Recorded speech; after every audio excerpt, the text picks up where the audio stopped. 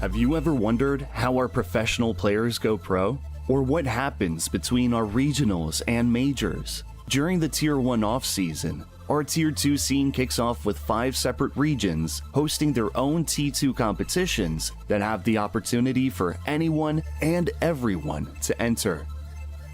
Now let's get started and welcome you to the Tier 2 ecosystem of Rainbow Six Siege.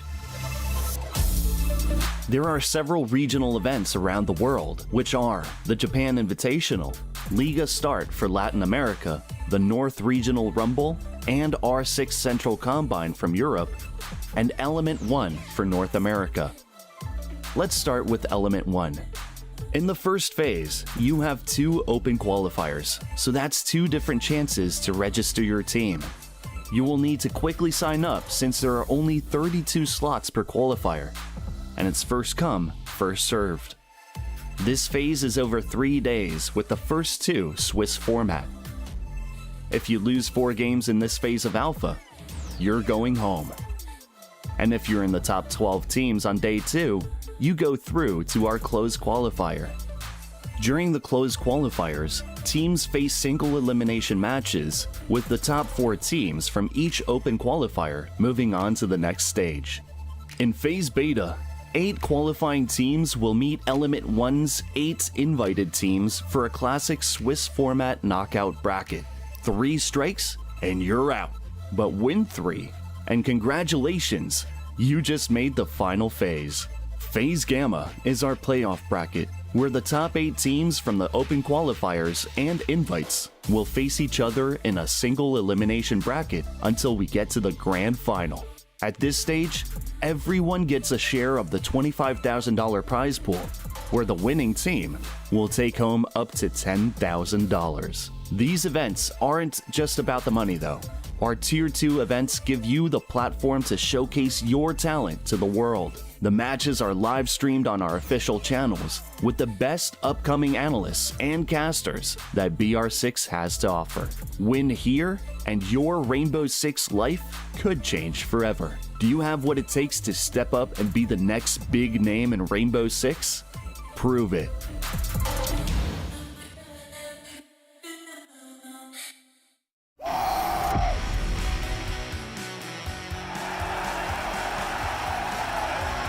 I want M80 to be one of the most successful and dominant esports organizations in the world. When the manager Golden reached out for a coaching position, I thought, why not? What could hurt? You just got to take their soul. You just got to destroy them. It's definitely better to let the player do the talking, but tend to stay clear of the people that have big egos. Energy carries everything into winning. This is Rainbow Six at its best! Try not to hold on to revenge too much the past. If we were to play them again, it would just be just that urge of competitiveness to beat them. We know our potential, we know what we are capable of. The opponents could definitely take the title from us. The past is the past, but in the moment you have everything you need to do to be better.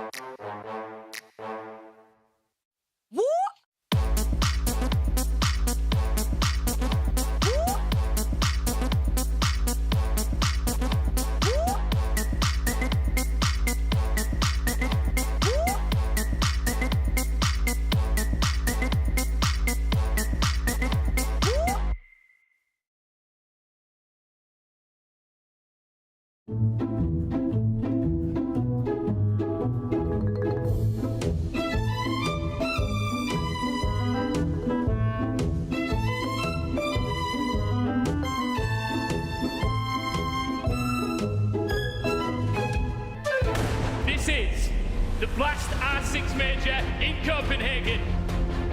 Are we ready, Copenhagen? 24 teams from all around the world made the trip here to Denmark. Okamesh is straight on inside, he finds one, looking for a second. Okamesh is just eating him up for lunch. Gomez, as he plays behind one of the remaining keeper barricades, to be a big nitro down here, and it's massive!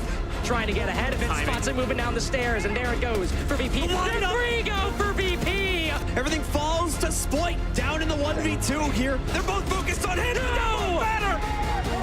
We are now down to our Elite 8. Surely not resets. He's making the 1v4 look so winnable. There's no way. Resets to ace to 1v4. Esk is trapped in a corner. The next can collect one, a second, a third. Oh, he's just insane. Something feels a little bit different today. It's Championship Sunday! 24 teams made the trip, 2 remain. The defense, there comes 1 kill and 2. It looks like there's one left standing. It's Bolts against his old team. It could not be any more bittersweet. Are they going to be able to close this out here and now?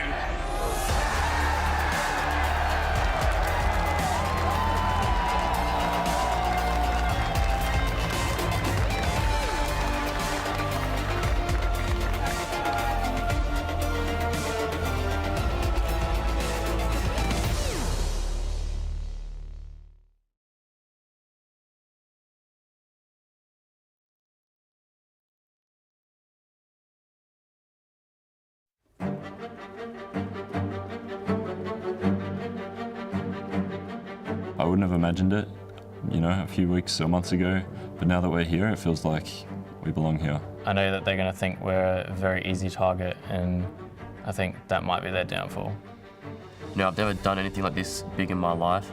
Definitely excited to, you know, meet these teams, you know, been watching them for a long time. So yeah, being, you know, next to them and even competing in the same event is pretty insane. Yeah, it was only until I started competing in Rainbow that I really knew what I wanted to do. I personally am very confident in my team's ability to be able to take this entire major. We just need to play strong Siege, we need to play together, and we need to be very switched on game day. We have very, very strong individuals that can flip a switch and be the best player you've ever seen. Jigsaw is like the quintessential young gunner. He likes to think he's better than everyone, and a lot of the time he actually is, so I respect it a lot. He likes to also tell everyone that he thinks he's better than everyone. He's definitely going to try and get into people's heads this major. God, he's one of the sharpest players I've ever seen touch the game. I know Jigsaw likes to playfully antagonize some of the teams on Twitter or in the lobby and be a bit of the villain. Definitely a bit of a brat when I was younger. There's a lot of tension, I think, between other regions and us. To be honest, the main point holding us back is that we haven't had a competitive Oceanic team in a long time. I think we do have a lot to prove, and not only just for ourselves, but genuinely for the entirety of Australian Siege. We're definitely one of the titans in Australia right now. We're always going to be considered a waste of a spot by other regions. Making the major and competing together is basically why we play. We come to prove ourselves on the world stage. I don't think Team Bliss fears any team, to be honest. Not even the world champions. I would say the sacrifices are worth it if you make it to the top. Basically, you could be the best team in the world one stage, and the next stage you could be out of the league. I personally don't fear anyone. We just kind of have to, we have to deal with what we have. We would definitely be in the underdogs in this major because we've literally proven nothing. We're a fresh team, no one knows how we play. Like, we do have the best 5 that we can produce. Keep energy up, because in the end, energy carries everything into winning. Definitely don't treat us like a lower tier team. We're just going to take it game by game like we have been all season and do what works for us. And if that's not good enough, then we'll just come back and be better next time.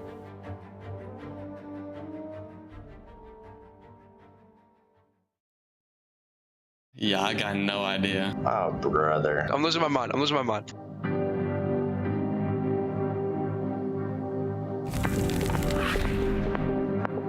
Shoot, this is a weird one. Okay, what is this? There could be so many possibilities. I'm gonna go with Villa Kitchen. Villa Kitchen? Is this next to Vault Door on Villa? I'm gonna guess that that's Villa. Maybe Cafe? Probably Oregon though. Oh, I know what this is. It's Oregon. Maybe like Oregon? Oh my god.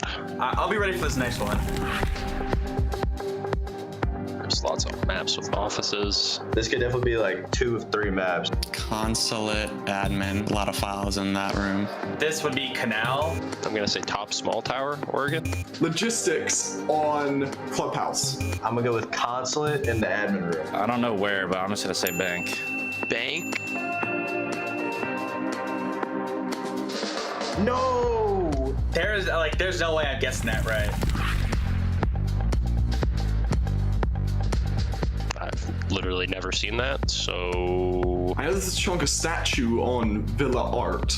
I don't know any of the casual maps, so... Probably Oregon kids. I think Pool. I think it would be Pool and Unhaven. Maybe like Stadium Bravo. I have no clue, to be honest. I'm gonna go Oregon Junkyard.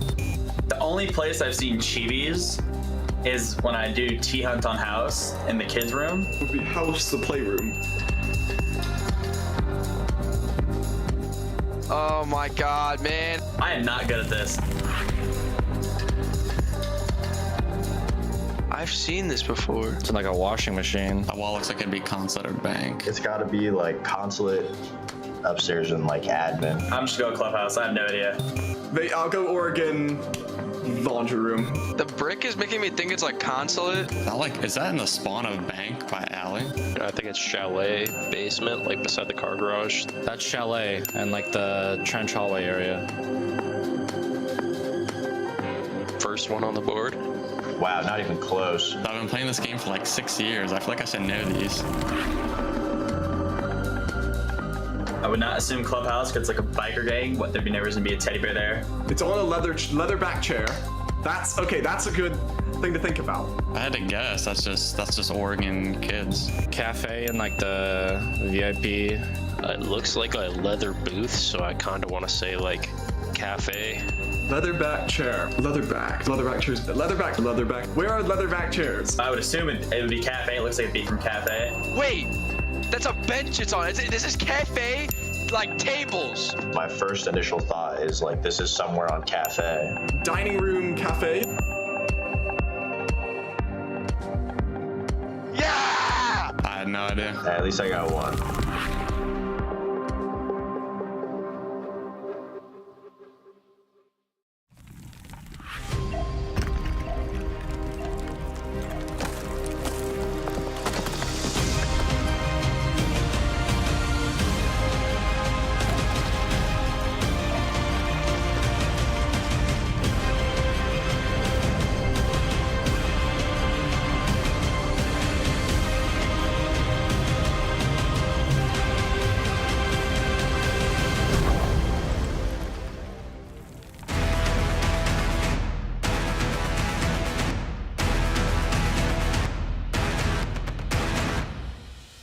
Week 1 has already come and gone here in the North American League, and now it's time for something we don't get very often in North America.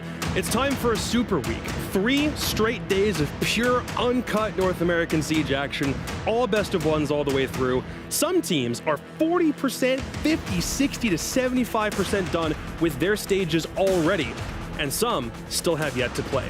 Welcome back to the North American League, everybody. Let's break this down.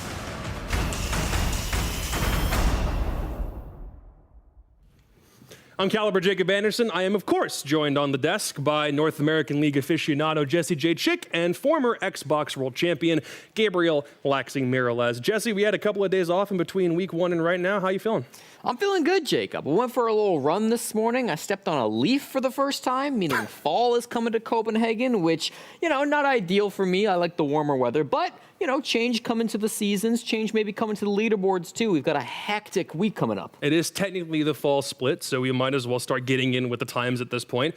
Laxing, you ready for what's going to be a really full couple of days of Rainbow Six? Yeah, I mean, Siege is kind of right now looking like the triathlon. You got teams at the bottom that are swimming, right? East Coast drowning.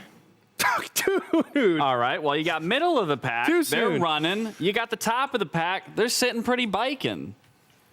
So you're really hoping that the teams that are swimming can stop drowning and actually join everybody else in the middle of the pack, right? I said swimming. I didn't really say drowning. That was Jesse. I don't want to say that. I said a team was drowning. That was Jesse. Yeah, very true. Let's take a check about who is biking, running, and swimming currently. We'll look at the standings real fast. The surprise factor that everyone didn't see coming was Wildcard at the very top, undefeated with 2 doubleheaders last week. They sit at 12 points. Everybody else feeding into different parts throughout the leaderboard. Jesse, other than Wildcard at the very top, is there anything in particular that stands out from week 1? I think the overall picture is what stands out, right? Top 6 of these teams are going to playoffs, and at the moment, the race for top 6 is still wide open. Sure, Beast Coast, they're 0-3, maybe they're a little bit out of the picture, but even they could have a miraculous comeback, get out of the water water, get to the biking stage of the triathlon, and make it into top 6. So it's still a wide open field. And it speaks for itself. Everything is still extremely close. Ignore wild card. They're doing phenomenal. Yeah. I don't want to, keep talking about them. But everything is still relatively close. And with the 3-day week of nonstop siege, this can be shaken up pretty aggressively. It's going to get really hot and hectic in here, so we might as well, before we jump into what's happening for this week, we just want to give you a little bit of a reminder of what happened in week 1. There were a lot of assumptions that we made coming into this stage, and some of them came true, some of them were the furthest thing from the truth. So we're playing a little impromptu game of 2 truths and a lie. Both analysts came up with 2 things that actually went according to expectations and 1 thing that didn't. So Jesse, what was your first truth? Well, the first thing that I said would happen, and it did, is that after the disastrous start that we saw from 2 of North America's top teams, they bounced back. To begin with, we saw Dark Zero going down 7-2 in their opening matchup against M80. That was on border, and I was thinking here, listen, it's 1 game. I want to see them bounce back, and they did exactly that. Back-to-back wins, undefeated since this game from Dark Zero.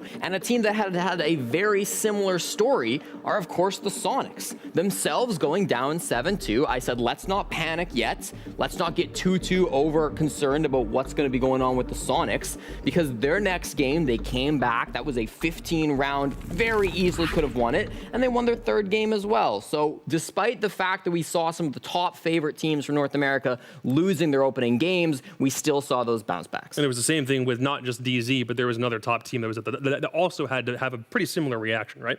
Yeah, the Sonics, again, coming back, they lost 7-2 to Wildcard, as we mentioned. They then went 15 rounds against LG, only lost because of a 1v1 round 15 trade that they happened to be on the wrong side of. And then, of course, they won their 3rd game over Beast Coast as well. So it's really good to see that the teams that have a lot of veterancy and a lot of standing in the North American League prior to now still have a little bit of that comeback gene, can activate that 6th gear if everything kind of starts going awry. So good to see that from them. Laxing, what was your first truth? My first truth, actually, Jacob, was looking back from stage 2 and comparing to now that you were going to kind of see the top teams relatively in the same spots that you saw them in previous stages. Obviously, let's exclude wildcard for right now, but for the most part, middle of the pack, little top of the bottom of the pack, there's still everyone that was kind of there stage 2. SSG hasn't played yet, so we could definitely see them bounce up going in, but for the most part, relatively the same. So if you had to just look at this on the face of it, anything in, like, you really want a couple of those teams to move up and move down pretty quickly because of how many games you played this week. Definitely. Yeah. Jesse, what was your second truth? Well, my second truth, Jacob, was that I predicted that the initial off-season struggles that we saw from Beast Coast would continue at least into the first week of the NAL, and that's exactly what we saw. When we saw Beast Coast coming through, they, in the off-season, got last at Gamers Without Borders, out in quarters at Game Rogue, out in quarters at Breaking Point, and now so far 0-3 through the NAL. So it seems like the struggles that we saw over the summer have continued at least into the first week. I'm hoping now that they've got some practice underneath them, now we start to see that bounce back. But I think when we saw that in the offseason, that did worry me a little bit, and it has seemingly come true with their struggles continuing. Obviously, the big problem here, just not having a lot of time to play with the full 5, because when they were in Breaking Point, Hat wasn't there. They did manage to get Spiff and Reverse in at some point, but even still, this isn't exactly the greatest first impression that you would like to be left with. Laxing, what was your second truth? My second one, Jacob, was actually Wildcard performing where I thought they would just based off the meta alone. It is a very aggressive meta. It's in your face. And when you look at 3 of those players, those 3 players stick out of Merc, Spirit, Surf. Those players, and even in my experience, those players are very aggressive. They aren't scared to take a fight. They'll get it done. And then even Packer and Adam added to the team. They're also performing in that aspect of getting in your face, following that aggressive playstyle in terms of this meta and where it's at. So my only thing that I was worried about with Wildcard was their mid to late round adaptations. Okay, so but that leads into Jesse's lie. Now again, these aren't necessarily things that we lied about. These are just things that we said back when the stage first started that ended up not coming true, whether we like it or not, based on how we talked about it. So Jesse, your lie was? I mean, I said at the start of the season that I thought Wildcard would take a while for that coordination to come through. They had a brand new roster being formed only a few weeks before the stage, and I said they're not going to come out of the gates right away as a full cohesive unit. They're going to take some time to warm up. That was wrong. They really did impress their first couple of games. 4-0 on the season, of course, course. And if you look at their play, they're trading each other. They're working as a unit. There's clearly some amazing IGLing going on behind this team that really backs them up and allows every single player to play to their best level, to work as a unit. So all my concerns for Wildcard, the way that they may start out, given just how little time they had forming a roster from nothing, they've all been dashed. It's also highly robbery for them to be 4-0 with 12 points, and they've only shown 2 maps so far to do it. I don't know what other maps they've got in their pool at this point, but 3 games on Border, I think some teams are going to know they want to steer away from that at this point. Laxing, what was your lie? Well, I hate to lie and I hate to be wrong, especially on the desk, but I put SQ, and I think we all did. We all put SQ at a very high pedestal, you know, as our favorites, as a fan favorite, and seeing that they aren't performing in where we saw them in Stage 2 or even Copenhagen Major, it is a little concerning, I'd say. It's still early. There's still a lot of things that can be done and things to improve on, but for me, I just want to see a little more coordination out of them going forward. But my lie, yeah, I mean, I put SQ at the top. They were the best performing team from Copenhagen, at least from North America. They were the only team to make it past quarters, go to semis, and yet we find them in a spot right now where it's a slower start than we would like. They're not completely dead in the water. They might still be swimming, but they can upgrade to running, hopefully, over the course of this week with so many games left to play. And because they were so good in Copenhagen, we're kind of hoping that they're going to have the same performance in Atlanta, which you can get tickets to right now.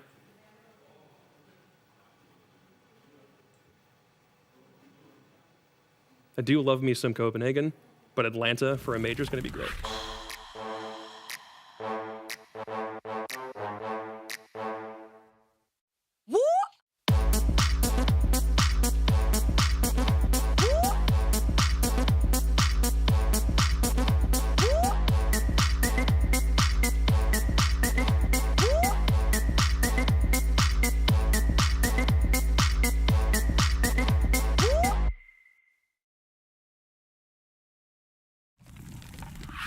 On sale now for that bad boy, the second marquee event of the Siege calendar. Obviously, SI being the big one, but we only got 2 majors a year, so don't miss out on your opportunity to be yet another part of very, very deep Siege history. And if you're curious about how you can go to Atlanta, you can buy a ticket, or if you're in the North American League, then you've got a pretty good opportunity to go already. But if you're not there, there is still a path forward for you. We'll just remind you one more time what this looks like. There are 9 teams in the North American League, and based on where they get eliminated over the course of this first part of the stage, then they will still end up in a series of qualifiers. There is an open portion to those. And the opportunity for some teams who either come from Tier 2, maybe some of the Element 1 guys, or even a couple of pug stacks that want to throw a couple of friends together with previous experience and see how far they can go, all of them do still have a chance to make it to Atlanta. It's pretty minimal for anybody who's an open qual team. Yeah, but it is still that opportunity, right? Even if you're struggling in this group stage, even if you don't win a single game through your 8 matches in groups, you still are gonna be one of those 2 teams who goes down to Phase 3 of the NA Open qualifier. You can still battle back. If you have that grit, if you can improve yourselves and get all the way through the open quals, then the LCQ, you're still headed to the major. Yeah, and what I love the most is you look at that 128 teams, that is a lot of people, that is a lot of teams. I want to see people in there. I want to see that filled to the brim of nonstop Siege competition. But again, like you were saying, as being a brand new group of friends, whatever, like this is your path to do something with it. Show your worth. Show all these years you've been putting into Siege that you actually learned something, that you can do something. The best part is, even if you get stomped, at least you get stomped by somebody who was better than you. You can learn from said experience, and you can take that into more and more competitions down the road. So go play in those qualifiers. Even if for some reason you don't make it very far, it's still a fantastic. Say they got lucky. They always do, don't they? Good grief. Let's look at the schedule for today. There is something very specific we need to point out. There's actually 2 big things. First of all, Space Station Gaming finally enters the fray. Jesse, I don't know about you, but the fact that they had those first 2 days off, they got to have a lot of things cooked up based on what they saw from those first 2 days. Yeah, we were missing out on SSG, weren't we? Week number 1, everybody else got to play. Space Station, we've not seen them yet, but finally they have everybody ready. They're going to be coming in. They play double headers for the rest of the group stage, so it's going to be a crazy compact schedule, but it will still be nice for them to finally get to play. Second big thing, you're going to notice one name is absent from this list, Lex. I don't know if you can tell which team isn't playing today. Sonic. It's the team that you talked about. Yes. So, I mean, like I was saying, I want to see improvement. This gives them an entire day to rethink, look back at what they need to fix, maybe get a scrim in, maybe go do a couple dry runs, and come back tomorrow, guns a-blazing. Yep, our single games, the ones that don't have any doubleheaders, Mirage, Dark Zero, Wildcard, and LG only have the one best of one to play, but a couple teams with doubleheaders include Beast Coast, Oxygen, and the two teams that are playing on our very first game of today, M80 against Space Station Gaming. No better team for Space Station to be playing in their debut in Stage 2 with a brand new player than Spoit, Iconic, and all their Brazilian friends. Is that true? I don't know if I'd want to go up against these guys for my first time, especially if I'm the new guy coming to Space Station. This is a tough team. Nah, this is nothing for them. These guys know what it takes. Listen, you got to beat everyone. It doesn't matter who's on the board. You got to beat everyone. And looking at this roster of M80, the one thing I love about M80, again, these are just a bunch of bros playing together, and they make it look beautiful every time they play. They do, and although this will be a tougher game for Space Station because we expect high things of M80, they have shown some weaknesses in the past, right? We saw last week their cafe attacks just killed them in their most recent game. So struggling with some plants sometimes down on the bottom floor, generally felt like they weren't really able to get themselves their utility to find some early picks. So this is a team that is in some sense down, losing their last game, gonna have to come back, gonna have to show that that was just a fluke. Listen, we may have lost to Oxygen, but Space Station, we're no chumps. Yeah. I mean, the biggest thing with going into what?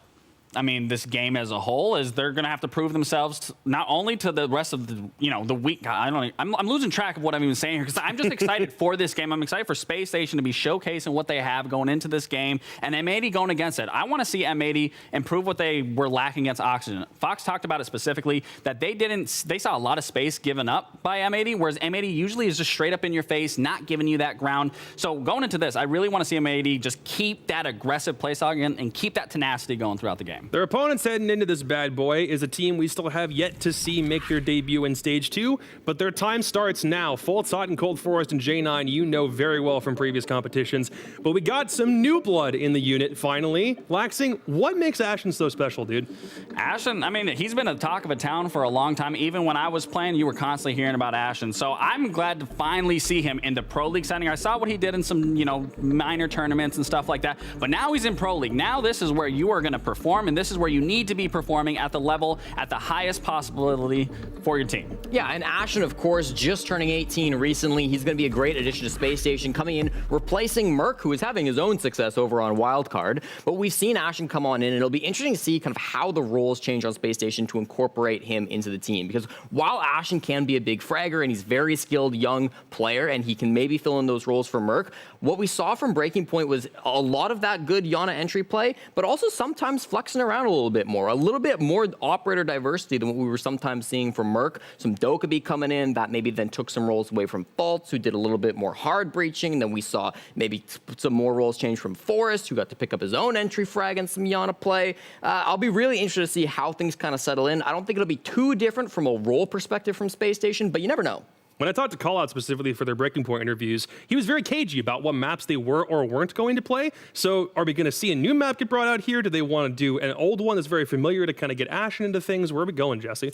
I expected a Chalet, was my prediction for these two teams, because it is one that we've seen M80 love. They love that map, and SSG did win it 7-0 in the offseason as well, with Ashen on the roster. So that was my pick going in here. As far as other maps that could come through, you were talking about the new maps. Nighthaven is one that M80 have yet to ban, so we've never seen them get rid of that. It's a possibility if Space Station want it. Consulates, M80, 1 for 2 on bans so far. Again, very tough to know for Space Station if they're going to be willing to ban that map or not, because we've just never seen them play in the NAL. I mean, I was curious to see if we, like you were saying, Chalet, after seeing Breaking Point and seeing how well they performed on that, I mean, that's a good map for both M80 and SSG, so I'm curious if that's where that's going to end overall. And, I mean, even looking at the map pool as a whole, I mean, are we able to bring up the maps? Probably, yeah, no, we absolutely will in a second. I think we're doing it right now. Ooh, look at that. Wow. Okay, so your Chalet, second last pick there. We saw Space Station banning out. If I'm M80, I'm thinking maybe we go Chalet, maybe we go Nighthaven. I would say this is a little bit of a curveball, a little bit of a twist, but shouldn't be too unexpected. And again, M80, 0 bans on Nighthaven Labs for the stage so far, so they should be very prepared for this. Lax, it's just crazy to see Space Station pick up a new player and go to a new map. Is that too many things for them to juggle?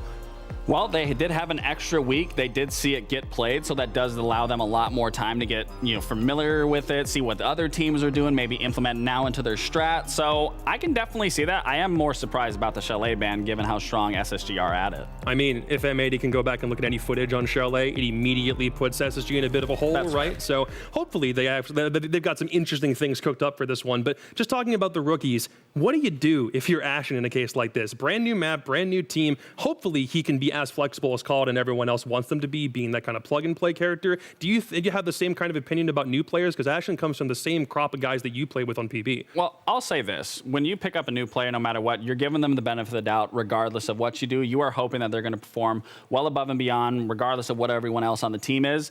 That's the reason why you got picked up. It's because you're going to perform. So in terms of Ashen, what is he going to do differently? I don't think he needs to do anything differently. He just needs to show up, play his game, be the teammate that he needs to be, and perform. That's it.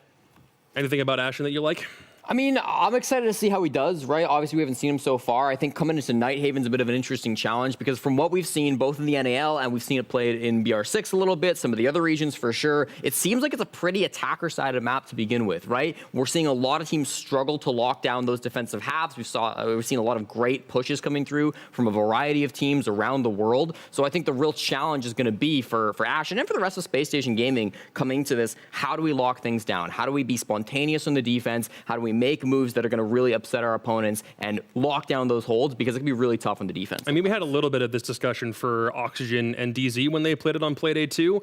It's a brand new map, so you need to figure out everything slowly over time, whether it's because you're the one playing it or because you're watching other teams trial and error to see what works out appropriately. So if you were to lose this map, is that necessarily a huge deal for either of these teams?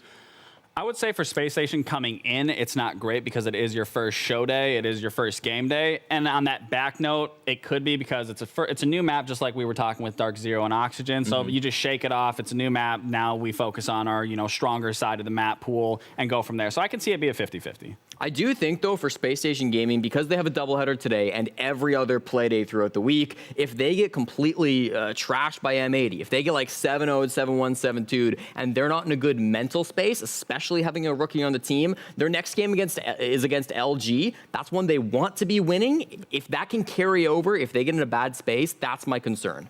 To touch on their opponents just a tad bit more, do you remember back when Theme Park came in the pool for the first time and it was something that XSET or M80 banned consistently and it was something that they never really touched? And then right around the time the Berlin Major comes around, Bodega's like, yeah, well, let's actually bring Theme Park out. And suddenly they're really, really good at it. Do you figure that M80 taking a new map is like a completely expected play, or is this a little bit weird because Nighthaven is literally brand new this stage?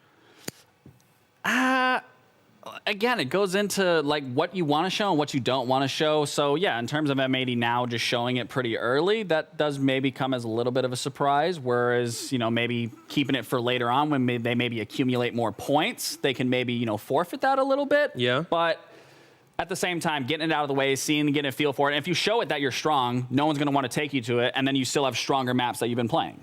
I'm not surprised at all, Jacob, because for M80, the maps that were taken out of the pool were Villa and it was Theme Park. Two maps that, at least in recent history, M80 have been very good at. So they lost some crucial parts of their map pool. I wasn't expecting them to flex into some of the maps that they don't often play. So you kind of are forced to pick up these new maps or learn some of the maps that you've historically just stayed away from. So I don't think it's that surprising from M80's POV, just because their map pool was so devastated by the two maps that initially got removed. Well, it's a really good time to finally get our second ever Nighthaven Labs play in the North American League. We saw it last week. We're going to see it again. Two completely different rosters, and it's Space Station's debut with Ashen on the opposite side. We're throwing to casters. It is the Chicago Bears fan and somebody who I don't know if he actually follows the NFL or not, but I can't say he's a Colts fan just because he lives in Indiana. It's Stokes and Lynx. For the record, I do not support the Colts, but that's also because I don't watch football. But anyway, Sam, SSG have decided to jump with their feet first into the deep end. Not only are they bringing a new player on the roster, but they've decided to start their NAL debut on a map that neither M80 nor SSG have played up until this point, being Nighthaven Labs. Yes, indeed. And just like the Chicago Bears, they have an advantage coming into this, but we'll see if they just constantly throw little screen passes and run the ball when you have amazing things that you paid for in the offseason. Anyways, getting on to better things. I'm really, really excited to see what Space Station can produce on this map, Lynx, and I'll tell you why. We saw them a month ago. We saw them play with Ashen. There were some flashes, some glimpses of what this team could do, and there is a really good backing and supporting staff to this team. You can say the same thing about M80 as well, so expect big guns to be drawn out here on Nighthaven Labs, and it's going to start in the bans already as we'll get rid of Blitz. Honestly, for Nighthaven, especially how much this map still needs to develop and still needs time to cook, I think getting rid of some of these cheesier operators like Blitz, like Montaigne, is really good for the defense. It's only had one play in North America, but it's at a 70% attacker win rate so far. And as Jesse predicted, likely because of the state of the meta, whereas normally new maps have a defensive bias, this might have an attacker bias, given how hard it is to maybe hold the large portions of the map, just how big it is. Taking out the Blitz and the Montaigne first, that takes away some operators that the attack might rely on to just get a quick clear or catch the defense off guard, but that does mean Ying is left up, and SSG will likely bring her quite a few times to achieve a similar purpose. Oh, absolutely. I think everybody will be favoring Ying in this one, more than likely. And also a really smart ban coming in from the defense there. Fenrir, more of just a general purpose thing nowadays, because a lot of people like to clog up those longer angles or just the entry points to the site with some of that fear gas, right? Works out really, really well for him and the rest of the team, honestly, for those entries. But the big thing is the bandit ban coming in, right, Lynx? Because this is going to hinder a lot of the bandit tricking, especially on the top floor. We see it more towards the connector room and sometimes over in IT. Really just depends on what's going on. A lot of teams figuring things out with Thatcher and multiple hard breaches, the little bit of Nighthaven Labs that we've seen so far. So this is going to be a new fold that we're presented coming in here with the start of the Super Week. And I think it's especially a good point that all the operators banned generally all are easy ways for the attack or the defense to get control. Oh, we're struggling to clear this part of the map, bring a Blitz. Oh, we're struggling to waste time, bring a Bandit and Bandit trick it. All of those operators now gone. The defense and the attack both have to rely on either fewer options to achieve similar plays or just on broader play overall. We do still have a Zami and Valkyrie up for the defense, and both brought by M80, and both likely will play focal points in denying SSG some control in the first and the second floor portions of the map before they work down to the basement, which is our first bomb site. And you can see the roam game already getting developed here from M80. And reinforcements getting slapped on server for the connector wall here. He's got one more for himself. Yes, indeed. TSSG getting to work downstairs as well, as this is going to be a basement attack. And this is the big thing here, is this is basically an extension. Imagine, if you will, Clubhouse with a lot more walls accessible from dirt. That's essentially what you get down here. So M80 is going to have to be aware of that. They'll have to pull this back eventually if SSG end up going quite aggressive on that basement floor. But it's all in due time. SSG want to see what's going on around the map and potentially see if they can set up a cross or something along those lines to try and get a pick. A large portion of M80's extension, as you mentioned, large portion of it is focused around defending that garage hatch, which would give a direct line of sight onto the Animus wall, which SSG opened up within the first 20 seconds of the round. Kino is making sure that nobody can walk in a garage for free, but now he's backed off as the IT walls opened up, playing directly inside a garage, could avail himself to that angle. It's instead M80 who starts things off on a good note. J9O cut down, though the Dokkaebi call still going out and revealing different defenders' positions. Now that that phone call has gone silent, there's no second phone call incoming with that Dokkaebi now taken down. Iconic does spot another. Oh, sees the Osa just setting up that Talon shield inside of Tank. And you can see the amount of verticality that's worked into this map on this roam here. This is what we were looking more for on the first week of play, Lynx, when we were talking more about the extensions up top. We saw a lot of default play, something you'd see that wouldn't cause a lot of struggle, cause a lot of grief for these clears, but you can see just how crazy this map can get. Look at the verticality getting worked in by both teams. Iconic gets a pick, and then immediately gets picked off from the top floor. Barrier placed. We're covered. And now M80 in a great spot to fall back in the final minute. While SSG have that vertical control they were looking for and still some angles on the breach opened up, M80 have gotten 2 kills, stalled SSG's clear, even put Foltz down to low HP, and they still, while they're lacking a C4 in pocket, it's pre-placed, I believe, at the moment. So still some options if SSG walk along a certain spot to blow them up. Hot and Cold has worked his way in, but DS Lucas has accounted for this. Placed Kiba barriers at certain spots on the windows and doors, but not entirely. Diaz Lucas still now fallen, not by Hot and Cold, but instead by Ashen, pushing down the cargo stairs. Now SSG, with 30 seconds left, have a decent opening. There was one player by himself, never mind, with support in tank, but still cut down. Kino's able to make it a 2v2 once again. One player in the front, one player in the back. Now one attacker pushing directly into the bomb site. Kino spots one. That's not the man with the diffuser. Fultz instead will fall off. They'll play the 2v2. Now the 2v1. A very smart decision by the Ace to bring his gun up and fall off the diffuser. Now Kino's got to kill the coverage and the planter, but with 3 seconds left, might just be able to stall on time. Down goes Fultz, and he doesn't even need to finish off the rookie. M80 take round 1 on time.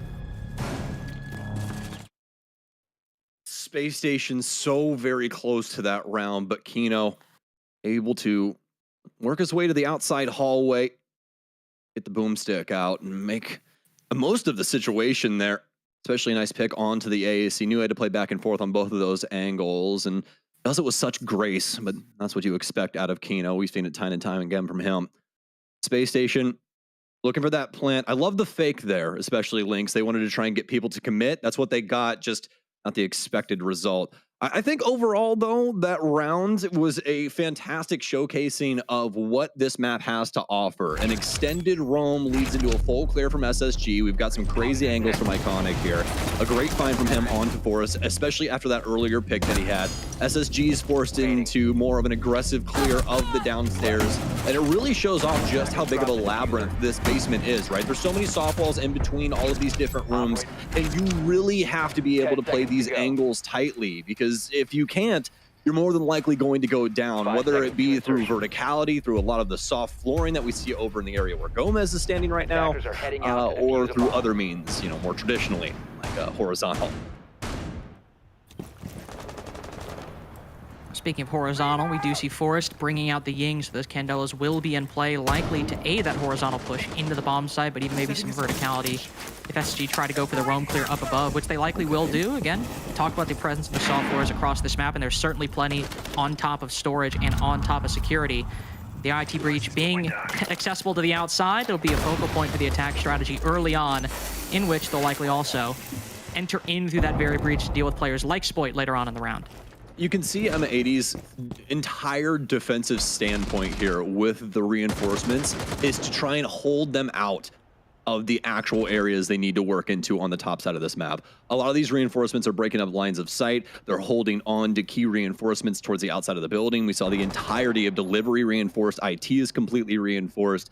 Some of the longer panels downstairs for kitchen they're just trying to make sure that they have to try and work their way in through the worst possible position for this downstairs area. Nobody really suspecting the exothermic as of right now. Forrest might have himself a free kill, and he will. Doesn't even have to use one of his charges yet. He'll work his way towards the back barrels room. The plant already going off. They have some verticality to cover. I do believe that this will go off without a hitch. No real chance here until Spoit's able to pick that up. And a beautiful find above. Spoit will be able to at least pick up 2, but the deed is already done. And it might be over if M80 can maneuver themselves into the right position. They've Kiva'd off the cargo window, but nobody's moving in to defuse the bomb just yet. Diaz has taken down the vertical control, so he can hold anybody defusing from up above. There's just the players inside of the bomb site itself to worry about. Down goes 2 in one quick spray from 2 different players on M80. Forrest, the man who initiated all this carnage, now the only one left, spots 1. Make that 2, but not 3. As the first man he looks at is the last one to kill. With just barely enough time remaining, M80 take their second round off the defuse. Like I was watching Counter-Strike there for just a split second, man. He had the trigger discipline, didn't shoot Iconic, swings for 2. But Iconic, smart enough to not commit to the defuse there. A very risky thing to do in Rainbow Six Siege. Unlike CS, where you do have that just single tap, we have a constant buzzer that goes off every once in a while, so they'll know that. And also, secondly, his teammates really needed his help, so able to secure that kill and secure the round via that. Fantastic from Iconic, and yet another clutch round coming out for him when they really needed him in that moment. We saw the big 2K from him in the very first round, and this one making a grandstand when needed most. But really the shining star of this one has to be Spoit on this retake 19. Absolutely, denying that vertical angle to cover the plant for the attack, opened everything up, but even still, credit to SSG. It seemed like the smart play at the time, but once Forrest committed that second swing, not killing Iconic, maybe for once the lack of trigger discipline would have been the better solution. But in a quick moment like that, it's often hard to see what is the right decision. And Force still got a very impressive play, even if it didn't get the round win. This is, I will say, though, if you're an SSG fan, a bit of a worrying start. Not because they've been performing badly. Not at all, in fact. Able to push into the bomb site, get a bomb down in round 2 on a new map. It's very impressive so far, but this is starting similar to the M80 DZ game last week, where they got 4 clutch rounds in a row and ended up closing out that game 7-2. We're not at 4 rounds just yet, but we are at 2 clutches by M80 so far. And if they can keep this momentum rolling, SSG's great attacks might still not be enough. Yeah, the clutch gene is something that's hard to produce for teams. And the thing is that you can have a player that has a clutch gene, right? But as an overall squad, it's something that's difficult because it requires a lot of synergy. But we're seeing that from M80. They're constantly winning out the micro duels with SSG, right? Maybe just one hair better, but that one hair better is winning them rounds. And that's a scary thing right now. We are seeing this constantly get down to a one-on-one situation, but M80 are sweeping it under the rug time and time again, whether it be through actual 1vx situations like what we saw in Kino's case, or whether it be a refrag like what we saw with Iconic. Bolts is going to work his way up to the connector wall. One of the exothermics down here, but this is the only the first piece of the puzzle here, Lynx. We have to break this through and actually try and pierce the veil yet again. See if we can work our way through connector to server. Opening up the IT breach, opening up the terrace breach, or the connector breach, whatever you want to call it. Always the first 2 steps when you attack this top floor. Again, the clubhouse comparisons are always apt, and we always bring them in, but this is another good one. Similar to opening up like Plat Wall and Jacuzzi Wall early on. They were 2 very accessible. Old time too, because you have the impact trick, right? Yeah, and so with them being so accessible and them being exterior, just very easy to just start off. But now this is the part where SSG actually need to start making progress, because we're a minute 15 left. M80 might have given up direct control of Garage, but still have ways they can contest it. At least still ways where they can box SSG in and stop them from pushing forward. A little scary there with Force underneath too. Iconic might be able to find him if he starts trying to drone around, but you can see where these frag grenades could potentially lead to a couple of M80 players' downfalls. Be able to at least get some damage off onto Spoit, but you still have to try and worry about what's going on over on the terrace side of things. You guys saw that reinforcement with the impact trick set up over top, and that's what I was referencing with that Jacuzzi setup. Used to be the old style of defending the Jacuzzi wall, actually, for clubhouse wall. Well, they ended up putting that metal strip at the top. Be Iconic though. We'll lead off here. M80 with some big pickups. Nitro Cell out. They know somebody's in IT, and Kino's going to swing for the fences, but he gets taken down. But not before M80 are able to pick up yet another frag. Looking quite easy for them thus far. Hot and cold will go down. It's all left up to J9. Oh, and O is exactly what he'll get. Spoit with another round and 0 so far for SSG. No clutch even needed that time. Very dominant performance throughout. SSG starting off their attack with what we'd expect, opening up that IT breach, opening up that terrace wall. But then afterwards, struggling to find any entry point into the bomb site afterwards. We saw a couple players try to lurk in, Ashen, for example, lurking in through the IT breach into IT itself, but not able to progress very far beyond that point. M80 had players down below to stop anybody from walking in, being Iconic predominantly sitting down below inside of Kitchen and Cafe. And even though SSG, I believe, had players, yeah, they had Forest down below to deal with that, Iconic never really found much resistance, and M80 as a whole didn't find much resistance either in round 3. Yeah, SSG tried to go pretty direct, it seemed, at the end of the day, minus what we saw with that little photo of the Yana down low, right? Trying to get some grenades underneath, doing some damage to Spoit. But M80 were very gung-ho about being able to head off SSG at the pass, and they did exactly that, right? I mean, SSG didn't really have an ulterior motive going on. It was really, you know, terrace and IT focused. M80 were able to diligently solve that puzzle, and now that presents us back to the very beginning of this drawing board for SSG, as they have to go right back around this carousel and see if anything that they've learned from M80's defenses can try and assist them here. This does look to be a similar defense to what we saw from M80, but a little bit less aggressive on the roam, and some of these reinforcements definitely a little bit different from what we saw previously. Might just be trying to stop anybody from lurking in like they did before. Even though we didn't find anything from it, that was one of the big strong points for SSG, was the ability to lurk in, specifically through this Animus breach that you see Forest opening up right now, with an Osa before, which they now lack, of course, but still able to walk on in and effectively just walk into the bomb site. Just getting the bomb down was the main difficult part of that task, but they pushed in very quickly and very easily at the beginning of round 1, and now that same strategy likely will not work, given M80's reduced presence on the top floor, but increased allocation of resources to the middle floor. That means SSG will need to respond accordingly.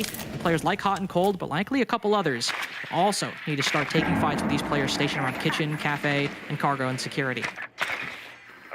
Perfect entry here for Hot and Cold. I love this position for Nighthaven Labs for somebody like Jackal. Very, centric route that we see a lot of area, a lot of foot traffic at the, command console upstairs, as well as the bottom of that stairwell. So good areas to try and find some early information. We're already halfway through this round. SSG does have to try and get a move on, start clearing things out, start getting this floor ripped up, see what they can try and do with some of this verticality that's been gifted to them from M80. I was talking about the players on the middle floor, and about right at that time, everyone from M80 fell back to the first floor, instead relying on a couple pre-placed C4s between Iconic and Spoit. We saw one placed on the underside of Lounge earlier, highlighted by our observer. The other one, though, likely in a different spot on the opposite side of the map, but still denying control of the bomb site. 2 kills occur in the round, one for each team. Both starting things off, taking down Gomez. But M80 hold on, and Kino specifically holding on to cargo control. There is a vertical hole cutting off the bottom of cargo stairs, but with nobody watching, he makes the smart read, retreats back into the bomb site before playing too aggressively and maybe losing his life. But now SSG, that is, might just be able to start dropping down this hatch, moving down cargo stairs with the defense backing off. Forrest has an angle into the bomb site itself, knows someone is inside of cargo. With the skeleton key ringing, he'll move on in, does spot one, moving back further inside of Nanotech, but isn't able to peek around the Kiba barrier. M80 still firmly in control of the bomb site. No one from SSG gaining any bit of useful intel or useful angles to take in these fights. Fultz, the last one, will only just now drop the hatch, hoping that his teammates would clear the path, but instead just walking into the thicket unprotected.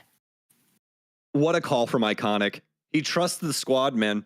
He trusts them to box out the entirety of that site, and that's exactly what they do.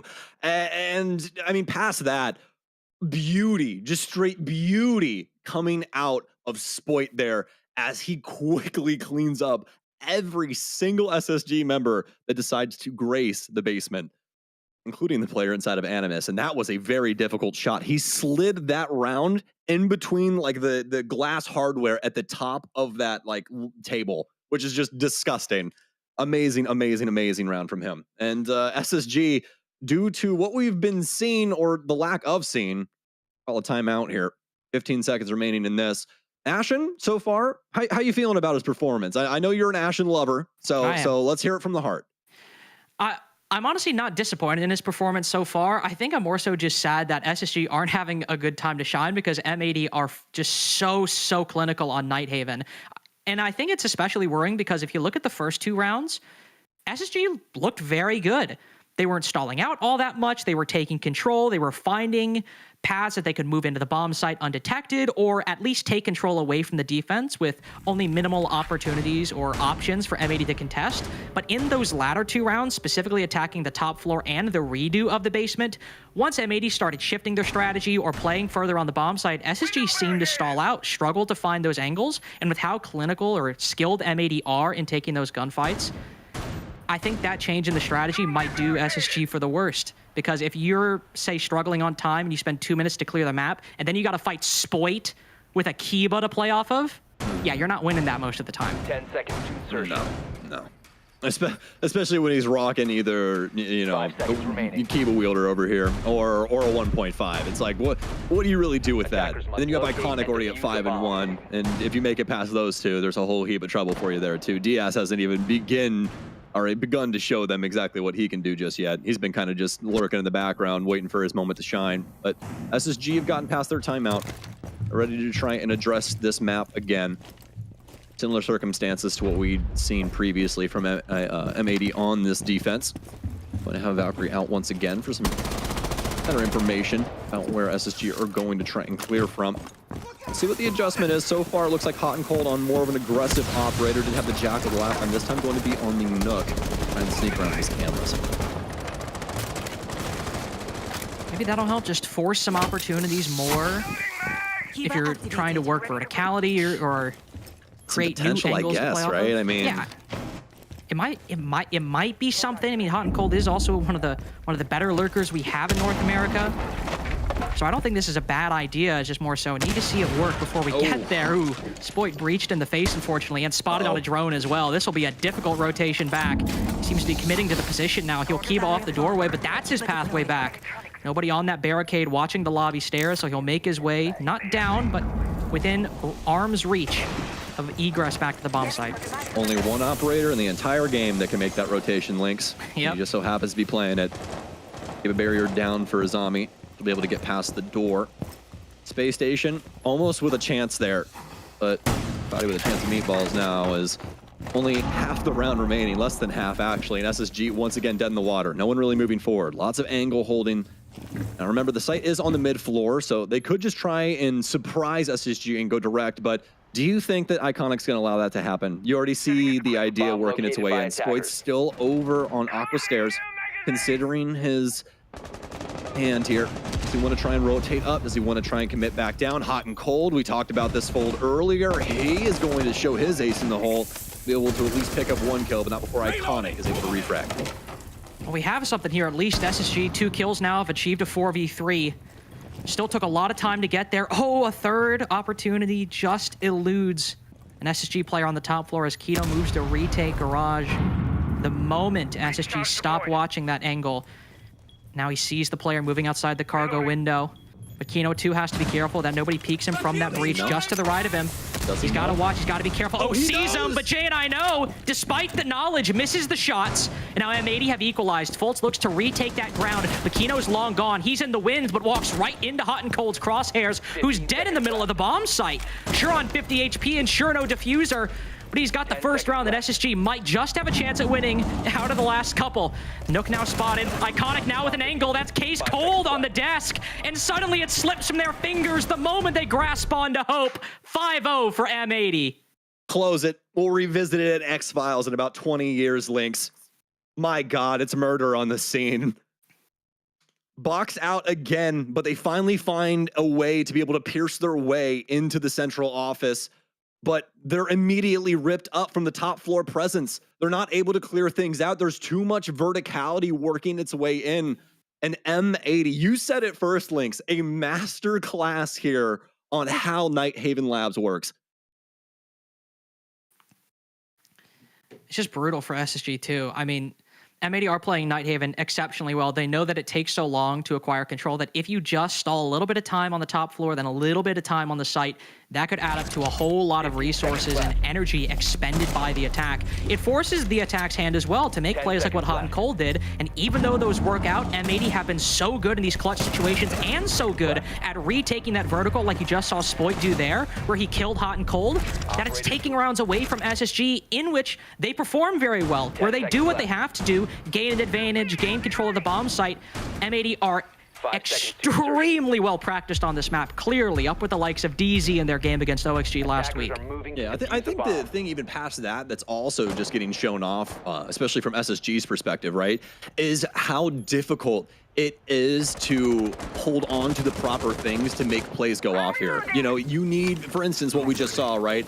You need like 1 to 2 people downstairs just covering your bomb planner, and then you also need somebody upstairs inside of command console just to make sure that you can actually cover all of the different angles that could potentially, you know, kill your planner. And there's still a lot of other soft walls and stuff that M80 had open at the back of that office too. So it just makes it so difficult to try and force down some of these plants, especially when SSG is down on the man count. There's just so many problems being presented to them right now. And I mean, no fault to them, but they really don't have an answer. No, not really. I mean, Hot and Cold in last round, even though he's 2-5, he was a big reason why they ended up getting close to winning round 5. But still, the issue is this overall playstyle from SSG. It's creating problems that then rely on individual players to solve, and SSG are just losing those fights when they're presented them. Iconic 7-1, Spoit 7-3. SSG are getting close to playing very well, and then if there are problems in their play style, fixing them in the late round. but M80 are just stopping that based on huge individual performance and extremely good positioning. Minute 30 now, and SSG are only just walking into the terrace breach. They do have 1 kill. They've taken down Kino, who has been a big player playing in these bomb sites. And with that EMP as well, they have now started opening up the connector breach. We've talked about their slow attacks at this point, Sam. I keep saying this, but hey, they've at least opened up a way into the bomb site. I don't know how you feel about this, but as of right now, with the small sample size that we have in this map does not feel like a map that you can execute at the last second. You really need to play for map control, and the big issue with past that is that M80, they know this. They're playing so very well for controlling the angles, just like this. They heard the drone, they knew somebody was gonna be playing actively inside of the terrace, inside of connector. And Spoit immediately swings him out. They don't want that angle to be there, so they're willing to take these fights, especially when you have, you know, some of the best fraggers in the entire world. Spoit as well has been showing a masterclass in how to play a zombie so far. Recommend anyone watches his gameplay. DS Lucas, by the way, talking about gameplay, he has not picked the MPX like most teams do, or most players do. He's picked the shotgun. He's taken a close fight, but Hot and Cold says no. He instead backs up, takes the long angle. Spoit with a huge run out to stop a player from running in, but that's now intel to the attack. They know Spoit is inside a connector. It's on Iconic now to get a clutch. Very nice shot, but it took most of his HP to make that work. And SSG, they might be low on time, but in a 2v1, this is still enough. 1 kill for Iconic again, but SSG get their first round. But look at the effort and look at the lead M80 put in and have now achieved going into the side swap. Fultz is immediately hitting the notes. Got to read up on this. See what's going on the defensive side of Nighthaven. Don't even consider what that split was. The good news is that they have a buffer. They have 1 round that they can give up. Bad news bears, though, is that M80 have looked so dynamic, at least considering their current half. But things could switch up, at least when it comes to their fate for their offensive side. Remember, the timeout for SSG has already been used, so no matter what happens, they cannot stop this ball from rolling. I think it's also interesting that now we have a Nighthaven game, the second Nighthaven game in the NAL, now a complete opposite defensive win rate that we saw last week. It was, I think it was a 5-1, maybe a 4-2 half for Dark Zero last week on the attack. Now it's a 5-1 defensive half for M80, so stats all over the board between these two games, but might just even out to 50-50 if you combine both of them. This definitely seemed like an M80-sided game so far, though, at the beginning of the round and at the later of the round. Even dropping that last one, hey, that's fine. I'd be fine dropping 1 round if I created an impressive lead like that going into the swap of what we seem to be theorizing at this point might just be the favored side. We'll see if M80 do have as much ease on the attack as they had on their defenses. Oh. Forrest is dead? Where are you dead at, Forrest? Where? What? How? Forrest, where are you dead? What do you do? I don't know. It looks... now, I'm going to put this out there. I've casted this map like this is the second time. By his silhouette, it looked like he was over on the lobby side. But I don't know what happened to that, man. I don't know if he got cut off from the door there at the top of the lobby stairs or what have you, Lynx, but that's a dead man. And M80 already had the leadoff pick. It took him all of 15 seconds. Yeah, all of 15 seconds, took down the top performer on SSG now as well, though followed very closely behind by Fultz. And also a lot of the active utility is still alive. Those ADS is already placed, so you're not losing much in terms of utility. But M80 do now have a 5v4, now a 5v3, as Fultz playing a key position to stop anybody from walking into this IT breach early. He now falls alongside that deployable shield. A lot of weight has now been put on Hot and Cold's shoulders in Garage. So many Kivas already utilized to create a fortress on these rafters. But with that IT player gone, it's up to J90 and Hot and Cold to do what that mute was supposed to in the first half of the round. There is so many issues being presented for SSG. Look at the drone count right now for M80. They can just take their time, idly pace their way through this round, as they've done already. I mean, M80 really just patiently waiting right outside of the IT breach. SSG try and find something, and obviously after the initial pick, really trying to catch M80 off guard, but obviously not going the way that they wanted to. Double stun here from Iconic. He'll hop in, and they'll immediately execute the top of Garage. It's all down to Ash, and he'll be able to get nothing. The shotgun can't even get the first one. Spoil will have quite a bit of HP on that swing, and to be honest with you, he wasn't going to make it too far. There was 2 other people spraying him down from the garage angle. So it's going to be M80 leading this one 6-1.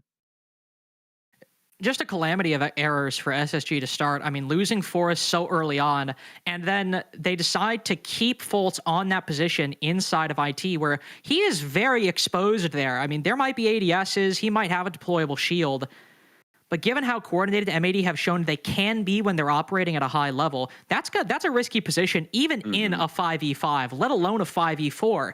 So keeping Fultz there, and then he dies very quickly, M80 would really have to mess up and really have to stall out to lose that round, because they have 1:40 seconds to just completely pressure the Azami in garage. And they can do that from the window, the doorway, the IT breach.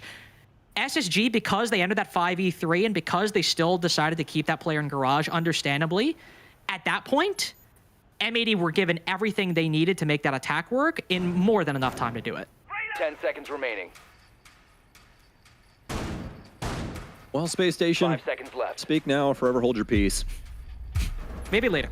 Yeah, it was very first game of the day, and so far, 1 round. I mean, there is some things to talk about when it comes to the team's play. I mean, Ashen showing some flashes early on, but past that hasn't been playing too well. J9O, dead silent today.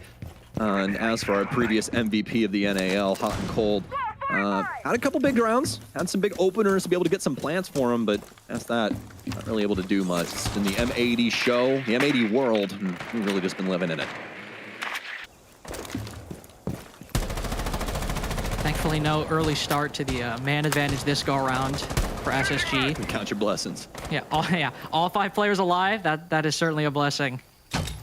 Even if we're kind of scraping for the bare minimum, unfortunately, in 6-1 score lines, the bare minimum is often very, very comforting in a game that has just not been going your way whatsoever. Not necessarily a poor performance from Ashen so far, the new player, just the team seems to be outclassed at this moment. Trying to stop M80 from pushing in the meeting room. There's just nobody on the attack who is scared by this pressure. Throwing in utility on utility to deal with this Azami if they can. Haven't found anything just yet. Oh, just barely spraying on the opposite side. There's a Kieb on the opposite side of that wall, and a tight angle does Ashen in the moment he takes it. Not exactly an angle that you want to challenge, but ends up paying one over to the other team. Kino, we saw it building, didn't know if he was going to step into the hallway, let it breathe, and SSG decimated now. It's up to Forrest, and there's still 1 on Repel outside.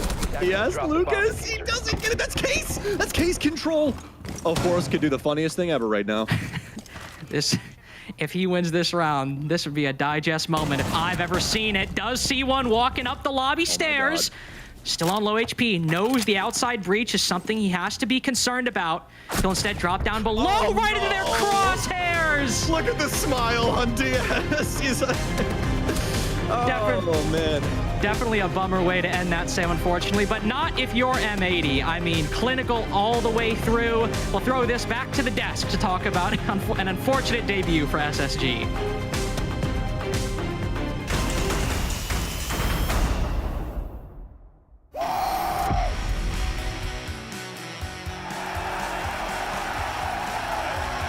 I want M80 to be one of the most successful and dominant esports organizations in the world. When the manager Golden reached out for a coaching position, I thought, why not? What could hurt? You just got to take their soul. Like, you just got to destroy them. It's definitely better to let the player do the talking, but tend to stay clear of the people that have big egos. Energy carries everything into winning. This is Rainbow Six at its best. Try not to hold on to revenge too much the past. If we were to play them again, it would just be like that urge of competitiveness to beat them. We know our potential, we know what we are capable of. The opponents could definitely take the title from us. The past is the past, but in the moment you have everything you need to do to be better.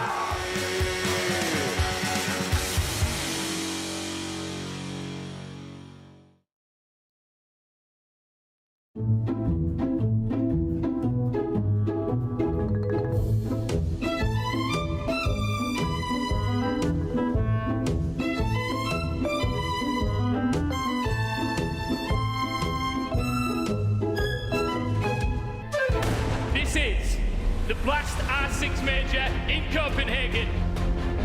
Are we ready, Copenhagen?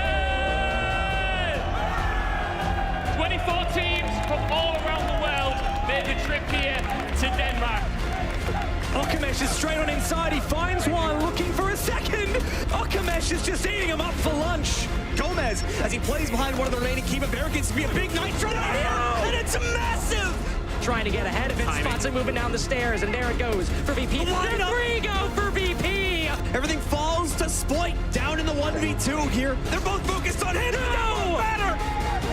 We are now down to our Elite 8. Surely not resets! He's making the 1v4 look so winnable! There's no way! Resets to ace to 1v4! Esk is trapped in a corner. Finesse can collect one, a second, a third. Oh, he's just insane! Something feels a little bit different today. It's Championship Sunday! 24 teams made the trip, 2 remain. The defense, there comes 1 kill and 2. It looks like there's one left standing, it's Bolts against his old team. It could not be any more bittersweet. Are they going to be able to close this out here and now?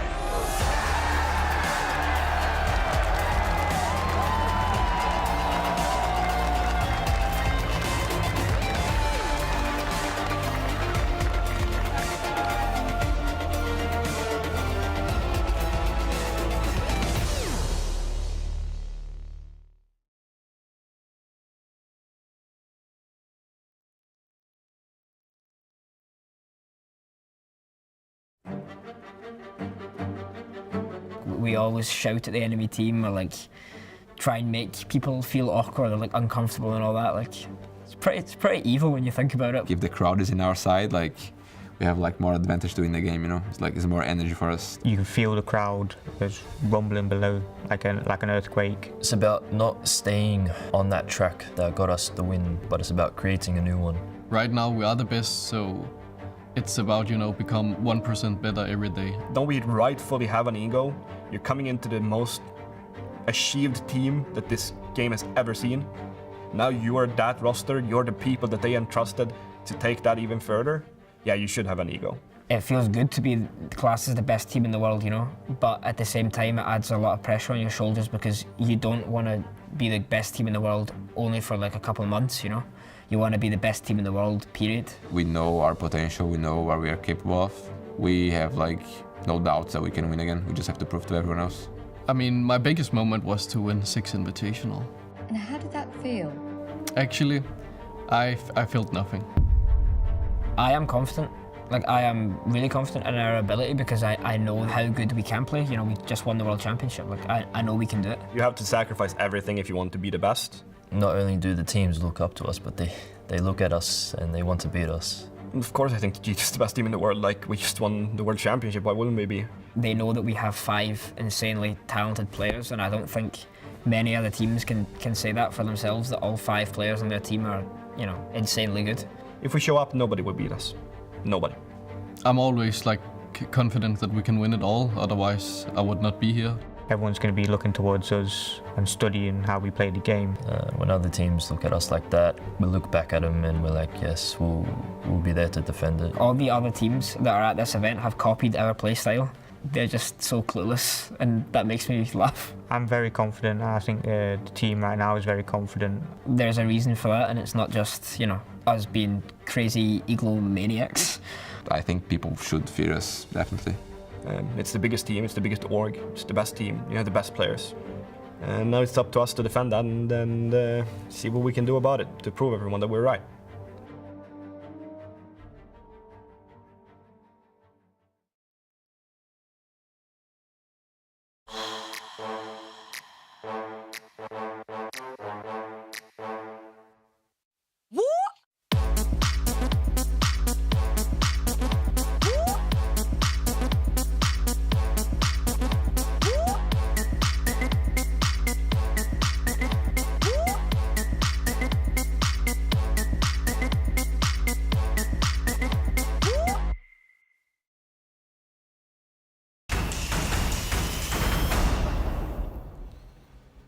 The rudest possible awakening for Space Station Gaming just happened. M80 threw a couple of cherry bombs and knocked the International Space Station out of orbit in their debut. And we're talking to Kino real quick just to break down how everything went. First of all, dude, if you pop up, it's always good to talk to you. Second, I specifically just want to know why Nighthaven specifically, because we saw it played earlier from both DZ and OXG, but why do you think they wanted to go for something different in this case? Hello. Can you guys hear me? Yeah, you hear me? Did you hear my question? Making sure. Yeah. Yes. I heard your question. Why Nighthaven? Why not? It's a new map. You know, Boo Boo and our Bivon Pidger, they love the new maps. You know, we have some very smart people on our team who are Give a little more, making some nice defaults. Don't give me the basics. Give me a little more. Jacob's asking for more than that. Fine, we knew we were better. There we go. That's perfect. All right. Very good. I got you, Lex. I got you. Well, I'm not satisfied. I want to know, you were playing some Nighthaven, right? Were there any teams, because you weren't the first to play it. We saw, obviously, it get played once in the NAL between Dark Zero and Oxygen. We saw it in BR6 once, in UL once. Were there any teams or any matches that you guys watched and you learned something, you tried to take something from the other regions or here in NA, or was this all just you? I would say majority was all us. We watched the other matches, tried grabbing. We always watch the matches and tried grabbing new and other good stuff out of it. Of course, every team does it, but I would say the majority was our own stuff. All right, Kino. Well, I've known you for a long time. I got a spicy question for you, so you better answer it properly. No, I'm kidding. So obviously, going from yesterday with the other week with Oxygen, you guys. What I noticed, and Fox even pointed out, you guys gave up a lot of space after that initial aggressive play style, and then when the swap happened again, you guys gave up that space. Did you guys notice that, and then kind of transition that into this game against Space Station just to keep up that aggressiveness? Yes, against OXG on a cafe, our fundamentals were really bad. We were doing our shreds, of course, but it wasn't us playing. It was a completely different team. Our comms weren't there. Fundamentals, we misshown fish a few times. Yeah. So it's hard to win a game like that When you're making that many mistakes on the default part of Siege, not even shred related. It's hard. So we focused this week. We focused more on our fundamentals and our communication and stuff like that, and worked out. Perfect. You obviously only had 2 games to play over the course of last week, so now you're getting double headers back to back for a couple of days going here. What do you guys do in between games? Because the last time you did this was stage 1 when you had to play a couple of games back to back. So what do you do in between matches? Right now we don't have that much time. I'm pretty sure it's just 1 game in between our first and second games. Yeah. So we're probably just gonna chill with each other. You know, talk about the game, talk about Biscos, our next opponent. Just chill with each other. Just have some fun for a bit. There's not much we can do. Already prepped. So. I hope so. You're just sitting back and waiting for it. I get it. Last question before I let you go. Wait. You played with this guy back on OXG. So how is it finally seeing Lax on a desk as opposed to in the server? Oh, I love seeing Daddy Lax on the desk. Daddy Lax. I like that. Okay. Good stuff. Before I let you go, anything you want to say to the fans? Any Twitter you want to plug? Any skin you want to promote? Get the Spoit Charm. No one made a skin yet, but we'll get it eventually. I mean, hey, right now, if you run the Spoit Charm, it's basically the M80 Charm because they're still waiting to get their skin in game. So, Kino, thanks a lot for the time. Hopefully we'll see you in a little bit here, dude. Thank you, Jacob. Always love talking to Kiki. Now, we get to talk a little bit about how this thing went so quick. When DZ and OXG played Nighthaven, that baby was a really quick 7-2. This one somehow managed to be even faster, and it wasn't attacker favored. It was a complete inverse game. Yeah, we saw the script completely flip, and we saw M80 run away with it, and it felt like they were just able to win every single engagement that came through. I thought this was a crazy good game from Spoit. His ability to come in, retake fights, and take that man advantage back from M80, even when it was going poorly for them, was really impressive from him. I thought that M80 really did come through and just bring their guns out. For Space Station Gaming, I thought that, yeah, while they had some ideas, they had some good strategies, you know, they wanted to get Forrest in quick, they wanted to kind of make these moves, it still overall felt like when it came to winning the fights, when it came to the brass knuckle attacks, they just weren't really standing up. I just love seeing the new map played again from a different perspective, from a different team. You really get to see how the game is played at that level on a brand new map, and it just gives you more ideas. Again, when you go into it and play it yourself, now you're like, oh, this should be here. This should be this. This is how this team is doing this. And I just love seeing all these different strats. And that's the one beautiful thing about Siege. Let's talk about that. The strats. Every team has something very different, and maybe you might see a little similar, but you see a lot of different visions as a whole, and I love that about Siege, and I love that about new maps specifically. Yeah, and it was really cool from Space Station as well, because it was the first time we saw these teams on Nighthaven, first time we saw Space Station in general, and their roles, as we theorized from the desk, had changed up a little bit. We got to see a little bit more aggression coming out from Forrest, playing a lot of Yana, getting in, very fast takes coming through from him.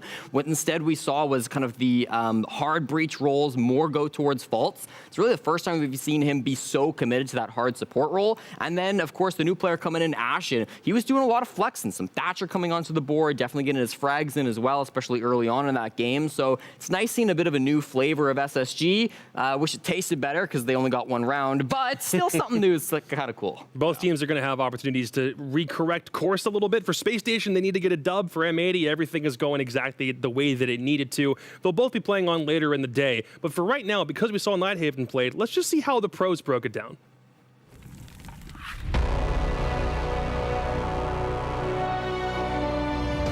I think Nighthaven is one of the most fun maps we've had in the comp pool for a while. The single word comes to mind, and it's just massive. It's just so big.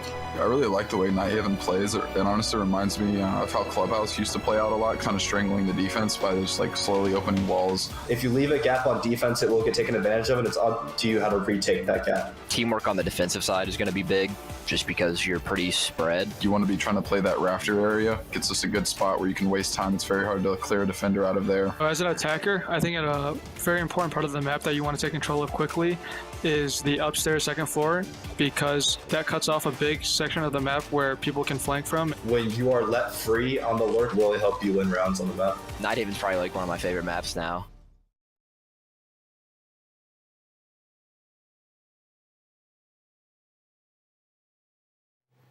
So what we're looking at is a Nighthaven that so far has been played twice in two completely different circumstances at this point, Lax. Are you surprised that we're seeing this brand new map that's never been played in comp before be so drastic in two completely different ways so far? Yeah, actually, but I'm glad for that too. It shows that it's just not one-sided like some maps have been. It shows that you can have a very strong attacker team, you can also have a very strong defender team. And in both those instances, they've been very one-sided affairs, and I genuinely like seeing that. I don't like it just being this one direct way of like, okay, well, let's forget this, let's go to the next side. It could be whatever that team is strongest at. Certainly, and I think with the new map coming through, we've seen some teams have some really great ideas, obviously Dark Zero, M80. We've also had some teams struggling on it, and one of them we just saw, Space Station. The other one is Oxygen, and I think when you dial in on OXG, there's a few players that in that previous game maybe didn't have the match that they wanted. I want to talk about Newers if I can, because he's a player who has historically been the guy on OXG. He's been popping off for frags, and if you look at his stats, they're still quite good. 1.33 KD ratio, 5-2 on entry. This is classic Newers. However, I think there have been moments, and I think you can particularly go back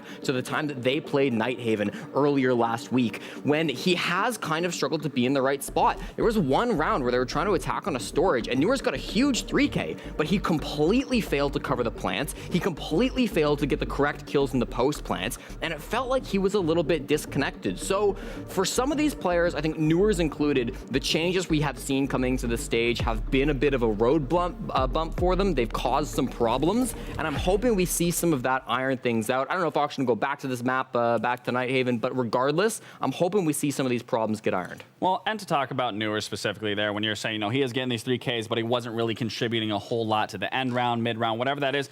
When you're kind of getting smoked like that, when the strats aren't working, the vision isn't there, you kind of just tunnel vision on kind of what's in front of you, and you just focus heavily on what's there. And it's not to take anything away from Newers or OXG. It's just when you do find yourself, and I'm speaking from an experience, when you're in those situations, it's just so hard to focus on the objective when it's not going over as planned. It's not that we're taking anything away from OXG. To be totally fair to them, it's just that the team that they're playing right now are these guys.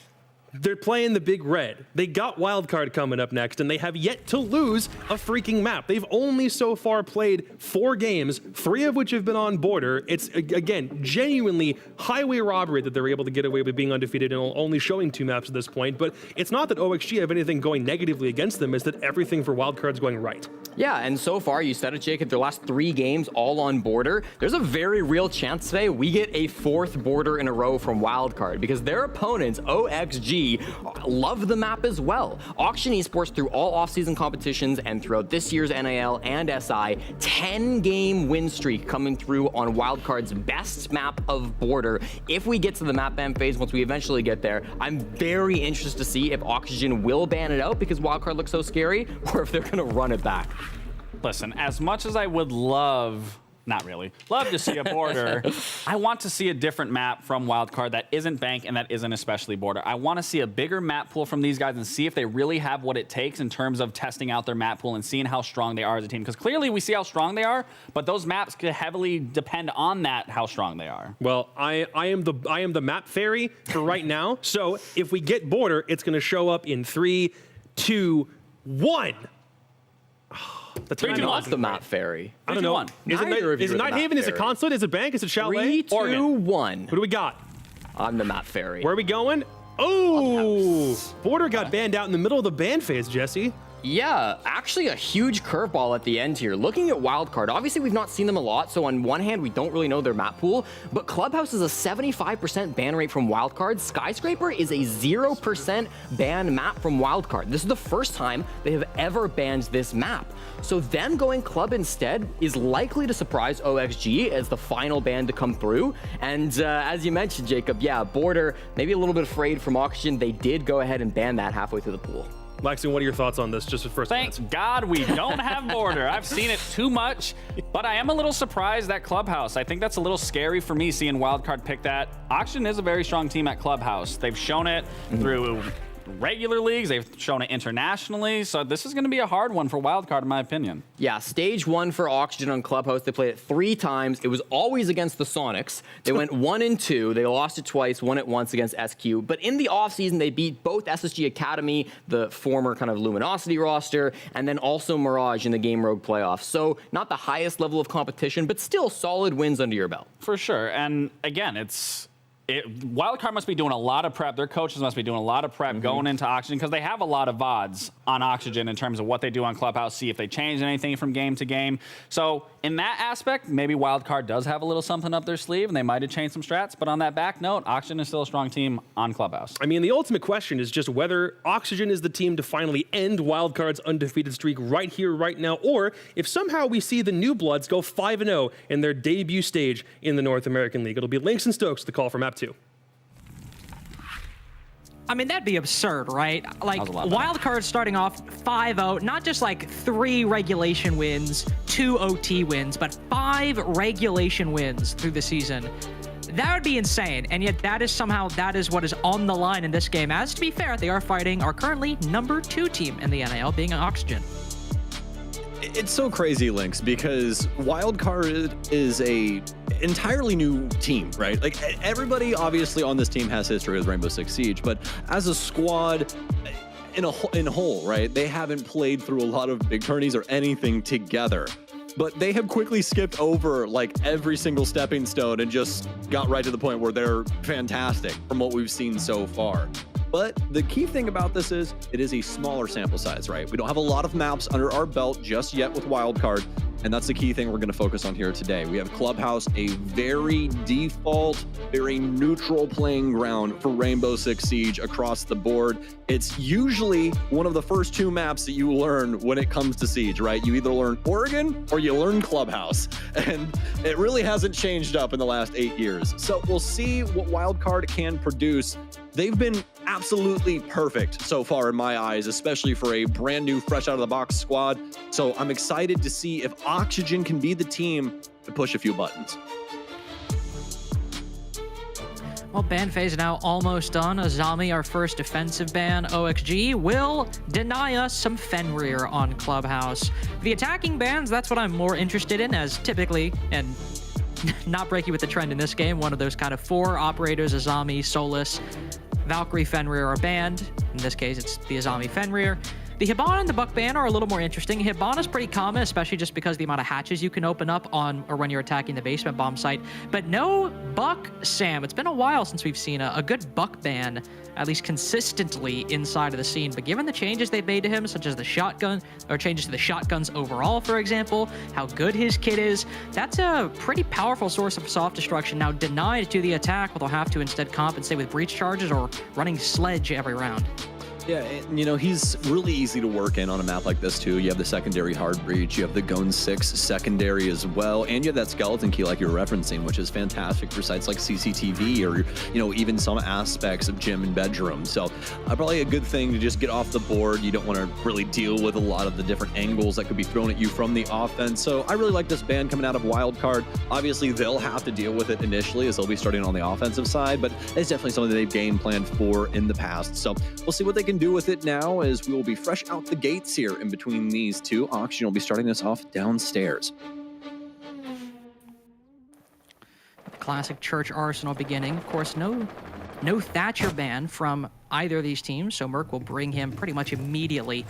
Make sure they can open up as many of these hatches and as many of these walls as they can. The Thermite Ace combo will be a must pick for the attack likely throughout the duration of this game. Maybe a Maverick to do a different method of piercing through hard bridge denial, but this combination of operators, specifically the Ace, will likely be a presence throughout the entirety of this attacking half between both teams. Ying also on the board, now brought by Spirits to start things out. And it's a full clear of the entire map to begin things as well. Surf just spots someone, or seconds too late for spotting someone, tucking tail and running down secret stairs, as pretty much everyone from Oxygen has already backed down to the bomb site in the first minute.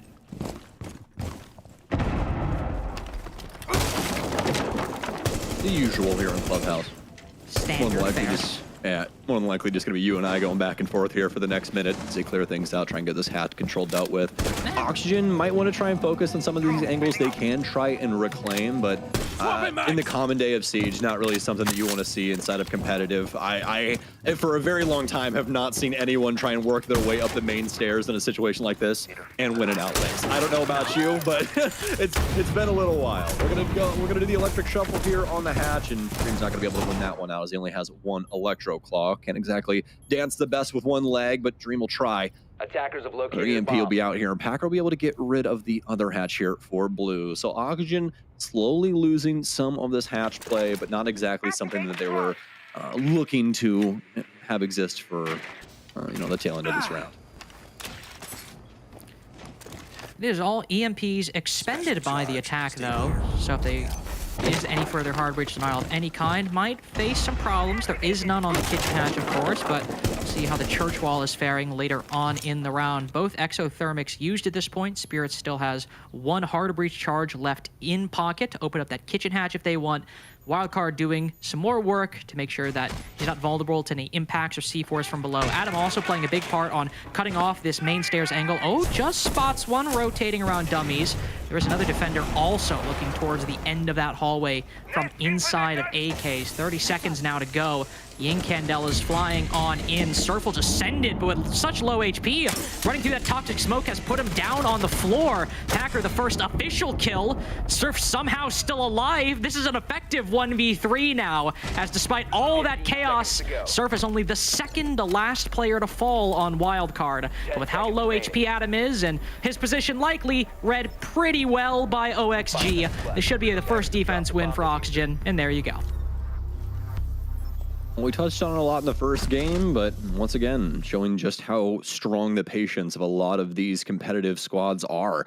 Oxygen, very dynamic in the way that they were able to hold on to that plane into their own favor. Really liked how they were able to hold the supporting crosses, especially with the position that we saw from Dirt, just making sure that they had every single annex that could be exploited from Wildcard completely covered.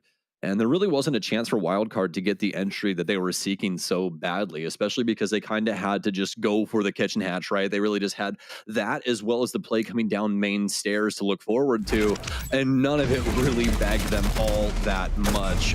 Past that, the positioning from Oxygen, extremely strong. They're able to reclaim a lot of the, harder to fight for areas, especially with things like blue going their way. It's always going to be difficult to try and get something like a church plant to go off. But now we get to the bomb sites where hopefully wild card. 10 seconds to go. We're hoping for a close game today, which after that very quick affair in game 1, I'm certainly hoping for. 5 seconds left. Well, we just have not had the best luck so far this stage, have we? No, not really, especially on Nighthaven. I mean, 7-2 is already quick, then we got a 7-1. That was like, what? That was like 2 minutes. Very, very quick affair for you and I so far in a lot of these games, but Wildcard should be able to pick up a couple rounds here on CCTV and or Jim if they have their coordination down. You saw them able to open up those hatches pretty quickly last time, and translating those skills to the plat wall should be a fairly easy jump. And already Packer is looking to open that up before we even reach the 30-second mark. Breach time.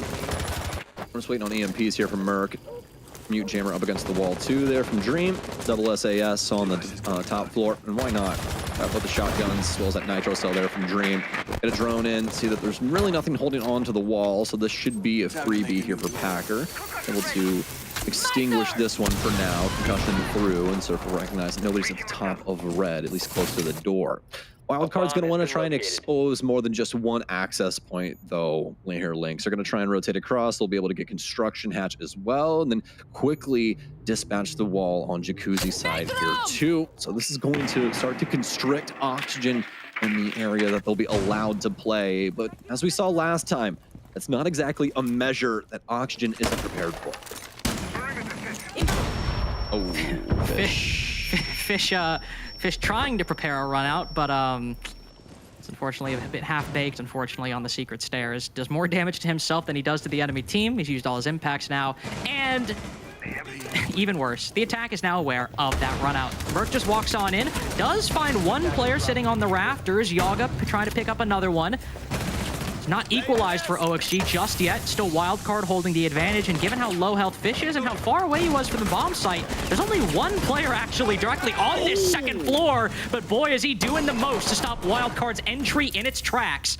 Merc still holds firm control of the red stairs and has stopped Fish's rotation back to the site. Just Yaga and Fox trapped inside of Lounge and Garage respectively. This Garage player, the main line of defense, and now removed, dispatched by a lethal Merc in round 2. Foxay's got a good position. 45 seconds left down below to deny the plant, but he's got to have intel. He's got to know, and it's simply not there. One impact, 2 impacts go out.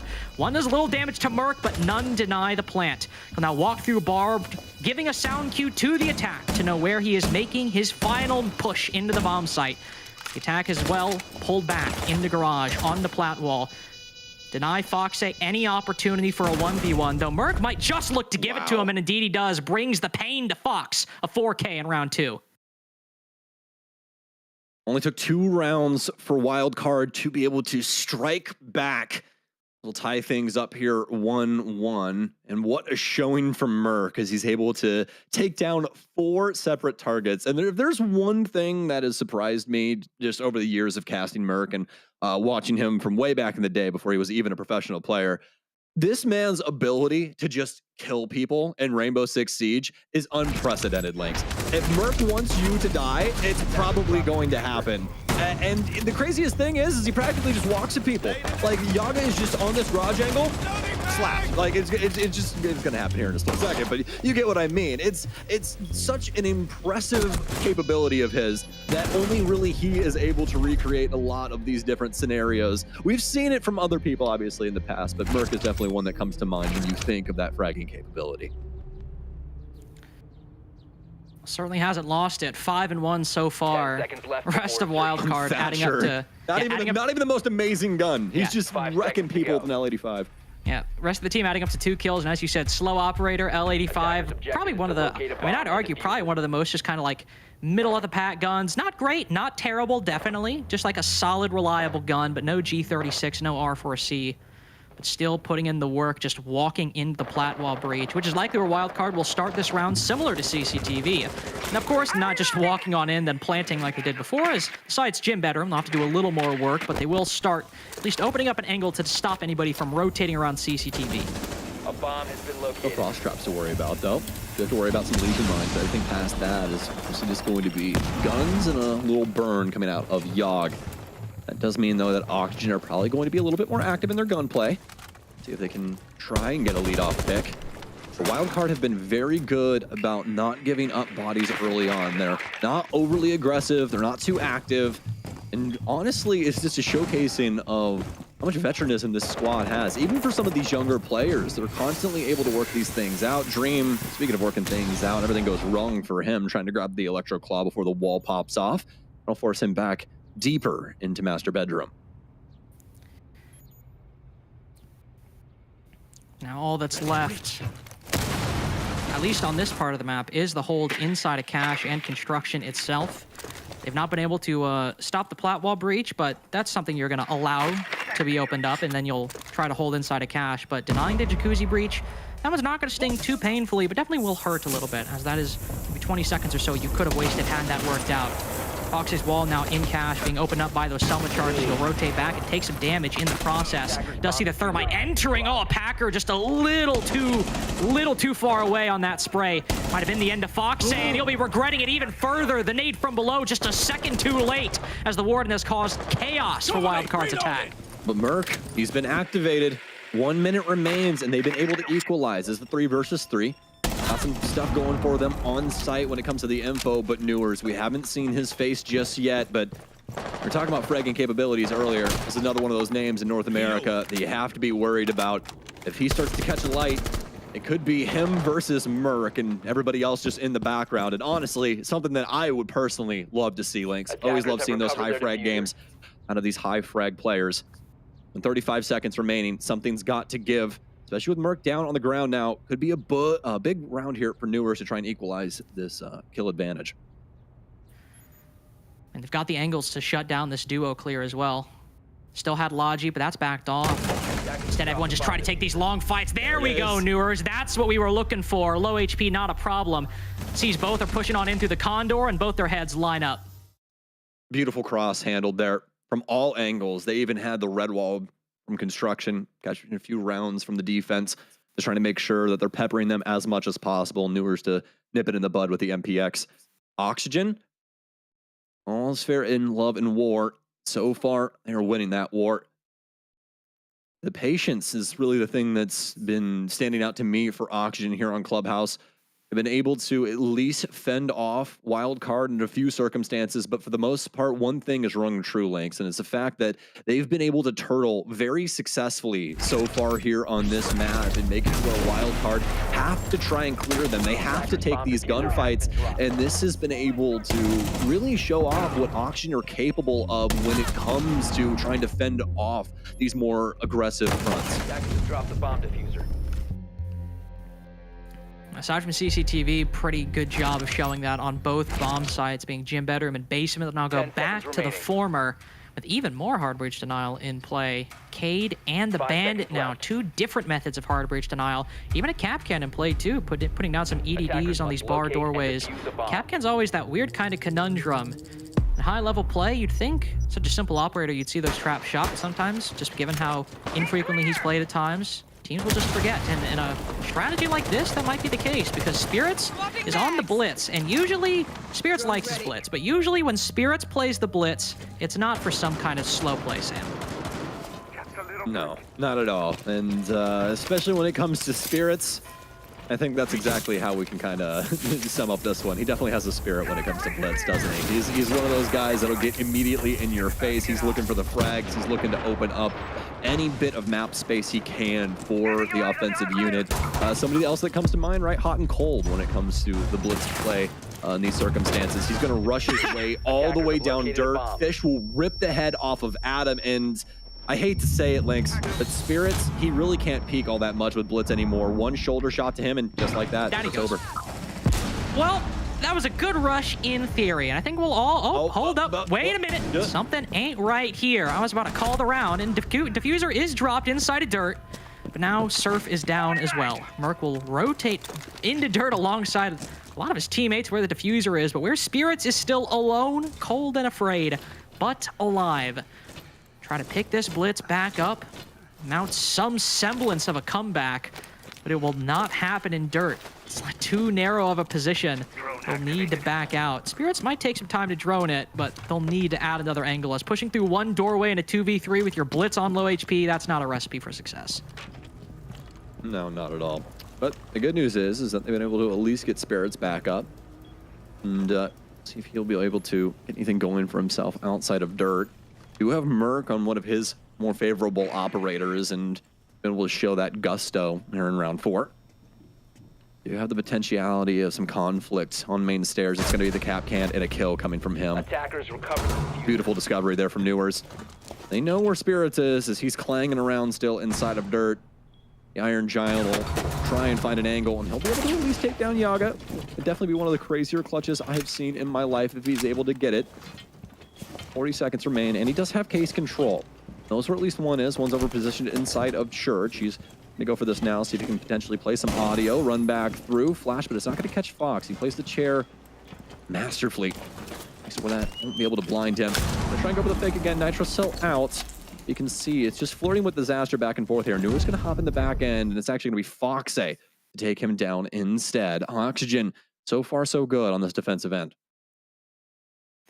Only round they've dropped up until this point was on CCTV, and that was built in large part off the back of a huge walk-in by Merc that ended up getting 4 kills by the end of the round. But if maybe OXG were able to play a little bit more focused on that breach, especially maybe bring Fish back into the fold, as he was positionally kind of close to the breach, but he was very focused on playing on secret stairs, trying to get a run out onto the breach itself. Maybe you have him playing a bit further into lounge, maybe watching some vertical holes or denying some control for the attack. That could stop that walk-in. But even then, it was off of a big individual play that Wildcard got their only round victory so far. And since then, OXG have looked fairly comfortable on these defenses, and a shift of fortune in their favor on CCTV will likely give them a flawless rotation. Most definitely, and it's all built up to really this moment here. Oxygen have a chance to actually relatively quickly take this side, make things complicated for Wildcard. Also giving Oxygen a chance to make it a 5-1 defensive half.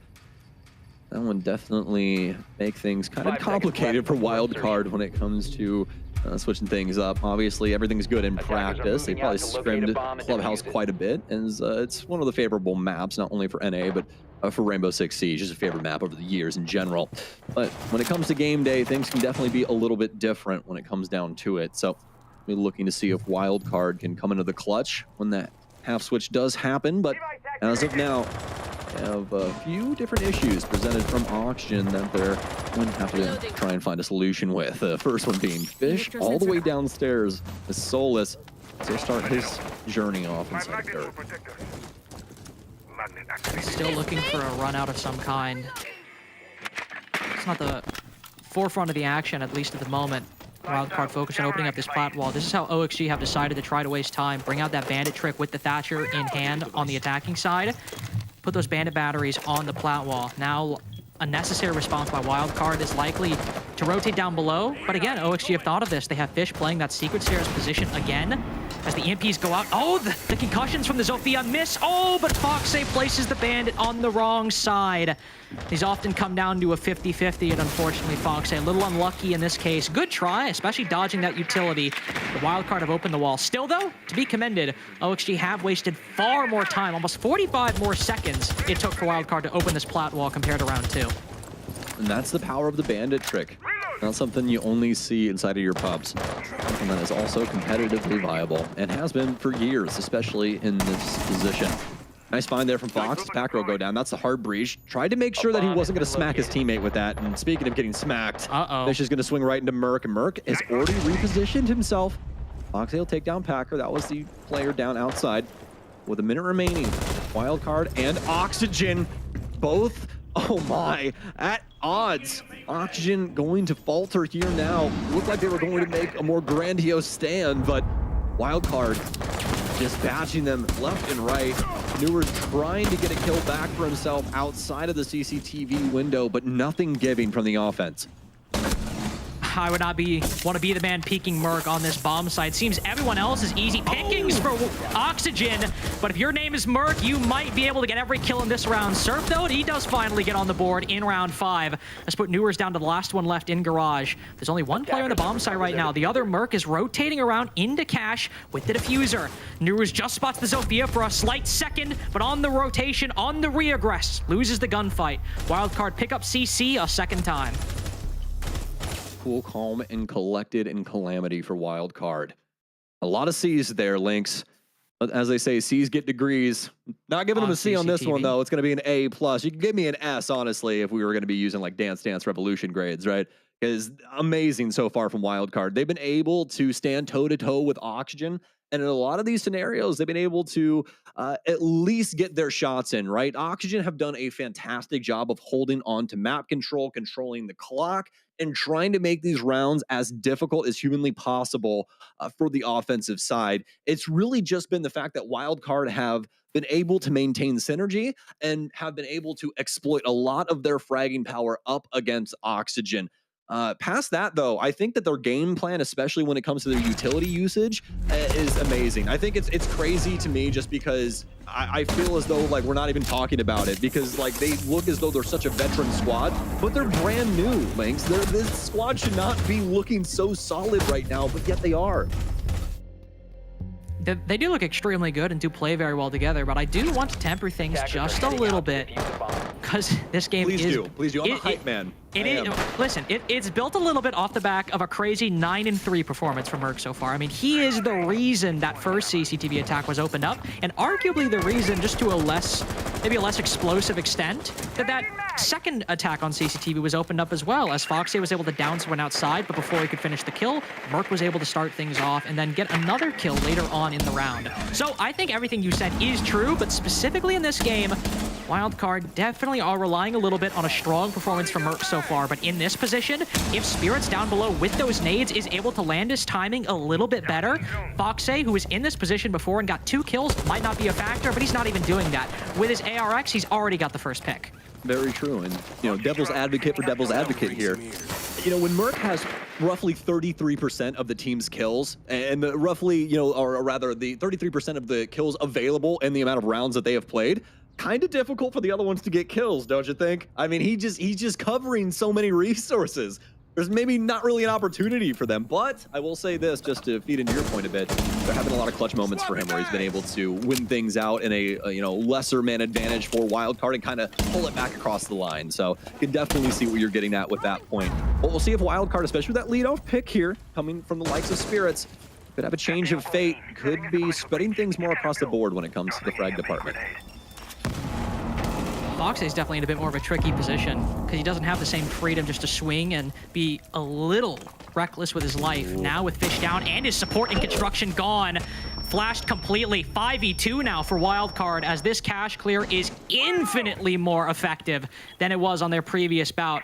Foxy might not be the first to fall, but he's certainly the last bit of resistance on that extension.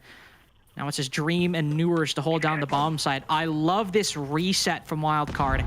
Everyone just hitting the pause button, holding some angles, taking some time to drone, but not walking in without the proper resources and the proper time. Now that they've acquired that information, we now see some utility usage, some flashes going on in, but nobody looking towards logistics. Both defensive players watching their respective angles have come away with a kill. That's now made it to 2v2, make that a 2v1. As Spirits now case on the floor, Surf has got a vault in from Metal to pick up the pieces. He's made his way into Jim, but he's exposed from both different positions and doesn't have the diffuser. He'll move to rotating Con, but he's spotted on a Vault Cam, and that's easy for Newers to clean up. A 2v4 on round 6 keeps OXG's lead alive. Throw on the bat signal, Lynx. The Dark Knight rises. As soon as they need him, man, he was there. Newers shutting down 4 separate players. And not only that, but just Oxygen standing the test of time in a scenario where you don't really think that there's a capability to, right? I love especially how you built that up, because Wildcard hit that pause button. They tried to reassess what was going on with the site, and they felt as though they were going to make the next move. They thought the pawn push was a good idea there, Lynx, but they didn't see the bishops. They didn't see the bishops at the back of the board, and they quickly decimate the entirety of Wildcard, and that's why you got to worry about some of those longer angles. A little chess knowledge for you, baby. Just a little bit. I've been listening to a lot of chess commentary, so it's been on my mind a lot frequently. So this is just, I'm going to prep all of you listening. This will probably be a theme at least once or twice a day from us going forward. But we'll see if anything else comes to play here, as OXG certainly have 4-2 lead moving into the side swap. Wildcard for their defenses will move down to Church Arsenal, but OXG in a prime spot to extend their lead to a scary 5-2 scoreline. Of course, to do that, they will need to start opening up these hatches and clear out this roam to begin with. They've decided to bring a Maverick instead of a Thermite, which is what we saw Wildcard do on their attacks. And all of the hard breaching, actually, from OXG is on those two primary hard breachers, Ace and Maverick. No secondary charges like we saw from Wildcard. I'm going to put the Yogg Dog on Ash. So a little lethality there, too, on top of Newers. And these two, especially inside of the stage so far, have looked fantastic. Really been enjoying the play that we've been getting out of them.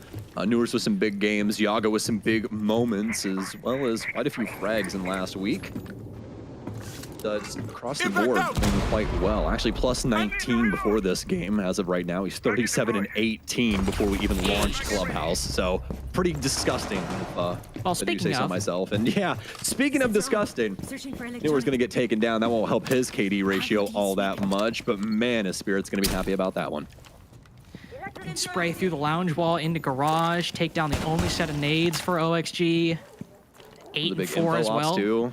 Pretty much single-handedly won that last round alongside Dream. I mean, huge pickup for Spirits right there. And OXG taking a lot of time to get into position to start opening up these floorboards, opening up these hatches. I mean, even in terms of soft destruction, I actually didn't mention this. It's all focused on these breaching charges. No sledge brought. It's all secondary for OXG to try and open up these angles. And given that pick, and given how, sure, it's a minute 30, but to do all of this but still pre-play C4s, OXG are starting to get into dangerous waters.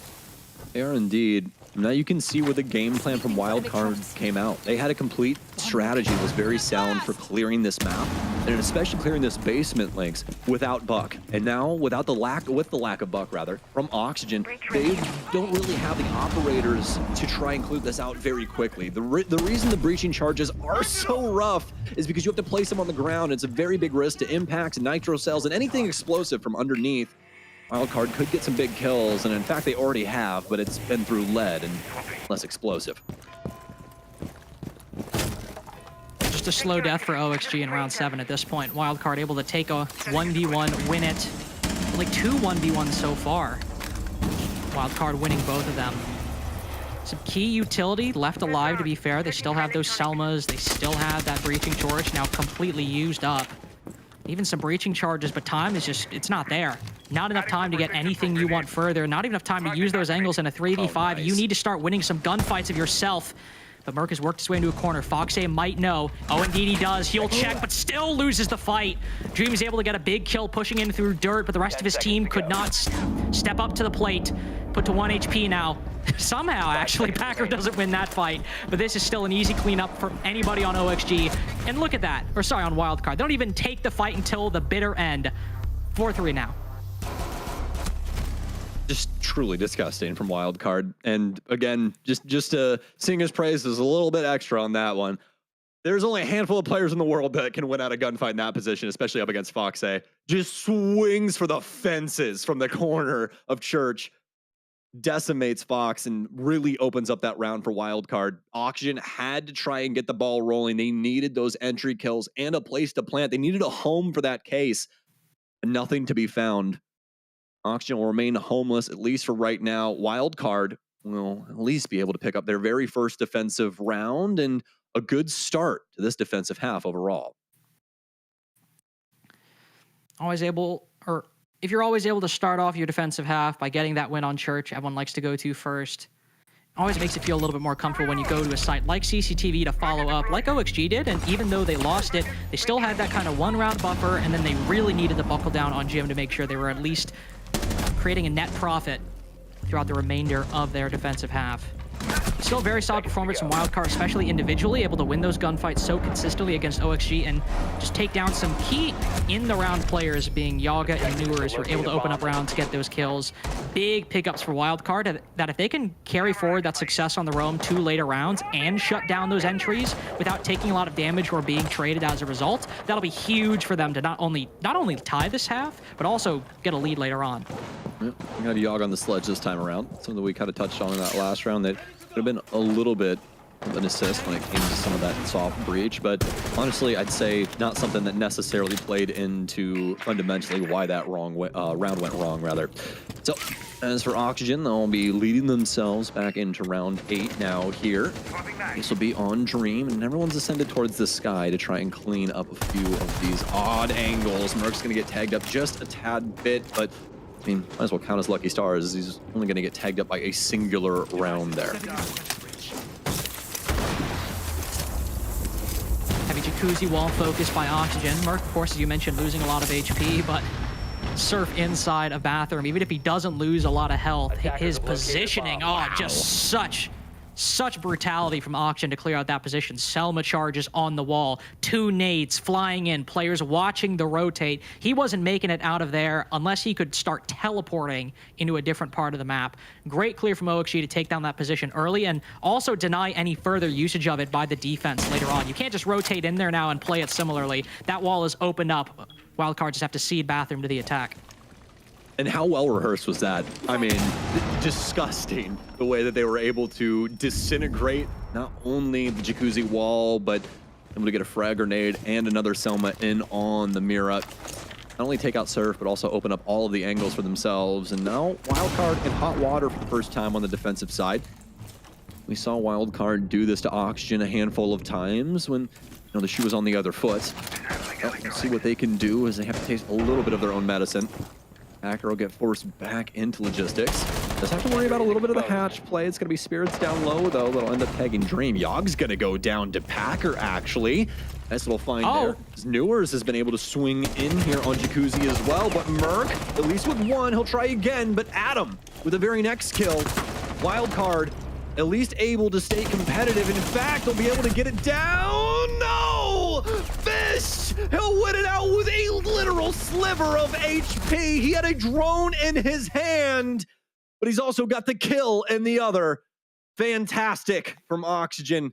And they'll close out the round of what seemed to be a wild card one, especially with how those frags were going near the tail end. That's the advantage of the opening pick, just epitomized right there in front of our eyes.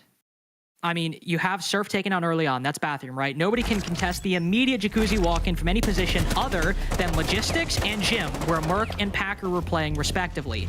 And Packer able to get a kill, but then shut down. Merc able to get a kill, but then shut down.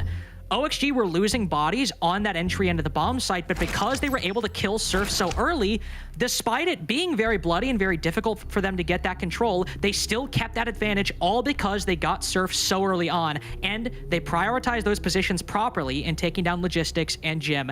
It was a very, very tough clear from OXG, only in that it took a lot out of them, but because they so expertly cleared out bathroom, they had enough of a gap to mitigate any further consequences or any further action from Wildcard. And the intelligence to keep the kill box going on the outside as well, right? You had the players out towards balcony, you had the players out towards Jacuzzi. No one getting overly aggressive to try and get these refrags. They know that Wildcard have to try and reassess and reset once that engagement goes off. And that's exactly what wins them the round, Lynx. They kill everybody as they try to get back to home base. Now Wildcard too, trying Gym Bedroom a second go around now. Surf will definitely need to be a lot more careful in that bathroom position, because with how quickly he was dealt with, that's only going to be better for OXG now that they practiced this attack in the previous rounds. I will say though, one thing that Wildcard did constantly have on that half was a lack of CCTV pressure by the attack that allowed players like Adam and Spirits to shoot the metal balcony, or in the case of Spirits, rotate down below and try to go for runouts. If OXG do keep giving that part of the map to the defense, that's something we'll need to be worried about later on, but it seems they're still more focused on the players inside of the site, and Merc, the unfortunate victim of a well-placed G36 shot by Newers. Well, so far, the point that you made earlier has stood. Merc has been really the only one that's been firing off when it comes to the frag category. He's down for this round after Newers will break double digits. He'll be quickly gathered with Merc there as the only 2 in the lobby. So we'll see what Wildcard can do now, and it's going to be a fine from Packer to equalize it for the splittest of seconds. Won't even be a second, as Foxay will take down Surf too. the trades from OXG have been so strong, just so unbelievably powerful in these gym rounds. Able to get that first pick, and then every time Wildcard fight back successfully at that, they're shut down the moment later. Either that player who gets the kill directly or one of their teammates. And in this case, no trade even possible for Wildcard at that moment. Fish just not even counterable. He's took down Spirits. Packer has to hold down the logistics or the main stairs and the jacuzzi breach by himself at this point. Adam focusing on the other side of the map, the construction side. But both players still individual 1v1s that OXG can take and deal with. One spotted, that's Packer, now rotating away from Logi back into bathroom. As opposed to last round, that mirror window in bathroom is still intact, but OXG aren't letting it slide away completely uncontested. One nade from below, but it's not successful in killing Packer. He remains alive and can throw a C4 onto that main stairs. Not a lot of action just yet. OXG just setting up, but they'll need to move in the next 30 seconds. And it's been death by 1,000 cuts here for Wildcard. Just what we referenced the last time. Oxygen have set up this kill box, and they have constantly addressed it over and over and over again, and have exhausted the resources of Wildcard down to the very bare minimum. They're practically down to their last drops of water here, Lynx. There's really nothing that they can do. They have to try and fend off this immediate execute.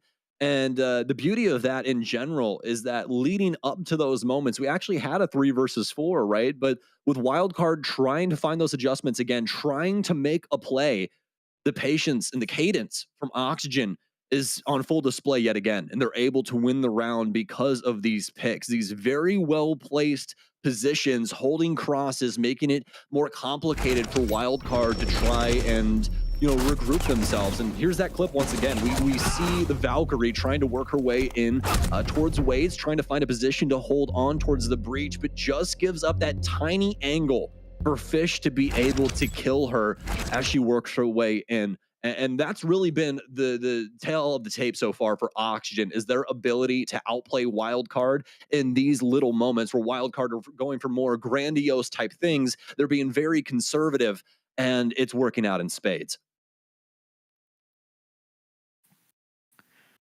Well, we are now 1 round away from not having a single flawless team inside of the NAL. Wildcard, our last team standing without a single loss of any kind to their name. But if OXG are just able to clinch one more attack, whether it's on basement or a likely repeat of gym later on, even if Wildcard win basement and likely CCTV after if they were to win this round, OXG have just looked so good when attacking that gym bedroom bomb site. A 7-5 at best seems almost an inevitability unless Wildcard can start changing things fundamentally when they go back to gym. But again, Church is now unlocked, and given how much they've lost gym and the fashion they have, CCTV will likely follow if they do win Church here. We'll just have to see. 10 seconds to insertion. Definitely have to be a little worried for them, as Oxygen have been able to constantly find themselves with the upper hand, especially in this offensive side. Attackers objective. Wildcard have had some flashes, some chances to make some big plays, but it seems like time and time again has been thwarted by OXG. This time around, somewhat of a more aggressive front. I especially love the switch over here for Yogg to be on the Dokkaebi, have the secondary EMPs as well as that EBR that is so very potent right now. Some great soft destruction ability too. So first call going to go out, as well as his first drone dispatched. Oxygen have been able to at least assess what's going on this mid-floor. No early kill onto either of the entries for OXG, which is what started off the first Church attack that Oxygen had. Newers was shut down extremely quickly, and then Yaga followed later on in the round, but still with no fight from Oxygen to either bring that man advantage back, or no successful fight, that is. This time, there's really just not a lot of presence from Wildcard on that middle floor whatsoever. Oxygen have moved in within a minute, and now they can start opening these hatches, breaching these floors, and most importantly, getting Newers into positions like this where he really excels. He is one of those players that when you just send a guy down blue stairs, he can win that one, even in a disadvantaged position. There is still intel in this middle floor that Wildcard can play off of and use C4s, but if those don't land, Oxygen are getting in great positions to go for an execute later on in the round. Yes, indeed. Good damage off onto Adam. Good info we saw earlier as well coming from those Valk cams, so they do know some of the positions, but Wildcard are going to be forced into a hole here soon. That's typically how this basement does go. It's going to get very constrictive, especially with a lot of the verticality working its way in. We'll be looking to fish to try and handle quite a bit of that. This region rounds more than likely be dedicated to the top of kitchen and open up a few angles for deeper inside of armory. Oxy gonna dump a few stuns as well as Auction are trying to prep a few things before they get this execution to start going off. We're gonna be looking to wildcard side here to try and make a grand stand, especially for Packer with this Nitro Cell and Spirits, especially with these goggles. Going to be very important once this execute goes off for OXG. Something needs to give for Oxygen. A lot standing in their way, but C4 is missing. That could be the first. Packer also put to low HP. Adam reduced to 1 HP early on, but he still gets the first kill. Starts things off onto Yaga, but the switch from Fish on, or the switch to put Fish on the Ash. It might just be advantageous. Wildcard maintained their lead. Nothing just yet for OXG to move down into this middle floor safely. All these angles working. Finally, Fosse gets something extremely large. But Wildcard, it's just not enough. They are holding on, getting these trades, getting these refrags. Deny the regulation win for just one more round. Well, it may be sizable, but Wildcard got gargantuan there at the very tail end. Shut down the entries from Church. And especially able to handle the crux of the positioning there from Oxygen, which was that main stairs, right? Everybody trying to work their way down low, assist with the angles, especially with a lot of the soft walling that we saw on that, favored wall for Armory. But Wildcard able to win out these engagements, and that's what we've seen a lot of this coming to fruition for them is when they're able to start shutting down a lot of the key entries from Oxygen. This round showing of that, but unfortunately enough, I don't know how easily it's going to be for them to try and mimic it, especially as we work our way back towards the top floor, especially as there's going to be more angles for Oxygen to try and absorb into their game plan. And as we know, Lynx, whenever you have a lot of those angles getting played in towards the defensive end, it seems like Oxygen is indomitable. They are always in the winning position. They are always looking to have that strike that can potentially be the jugular that wins you the big round. Left before insertion. On CCTV too, that's a not an easy task to accomplish, but it's certainly easier than a site like basement. Once you open that flat wall and really focus on garage, and you're able to maybe get a pick on a roamer early on, or even in a 5v5, you're just able to kill that garage player without dropping a body on the attack. At that point, converting is a lot easier because you have the flat wall opened up, you have garage control, and can create a lot of crossfires to, even if you can't kill everyone, to put the bomb down behind the server rack at the very least. So OXG, who have been so proficient, as you mentioned, and we specifically saw in Gym Bedroom, at taking angles, getting advantages, and then converting properly off of them. This is a site where that is arguably in some ways easier than Gym Bedroom. Absolutely, especially with the way that CCTV plays, right? You can really box everyone out, and like you touched on, if you get garage control, oh man, it is hell in a handbasket for the defense. It's like all the sirens are going off. You need smokes, you need nitro cells, everything stat. The patient is dying. Like, there's really no chance here if you guys don't fight back soon. So we'll see what Oxygen can do. They haven't gotten that far up the candy land here just yet, so we'll see if they can take a roll of the dice and maybe land some sixes. And see that we do have a potentiality of one wild card member down low. It's going to be Spirits that's playing around with his fate. We'll jump off of the railing, but it's actually going to be Packer that gets lit up quite a bit. This is going to be a very important operator at the end of the day to try and keep alive for the tail end of this one. Interestingly enough, no hard breach denial from Wildcard, no Bandit, no Cades. The flat wall opens up easy, but there's a lot of players inside of Construction and Master Bedroom, but there are quite a few OXG players as well. Adam might be taking a fight. Oh, does see Yaga. Oh, Sledge just walking on in. Nobody droned inside a bedroom. The Dreen, I guess, fights back, but that's definitely a big miss drone from Oxygen. They might get a kill, but Adam wasn't the player to worry about. It's the 14-6 Merc who still holds firm control of logistics and Surf the backbone as well inside of Construction. Two different players on this roam remain alive, and OXG misdroned them early on, and that's going to cost them a lot of time. Oh, especially because of this. One drone left alive, and it's not in the hands of anybody actively remaining in this round. So that's just stationary. The only source of intel to gather is that Yana clone. And with Merc holding this position, it seems like might just be the secret sauce for this defense. And just to make matters worse for that scenario, for them leading into that, at least they'll be able to get these kills. Okay, I'm gonna say we only had the ace over there to try and address this, and that meant that well, really they couldn't do too much. But now they're just gonna immediately go to the site. I mean, why deal with Merc when we could just go and plant the bomb instead? And that might be the round, actually.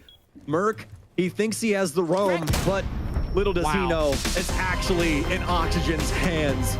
You know, they say bird in hand equals two in the bush. For Oxygen, that's definitely going to be so. They completely work their way around Merc and kill what the heart of Wildcard in this one. Get the bomb down, big plays for them, and a beautiful clubhouse, I would say, for Oxygen. Well, we'll throw it to a break real quick, and after that, come back to the desk to break down Wildcard's first loss in the NAL.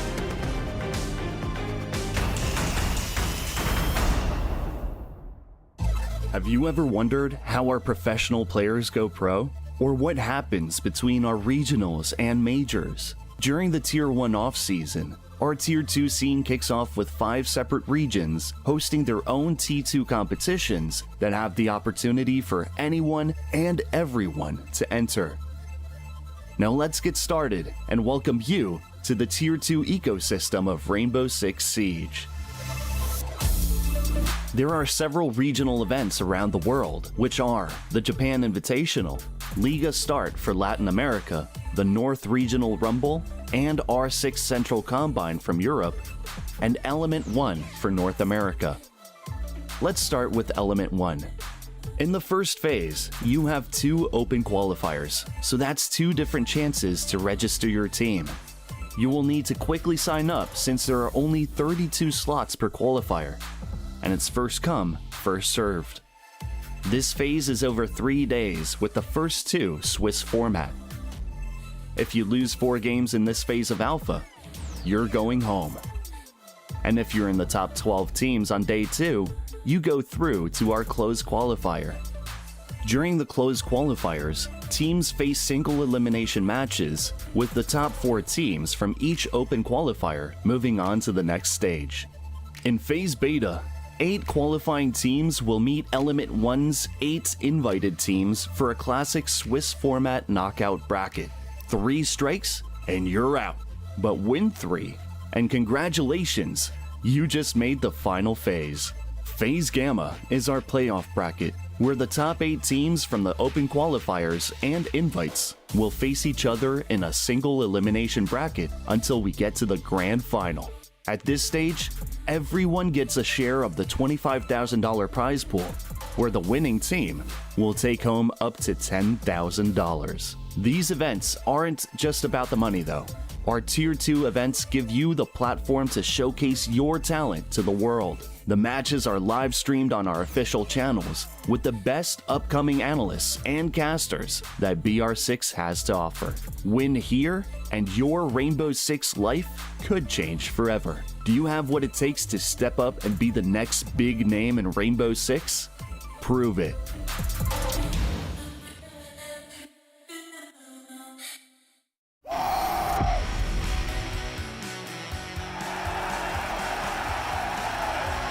I want M80 to be one of the most successful and dominant esports organizations in the world. When the manager Golden reached out for a coaching position, I thought, why not? What could hurt? You just got to take their soul. Like, you just got to destroy them. It's definitely better to let the player do the talking, but tend to stay clear of the people that have big egos. Energy carries everything into winning.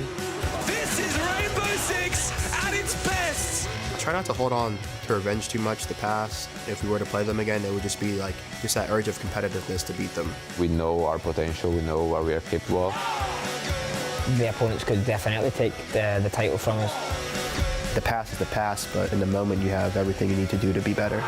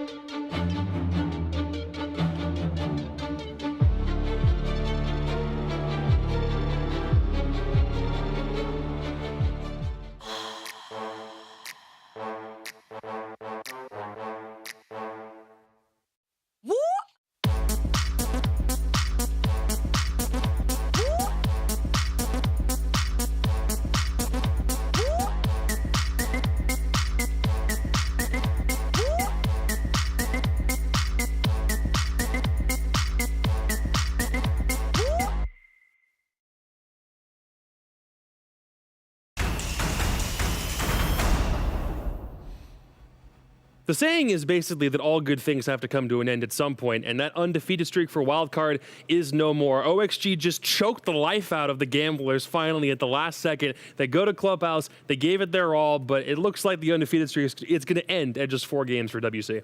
Well, just 4 games. I mean, they still had a pretty good run, but this was a tough opponent going up against them, and they did play well. It is, and I thought this was actually the game of the day. This was a game for me, whereas OXG stopped Wildcard from getting any points for the day, that this could push Oxygen, you know, in a position of tying with them. Yes, 100%. They were really close, and I think for Wildcard, it's not to say that their position is completely guaranteed for playoffs, but for Oxygen to get this kind of dub is considerably better. When we get a second, we'll talk to Fish about exactly how they were able to get this dub over Wildcard specifically. But like before we get there, dude, how's it going? First time you've ever done an interview in the NAL, right? I'm right here. Hello, can you hear me? How's it going, dude? First time you've done an interview for NA, right? Reconnected it. It might not be, Jacob. Oh, boy. We might not have the interview after all. Talk about a rookie. We'll give it a sec. Oh, sweet. You guys hear me? Hello? Oh, you there? How's it going, dude? Yeah, can you hear me? Yeah. How does it feel finally getting that dub? I think, did you have any pressure knocking Wildcard off at any point today, or was it just kind of business as usual for you guys before you played the game? No, I don't think there was any real pressure as in terms of because they were in first place, but we came to play our game and we were prepared to play, so I think we won as expected. Fish, what happened in that final round where you guys were attacking onto the top floor, Cash CCTV? Because you guys started on the Master side, the Solus and Master kind of ate up a lot of your drones, and then it seemed like something switched. You guys just decided to hit site. Was there a big call that was made there, or what? Walk me through that final round. Yeah, so it had a lot to do with the missed drone, as you said. Merc wasted a lot of time on the Solus, and Mitch said we need to commit to one side one way or another right now, so I just called for everyone to rotate to the breach. And I knew I lit the smoke up early, so there was only one guy's rafter and one guy red. And we just flooded the site. We killed the guy rafters, and I killed the guy top red that swung me with 1 HP. So we basically won the round because, we made the right call to just leave that guy by himself because we had no more drones for him. Great execute. Really good heads up play. Question for you, Fish. So you guys obviously saw them playing Border as much as they did. You guys also have a strong map pool on Border. Did you guys go into this banning Border specifically just so you could test them and really try them on a different map? I mean, it was kind of unfair that they were getting, top 2 or first place, only playing 2 maps. Okay. So we just wanted to get that out there, don't play Border again.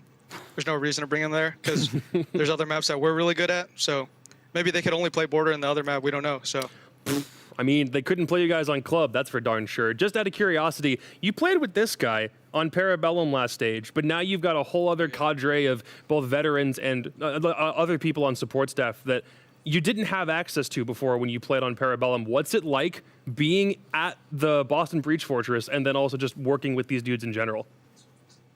I think working with everyone here is pretty fun. Being at the breach facility, having a team house environment is really fun. We get to do things together every day. And it's definitely a different experience than just staying at home and playing online. And I'm sorry I couldn't provide that for you, dog. Oh, I didn't bring you into the league because I believed. Yeah, we should have hung out. You should have kept staying in Vegas and could have went and did stuff. Well, I'm glad to see you doing good things over there. Thank you. All right, man. Anything else you want to say before we let you go? Skins, anything? Anything? Oh, yeah. Buy our new skin. Our new skin is out.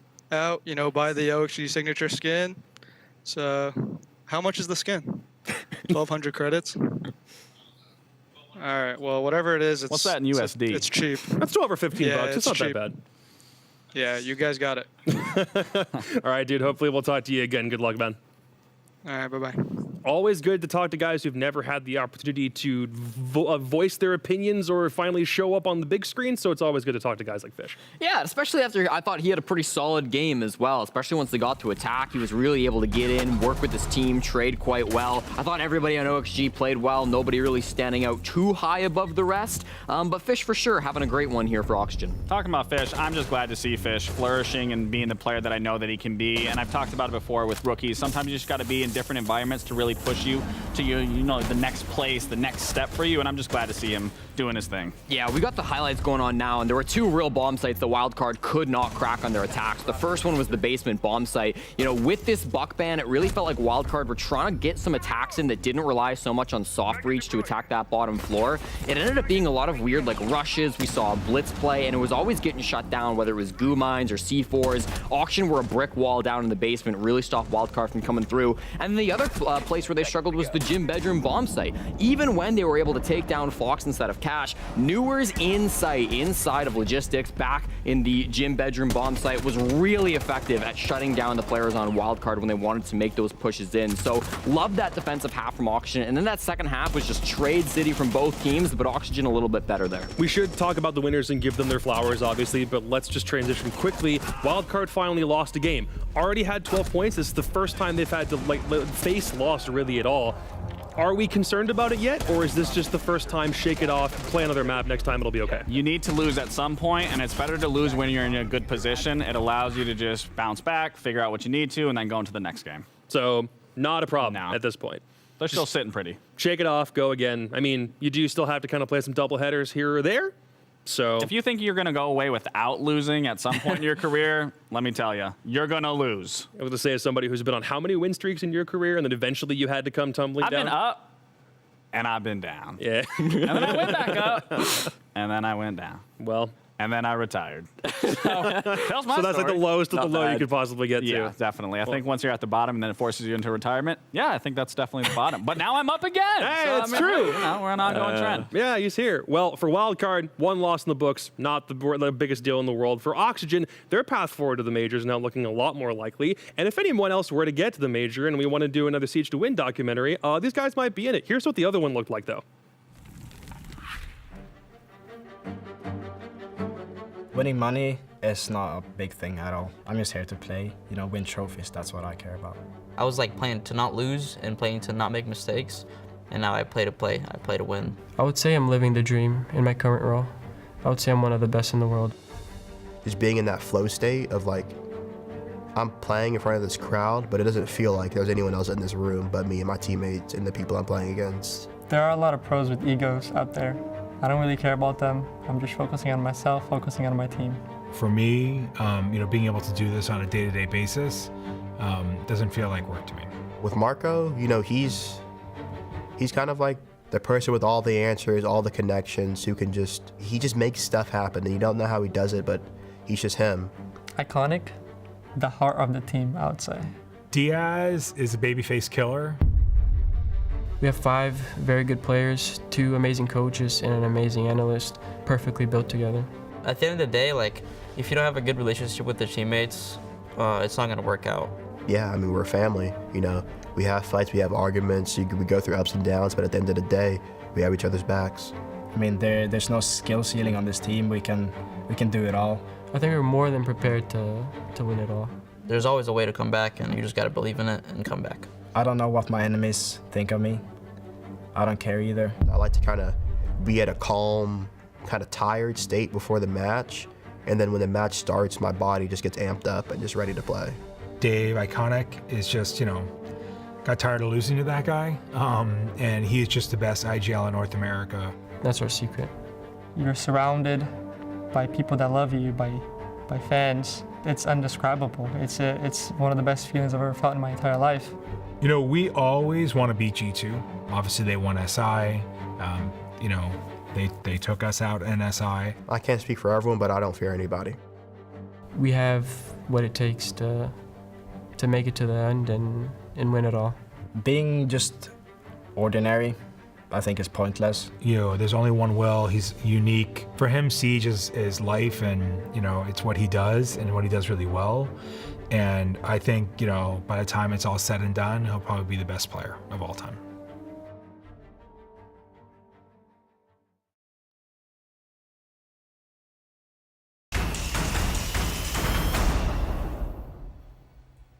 M80 obviously looking like one of the tougher opponents to go against in North America. Still one of the front runners to go all the way to the major. I think at this point, one loss here or there, not necessarily withstanding. And they're coming up next in our third game of the day. but we do have something that we want to go over very briefly just before then. They're playing Beast Coast in game number 3, and just to update everybody on exactly what has gone on so far, there was a tweet that came from Fettuccini, the coach of Beast Coast, relating to the player situation of one Mr. Reverse, that is going to detail exactly what his situation is over the coming weeks. The gist of it is that Reverse needs to go and attend to some family matters and will still be playing in their matchup today, but that may not be the same case for tomorrow and the day after. We'll probably see the Tier 1 debut of Tristan coming up very shortly. It's just a matter of when. So at least for today, Reverse will still be playing, but obviously, given the situation that he's under, we certainly wish him and his family all the best, given that this is probably a really tough time to be playing Siege right now. Certainly, our hearts are with Reverse, and hopefully they can still have a great game today, but obviously there's more important things sometimes than Siege. Yeah, and family comes first. It's always been my motto. I think it's a lot of people's mottos, and it's a tough place to be in, and you just got to handle it, and the team, I know, is going to back him, and I would say that us as a community also need to show the support.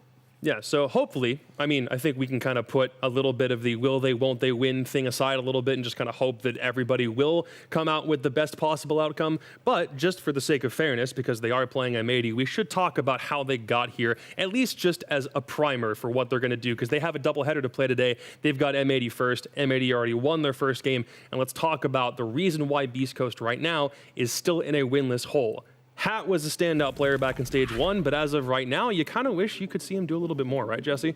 Yeah, I mean, when it comes to Beast Coast, right, I would like to try to focus on the positives, and I think there's two kind of main characters of this team. The first one is Hat. He's always going to be their big fragger. He's the star of the squad. A negative KD ratio isn't great right now, but I think he's had his moments both through stage 1 and through stage 2, and so I want him, maybe say that we could see a little bit more from Hat, and I still think he's got potential to pop off. The other player who I think has had a great shot so far throughout the time that they've been playing on Beast Coast has been Reverse. Obviously, it's a tough time today, but I think that Reverse has been a real standout model player, being able to play down late inside the clutch, and when these two work together, I think it's really been incredible. One of the criticisms I've had of Beast Coast has been their trade ability, right? So often we're seeing Beast Coast players not able to follow each other up, not able to work together. I think that there's been some great plays between both Reverse and Hat working as a duo, moving through the map, trying to find those picks one after another. And I've got a clip, if we can bring it up, actually, to showcase exactly what I'm talking about with that. Don't have the clip, my mistake. Oh, well. All in all, though, I do think those two working as a combo have been a real model that the rest of Beast Coast need to follow up and try to kind of emulate with the rest of the team. And I think it's important for Reverse, again, being a brand new player, having a lot on his shoulders to be performing, and even the heads-up plays that I was talking about, some of the games that he had against DZ, it's so important, again, for a rookie to be coming in and showing off their skill and showing off their talent and showing why they deserve to be there over anybody else. And the fact that we can highlight a new player on a brand new team with some maybe veteran players or a little more experienced players is such a positive for that team. Yeah, they're really good players. It just might take a while for them to cook, to get to a point where they perform up to their own expectations, because Mr. B don't play to lose. So if he's in a situation like this, it might just be a case of playing the long game. Maybe they don't immediately perform right out the box. So far, that's what they've showcased, and they have to do it against M80 up in this game. And you want to know who had a really standout performance against Space Station on Nighthaven Labs? It's the Swede himself, the Wonder Kid, Spoit. We're just across the channel over here in Denmark. Sweden is represented very well by this guy right here. This is just his stats from the last game, Lax. A 3.0? 3.25. Well, okay, sorry. Like, I'm just saying, like, as a whole, like, yes, sir. Getting over a 3 is insane. Yeah. Like, that means he literally did everything. Like, he was taking every gunfight, winning every gunfight. And that's the thing about Spoit, though, that I've always loved and appreciated about watching Spoit, is sometimes he looks like he's in scenarios where you can't do anything. Nothing can be done to you. You can't do anything to them, but he makes it happen. He is a playmaker. He's a star player. Everyone knows him, and it's no surprise. I mean, to me, it's a surprise seeing a 3.0, but maybe to some, you know, that are huge fans, it's no surprise to them, but that's just insane. Yeah, he put a masterclass on how to play, especially defend on Nighthaven Labs, and earlier today, you know he's warmed up. This is the scariest version of Spoit. I think he has had games where he's looked a little bit weaker. He's had games where he looks like like the best player in the entire world. Earlier today, about an hour ago, he was looking like the best player in the entire world. So if you're Beast Coast looking at this M80 squad, that's the guy you got to go up against. That's the form he's entering this match with. That's very scary. I'd be shaking in my boots. I'm not going to lie, Jacob. Would you be shaking in yours? Definitely. I mean, you want me to go up against... I mean, okay, to be fair, back in the Me Invitational, I did technically kill Spoit twice back before he went pro. So...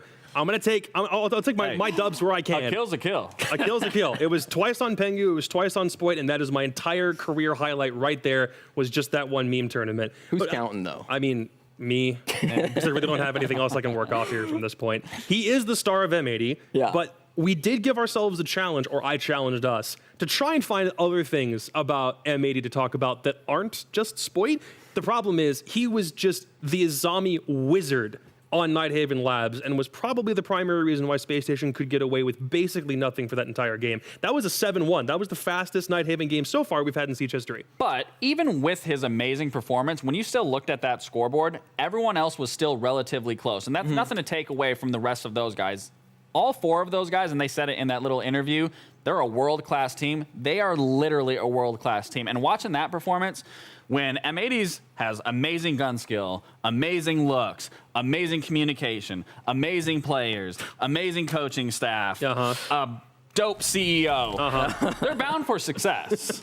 Yeah, I think one thing you cannot do against M80, and Space Station maybe just learned this the hard way, is you can't set them up for success right out the gate. When we saw that Nighthaven Labs matchup, what was the first thing Space Station did when they got into that server? They banned out the bandits. That left so many strong defensive operators up for M80. They abused the Azami. They abused the Valkyrie. They had so many tools at their disposal, and they racked up 5 kills in a row to start that map. If we're coming into this next map here, and depending on what side we see M80 start on, I want to see Beast Coast not make that same mistake. If you let M80 get off to a good roll, if you give them all the tools in the toolbox, they're going to abuse those tools and they're going to make you pay for it. So what's the thing Beast Coast has to do to win at this point? If we're calling M80 juggernauts on this scale, is it the map that they pick? Is it a crazy operator, some strat they pull out multiple times in a row?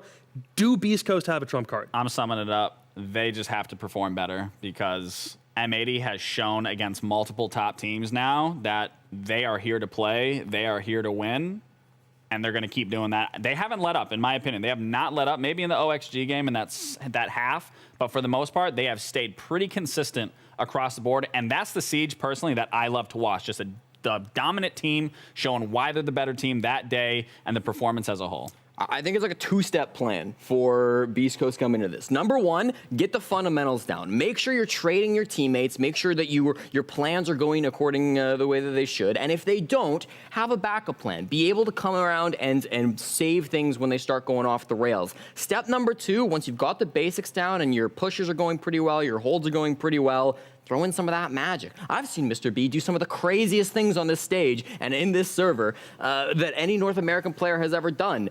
We haven't really seen that so far. So I want to see some of that craziness. I want to see a little bit more of that action, but you do need to get the fundamentals down first, and we do need to see that trade game shaping up a bit for Beast Coast. I can definitely see where both of our heads are at in terms of who we think is taking this game. That is well, yeah. If Beast Coast can get any advantage, personally, I think it comes down to map selection. So is there any battleground in particular where they might have a shot?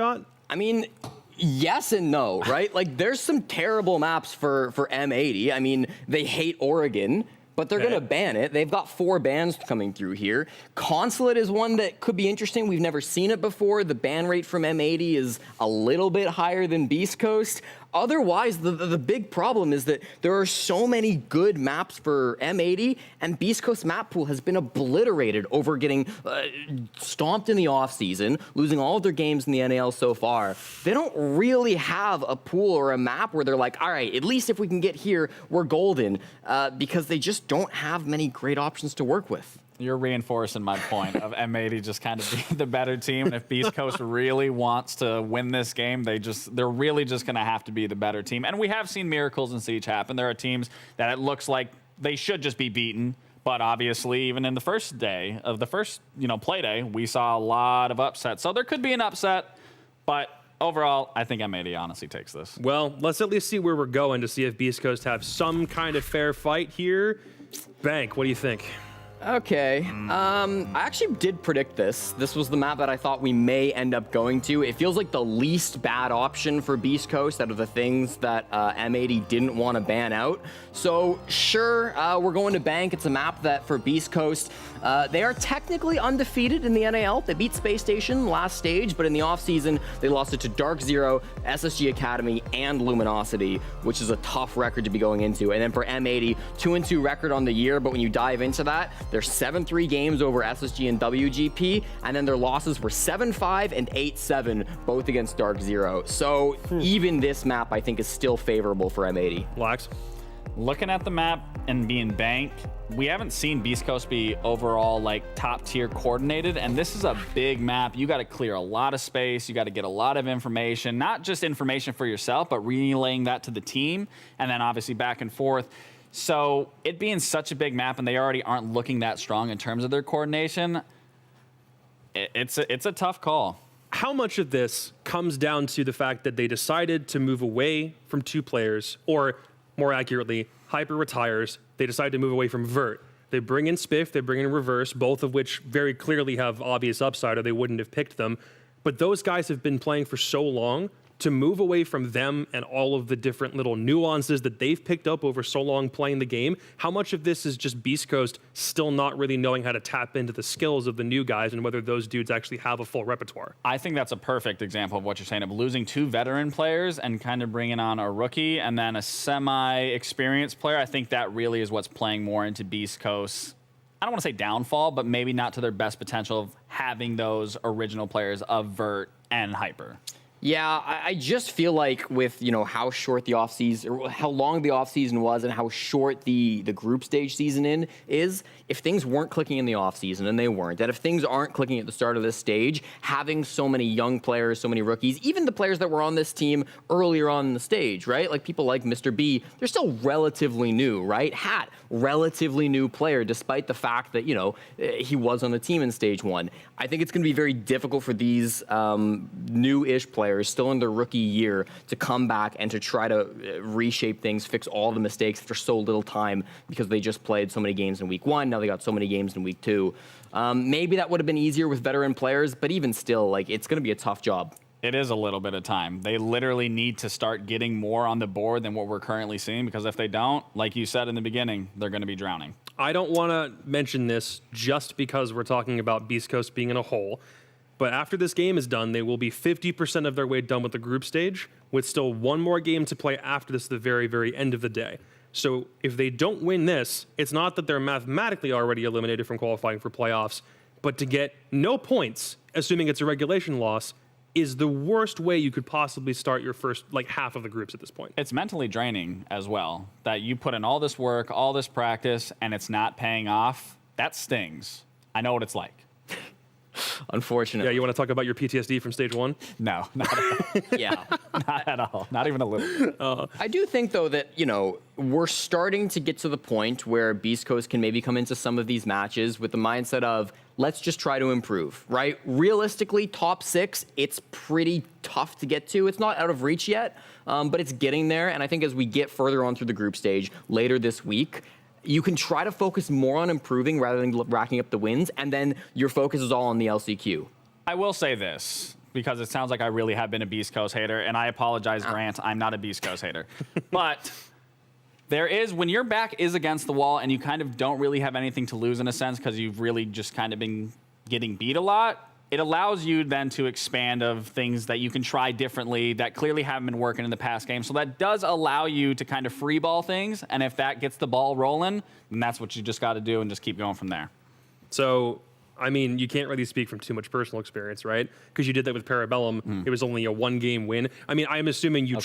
well, no, I'm more meaning that I know. You tried to activate that 6th gear in stage 1. It didn't work. It didn't work, exactly. But I was able to try it. That's true. We were able to stray away from it, and we were able to, just be like, all right, you do this, let's see how this works, everyone do this. So, again, having your back against the wall isn't always a bad thing, because then at that point you're playing with nothing to lose and something to prove. So at that point it does allow more opportunity, even for players to flourish, because they aren't so stuck on, I have to do this, It now allows them, well, I can go here, I can go there, I can take this fight, and hope that it works out. I will say this. just knowing what the storyline for Beast Coast is going to turn into because Reverse is not going to be able to play for this entire week. If Beast Coast were to win this game and then maybe win a little bit more over the course of this week and then still qualify for playoffs, if they were to do that, that's probably one of the better storylines in North America just because of how unlikely it is. And if they're already in a hole, to see them climb back out of it would be one of the coolest things we could see this stage. I think if we see something like that happen, I think you've got to give a lot of credit to the coaching staff of Fettuccini and the rest of the players on Beast Coast for really putting in the work between last stage and this, or for last week in this, I should say. Because throughout week one, we saw some similar trends going on with their problems. If they've managed to fix all of that to the extent where they're able to beat M80, a team who have looked so good throughout their entire existence, throughout the stage, throughout the day, then I think you're starting to see, wow, okay, this coaching staff is the real deal. Despite all this adversity the Beast Coast are going up against, they've seriously put in the work for this. They got to get there first. They got to prove that to us. But certainly, I think that if we manage to get the Cinderella run to come through and we get Beast Coast turning this around right here, that would be something. Definitely. Well, you might be asking, hey, casters, can you start the game already? I have the button under my desk, but I haven't actually hit it yet because we're still waiting on everybody to get into the lobby. So we'll go to a quick break, and then hopefully by the time we come back, the game will be ready. See you in a sec.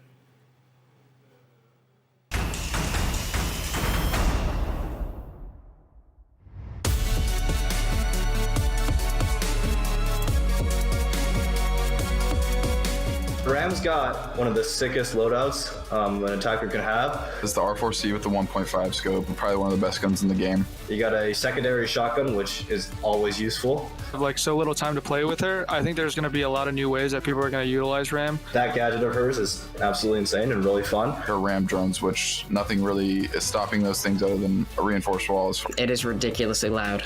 You can just walk in somewhere and it will completely cover the noise. It like covers the Mario repellent. You wouldn't even notice like some person behind you. Because of how heavily players rely on the sound. You could definitely walk through a barbed wire with a Ram drone going near you and they would have no idea you're even there. If you panic when there's a Ram near you or above you, I tend to feel like that gets you killed more than the Ram itself. That's especially on the new mass console and Night Heaven coming in to the map pool. I feel like she would be really, really strong on those.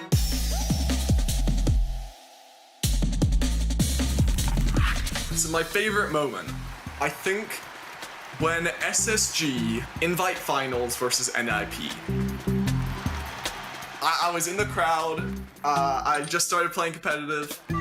I was there with one of my teammates, and honestly, I wouldn't be here without that. If that makes any sense, it was just like that filled with energy. That was I went.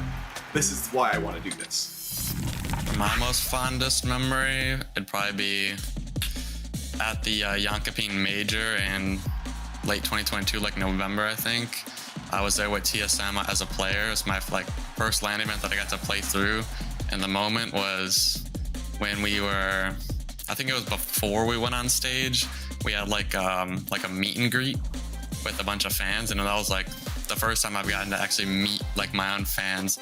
And I got a picture with a whole group of them. It was like Farmer Gerald, Tom J. Sherlock, and Harry, and we picked up a Tom J. Sherlock for the picture. So I would say my most fond moment of me playing Rainbow Six Siege would be when I played CL with RTV. Mr. B in the beginning of the stage said that we were gonna go undefeated. He said that to the whole league, and we ended up going undefeated in that.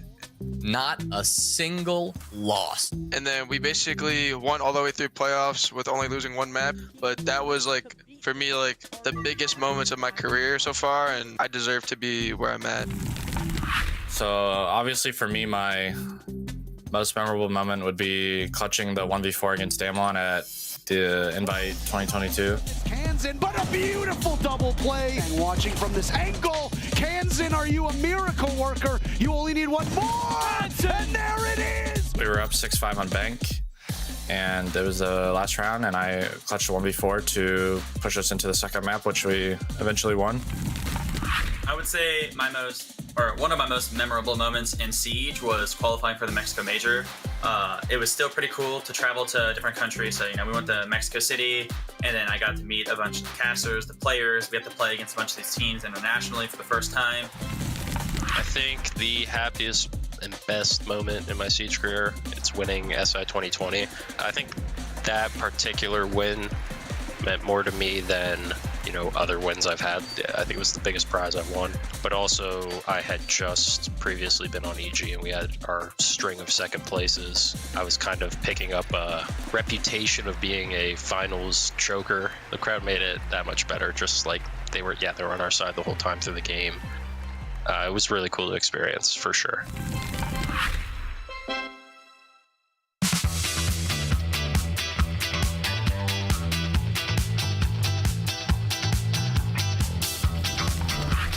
What's so funny, bro? Well, because I already know the answer is. I know what I'm picking. I know the two people they're gonna fit. For sure. Me? Oh. What are y'all talking about? Troll. What operator do I play that's off meta, bro? Fuse.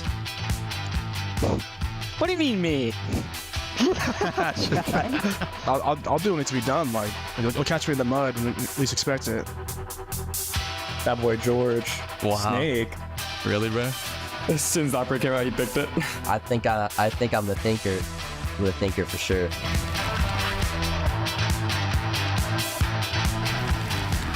And that's interesting. That one's pretty obvious too. There it is. All gas, no brakes on that guy.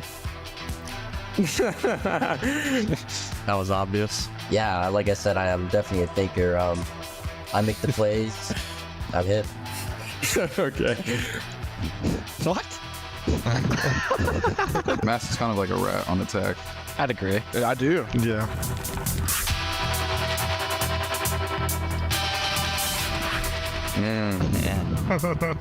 I know you're gonna say George. Bro, I already know. What? Why would I TK? Because you're always just flicking around everywhere. Wish TK'd me yesterday. He opened a wall in front of me and I just kind of smoked him. Yeah, I dropped the hatch and you killed me. Really, Fultz? Intentional TKs though, that's J9. Nah, I walk in front of Jack, I just die, bro.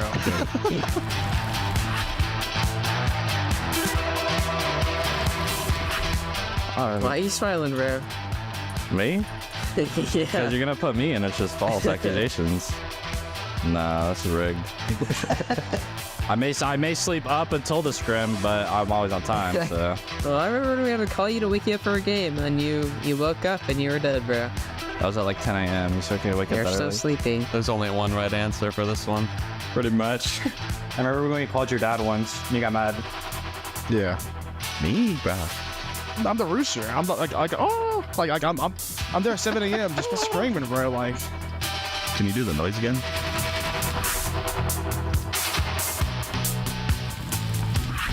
Oh yeah. Gonna have a bunch of different answers for that one. It's between two people for me right now, so I don't know. They hate me, bro. I fool him. Kansan just kills everybody. Like. Whenever he's in like a 1v2, I've never been more confident in my life ever gonna win the round. That's the thing. I like Snake. Okay. Jesus Christ.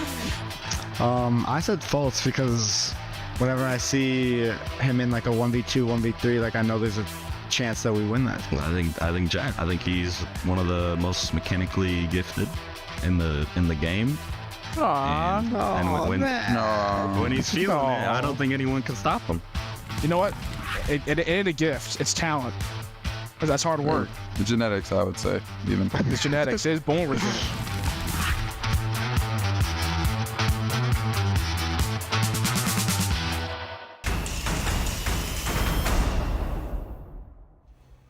Hello, friends. Welcome back to the North American League. Now, chat, I have been looking at you for a little bit here, and I can see you're a little bit upset, but I need you to do me a big favor and forgive me because I still can't press the start game button quite yet.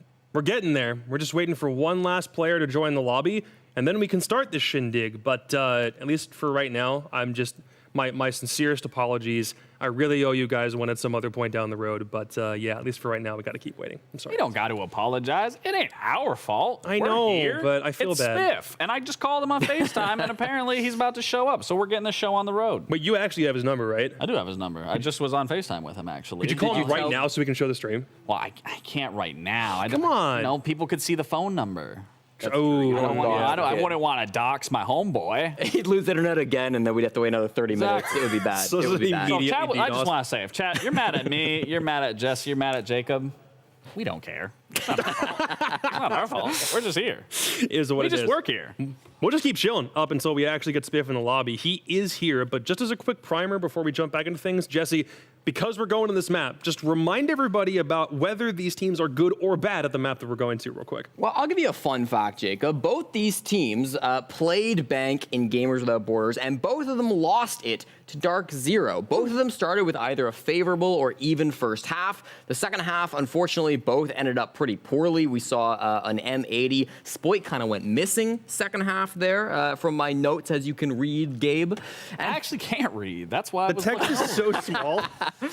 And for Beast Coast, they moved to attack, and it felt like they were very, very slow on their pushes. So 2 things to maybe look out for once this game gets underway. Do we see Spoit disappear in the second half like he did against Dark Zero? And do we see the pushes, again, way too slow like they were in the second half for Beast Coast on Bank? But, you know, it's a new game, and that was a few months ago, so I'm hoping they have improved on those mistakes. To be fair, you were one of the primary people harping on Beast Coast not having the world's greatest offseason, and, I mean, you were kind of roping GWB into that, right, with all of the other tournaments that they were playing? Yes, that was before their roster move, just to be fair. Yep, that's fair. The one time that they've played anything with this exact 5-stack, by the way, has been this, because when they played in Breaking Point, it wasn't with Hat. Yes. Did they not also play... Wait. I love Jesse's notes. I'm not going to lie. Wait a second. No, they did play. They did play the Game Rogue tournament. Game Rogue. I was going to say. Hat was playing with them, but he was playing like from his jet ski resort because he was on a birthday celebration or whatever. Who was playing that? Hat was. They had their whole roster, but they weren't all at home. He was at a jet ski resort? It was his birthday, I think. Yeah. Dude, what? He was balling and still playing off-season Siege for Beast Coast. Like, there's no better way to ball in this Imagine game. you're in the Alps and you're just like, you know, everyone's. I don't even know. Do you even get Wi-Fi in the Alps? That's like. Maybe. I just, you know, we're in the 21st century. Anything's possible. Yeah. You gotta get a really good like. Imagine if he was on. Imagine if he was on the jet ski and playing. I mean, based on the results, he might have been because they got smoked that tournament. They lost. In the quarterfinals. It wasn't cool. You know what? Actually, hold on. Great content piece. We take 2 pros, put them on jet skis, and just have them 1v1 and see who wins. Blast, get on that. I want to make that. That'd be a crazy. I want to be like the host or the referee for that specific content piece. We all have like a 1v1 off.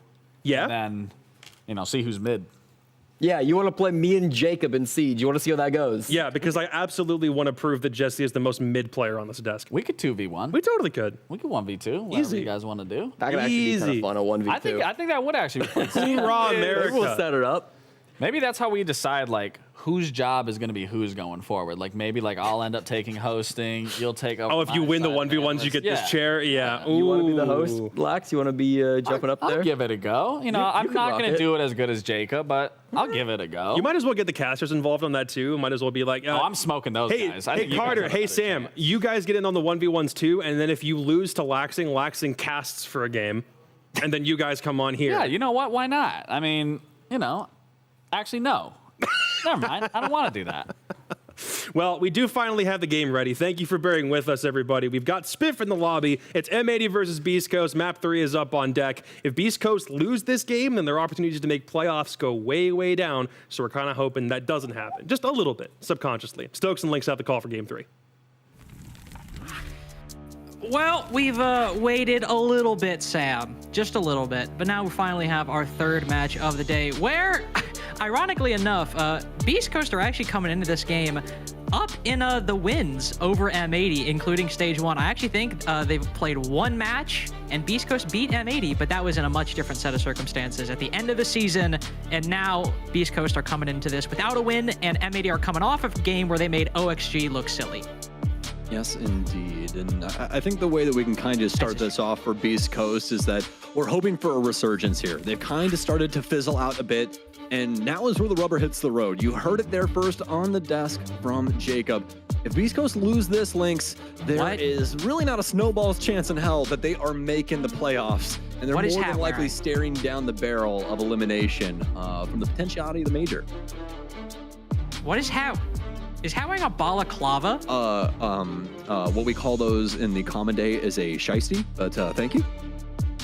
All right. In fact, I'm going to be wearing one of those in my 1v1 versus Laxing because I too am a rat. So we're just going to have a rat off. That's what it's not even going to be a mid off. It's going to be a rat off. We're just going to sit in 2 separate corners for the entirety of the round. It'd be better than the Jacob Jesse 2v1 where Jesse literally baits Jacob the entirety of the 1v1. just to whip his shots on Lax. Literally just to have the worst F2 recoil you've ever seen.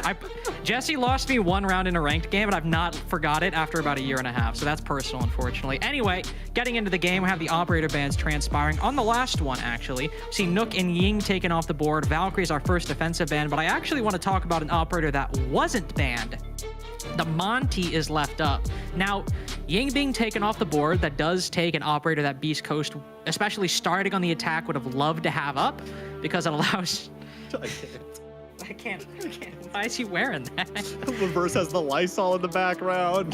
That's wearing a shiesty. What is this energy that Beast Coast is bringing today? Why is Hat's camera angle like tilted? Like I'm watching a Kenneth Branagh movie. He's the only one. Equilibrium, bro. We just don't understand him. Anyway, the point I was going to make was Monty is actually left up, which Beast Coast love to run on bank, especially when attacking CEO. Now, I'm not saying we'll see it every single round, but in a game where Beast Coast are looking for any advantage they could possibly get, having that Monty, which is a comfort pick for Mr. B, will actually be a sizable one, depending on the bomb site. Well, Link, so we backtrack about 2-ish hours ago. You and I casted M80 on Nighthaven Labs, and it was quite the event, especially for the M80 camp, as we saw Spoit and Iconic just running roughshot over the entirety of the map, whether it be from the offensive end or the defensive end. So now that we're over on Bank, how do you feel like this is going to translate for them, especially up against Beast Coast? I think specifically for M80 and starting on the defense, I think they're actually... Unless Beast Coast have made some substantial changes from last week, I think they're actually going to be gifted with a pretty good lead to start, and I'll tell you why. Obviously, they performed extremely well on those Nighthaven defenses, and Bank is a similar, very large map, where good positioning on the roam will do a lot for you by the end of the round, and Beast Coast are a team that is laxing very solidly set on the desk, have struggled with coordination, and are now on a map where you need to be more coordinated than many other maps in the pool, especially if you have Chalet on one side, Bank is on the complete other side in terms of you don't need a whole lot of positioning, and maybe you could be pretty meh at full clears, but get away with a lot of things on Chalet that you can't get away with on Bank. And if M80 carry through that same performance against arguably a weaker team in theory for these kinds of attacks, they should be in an even better position than before. Yeah, trying to transition from that clear into holding on to these pivotal positions around the map, trying to force that plant down. Always very difficult, especially when it comes to the basement. Some of the, mid-floor sites as well as the upstairs sites, a little bit easier for the offense to try and get at least one little grabber in on, try and get a foothold and see if they can potentially get something going for themselves. But not going to have that circumstance befall them just yet. M80 obviously have chosen to start us off downstairs. Beast Coast will continue to connect to the rooms here on the mid-floor and prep things up for their own execution as they need to get rid of a few of these hatches still. Got a little under half the round to do it as well, so not making terrible time, and thankfully for them, there weren't a lot of M80 roamers to worry about. That does mean that players like Spoit, like Gomez, and DS Lucas, they're sitting inside the bomb site waiting for you to push down, and you have to do all of that in a 5v5. Beast Coast will probably gonna, or at least hoping they can rely a lot on those grenades to do some heavy lifting. Hat is already down both of his. Spiff has 2 in pocket. Mirror window watching the marble stairs. I mean, Hat just gives his life away to Gomez completely for free. And M80 have an advantage that they will likely not waste at any point in the remainder of this round. Yeah, Hat had a choice, and he definitely made it, didn't he? Yeah, he made a choice.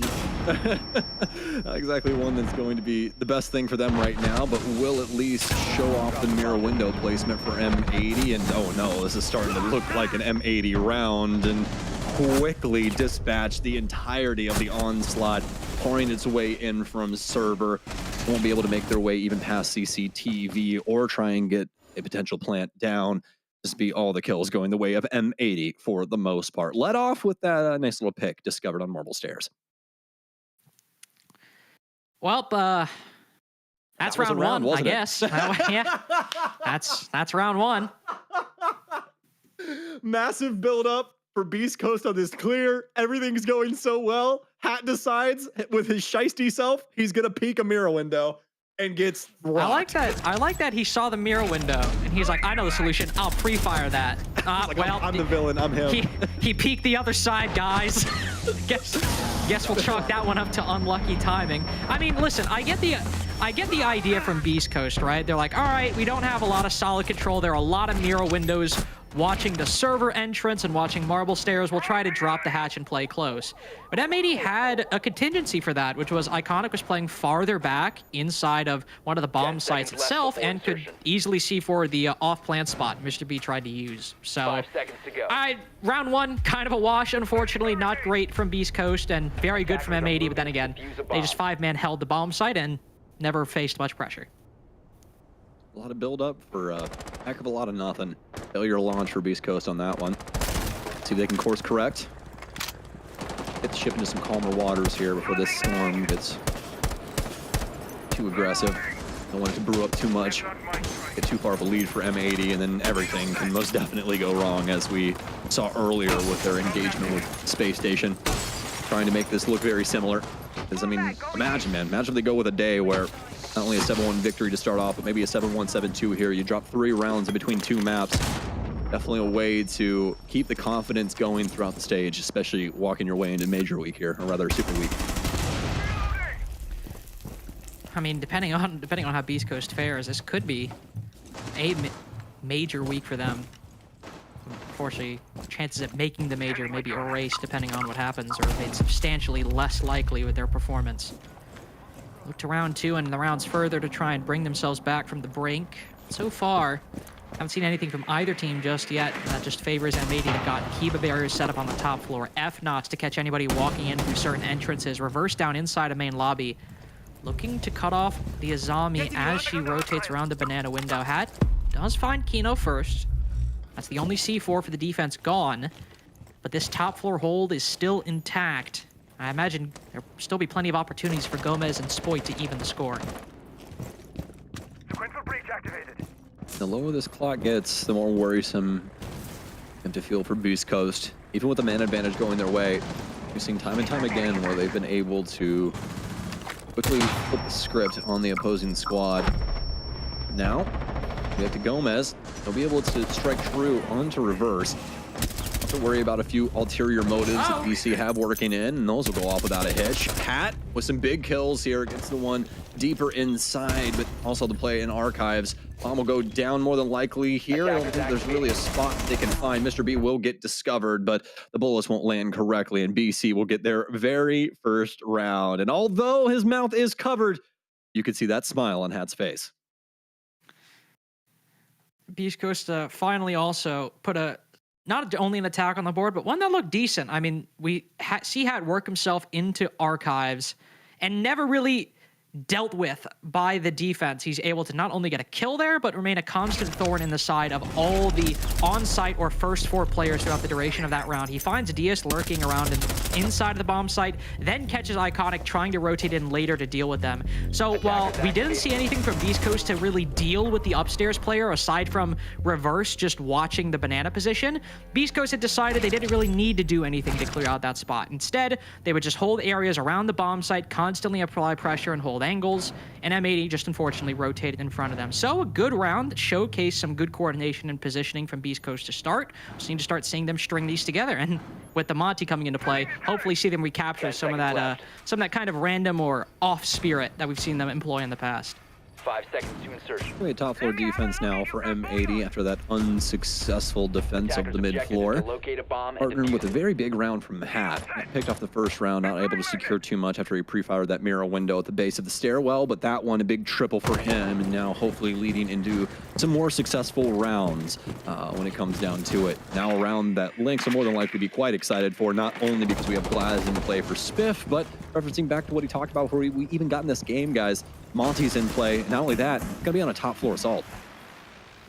This is the bomb site, to be fair, that even when, if it's Beast Coast not in the lobby or Mr. B anywhere near the game, this is the site that Monty is the most likely to be brought on, and he's almost always going to be placed on the spiral stairs to then push up, try and deal with the players inside an elevator, give constant intel, be a constant nuisance, and supported by players like Hat using his X-Kairos, or even if the Hibana isn't up, an ace to place Selmas on that Kanto wall to pressure Iconic even further inside of elevators. So this front side push will likely be the beginning and the end of Beast Coast in this round, as all the resources, all the utilities placed to this front side, and the defense will need to respond with some of their own. Not only the Kibas, but those Yokais we just saw stun the Monty, force him to retract his shield. That's going to be the #1 problem that Mr. B's likely going to have to deal with, but Reverse is Spoit's, unfortunately, #1 enemy at the moment in round 3.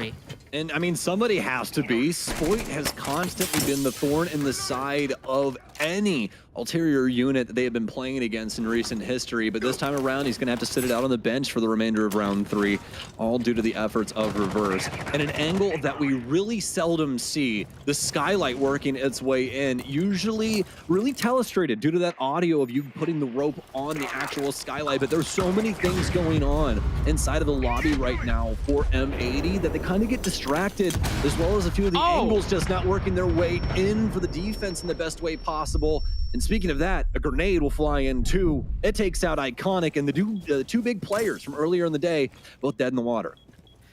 Loving this attack from Beast Coast now. It's an old favorite, working very well. Mr. B might fall, but they have acquired the top spiral control, which was the first big step of a 2-step plan that is this Monty front side push. Now they need to make sure these players inside of the site aren't activated and are properly contained by the attack. Gomez definitely could be a big problem, cutting off anybody pushing into Banana. Does spot Reverse for just a second. Now instead it's Spiff to try and take the mantle, but DS Lucas in Electrical instead is the one to shut him down. 3v3 now, running low on time. Beast Coast starting to move farther and farther away from chances of winning this round, but still maintain a lead. Reverse and Doc have both moved into the CEO position, now going for the plant. Doc needs to cut off the closet and the meeting rooms respectively. Oh, but put to such low HP with a C4 from below as well. Hat must come off the rappel, recover the diffuser, plant the bomb, get all the kills with only 1 second remaining. Excellent recovery by M80 to retake their lead. So very well done. M80 showing that they do have a backbone. We knew it was always there, but you know, just not really having to present it too much today, as they've constantly been able to win out their engagements. Fortunately enough, though, it does exist here for round 3, as they'll be able to thwart the game plan, stop the plant entirely, get the big kills on that reaggression, and end up converting this into an M80 round on the top floor. And not one that necessarily was looking too hot to trot off rip, especially with how Mr. B was able to get some pretty strong positioning around Banana. But the true, tale there being Iconic on that Legion. Those goo mines doing so much damage across the board, not only to Mr. B, but to really everybody, just not allowing the aggression in the way that they want it. It's unfortunate for Beast Coast too. That was around that you seemed like you were in a great position to pick up in that 5v3, even with a little low on time. Seeming like that was a very winnable one with the work you in the ground you gained early on in a game where you're predicted to fight for every single inch and maybe not even come away with even a good regulation loss, let alone an overtime loss or something like that. Those are rounds that you don't want to slip by, that you want to savor and hold on to as long as you can. But now you have to go back to basement, a site that M80 won handily, and maybe hope here is the spot where you get the lead that you should be getting when you're attacking on bank. There's some potentiality for them to have turned over a new leaf, though. There is. They've had some time. Some adjustments could come through. We've already got a big one here. Mr. B back on the Monty shield, and they're going pretty direct to server right now. Spots not just one, but 2 players. One close with a shotgun, one farther with a 416. Oh, Gomez looking to thread the needle between the shield and the wall to secure M80 that first pick. You'll have multiple chances. 2 to 3 different players aside from the Monty inside of dirt at the moment. At least 2 to be sure. He's looking to take advantage of Mr. B tilting his shield one way or the other. Hat will now take the space. This is what Gomez is hoping for. Might just find the kill. Takes down Kino. But backs off before he's finished off. Mr. B instead retracts the shield. Gomez might take down one, but he's traded out by Doc. And that, with the kill they've achieved onto Kino, Beast Coast now have the advantage and very quick control of server. I think the key thing about that, yes, exactly, the time. There's so much time for them to flirt with this site, work these nitro cells out, try and force M80 to expose themselves to these, more aggressive angles that are being adopted right now from BC. And even past that, they still have the potentiality to work the rest of the map if they so choose. DS is going to try and head that off. He's going to get droned out on the top floor, though. BC does have a drone sitting right outside of stock, so a little unfortunate for him, but he's going to work his way back down the stairwell. And Mr. B chooses to try and place it down right inside of the breach. Nitro Cell out. The first bait works very, very well. Spoit going to try and swing his way through. He'll be able to get one. In behind now, switches over to the SMG-12. Iconic will get one, too. Down to the 2 versus 2. I bet you never thought I was going to say that, did you? Reverse will be able to at least take down DS. Now, the moment's notice, we're going to try and attempt this again. So much time on the board, but so little when it comes down to it. They smoked off a Warden, ladies and gentlemen, and they're going to pay the price because of it. I mean, what a recovery by Spoit in that round. Missing the C4, but hopping over the desk, getting a kill, and then hiding in the smoke. Well, hiding and then hiding in the smoke later to get a second one before backing off. Difficult spot Spiff has been left in. No C4s to worry about, but mirror windows and a crossfire held on the server breach. What just an unfortunate position. Background. Look at that. Just smiling over Spoit's shoulder right now. I mean, Boo Boo's foreseen it. King Boo Boo, the Monarch himself. More than happy to see the M80 move up 3-1. Spiff struggling to find a position that works. M80 now finally win that 4th round after a long late game. But with excellent individual play by Spoit, I mean, that was as clean as it comes. King Boo Boo Boo bringing the hammer down on the opposition from the staffing position. Hopefully you guys got the Smash reference. If not, I didn't like you anyways. So M80 though, looking so strong. And you highlighted it perfectly, Lynx. Spoit, the hero in that round, and one that was needed. I mean, we talk about, you know, being in the trenches, as Iconic would say, being in the but, you know, it's never something that you exactly expect for a team or at least a member of a squad to jump into track stingers, jump into 4 separate angles, and not only that, but win it out successfully, elongate the round, and completely shut down the plant all in one foul swoop. And even on top of that, he even had the opportunity to use his glasses to exploit the offense's chance of trying to plant through that smoke. I mean, a just perfect round. It practically scripted for Spoit there. 10 seconds left. Spoit has just had an incredible game today. I mean, not only that Warden play we saw in that round, but if you didn't watch the Nighthaven game earlier, you should, just for a very good performance from M80 on that map, but specifically from Spoit on that Azami. He has had an exceptionally just enjoyable individual day to watch as just a fan of competitive Rainbow Six, because the stats have been great. He's been getting a lot of kills. He's super fun to watch. But the play he's been having today, the play he's been showing on operators like Azami and like Warden in that last round, the individual decision-making has been really excellent from Spoit today, and I think you could learn a lot from it just going back and watching his point of view in depth. Just the patience, right? Because everybody's so used to the big swings, the big guns, everybody making these crazy flicks, and that's what everybody really highlights inside of any FPS is these amazing plays that are made mechanically. But it's not only what mechanically Spoit is achieving, it's how he is mentally outclassing his opponent in timing and positioning. He is constantly like one chess move ahead of them, and just because he's also so mechanically gifted, right? He can practically be like a sliver ahead of you, and it might as well be a country mile because he's decapitating you within the first 2 rounds anyways. So it's just so difficult for Beast Coast to fight back. Even when they feel like they have the lead, if Spoit is alive, there is a chance that they take that round.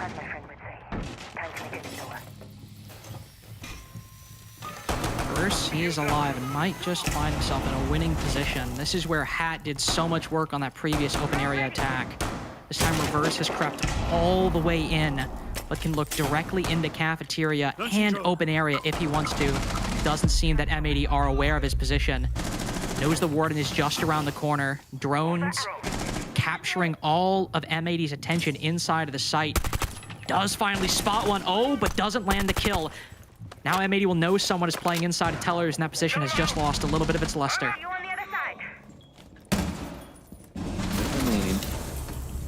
Still some utility to be worked out from the defense. Kino will get taken down, and we saw how pivotal the Warden was inside of that last round, so definitely something to notate here.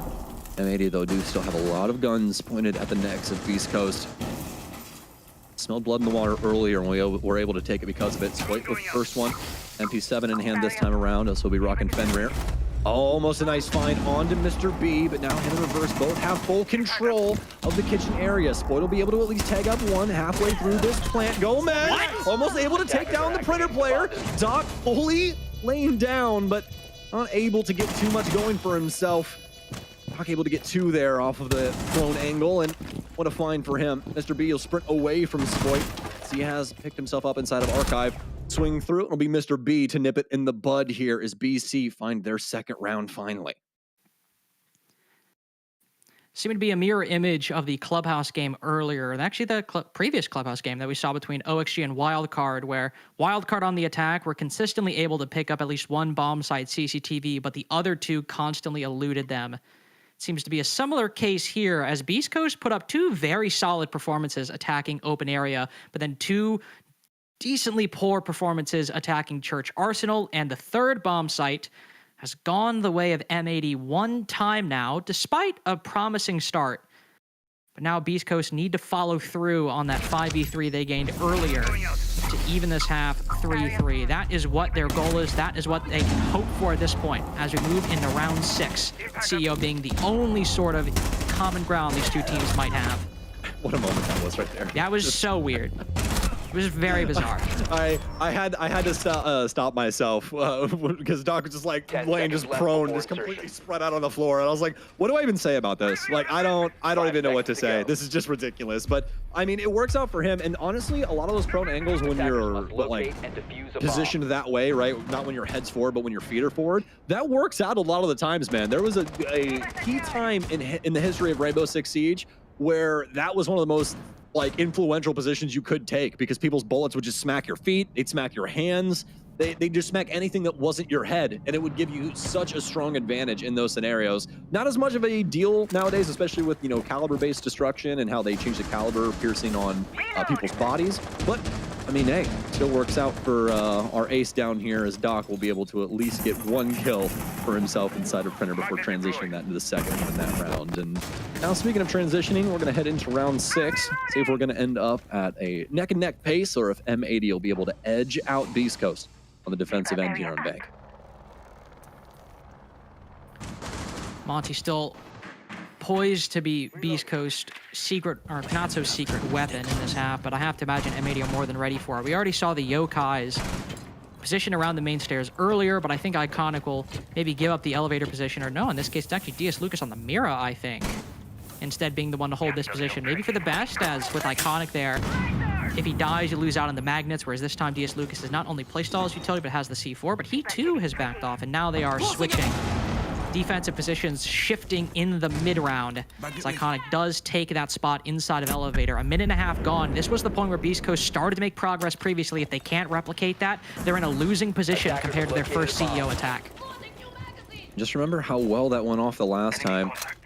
We saw the impacts, or rather the goo mines, being able to mess with Mr. B a bit, but past that, BC were able to at least start flirting with the plant. It was really M80's reclaim of that moment that sparked things on the top floor for them. Some big lead picks is what happened for BC in this position around Spiral the last time, especially on the Iconic inside of the elevator. Saw a big frag grenade roll in there, but he's got more magnets this time around. So looks like we're going to attempt to burn an EMP out. Should get eaten up and disable the other ones, but no, it's going to get eaten up from the bottom side. Frag out, and Iconic's ready for it this time. Nobody holding the cross either. So we'll be able to live out in checkers for a little while longer. Oh, Iconic! How does he do it? An impact out, a second one too. He tries to pressure the Monty. He can't get around him. He'll need some assistance later. But a huge 2K out of Iconic in a moment where they needed him most. Spoit trying to pick it up here on the curve on Banana, but they can't find it just yet. It's going to be back in Iconic's court as he's trying to volley, but it can't happen. Doc apparently going to be the demise of M80 here. He'll finally go down into Gomez's hands. Is this going to be a 2 versus 2 after Mr. B picks up his own? Hat does have control of the site. He's got to cover Mr. B putting the bomb down. He's got the shield to cover his back, but this is still all on Hat, and now especially so with Mr. B fallen. 2 times in a row now, Hat left to pick up the pieces of a failed CEO attack. Huge play from Iconic, but still Beast Coast losing a CEO, a key CEO round, as M80 take the lead going into the side swap. Looking like LeBron in that one, man. They called up the number. They're like, hey, we need somebody to make a big play here. Iconic was like, all right, Fair enough. He can handle things on this front side, and he does it swimmingly. Flying colors, no better way you could have potentially done that. Not only that, but also boxing away Mr. B inside of the elevator, basically keeping him out of the play for, 10 to 20 seconds. Post-killing both of the assists that he had coming up Spiral. We'll get a nice little play cam here from this once again. Look at that transition. The flick back to the top of Spiral onto Spiff. Iconic with a round we'll definitely be looking back for, for quite some time. Not a terrible start for Beast Coast. I mean, with those open area rounds, they seem at least to have a good handle on how to attack the bomb side. Just translating to the other ones proved a little bit too difficult on the other side, but now 4-2. Round 7 could be critical to finding out just how close this game will or will not be. If M80 are able to mount not only a successful attack, but a convincing attack onto Church Arsenal, then Beast Coast are in very rough spot moving into the remainder of this round. Church Arsenal often should be sort of the main spot where the defense can reliably pick up a win, but if M80 look great in winning round 7 and Beast Coast don't mount a good comeback, we're in rough shape for game 3. And you gotta be worried for him too. I touched on it earlier, but just to update everybody at the half here, Beast Coast is already in hot water for this stage, and a reason being, Lynx, is because if they don't start getting some wins on the board, start getting some points here in the NAL, and they're more than likely not going to have a chance to even try and compete for the major. They'll be in complete open qualifiers, which is just randomly throwing it at the wall and hoping that it sticks. You really don't have a chance to try and game plan for anybody. Anything could take you out, and we've seen that in the past where some of these teams get caught off guard by a few death stacks in some of these tournaments, and that could befall Beast Coast here if they are not careful. Gomez has taken a lot of damage early on, at least for Beast Coast. That's something they can feel pretty good about, especially when he tries to go opening up the holes in the ceiling, whether it's on the middle floor or the top floor. Somebody challenging that angle, whether it's Mr. B or somebody else, could find themselves getting a kill if Gomez continues to go with that vertical destruction. There are some Jackal pings down below that Gomez is hoping with the Skeleton Key he can open up an angle on. Nobody bites just yet. Monty in play from Kino as he walks on into admin. The admin hatch or the small office hatch actually soft. No path of retreat for Mr. B or Doc inside of open area. They're stuck fighting this now. The Jaeger goes in for the revive, but Hat dies around them. It's an easy cleanup for Kino. 5v1 Spiff alone. Oh, that's the shotgun buff in action right there. A clean snipe onto Gomez inside a square. But the rest of M80 have stormed into the bomb site. They've realized the control at their disposal, not keeping up off the gas at any bit in round 7. Yeah, with the energy we're seeing exuded from Iconic, I don't think that there's a chance for BC to come back here. I'll be real with you. I think M80 are going to be all over this one. If we see BC make a comeback here, more power to them. I would love to be proven wrong. But M80, for all intents and purposes, especially from the back catalog we've seen so far this stage, this is their game to lose. And, if I was put my money on somebody or something, I would bet on that not happening. They're definitely not losing this one.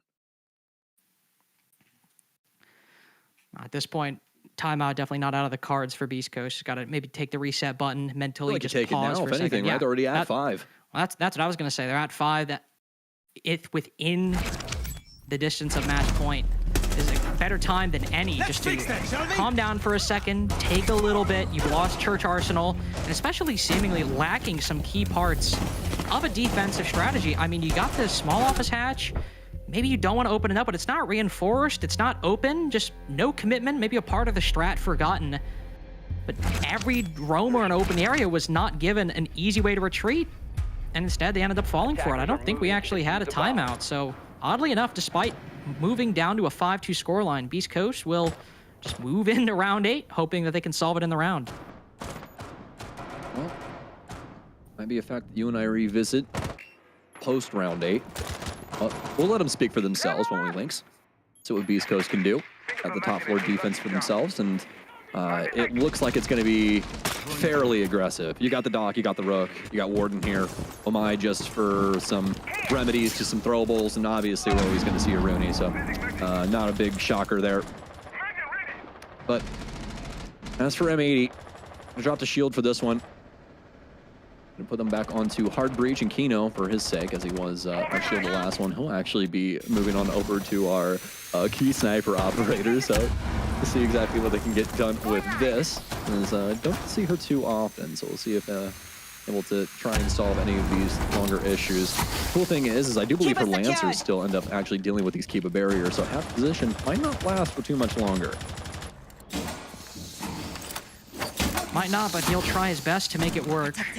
Kiba, I don't think deploying exactly how Hat was hoping for, but he does have a little bit of a spot to work around. Trying to be a little charitable here, but Kiba's not entirely working out for Hat, unfortunately. Rest of M80 setting up their positions, going on these repels. This is where we need to see the fight from Beast Coast. I keep saying it, though. I keep saying it round after round. We need to see the fight. We need to see the fight. And the fight just never comes. Game 1, Game 2, Game 4 now. And we're still waiting to see what Beast Coast has to offer. M80, who haven't really moved into the building all that much just yet. Maybe this is where Beast Coast can finally find some ground. In that M80 have seeded quite a bit, or simply not taken it. It's not a session. They're just biding their time. Doc now falls. Excellent shot by DS Lucas. And Beast Coast, with them sitting in these positions, with them just holding their angles, they might just be sitting ducks for all the M80 players in the rappel. No action taken to stop their fate. What a cross discovered there from Kino, too. They keep trying to operate around these windows. I don't even think that they know that he's this operator till right now. Oh, he's decimating the walls, trying to find some new angles to work his way in for Conference. That's where he's going to find Reverse housed. With 30 seconds remaining, this is now time for M80 to spark things off, and as soon as I say it, Lynx, they're going to decimate 2 bodies. Mr. B's down. There's one remaining. They cannot hold a candle to the light beam from M80. I mean, they practically opened Pandora's box. There's golden light pouring from this thing as M80 is just sending rounds. Iconic is just letting the chopper sing throughout the building. The M249 water hoses the last player inside of Checkers. And M80, I think that right there really telling the tale in that round of how this game has gone. Sit 6-2 right now up against Beast Coast. I mean, what do you even say at this point? I mean, that's what they pay you to do. Well, right. Whoa, quick wit. I'll be here all anyway. Week. But I mean, what do we even say here? I mean, we had some good rounds from Beast Coast. We had those open area attacks that I've talked about quite a bit. But I'm struggling to find any other positive to point to in this game. And, you know, first week's the first week, right? Sometimes you're playing double headers. It might be hard to fix mistakes on the day. Whatever, okay? That's going to happen. And hey, Beast Coast, they've had some okay individual performances. You know, we've liked some stuff we've seen from Reverse, like some stuff we've seen from Hat, for example, or Doc, or what have you. But in this game, man, I mean, aside from that open area attack, what do we have? What did M80 have in that CEO round? They were That's on what the. I was just about to say. They had about like 5 different players on rappel at any given part of that round. And Beast Coast had the entire site. They had main stairs, they had everything, and they lose every single 1v1. I mean, that's going to happen, but at this point, when we're like 4 games into the NAL, man, it just sucks to see a team that with this record get outclassed. And this is a bit personal because I really like Beast Coast. I really like Mr. B. It really sucks to see this team just not performing on the day. Thank you for having the bleeding heart on the desk there, Lynx. We really appreciate it, showing your true emotions and how you feel about this. Because OT in the cards, by the way. It's definitely unfortunate circumstances befalling Beast Coast, but I think that you put it perfectly, especially with what we saw in CEO. I mean, just break down what we saw from their defensive lineup. You know what I mean? We saw a more aggressive front. We've got Doc, we've got Rook. We've really just got a lot of firepower trying to get into the face of M80, but that's been the exact thing that has been thwarting them the entire time, is that M80 has just been that much better in a lot of these mechanical and team-oriented situations when it comes down to executions and clearing. Beast Coast have not found an answer, and it seems like M80 might have their answer for the very last round. As Mr. B, I don't know if you know this, but you have already been discovered. That wasn't the very first time you've been seen. Oh, I got scared there for a second because our silhouettes are still a little messy. I thought that was somebody else, but no, it was Fenrir instead. So, good news, he's alive. Bad news, M80 put it up top 20. Took a minute 15 though. Now they need to work down to the middle floor to try to create angles to look in towards Hat, in towards Doc. This is a basement defense after all, so if there is more time to be wasted by Beast Coast, that will be a very, very good start. They do finally have a hatch they can retreat through, thankfully, as before they were basically completely trapped inside of open area. Kino does drop down and spots not one, not two, but 3 defenders all on this middle floor. No follow-up directly through the hatch, but instead via these holes made in the ceiling. DS takes down the Fenrir, playing, I think, rotating over to Marble Stairs. Kino on low HP has got to rotate out to pick up that goo mine, but Mr. B is the only one left standing from that roam on the middle floor, and it just goes from bad to worse. Mr. B's chucking goo mines at him at this point, just to hope that maybe somebody gets a kill. There's just not much to say here. 1v4, maybe Kino's on low HP, but Beast Coast are at death's door in the NAL. Major chances looking slimmer and slimmer as the season goes on. Throw it back to the desk before we'll take a quick break and then throw it back to the desk. But still, not a lot to talk about from Beast Coast, unfortunately.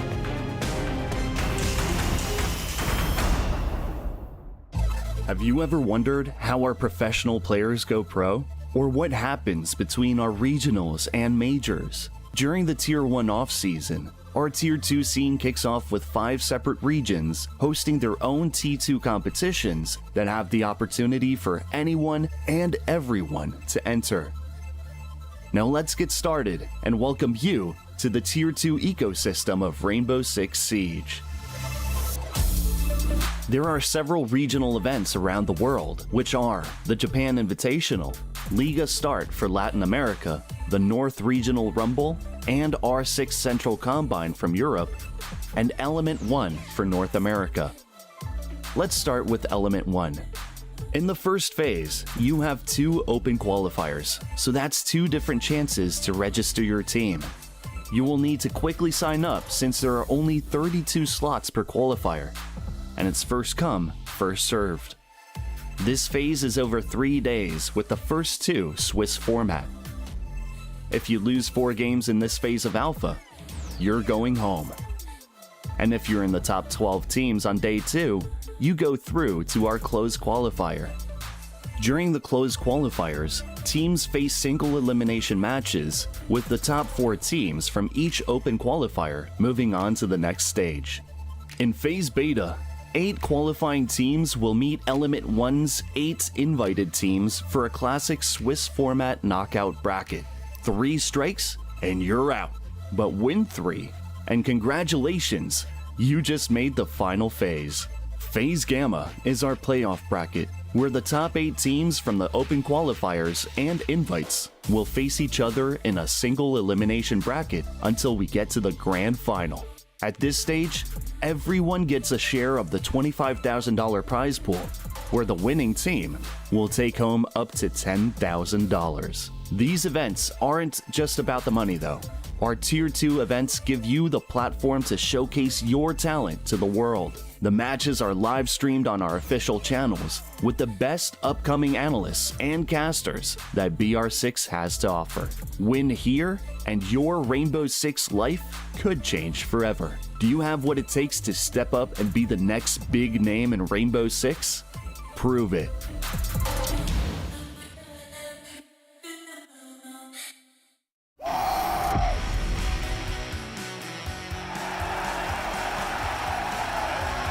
I want M80 to be one of the most successful and dominant esports organizations in the world. When the manager Golden reached out for a coaching position, I thought, why not? What could hurt? You just got to take their soul away. You just got to destroy them. It's definitely better to let the player do the talking, but tend to stay clear of the people that have big egos. Energy carries everything into winning. This is Rainbow Six at its best! Try not to hold on to revenge too much the past. If we were to play them again, it would just be like that urge of competitiveness to beat them. We know our potential, we know what we are capable of. The opponents could definitely take the title from us. The past is the past, but in the moment you have everything you need to do to be better.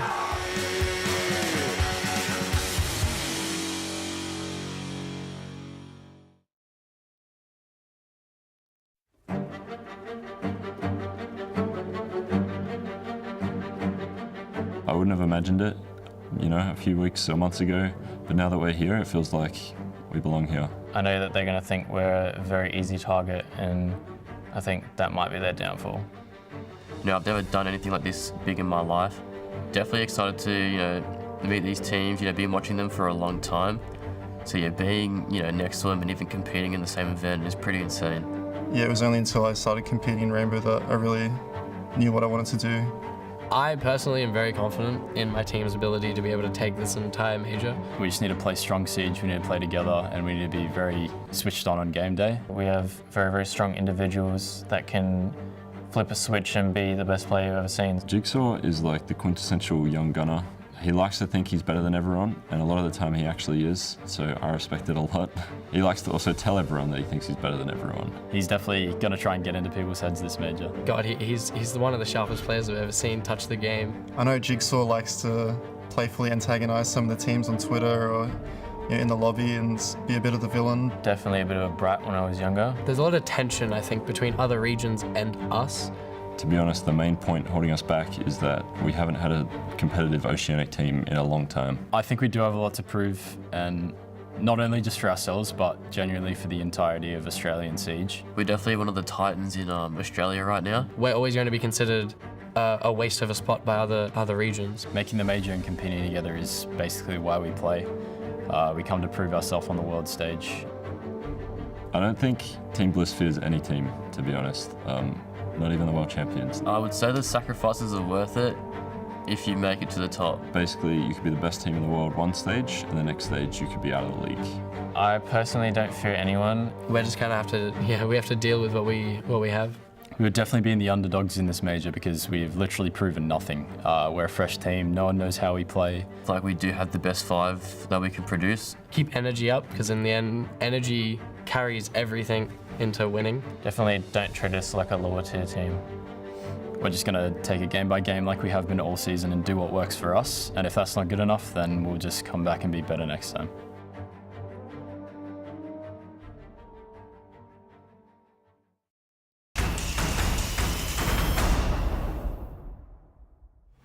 Two games played, 14 rounds won, only 3 rounds lost. That is the story of M80's play to number 3. There's not really all that much else that needs to be said. Could you have asked for a better day? If you're M80, I don't think so. I mean, I think we spent longer waiting for that match than we did watching it. It was a tough one for Beast Coast. Obviously, very dominant showing coming through from M80. As you mentioned, Jacob, only 3 rounds lost the whole day. Yep. What a masterclass. It was the first time they ever had a doubleheader, and congrats to the boys. They did fantastically. I want to talk to Spoit real quick, because, I mean, we have to patch right back into the M80 house just real fast. First of all, good to see you again, buddy. It's been a hot minute. Good to see you too. Do me a favor and stop being so good. God damn it! Like, stop it. This is just working out way too well for you guys right now. Yeah, it's going pretty good right now. I feel like I mean, ever since that OG game, we've been looking over some of the things that we did wrong and the fundamentals, etc. And I mean, of course, it would have been nice to win that game too, but also I think that game also set us up for more success. So just gotta keep going. That's good, and I want to dive into this a little bit more because obviously it's going really well for you guys right now, Spoit, but compared to where things have been throughout this year, do you think right now this is the best that M80 has been? Do you think you're playing better or at the same level as you were, say, in Stage 1 or, say, even during Gamers 8? I mean, Gamers 8 is basically the tournament where we started, becoming an actual team. I mean, Stage 1, we weren't even a team. Still won the league though. Happy with that. Looking back to run it back, but now we're actually starting to see an actual team. Before it was just some people getting used to different play styles and whatnot. Mm-hmm. So now is actually the time where we actually get to cook some stuff. Looking good. Sure. Just a quick question. I mean, you guys are looking dominant. Were you guys a little surprised that they took you guys to Bank, such a big map? I mean, we've been scrimming Beast Coast before, and the results on all the maps we played was pretty, dominant in our favor. But obviously, we saw that they were, mid game, they were trying to switch things up.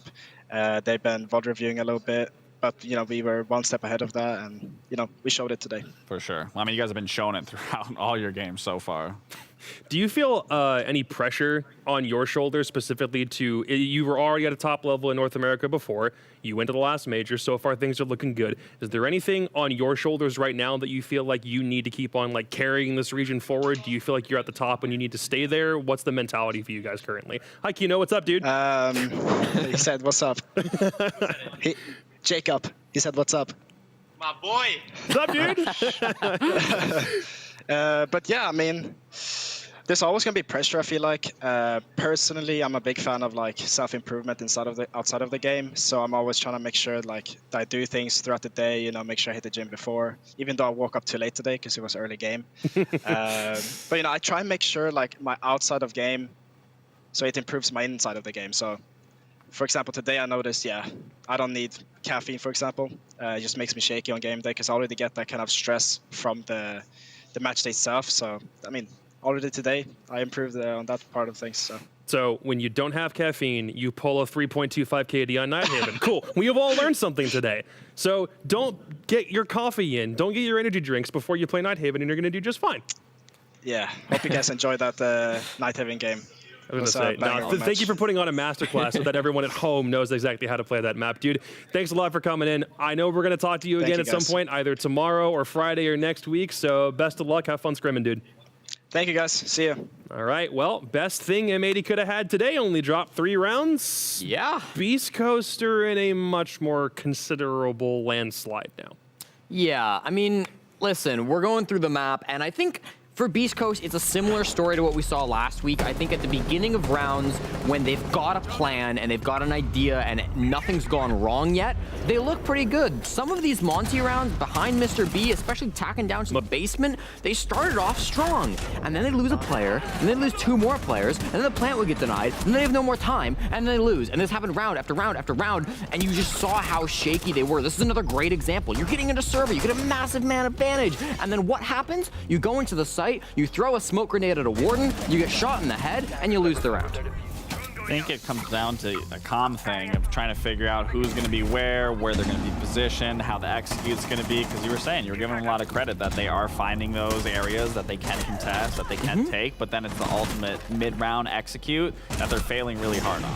Yeah, and on the other hand, I thought M80, obviously playing as a really great unit. I thought we saw some great moments. This is a great one from Iconic, just playing up towards by the elevator spot.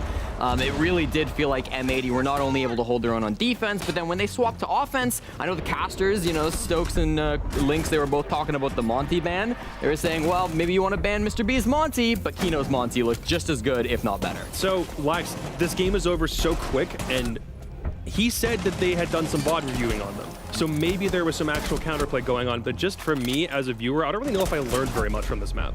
No, I mean, even in my notes, it was kind of a pretty one-sided affair, and Spoit said it himself. They had scrims, they had everything to VOD review and to check over, and they were always one step ahead, and it clearly showed. Well, that's it for M80, at least for today. They'll have plenty of more games that they have to play over the course of tomorrow and then Friday, and they'll wrap up their best of ones next week. But for right now, we have something to show specifically for them.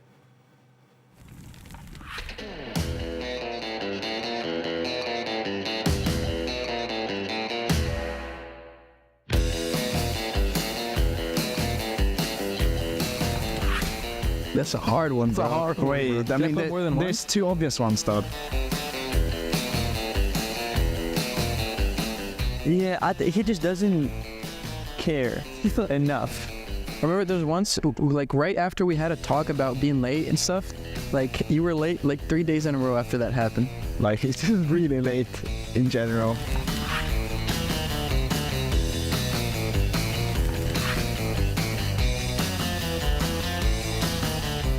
He's usually the first one in, so he just has a better, he just takes more first engagements than Gomez does, so he's more likely to get the first pick than Gomez.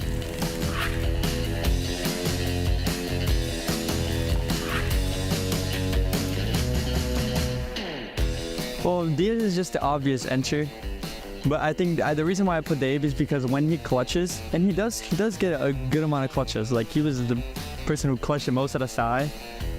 He gets some good ones. We're almost. Yeah, shot. Okay, almost. The Phantom, bro. He gets some clutches that, like, when I'm watching him play, he would do the opposite thing what I would do, like the complete opposite. He does something I would never think of. You see things in a new light, you know.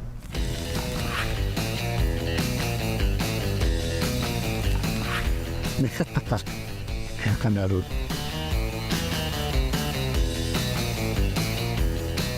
Sleeps like 11 hours, right? Yeah, he sleeps like 12 hours a day.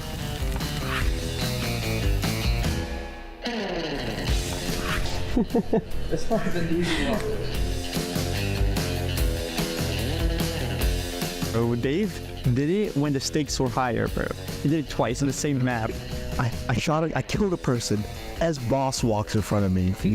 And then I killed another dude as you walked right in front of me, bro. Look, I'll put it this way. In scrims, Kuna TKs the most with his shotgun. Dave's team kills when this, like, not on purpose, like someone runs into his crosshair. And I TK just by turning around one tap of my Just teammate. flicking people. Yeah.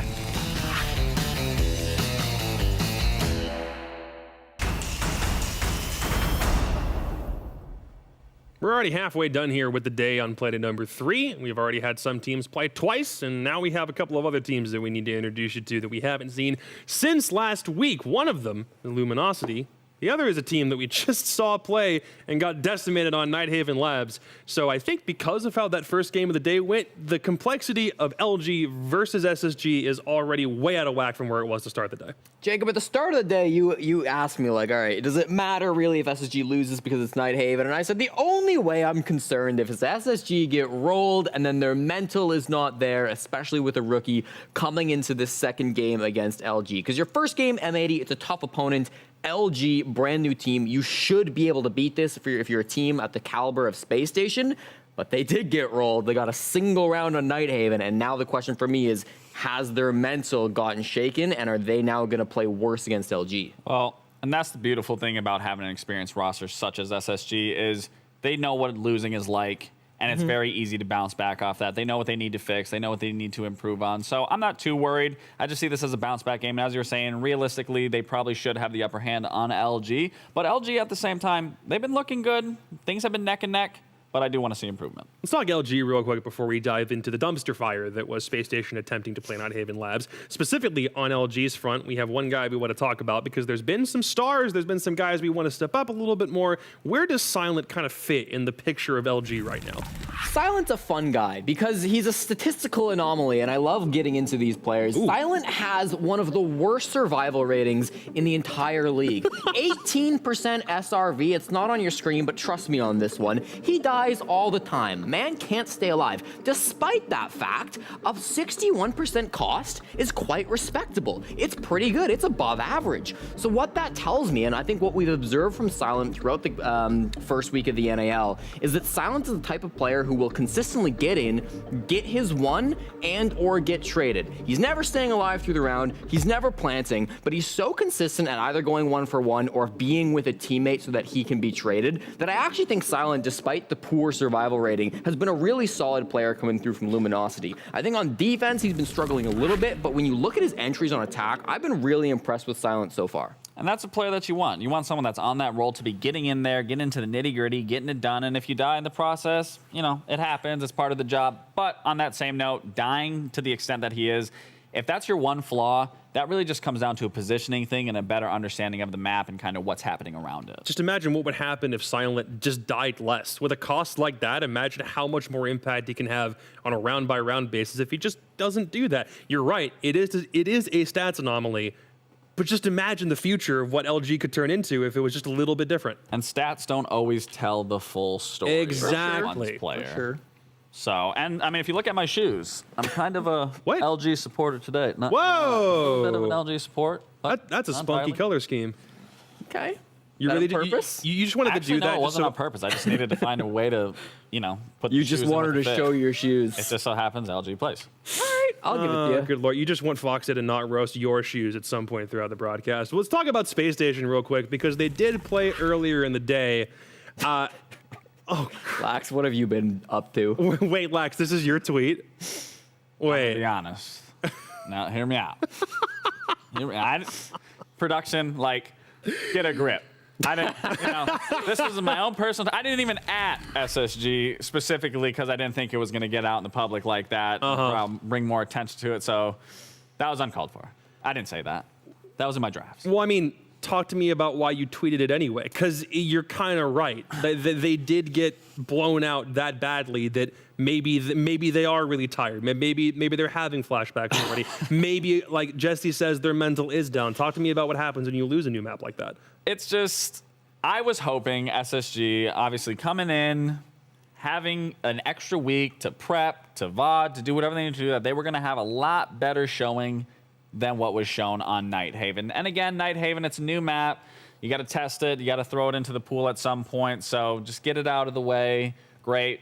But going now into the future of it, I hope that they learn from those mistakes. Obviously, no one wants to get beaten that bad. And that, again, they are a phenomenal team. They do know what it's like to lose. So I do have a lot of, hope that they figure it out. Yeah, I think Space Station Gaming, they had a bit of an advantage coming into this week because they didn't play last week. I think the big thing, especially for a new-ish team, a new player on the roster, is you can really hide your maps, right? They didn't have to go through any map ban phases. The teams they're going against, they've been through 2, 3, sometimes teams have gone through 4 map ban phases already. That makes you a lot more predictable. And so for SSG, you did 1 map ban phase, you ended on a Nighthaven. I don't really want to see that again. We'll see where they end up this time. But they also went through a couple different role changes too, and that was immediately obvious through just the first game. We could talk about Ashen all day, but let's talk about Forrest, because he was at the forefront of those specific role changes within the team. Forrest has long been an anomaly of a player who has kind of been a hard support, but also very willing to get in, do the dirty job, frag out when he needs to, be an explosive entry at the same time. And it feels like with this new lineup, without Merc on the roster filling in that entry role, Forrest has been doing even more of that, at least as we saw through the last map, and certainly for some of Breaking Point as well. It seems like we're getting a little bit more of aggression coming through from Forrest. So I'm excited to see it. I hope we see even more of that. Felt like on Nighthaven, he started off really strong in a couple of rounds, diving deep into the bomb site, the head of the spear. And if we get more and more of that out of Forrest, I think it really could showcase his strengths as a player. And that's the thing for me, for Forrest. I've seen Forrest literally become the player that he is now, and he's made such a tremendous improvement as an individual, and he is that spearhead. No one really considered Forrest to be the typical support player that you would think of a support player, because he would get in your face as Ace, as Thermite, and win those gunfights, or he'd be the first into entry. You'd be like, Ash is coming through the door. No, it's Forrest coming through with Ace, taking the gunfight, opening up the wall, getting the job done. So it is good to have a player like Forrest on those roles, because it shows how flexible he is and just how diverse his playstyle can be. He also has some pretty darn memorable quotes anytime we ever get him on for an interview. Like, I think, not things I'm going to say on this show, just in case. Maybe he'll say it on the interview later, but if you're Luminosity, you're going to try and take advantage of the fact that SSG lost that one map pretty handedly. But if you're SSG, is it just as simple as you ban Nighthaven and you're fine? What map are we going to here? I was expecting SSG to ban Nighthaven regardless, because it is one that LG haven't seemingly banned so far. Consulate as well. The new maps LG has yet to ban throughout the entirety of the NAL. I was thinking maybe in Oregon, we'll find out, because it's one that both teams were very confident. Okay, SSG first ban Oregon. I'm so wrong. I was going to say it's one that both teams have been good on in the past. We actually end up on Cafe, which is a bit of an interesting one, because while Space Station, they didn't play it in the offseason, in Stage 1, they got 7-0'd on this map. So maybe a bit of a redemption story from Space Station, trying to work it back into their pool with the new stage and the new roster.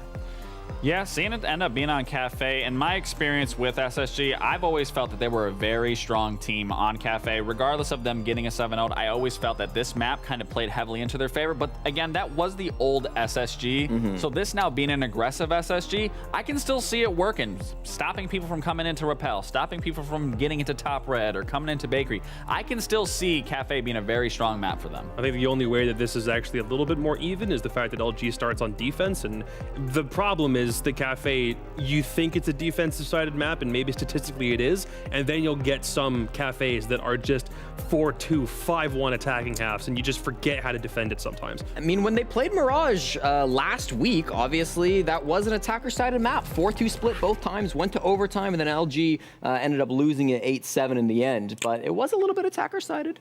So is this SSG kind of reading into LG's mistakes a little bit? And that's what I was going to go into that you touched up on with them starting on attack and LG being defense. I think LG can actually have a really good run on this defensive side and stopping Space Station if they do play that aggressive play style as well. But it's really going to come down to, in my personal opinion, who's going to be more aggressive.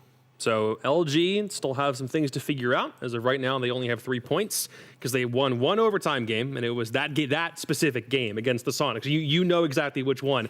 Then they had an overtime loss, and then a regulation loss. Space Station are still going to come in the heavy favorites, but does Cafe give you any reason to think that Space Station can't win this game, Jesse? No, because I feel like we've not seen Space Station for so long that even if they haven't had a good recent record on Cafe, the fact that we're going here means that they've figured it out, means that they've been working on it. I'm not concerned for Space Station just regards to the map. I'm a little bit concerned because they didn't really have the greatest first game, but as Lax has mentioned over and over again, like, this is a very experienced team.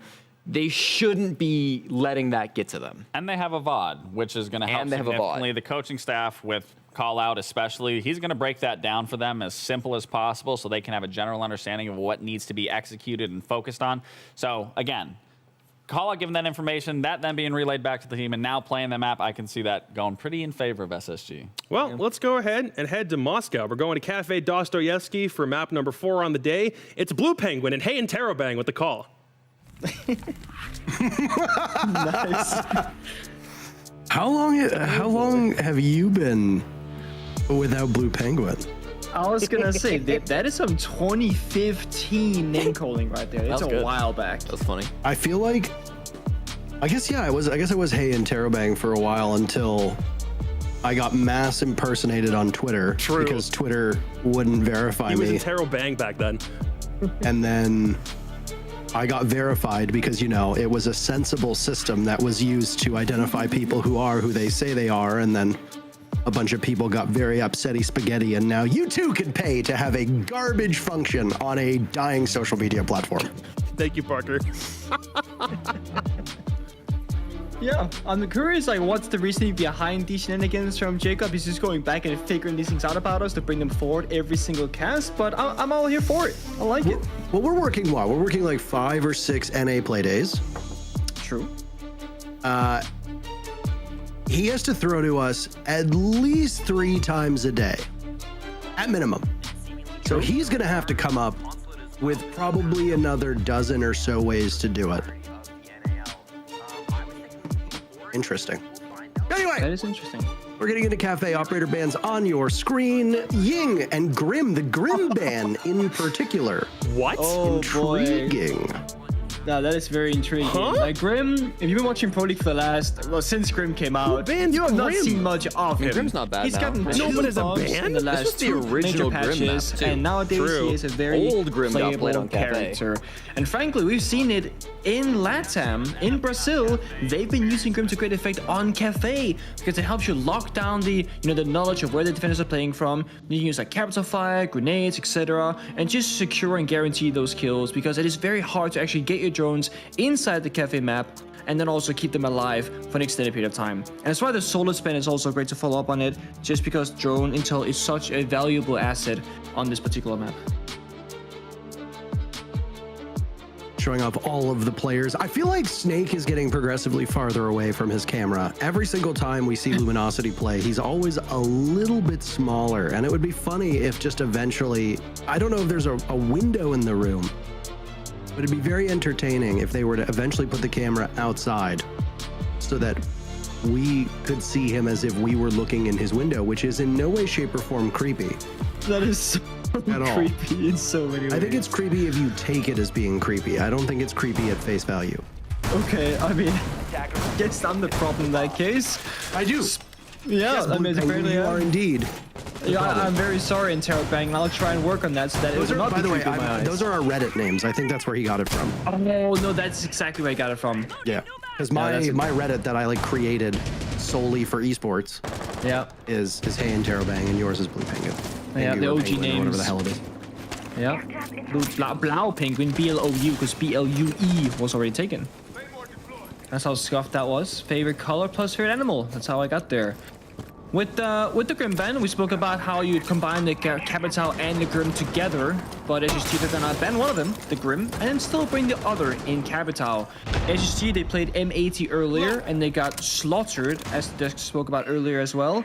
And, it was SSG's first game. They didn't play in plate number 1, nor in plate number 2, so they had a rough start. And they lost on Night Haven, so that's gonna weaken their map pool. They then find themselves here, now in Cafe, which historically is a great map for Space Station. But meta changes, roster changes, etc., it's gonna play out differently. They're looking to attack the the cocktail portion of the map here, the A bomb side. And that's a typical attack with the Capital Nation. You're gonna fire off the area, smoke off the double doors, and then rappel on in relatively safely, if that's going to be their their go-to style here. Twitch becoming a staple operator in the meta, as we've seen buffs to what those drones can do, but also how hard that 417 hits. Not really a bad time to have it. Forrest goes in the window, first to die. Silent picking up kill number 1, swings over kill number 2, almost dancing around the nade. There's a bit of martyrdom from Fultz. Down goes one player from LG. Hot and Cold taking down Snake. As both teams trade, SSG now in a disadvantage with Ashen and Hot and Cold as the last 2 remaining to get into the building. And of course, it's going to come through the windows. There goes Ashen repelling in. Similarly, he's going to take the same angle that Forrest was taking. Win his gunfight onto Twist. A beautiful shot. 2v2 with Asian and Eddie. Lower on HP. Not all hope is lost. Hot and Cold now doing the single coverage as Ashen attempts to plant, but Hotton doesn't seem to have much information. He's looking the wrong way, allowing Eddie to pounce on Ashen. Give LG that advantage. They're both in back bar at the moment. Hot and Cold needs to find them. One hugging close, and it's Asian to get it done. LG stopping SSG as they get in the building. Luminosity will take round number 1. Yeah, they do so like gracefully. It's a relatively passive setup there from the side of LG, the castle barricades, the keeper barriers, etc. And they had completely left the bomb site itself and just put inside a freezer, top white stairs, and piano, which normally you would say, okay, this is completely free. And it kind of was. I mean, Forrest rappelled on in. He found himself basically in the bomb site. But then he walks into a door, dry peeking with no intel, no smoke was used from Capital yet, no fire was used, the sledge was cooking the grenade as it happened, and it just all falls apart of that very simple small detail right here. No util being used. Fultz was not even ready on the rappel. The smoke went out the second he died. These are very small mistakes that just should not be happening from such an experienced roster of Space Station, but it has just been a shaky day for them. They're still warming up. I mean, they got 1 round against MAT, so it's still early for them. They're starting on Cafe Attack. It's not easy, and it's only going to get harder from here, but they seriously need to get a round on the board here and just get some confidence on their side. But things will look up because Luminosity, they're going from all the way top to all the way down to kitchen and kitchen. They're not going to go to that typical second bomb site of reading and library, which statistically is a much stronger bomb site than that of kitchen and kitchen. But they have opted for this in your face playstyle. The Valkyrie cameras, 3 roamers of Jaeger, Warden, and Valkyrie, and I like this. Try and shut down SSG. You know they're not super comfortable right now, they're not super confident. So I think this roam will work out, but SSG, they have a good read on it. Lion and Jackal are both going to be picked up here for the single purpose of clearing out the roam game. Much easier to get in through those rappels, especially when you can go for a straight execute towards that bakery side of the bomb site. LG having somebody down in VIP, that's a very common spot. We're used to seeing a smoke play down there with a shield. No SAS operator for Luminosity this round, which is a bit of an oddity for how often we see smoke and mute on the board. Talked about this information, and that really is the name of the game on so many Cafe defenses. Not uncommon to see Miras, not uncommon to see Maestros. Valkyrie is a staple on this map for an awful lot of teams. You see the right-hand side, Jaeger bringing that bulletproof camera as well. We'll just add to it. And Luminosity can capitalize off of this, but it's not working out very quickly on as Ashen and Forrest get kills 1 and 2. Very quick order, and they don't sacrifice much HP either, Nick. Look at Ashen's HP. He's only lost 20, maybe 30, but you've lost your Warden and your Valkyrie. That is damning for Luminosity. Yeah, and now LG to gotta go on the offense now. I mean, the strat is gone, right? The roam fell apart. There's too much time for SSG, and I like this flank attempt, but I mean, SSG, they got the man, you know, the numbers up. They can just hold angles, hold drones, etc. And now we'll see Eddie and Silent just be fighting for their lives, swinging angles, and trying to get something done here. Because if not, they will slowly get choked out in this round. SSG, they're playing very far back. No one's taking a risk. They're doing the ABCs right now. Opening up the floor, opening up the hatch. No one's going to be rushing into the bomb site here and throwing the round passively. So it's a classic disciplined round from SSG, and it's just going to make it so much harder for LG to make a comeback in this. Yeah, good poise from this SSG squad. Down goes Silent in a flawless round for Space Station. Very much on the board. Really hinges on what Eddie can accomplish. Playing by this freezer door. He hears them drop. Looks down. Fultz gets killed by J90. That's an unfortunate team kill. Eddie actually picks up 2 for his troubles, but it's just nowhere near enough. 3 players from SSG end up in the ground, but the 2 still upright carry the round onward. Tied up 1-1. That is so close out of nowhere. The team kill on Eddie and then trading and getting the kill inside of Freezer made that a 1 versus 2, but because he ended up dying, of course, it's a 2 versus 0. So again, great discipline from Space Station, and they get that round. I am a little bit about the bomb site rotation there. LG, you know, they can set up these very difficult to attack bomb sites of top floor and then go in reading library with that extension up above like we saw in the first round, but they just go straight to kitchen and kitchen. I feel like you really want to try and, you know, get to those complicated bomb sites first. Make SSG really think about these rounds, force them to problem solve. And SSG, they also, again, they did a great job with the Lion and the Jackal. It wasn't really a massive impact necessarily, but strategically SSG have a good grasp on what they have to be doing in these rounds. And they've always been known as a team who loves the attacker repick. They're very flexible in the orbital lineup. We saw Ashen, you know, new guy, young gunner, just turned 18 a few days ago, playing Capitan the first round. And that just speaks to how flexible SSG they're trying to become and how much they've been working upon that in multiple iterations of the lineup. I trust the SSG system. I mean, you've got very capable hands in their coaching staff. Callout was able to take that Astralis team and really whip it into shape. And you don't want to take credit away from the players and what they were able to accomplish, but the leadership really does start at the top, and the culture from Astralis seemed to be quite good. They had that Cinderella run at SI just back in February where it looked like they could make a shot for the finals, but ultimately came up empty-handed against the eventual champions of G2. All the same, you might want to make some changes, which they did. Astralis, obviously, as a team, disappeared. Space Station decided to overhaul their entire system, bringing in a lot of new players, and Ashen is just the most recent example of that. Ashen is a name that I've heard for ages, going around T2 and T3, and is now at a point where making your Tier 1 debut and stacking up against tough competition, doing quite well so far. Yeah, so far so good. Lion scan goes out, so as does the nade, and Snake holding above, but Twisky's the only kill to hot and cold instead, actually, across the map. It's a bomb site rush. Oh, and it's immediately stopped in its tracks. Two players from SSG go down, very similar to what we saw in the previous round, but just mirrored. Space Station losing 2. Luminosity still has everybody upright. Twist the only player taking some damage, but there goes Eddie as Ashen has found an exploit. Marching into bathroom, being led the way by Forrest, who now sees the Thorn as well, and Forrest will get active in this. Oh, Thorn looking the wrong way, taking down Ashen, and my, things go very poorly for SSG. They feed kills to Fultz on this rappel. 3v1 for Luminosity with a little over a minute to go. And there goes a Nitro Cell to seal the deal. LG answer back on round number 3 and regain the lead.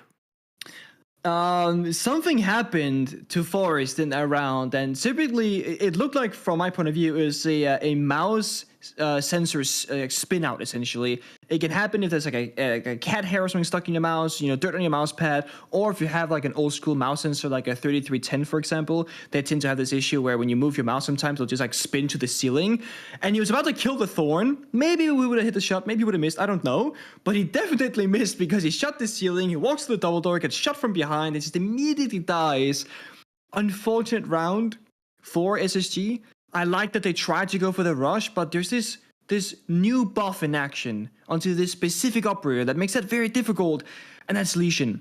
They rush into that snow door to pillar, in towards the library bomb side, and they just hit like 2 or 3 goo mines, and it just stops you from pushing. You can't sprint anymore, you can take damage, you can't plant immediately, and they lost the opening kill as well, as Twist picked up that shotgun kill. The nice thing about the push from Space Station was that they were pushing 2 floors at once. The bomb set rushed downstairs and the upstairs push right here. They just didn't really accomplish much on either side, and it meant that LG could just, you know, put their forces together, and they only lost 1 single member, which was the Mirror, playing very far away on upstairs in that bathroom area. So honestly, Luminosity doing a great job right now, just putting up a lot of problems with SSG, but also winning their gunfights and playing together. You come in with a new roster, especially somebody who's coming into not exactly the easiest role to fit into, which so far is what we've seen from Ashen from the games from Space Station so far today. There's going to be a bit of an adjusting period. LG had the benefit of being largely together from T2, but they have about as much experience as at a full 5 at this level as we see from SSG. Obviously, SSG has the more experienced players across the board. Last week when we were talking about these teams, LG had the benefit of being guided by Snake and Asian, both of whom had Tier 1 experience, but even then, both of them were relatively late entrants to the Tier 1 scene, so the experience that they're going to bring pales in comparison to almost everybody else's experience on SSG. Still, a young and hungry team can make some serious noise. For Space Station, that young and hungry player of Ashen, as we talked about, it's going to take some time to fit into this system. If they can do well with him early on, then naturally, that seems like it will bode well for them moving forward. All the same, first engagement of this round is going to come from Aizen getting hunted down by Fultz, but Ashen capitalizing on the kill, hot and cold, scaring the lights out of Twist on White Stairs. Fultz pays for that distraction early on as Ashen picks up his second kill. SSG, the upper hand and doubling up in numbers over Luminosity.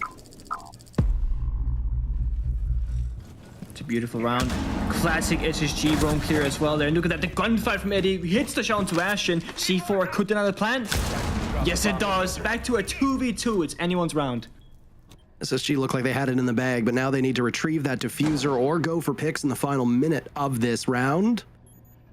Attackers recovered the Nobody from LG seemingly moving a muscle. Eddie, one single bullet will be his undoing. Silent has a little bit more wiggle room. He's been the best player so far for this team. A lot of these kills coming in the dying moments of the round. Second plant attempt, this time by J90. On rappel, hot and cold, shot down by Silent. Now it's J90 in the post plant with the diffuser ringing through. Eddie getting into position by bathroom. J90 could cover both of these spots at the same time, but he looks the wrong way, and Silent picks up a third kill. Position compromised. Easy disable for Luminosity as they win back-to-back rounds. The first time it's happened so far in this match. Luminosity's lead grows by 1. Very impressive round, honestly, from both teams. But again, the intel game, that verticality, the Valkyrie camera really were the big issue for the attack inside of SSG. And the desk, they had some critical words about Silent's performance, you know, on his defensive side specifically. And right now, he is putting LG in his backpack. I mean, his positioning, his decision making. Also, LG, yeah, new roster in Tier 1, like you mentioned. They had that Tier 2 experience, but their synergy is really good in this round.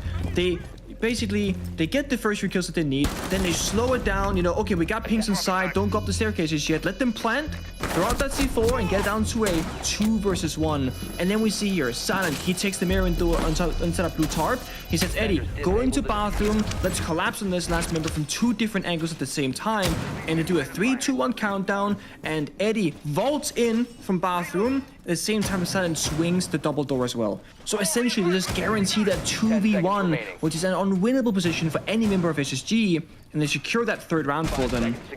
Now they gotta go back downstairs. This is where SSG, they found their only round victory so far in a practically flawless round until it became that chaotic 2 versus 1 at the end.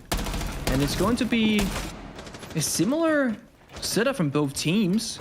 Only big difference here is the Blitz being picked up by Forest. No Jackal this time. But Dogibi, Lion, and Blitz can spearhead any roam clear and also go through any door for a side rush if that's what SSG they want to do in this round. I cannot believe the cojones on Silent right now to go for a spawn peek with 30 seconds into the round and actually pull it off! So long, Fultz! Those are the EE1D charges in the ground. Lion's effect will not be heard. If SSG have structured this attack around those EE1Ds paralyzing the defense as so many teams do, then this could mean completely rewriting exactly how you wanted to go about this round. Oh, I mean, that's disgusting. And you see here the outlines from LG. They've all fallen back from the front lines to a more stable position. Sure, they still got members above in the roam, but they basically said, we got what we wanted. We got the advantage. Now we got to set up crossfires on as many members on our team as possible and not give SSG a way back. Ashen is trying to find that gap right now, but he doesn't have any intel to work with. You can tell he's checking every corner of this area of the map. He could backstab Silent, but he doesn't know the whereabouts of all the members of LG. Ashen creeping up, getting a freebie on the Silent. And another as well onto Twist. The information not relayed fast enough for Luminosity to get out of harm's way. There's 2 more silhouettes within reach of Ashen to reach both 8 and 9 kills. Just the 5th round. Grenade goes out to try to soften up somebody playing over by Whiskey as the diffuser goes down in the hands of Hot and Cold. J90 stopped, but the objective play is good. And now suddenly, what was a minute and a half has turned into only 40 seconds. Ashen still in this spot. making everybody pay for crossing him. Here's the vault on in, a 4th kill. Only one eludes him. Asian just out of reach for now, but he gets the pings! Welcome to Pro League! Ashen with an ace. What a way to start things off. I mean, he was playing Capital, he was playing Nomad, he was trying to do some util work.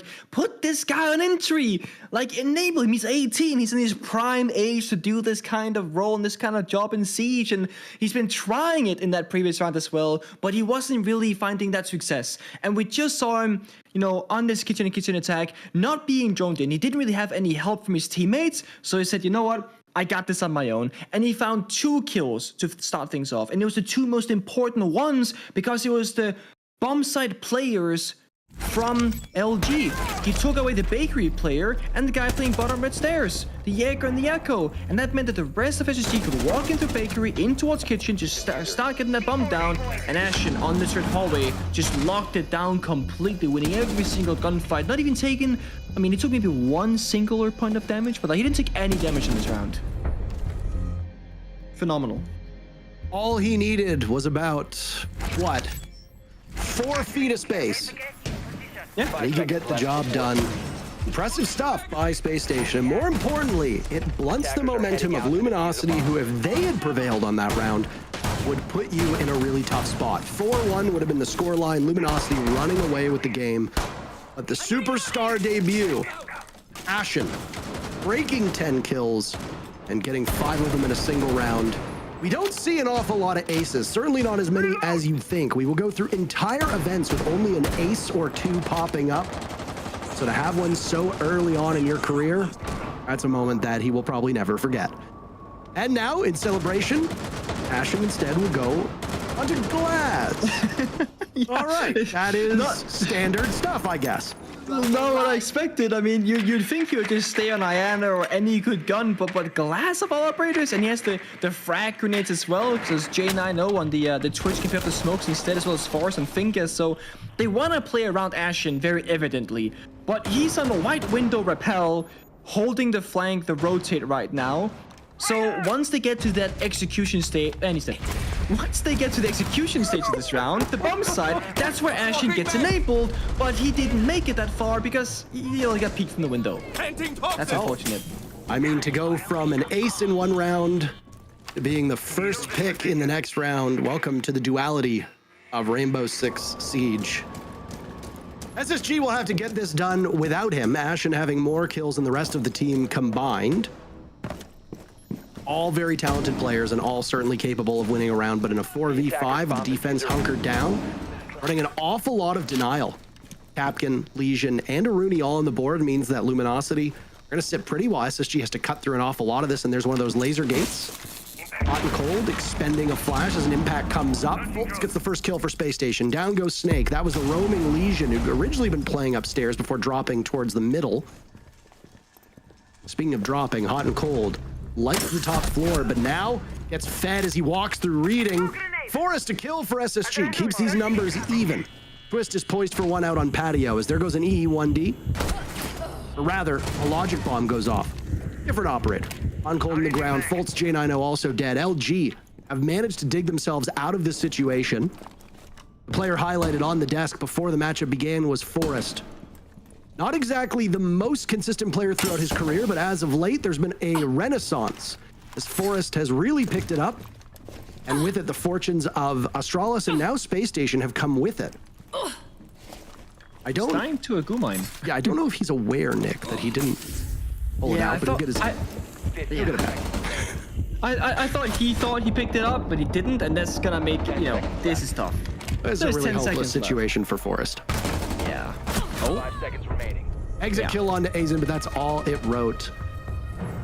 It was an impressive 5th round by Space Station, where the ace transpired, but with the first half done, Luminosity looked mighty good more rounds than not. 4-2, the scoreline through the first 6.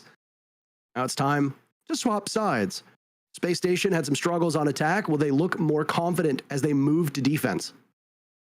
Yeah, that same question we can flip and say, well, LG, they look comfortable on defense, but that's a very easy position to be in. I mean, that is exactly where you want to start if you can. And, you know, the map ban actually came down to, it was between Nighthaven Labs and Cafe, and I think if SSG they hadn't gotten slaughtered earlier by Amati on Nighthaven Labs, they might have wanted to go there, but because of that they were forced to this. So you go Cafe, you start attack, it's gonna be a tough beginning for you, and you get that, you know, 2-4 side. Now that things swap around, I want to keep an eye on LG and how well they can attack in these rounds, because when you compare these two teams, it's a very different approach that they have to Rainbow Six Siege on both sides. LG, off the rip right now, playing a very standard lineup before attack really takes into effect. You know, we see the Hibana, the Nomad, the Flores, the Lion. That's about as normal as it gets on Cafe. And SSG, I always kind of want to say how they play Siege on defense. They are one of the best kind of bomb side set up teams. They basically have to do a really good job at making it very difficult to problem solve what the best approach will be on the attacking side. And they normally do this by using something like a mute and a mirror, as they do in this round, to just fortify very strong positions upstairs. Then they bring out something like a Mossy, like Forest right now, to deny the drone. So they make something difficult, they make it hard for you to gain information on that problem, and all of a sudden LG, with a less experienced roster, they have to problem solve going in pretty much blind. And you can already see from that first injured drone, they can't see a whole lot. Have you noticed the secondary gadgets that Luminosity are bringing right now?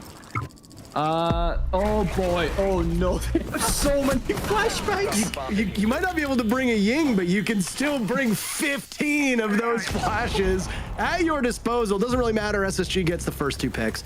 Luminosity tried their best. They used the Ram to rush on in, but they get rebuffed quite steadily. Hot and Cold getting as much kills, or as many kills, as is humanly possible so far. LG have that top 4 control as they want, but they're still going to run into some space station members. Snake and Azen, the last 2 alive. Again, we tout them as the 2 most experienced. And what can they accomplish? Is SSG encroaching on a flawless round? Denied, of course, as Snake gets on the board. Still poised in this spot on White Stairs. He's got some pings down below him, but this is going to be mighty tough. Even though LG brought 15 flashbangs, Snake's only got 3 at his disposal, and there's a shotgun around the corner, a pixel angle being played by the mirror of Hot and Cold. They know where Snake is as he hits the barbed wire. Only more information. And now, Forest by the panel, inside a train. At any point, he can swing on out. Is his fate in Snake? Is it on the shotgun? Is it on the Vector? It ends up being on the secondary shotgun of Hot and Cold, again playing at this angle. SSG win their very first defense.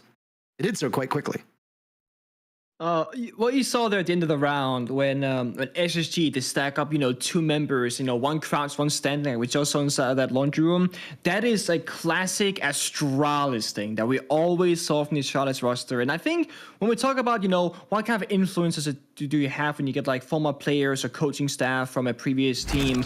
Well, how SSG are now approaching the 2 versus 1s and 3 versus 1s, that's very evident that actually stems and comes from how Astralis used to play it. You just get that really, really strong 2v1 from the exact same angle, but from different head levels, making it very hard for the enemy to hit both headshots because of the flick from both standing to crouched or even to prone.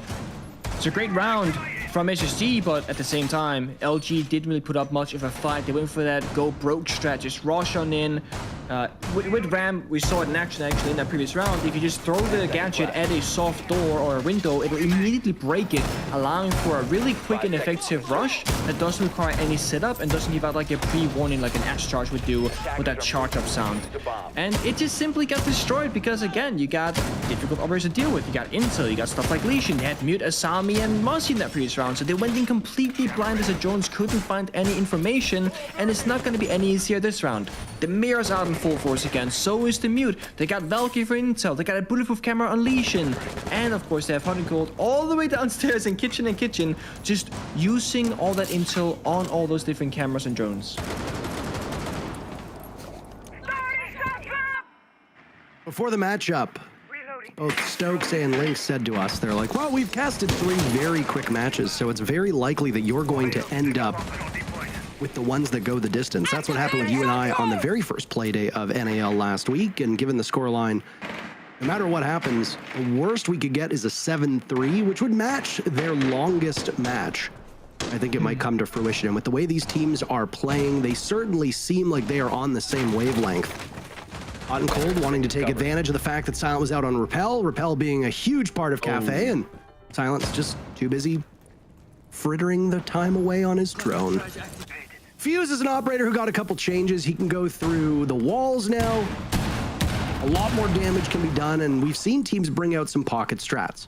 I believe it was the Astralis squad who used a Fuse at one point on that Chalet map. Now it's Twist to do it for Luminosity on one of the castle barricades. Eye Cocktail, not just to flush out the defenders, but also to try and do some soft destruction. In terms of destruction, it's coming at the hands of the T5 from Ashen. A dozen kills so far, still posted up in this position. LG not seeming to have the wherewithal on these attacks as they walk into the building and die over and over again. SSG haven't lost a single point of HP. They find themselves in a 5v2 that becomes a 5v1. Twist holding on to the case with 1 minute to go as Luminosity's only hope. He might deny the flawless round for SSG, as it looks like he has no real desire to hop in the hatch and get into the map. And why not? Spend the next minute talking to your team to ensure that what just happened to you doesn't happen again. Yeah, that is such a second sloppy round in a row for LG, and this cannot be happening. Yes, it's hard to attack on Cafe, but you need to have some structure to it. SSG, while they were struggling themselves on the attacking side, they had a clear plan and goal every single round. LG, they had Silent on Repel in spawn basically, a minute and 10 seconds into the round. A member dies outside on Snow Door, jumping down into spawn as well. Like, SSG are just playing off audio and then making those peaks, and that's it. Hot and Cold did a great job and just put himself in a very passive position, all the way, across the map, downstairs in kitchen, and he just sat on camps the entire round and relaying the information to his team. I think LG, they gotta go back to basics. No more funny Fuse, no more funny Twitch. Just like pick up the IQ, deal with the intel, maybe, combine the Twitch with the IQ to like find the cameras and then kill them with the Twitch drone, and just try and take off the layers of this defensive setup from SSG, because they're so good at it. If you don't remove some of those layers, you just make it much more difficult for yourself to actually execute at any point in the round. And Cafe is not a map you can just simply play TDM, Team Deathmatch style siege on, unless you're Ashen. Because it's just so hard to walk into these areas if you don't have any drone intel. And when you keep facing a Mute and a Mussy, you're not gonna get that intel. Doesn't surprise me whatsoever to see a timeout get taken by Luminosity as they attempt to try and right this ship. It wasn't too long ago that it seemed like SSG were toothless on their entry, but the teething stage only lasts so long, and now with teeth, SSG have bit back. Timeout nearing an end. I'm imagining that it's the coaching staff for Luminosity who's doing much of this discussion, as the players seem quite mute, at least from what their face cams show. I would certainly hope so. I mean, if you're watching that as support staff and you're obviously in the server as a player, it is always much easier as a person with all the entire overview to be like, guys, this is the problem. Because as a player, you're worrying about your personal performance, the in-game communications happening, what you're doing, what the enemy's doing, the strat you're trying to achieve. If your coach just sits and stands behind you to watch all the point of views at the same time, they can usually stitch together, this is the actual problem, this is how we're gonna fix it, and just try and go from here. And I think the first part of this is gonna be a big change in operator lineup from LG. And then secondly, I think they're going to slow things down quite a lot. I think they're going to spend more time droning and playing closer together. And instead of spreading out thin across the map, I could very much see them try and just come, 4 or 5 people from the same side. Maybe have one backstabber at most, but just try and achieve those simple first initial goals of the round. And once that's been accomplished, that's when you can start going to the next level. Because it seems like LG are just simply skipping steps. You have your ABCs, your 1, 2, 3s. They have one guy doing A, one guy doing C, one guy doing 4. They're mixing the numbers and then letters together. It's just not great. I like the Brava here. I like the Twitch. I would have loved to see an IQ, but there is no Valkyrie on the board, and those Yokai drones are likely going to be near the bomb site itself. Jenano almost loses his life to the Bretero drone. That's a rare kill to have or to get, but if you're on the drone, well, that'll be one way to die. We have, of course, seen Bretero drone kills before, though they are often when somebody is downed. They are not for active players. It's true. Plenty of drones now at the disposal of LG. They wanted to, you could bring a Twitch, you could bring Flores, and you could bring a Ram and have tons of secondary drones at your disposal. Bring in a Mozzie, and boy, oh boy, those pests are going to be as happy as a pig in, well, I can't say the word on the broadcast. Hot and Cold is dead! Very first pick goes to Luminosity. Yeah, but this C4 though, doesn't pan out. I was very excited for it. Doesn't happen though. But look at this, Silent, he just dropped the hatch. What? Racking up kills as he waits for them all to trickle on in. Ashen in a 1v5. Could another ace happen? Well, we'll have to if SSG wants to prevail in this round. No! Flawlessly done for Luminosity. It seems like either the timeout or just their own strategizing beforehand propels them into a position to allow SSG to tie the game, but not lead, as it's LG back on top. I honestly think SG were lacking critical information that round. You know, they didn't have the Valkyrie for the first time, and the Brahma and Twitch early in the round were shutting down all those default cameras on the primary floor of the map, and that's how we saw Silent walk in through dining, drop the hatch, get a kill the person flanking him, and take basically full bomb site control within 10 seconds. And as well, Janano on cameras early as a defending Jaeger, and then the Retero drone clears out his ATS, his observation blocker, and compromises his position as well. They did a great job at getting so much value before exposing themselves to gunfight or to verticality, and that's what I mean with basics, right? Remove the layers from the enemy's defense and then work from there. And the first step in that round was clearly we want to deny SSG the information to make decisions, and then we will make our own decisions after that because they are blindsided. And it paid off massively. But the thing is, kitchen to kitchen is where you're supposed to win as the attacking team. It's the worst bomb site to defend on, and now you're gonna face up against the 2/3 hardest ones back to back for these upcoming rounds. So the real test for LG is gonna be right here, right now. And the lineup, it changed a bit. The run out, Ashen almost got it, but there was a good read from LG because they also fired back.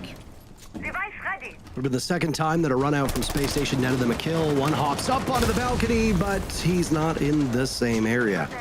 Silent will see the C4 fly out. It cannot be capitalized upon.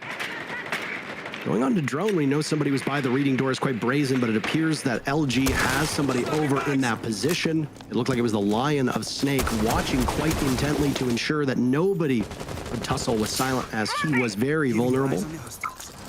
Maybe somebody else. The silhouettes sometimes can be your enemy. They can be a little tricky.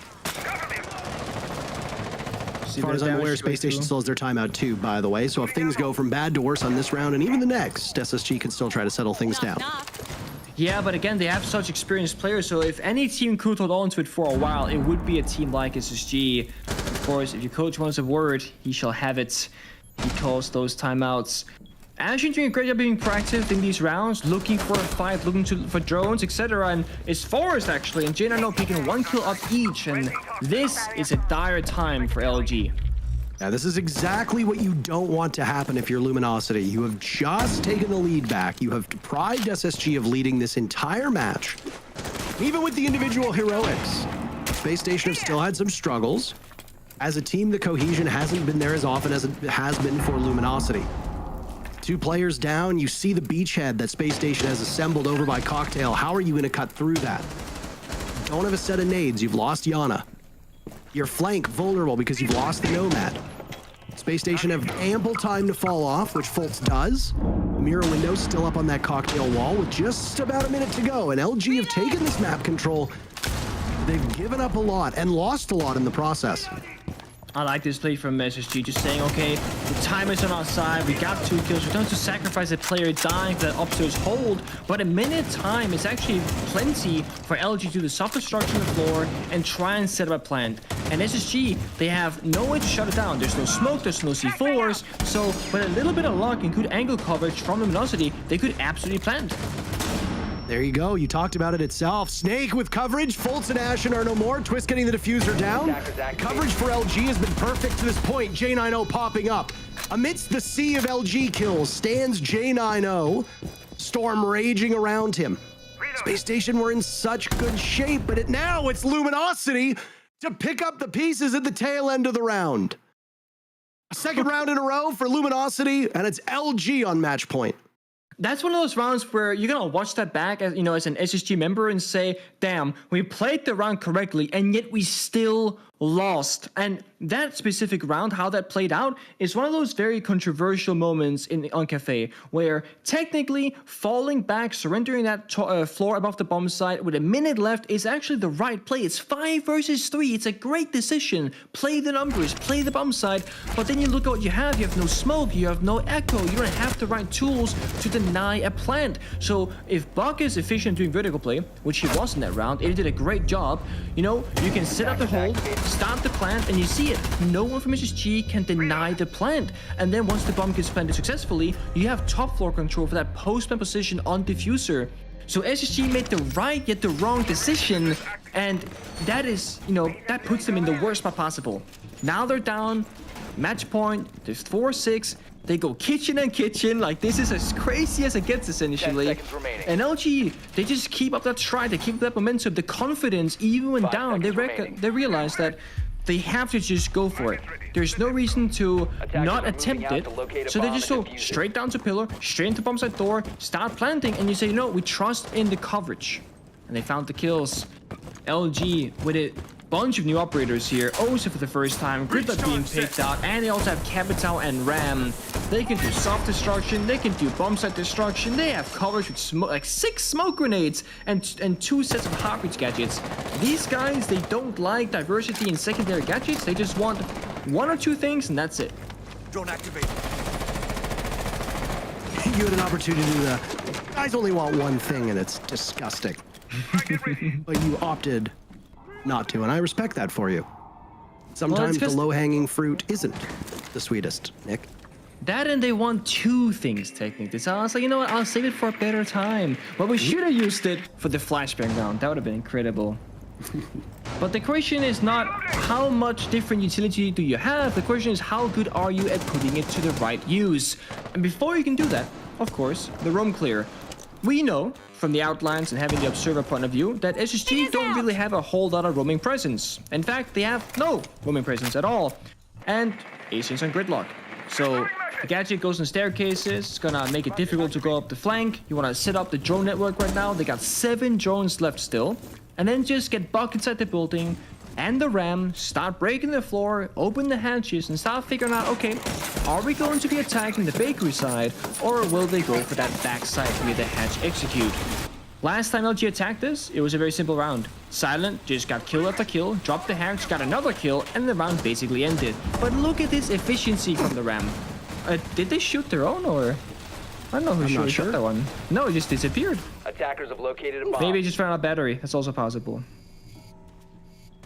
It's a great pace, though. Of that floor destroyed, though, and inversely, the ceiling as Ashen gets Azen. They thought the back of Prep Bakery was open, or rather, service was open, and it was not. Twist has the talent shield out and now gets into position to try and plant. Oh, barely surviving, but it's going to put SSG in a position where they need to shut him down. And look who's there! The grenade does go off. So no diffuser planted, and SSG has a numbers advantage. Diffuser needs to be retrieved by LG. Silent has been really picking it up this second half and will continue to do so. Now he's got 12 kills, just shy of Ashen's 13. Hot and Cold peeking around one of the openings created. Does some damage, gets the down, but doesn't get the secure. So it's Snake versus Hot in a 1v1 unless Silent can be retrieved. 15 seconds Smoke lingering, Hot and Cold far enough back. Snake doesn't know where he is. Hotton has all the time in the world. And a relatively easy kill keeps SSG in this match. I think there's a bit of a nerves there going into this. I mean, first of all, great setup there from the attacking side of LG. The Ocean Shield, the execute, everything went pretty well, but one simple impact grenade tossed out the same second he died saved the round for SSG and shut down that plan. It's a beautiful moment, but also this right here. Asian walking down the white staircase with a minute left in the round, didn't drone out garage, and it was before anybody else was executing. It's way too early. Great shots by Silent, great, mid-round adaptation for Hot and Cold, but then this, one guy crouch walks to the bomb site, and then Silent just kind of skedaddles around. He seems a little bit lost at that moment. They don't know where that last member is of Hot and Cold, so SSG with the clutch factor, they clawed back, They're fighting every single moment of that round, but it worked out for them despite not having any roaming presence, and despite the fact that LG brought both the ram and the bug to destroy the entire bomb set floor in 10 seconds, they somehow still won. Operators getting locked in now, and LG used their timeout to great success back at the tail end of round number 8. They won 2 rounds back to back, took the lead. They've guaranteed themselves, at worst, a loss in overtime. This LG squad, by the way, sits just on the cusp of the knockout part of the group stage, right now sitting in 6th place as this match started. The teams below them, Mirage, Space Station, and Beast Coast. Oh, Mirage and Beast Coast play later today, and Space Station is currently in this matchup. So for Luminosity, this is going to be the last opportunity you have today to try and get some points on the board and keep space between you and the bottom of the North America League. Of those 3 teams below them, by the way, Space Station and Beast Coast all have 0 points. Though to say, Beast Coast has played 4 matches so far, haven't been able to get a single point. They've only won 12 rounds over those 4 matches, which is not very good. We know the personal circumstances that they are undergoing right now. It was tweeted out earlier about Reverse and his family situation that are going to stop him from playing. That is something that our heart goes out to. For Space Station, they've only played 1 game so far. They only won the single round. Already a significantly better performance against Luminosity. Next matchup for SSG is going to come against that Beast Coast squad tomorrow. So that'll be an opportunity for one of those teams to pick up some points. Beast Coast playing DZ as our final match of the day today is going to be really tough for that Beast Coast squad. DZ finds themselves in 4th. They started the day in 3rd place, but the success of M80 propelled them into the top 2. Yeah. All the while, the only thing I wanted to point out here before I throw it over to you is that SSG obviously have a bit of a learning curve, especially with a new player on the team. Ashen looking quite confident in this round. J9O looking confident as Twists, the first casualty of what could be the final round of this match. But either way will be the final round of regulation. As if SSG wins, we need overtime. Yeah, HG only playing 1 game against M80, arguably one of the best teams in North America right now, so it's a tough opponent. But oh, Forest, do you read this situation? The game sense on this man is usually very high, and he's got a good read. But who moves first, Snake or Forest? Because once you move, you make that noise, the call comes out, so now the gig is up. They both know the whereabouts, surely, but no! Somehow Forest had no idea he was hiding bottom red. Nade primed and ready for Eddie. 2 players from LG breaking double digits so far.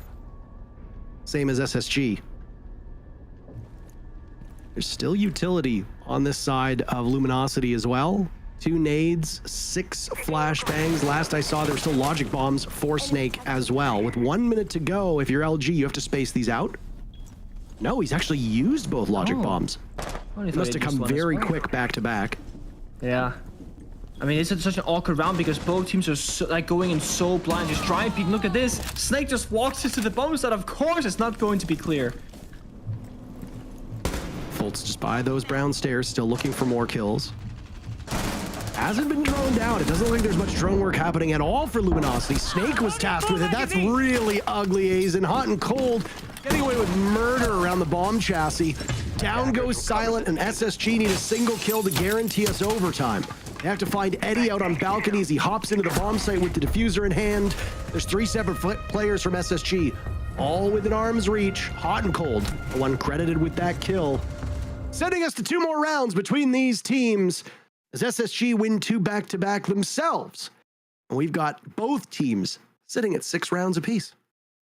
I think the nerves are settling in for LG here. I mean, in the last 2 rounds that we've seen so far, they look very shaky, indecisive, and playing again very scattered, like we saw in their first couple of attacks.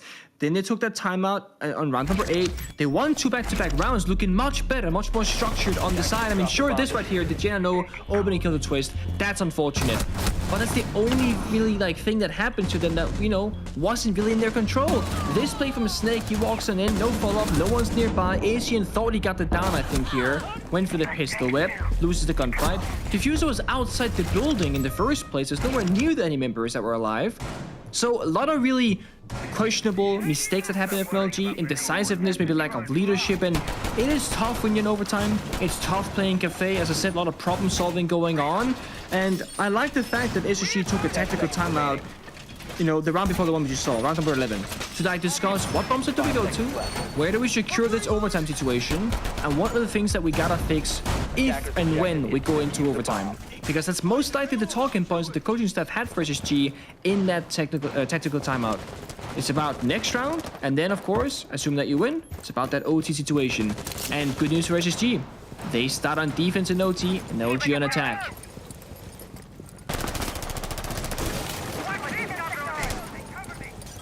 Not exactly the place you want to be if you are LG, but this is a defender-sided Cafe that we see unfolding in front of our very eyes. 4 rounds for the defense on both halves. SSG going into defense twice, then obviously advantageous spot for them to be in, but just saying, oh, they're going to do well on defense doesn't exactly show the whole story. Both of these teams have approached defense in different ways. Same with attack, though. The attacker lineup seems to have the same culprits, the usual suspects showing up time and time again. 1 minute into the round, and drone work is still going. Luminosity right now only having 2 of their players drone through. This top floor being heavily contested by Space Station needs to be discovered. I'm sure Luminosity is aware of it, but they've got their focus on the middle floor at the moment.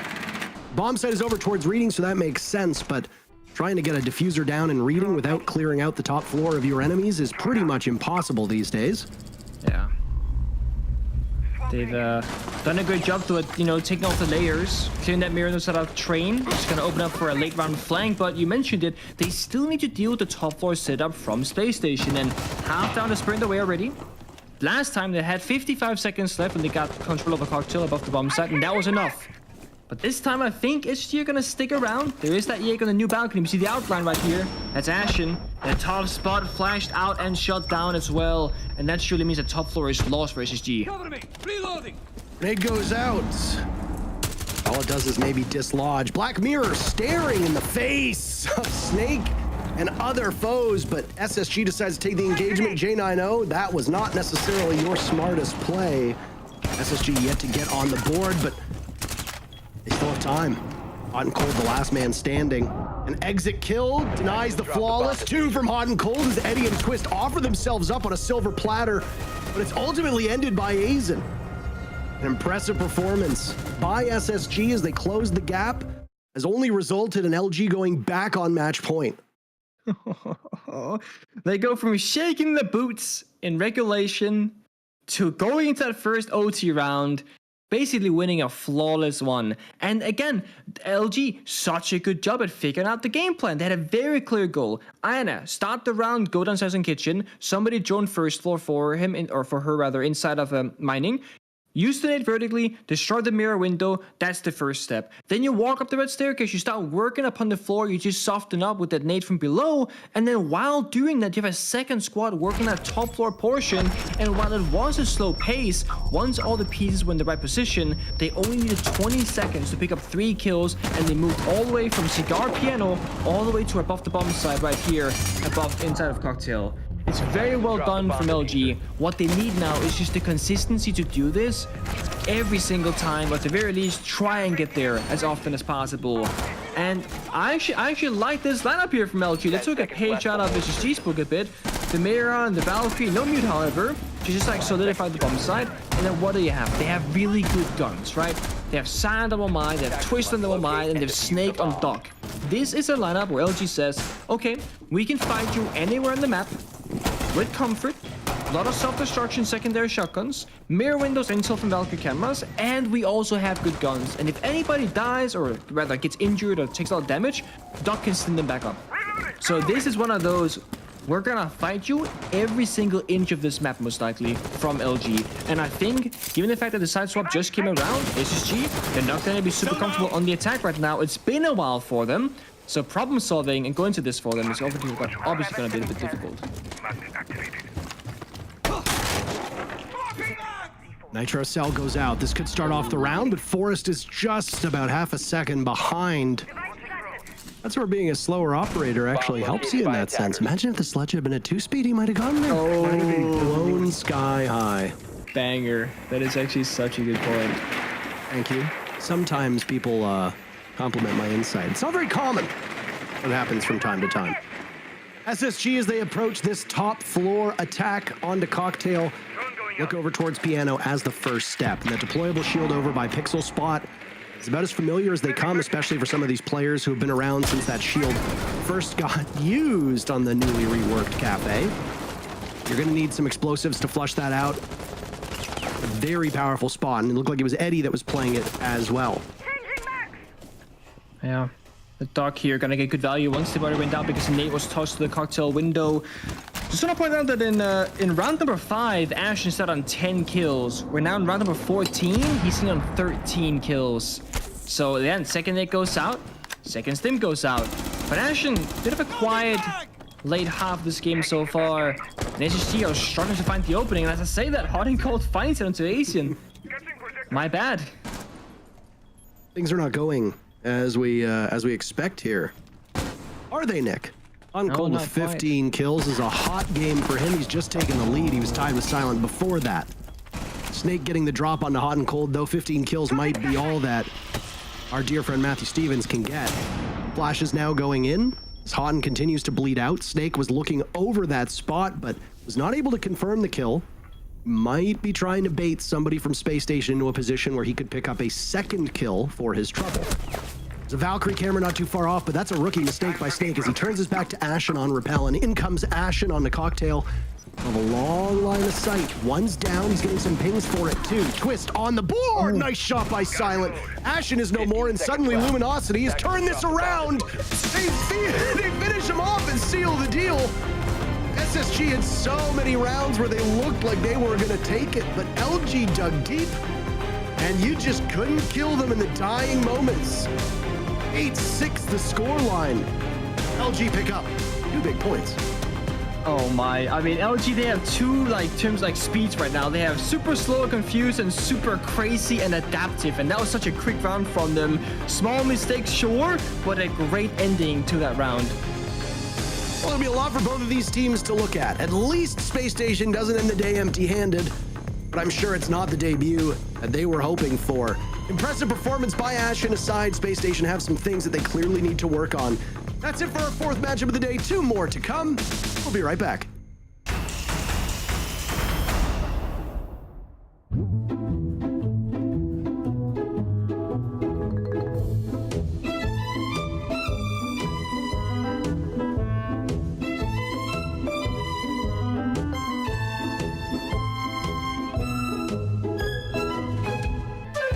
This is the Blast R6 Major in Copenhagen. Are we ready, Copenhagen? 24 teams from all around the world made the trip here to Denmark. Okamesh is straight on inside. He finds one, looking for a second. Okamesh is just eating him up for lunch. Gomez, as he plays behind one of the remaining Kiva barricades, to be a big nitro out here, and it's massive.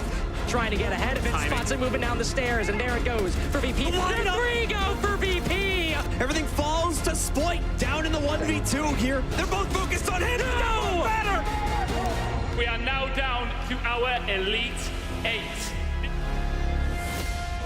Surely not resets. He's making the 1v4 look so winnable. There's no way. Resets to ace to 1v4. Esk is trapped in a corner. But next can collect one, a second, a third. Oh, he's just insane. Something feels a little bit different today. It's Championship Sunday! 24 teams made the trip, 2 remain. The defense, there comes 1 kill and 2. It looks like there's one left standing. It's Volps against his old team. It could not be any more bittersweet. Are they going to be able to close this out here and now?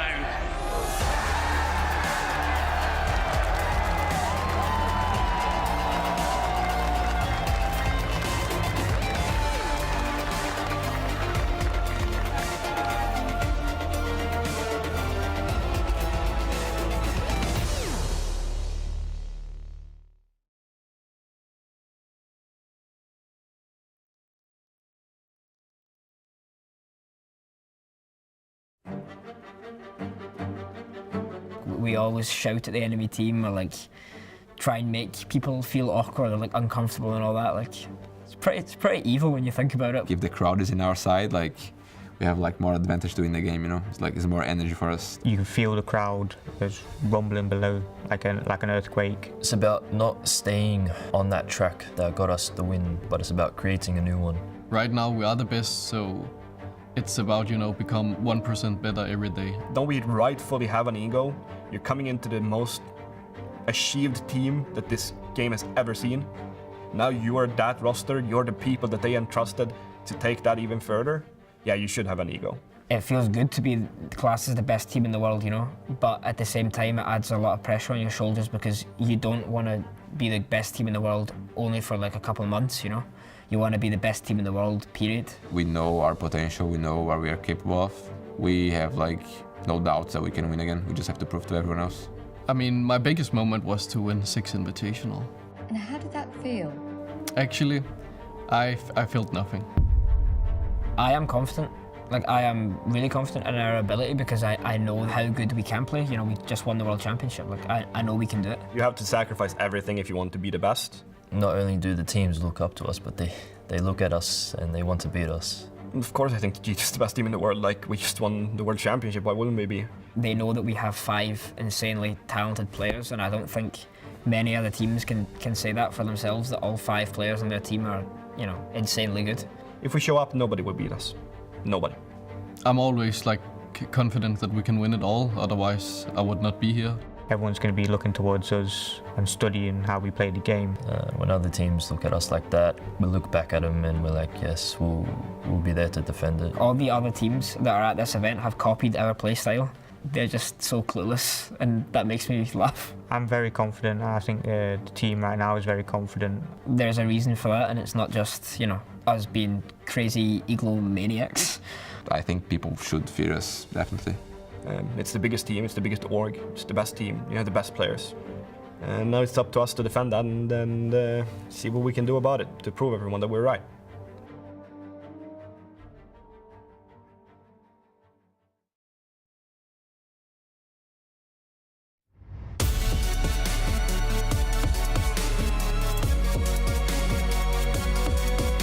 Ram's got one of the sickest loadouts an attacker could have. It's the R4C with the 1.5 scope, probably one of the best guns in the game. You got a secondary shotgun, which is always useful. Like so little time to play with her, I think there's going to be a lot of new ways that people are going to utilize Ram. That gadget of hers is absolutely insane and really fun. Her Ram drones, which nothing really is stopping those things other than a reinforced walls. It is ridiculously loud.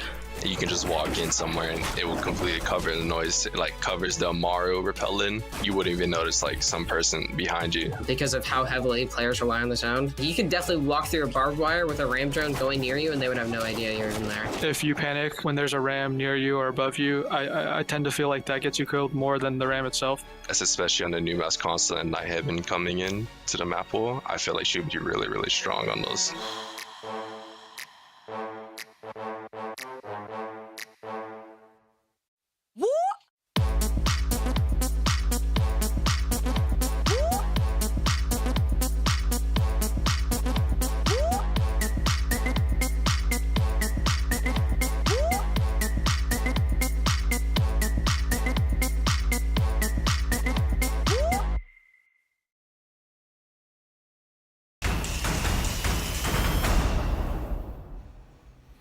So, Houston, we've got a massive problem. The Academy has graduated, and they just knocked off the main team.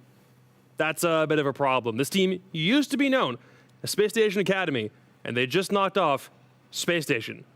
Big problem for Space Station, considering they walk away from their first day in the NAL with only the 1 point to show for it. But Luminosity finally get another dub. It just comes in overtime in yet another nail biter. So let's talk to their coach Wafer real quick about exactly how everything went down. Brother, congratulations. First actual interview on the North American League at this point, right? How does it feel?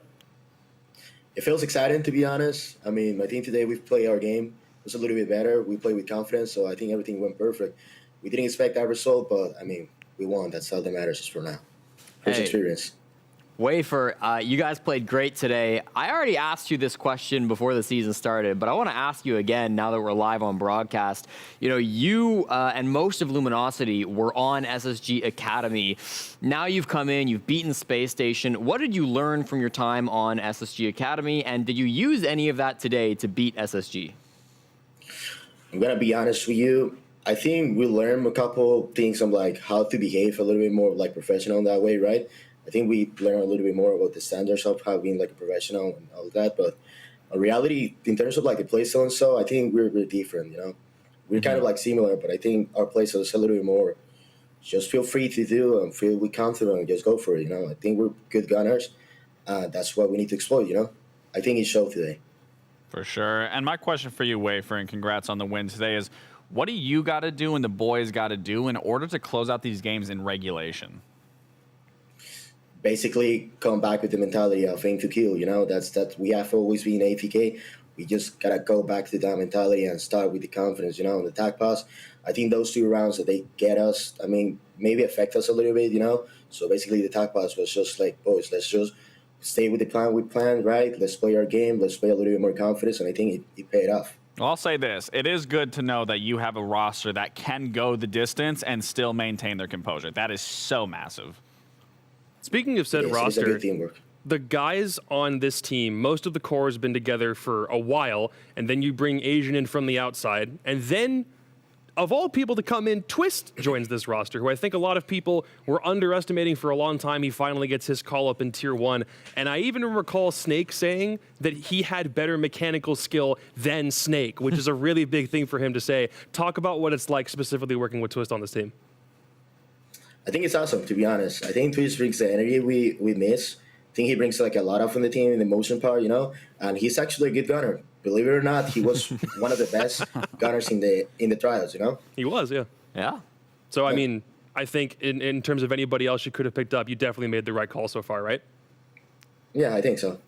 Yeah, I think we make a good decision. Don't say you think so. Own it. You True. picked it up for a reason. Don't put it up for speculation. Like, you made the right choice. No, we did it. For sure.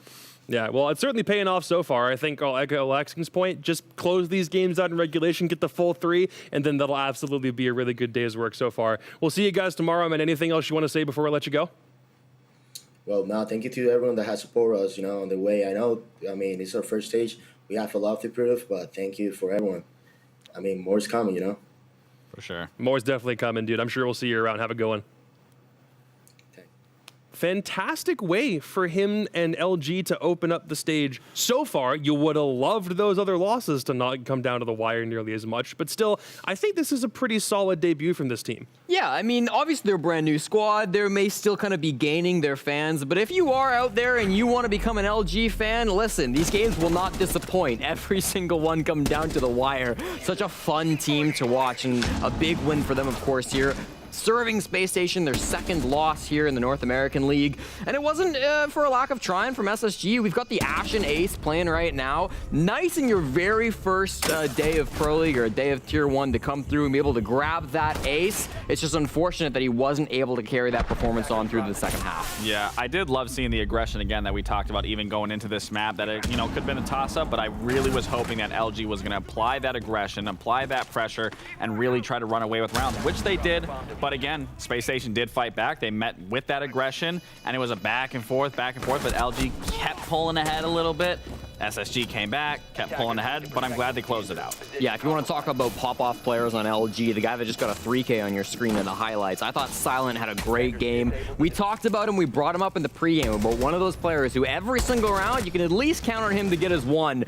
Oh my God, did he often get more than 1 in this matchup. Whether it was attack or defense, he was in there for Luminosity, opening things up for the squad. He had a spawn peek at one point during this match. He was really feeling himself, and I love to see that coming through from Silent, a player that we have seen grow throughout the North American League, even just in these 2 short weeks, and I'm so excited to see even more. Best thing for LG is that they're making an impression better than we're just a pushover team coming from Element 1, maybe we don't deserve it. So far, they're proving that they can make noise, and anyone who had those really serious doubts is so far being put to bed. Well, they aren't getting stomped by any means. They're making every game close and a nail-biter. So that's something in and its own for a brand new team in Pro League, being in that presence. It's nerve-wracking, but to go the distance, that really tests the mental fortitude of that team. They clearly have what it takes to keep applying the pressure throughout the entire game. I mean, it's not wild card going on an undefeated streak, but it's still overall they should be proud of what they're doing so far. Yeah, I definitely think so. And in order to help us break down a little bit more of exactly how this transpired and SSG really kind of threw this game away at the last second, let's talk to Jesse Chick for the breakdown.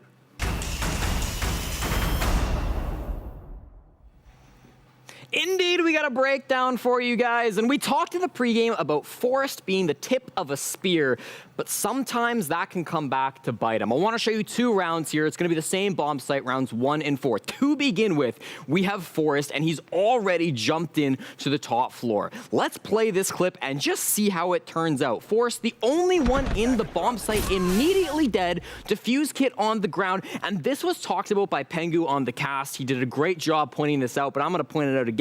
Look at how much utility is still unused from SSG. They got a nade being prepped by the sledge. They got 3 flashes on Hibana. The smokes from Ashen are just coming out, and you see them here on your screen as well. The smokes are there. If those were there a little bit sooner, if we had just seen a little bit more hesitation coming out from Forest, he probably doesn't die here as the opening death. He probably has a better chance of getting that kit down. But Forest, a little bit too fast for his own teammates, a little bit ahead of the curve, and ends up getting punished for it. Let's skip ahead to the next time that SSG had to attack this bomb site. We're down on the bottom floor. This is a man advantage for Space Station, 4v2, and right here, we get a disaster moment. One player dies down below, okay? And I want to highlight exactly what's going on. So, Eddie is in the bottom floor. He's just gotten a big pick onto your one attacking player down on the bottom floor as well.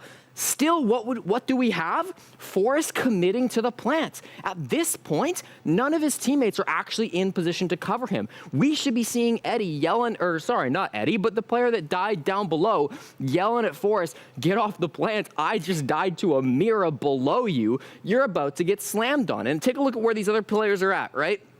Lion is still not in position to cover the white hallway. He would like to be able to watch this angle, but he's not quite there yet. You also can't see Hot and Cold, but I'll represent him by the cowboy hat. He's holding the window just to the south of the screen, so you can't see him, but also nowhere in position to hold this post plant. And look at the time, 1:09 on the clock. That's not the time. Look at the time. As we see this, it's been a disaster for Space Station Gaming. They have so much time still on the clock that they could be playing with, but instead he commits to the plant, and as we play the clip, you'll see Eddie does exactly what a good Mira will do. C4 is that player. As the plant goes down, the 4v2 descends into chaos. SSG eventually lose the round. It's the same problem on the same bomb site with, once again, Forest coming through and just committing to the plant when maybe that should be someone else's job. Forest, he's great getting in there, great being the tip of the spear, but sometimes you don't want your planter being in that position. This was the breakdown. We've got 2 more games, of course, here on the NAL Playday number 3. Let's jump back to the desk so we can break down some more of them. I don't want to take anything away from Luminosity. They got the dub. They obviously should be getting the praise. But I'm also looking at the players in the lobby right now coming up for the next game. One of them was like, how do you think SSG did? Another one was like, no comment.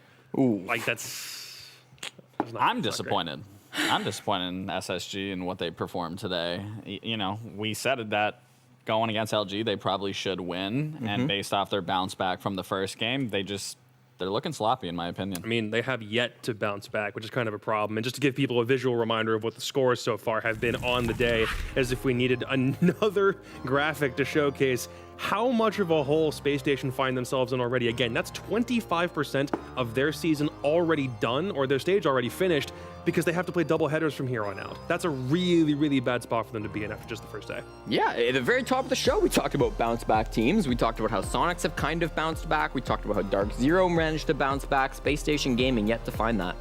I can't make an excuse for it. You had an extra week, I think, in most scenarios, even for myself. I would want that extra week in order to get more prep, get more strats in, get whatever down. So, yeah. Well, let's go ahead and talk about map 5, because everyone looks like they're rearing and ready to go into the lobby at this point. So, we have Oxygen in their second game of the day against Barrage in their only matchup of the day. OXG, there is one guy that we really wanted to highlight because we've been harping on him a little bit over the past couple of play days, but he did really, really well in that opening game so far, and that was Dream.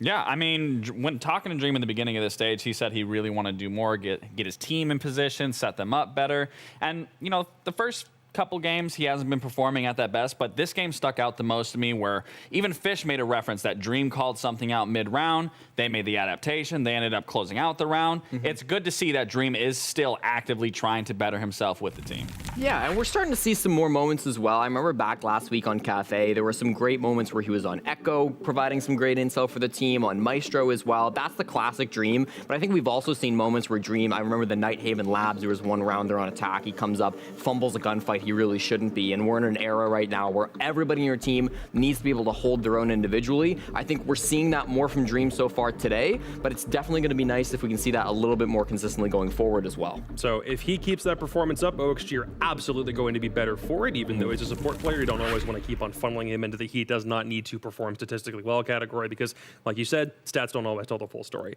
On the opposite side, for Mirage, I'm going to talk about a guy who we typically haven't talked about since his departure from Sonics, but he's always really held down the fort, always been super consistent, super solid. I'm going to talk about Kansan real quick. Can I make a controversial statement here?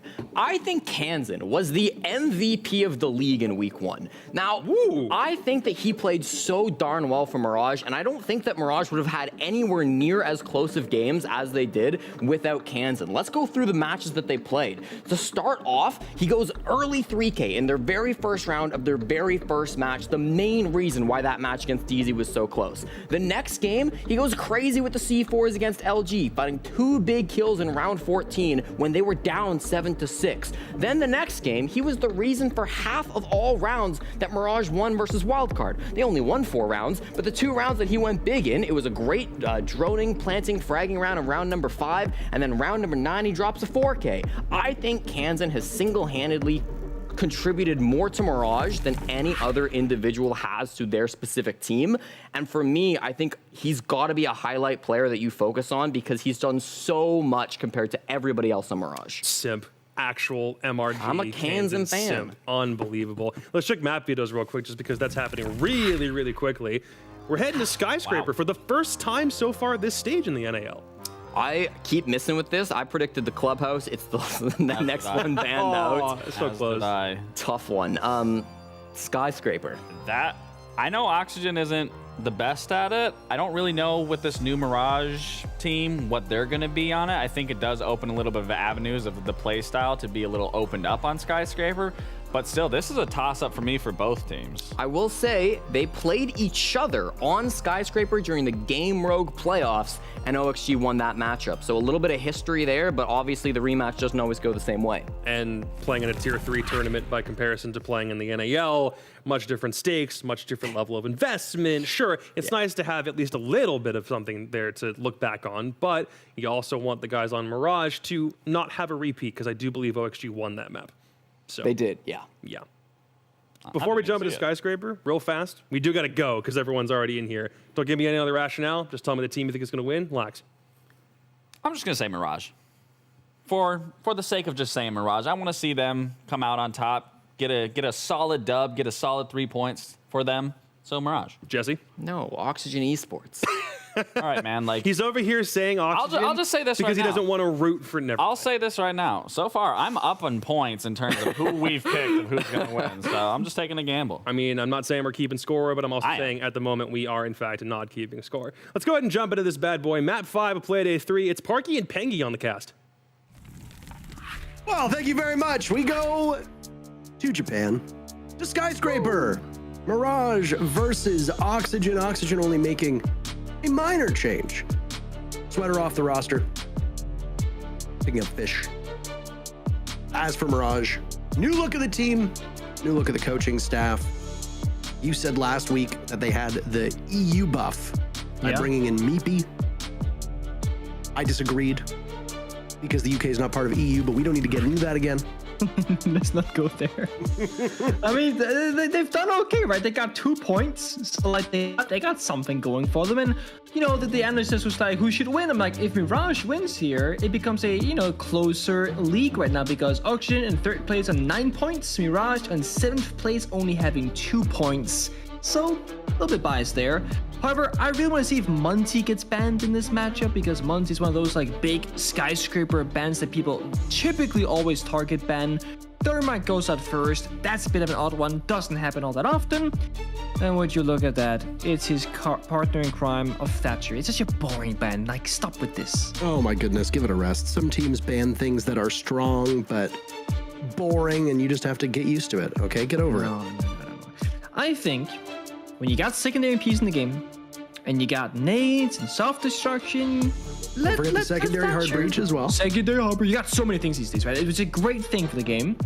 And the thing is, if you ban the Kaid, you don't have to. Then it's like you don't have to worry about Thatcher at all.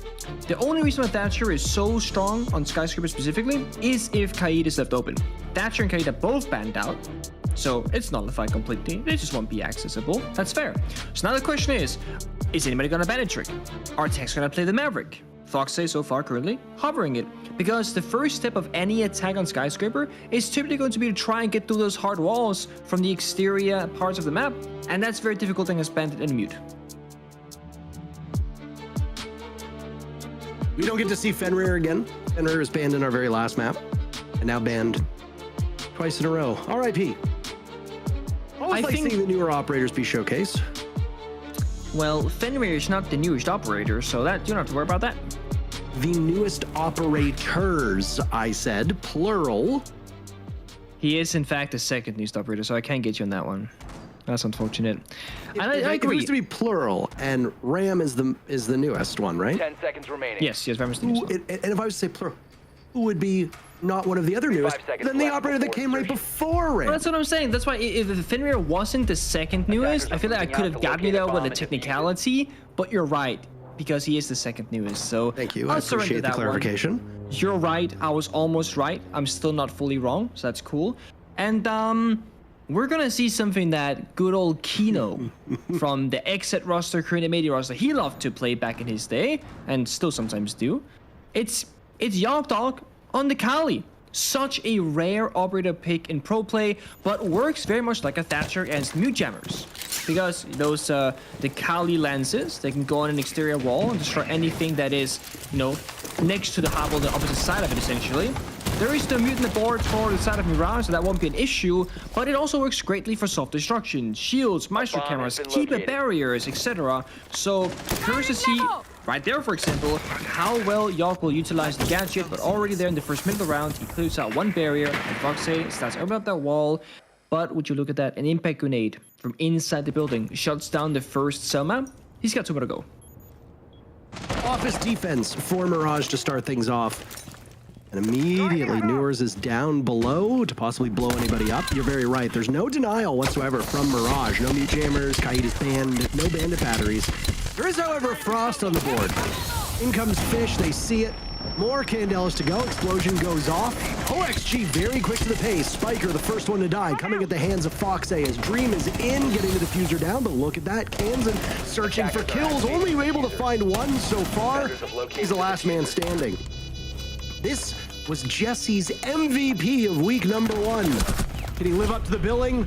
He gets 2 kills for his trouble, but OXG's post plan is just too strong. First couple kills coming in for OXG. They take a breather as that diffuser goes down, and then they get the remainder to go up 1-0.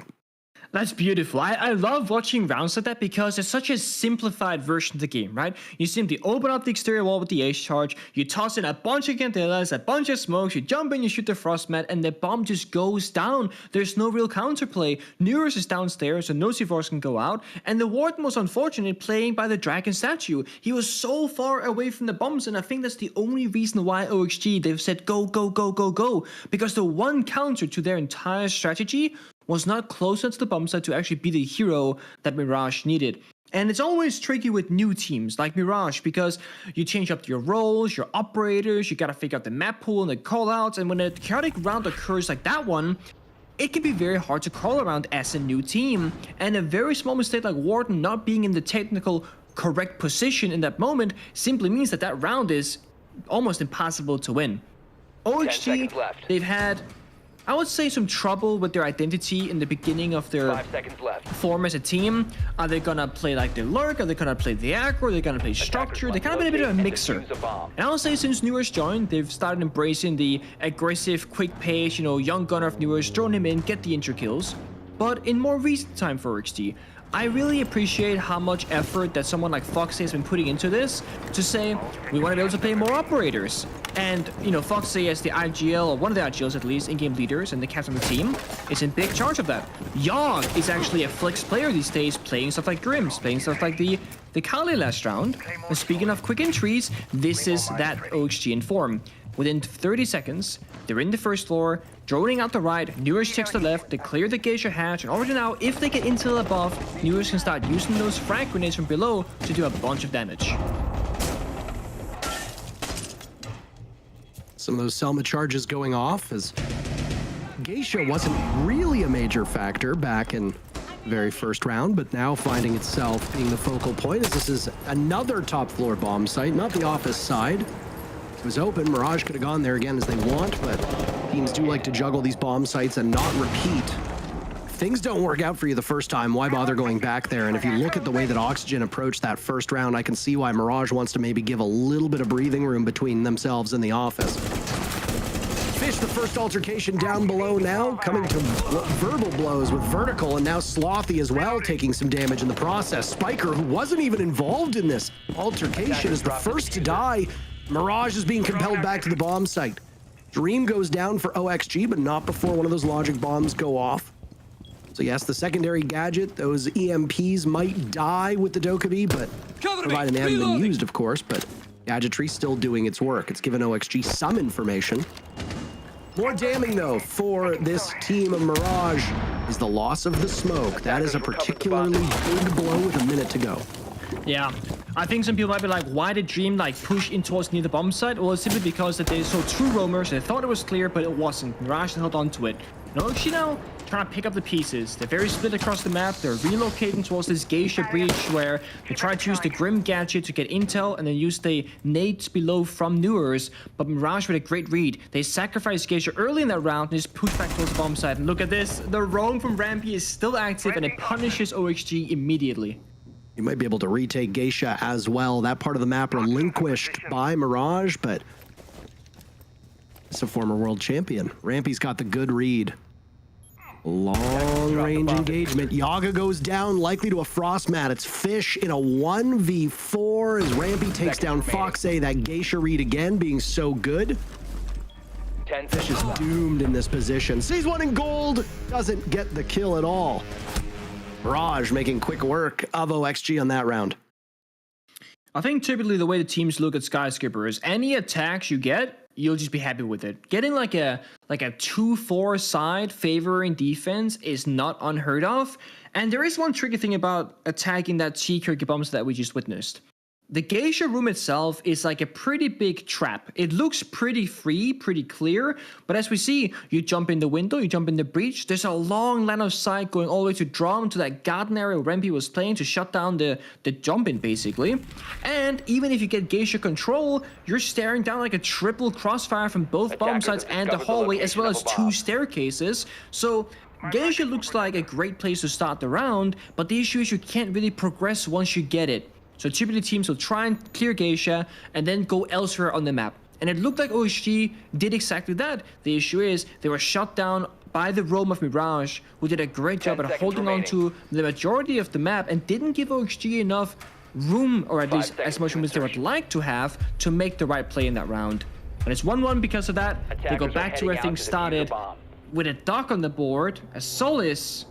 So very different operators this time around, but all eyes on Kansen for Warden, because we know that Ying's on the board, there's Gridlock, and the great thing about Gridlock in this round in particular is that she gets to bring those secondary EMPs, because the first goal of Skyscraper, as we talked about, is always going to be dealing with those exterior walls that are reinforced from the inside to the outside, and that's going to be Dream and Yagi taking care of that early on. The very first round that you talked about, Kali was brought to deal with them, but weren't needed as there's nobody from Mirage there to do any denial. This time around, if you look at Mirage's lineup, well, they're in the same instance. They're not going to need to worry about bandit batteries or mute jammers. Mirage have been opening up a number of these walls, the common entry points, and forcing OXG to take engagements. 2 Candelas already used, as well as a smoke, as it's another office hold for Mirage. They're hoping for a better outcome than back in round number 1. Double panel inside of the A bomb site looking identical to what we saw before, which will allow impact tricking for the defenders and could make it quite successful. Hard destruction from OXG has been used to just put a small hole in that Geisha wall where Rampy plays. Roaming around, but he doesn't have a lot of intel. Attacker's bomb diffuser has been dropped. Drone work going out. Rampy sees the Yana of Newers, gets the pick, and immediately scampers off. No follow-up whatsoever from OXG. OXG, look like they're going for a fake rush, you know, because they do the same thing as last time, but they go for the roam clear instead. And they hope that the roamers off Mirage would fall back towards the bomb site, but they actually stuck around. It is trade 1-for-1 as Fish finds Kansen. That's Warden off the board. That's massive for them. They have no Candelas. They somehow spent all 4, but they still have 1 smoke in the pocket of Fish on the Ying, and that could pay off later on in this round. Rampy with the Solar Gadget can shut down a plant, but also note he has no impact grenades in his pocket either. Now he's been droned out as well by Foxy, so they know his whereabouts. OXG with a minute to go. They have a lot of decisions to make here, and they don't have a lot of information to work with. 5 drones in pocket. Dream couldn't clear out the garden area. But again, Rampy is there to shut it down immediately. Slothy not too far off of Rampy, and there goes one of the smokes. Warden Kansen is gone, so those smokes will have tons of value, as you pointed out. Or smoke, rather. That was the last one used from Fish. No obscurement that could possibly happen for OXG. They spy 1 body. Nice shot by Vertical on the Fish. He had another as well over by Dragon, but it's Yaga to get on the board with 2 picks. Slothy and Rampy lining up perfectly. Vertical falling back as Spiker gets on the board. Yaga's no more. That was the one player from OXG who really seemed to have things in his grasp. Down goes Spiker. It's all Vertical in a 1v2 against his former teammates. Time running out, but Dream is on that diffuser. Foxy needs to cover. Vertical sees him. Savage Vertical pulls it off as they both drop. All he needs to do is secure the kill, and there you go. Your victory lap is at hand. Diffuser goes down, and Vertical gets both those picks. Mirage grab their 2nd round in a row. Defenders have disabled the bomb diffuser. That was his last bullet. I mean, the cover there was ridiculous. He's prone on the breach, couldn't get inside the building. He's trying to throw in flashbangs and try and pre-fire the wall. It was just complete chaos. Vert gets the pre-fire through the wall. Here's the prone sound with the very last bullet. He also kills the planter as well. Perfectly calculated or a lucky guess. Either way, Mirage, they steal the show and steal the round. OXG simply didn't have enough time to correctly set up that plant. The plant position was weak. The cover was weak. But again, if you only have 5 seconds to work with, you're not going to be in an optimal position. That's the punishment of losing members early to the room of Mirage. And so far, that's been the defense's biggest strength. The roam just keeps on working, either getting a lot of kills or killing a lot of drones and forcing OXG into a bad position late in the round. And look at this, Newers dies like that. He walks in a hallway and they just don't know Rampy is there. Remember, this is Fish from OXG going early onto the bomb site window, throwing Candelas and throwing in a single smoke, trying to fake that same exact execute 1-to-1. That beautiful last bullet there. And then you'd think, okay, Mirage, they're gonna see the Candelas in the smoke, they're gonna rush straight back to the bomb site, the room is clear. Well, that's what OXG thought too, but it's not what happened at all. Maybe Rampy on the Solace actually had intel. He could see the drone outlines, you know, with the gadgetry. Perhaps, maybe that's why he stuck around. But either way, great decision making from Mirage. Jesse cooked Laxing on the desk because Laxing said Mirage was going to be the team that ultimately come out ahead. And how foolish do you look now, Jesse? Very foolish. You see those glasses, that haircut? Oh, don't. You should have seen. We're out for lunch the other day. He was wearing we called him the Banana Man. He was all yellow. I don't know what happened there. Excellent. Very poor attempt at opening up these walls in Geisha. By Fox A as those Selmas go, and I think only a single part of the Selmas actually went off. Each Selma has that 2-part sequence. The first Selma, you got the first part to go off. The second Selma, it looks like both of them got shot away. No hard breach for OXG remaining, so things will be a little bit more challenging for them. That was a grenade that went off somewhere on the map to take down Slothy, who is bleeding out but can still be retrieved. And now Spiker will take some damage as he runs by the window opened up by Yaga. Slothy retrieved back up. Half of the round to go. You really wish you had a dock at this point in time. Slothy is holding a crucial part of the map inside of Geisha. He's going to oversee the B as well as the A bomb site downstairs in Kitchen and Barbecue. Oishi not really making any pressure inside the map, but the exterior is doing great work. Yogg finds a nade onto Slothy again, but Rampy also finds Fish with a shotgun inside the map itself. And OXG, very precautious in these rounds. The attacker's bomb diffuser has Another been pick dropped. for Mirage now as there goes Fox A. Gadgetry not working, and then in terms of kills not working either. Mirage losing Slothy, who's yet to find the scoreboard. The only player on the team who hasn't done so yet. Might not be the biggest blow for them, especially now since they hold these numbers. Dream could potentially capitalize on Rampy, who's on cams at the moment.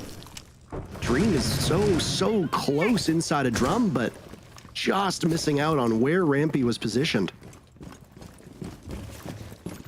Surely he knows now. Rampy has a good game sense. He has the sound as well. Yep, he figures it. No way! The shotgun. I think it's a pillow gun, but boy, oh boy, does it do a lot of damage. Now it's Yaga to try and avenge his teammate. He does so through the wall. Goodbye, Rampy. 2v2.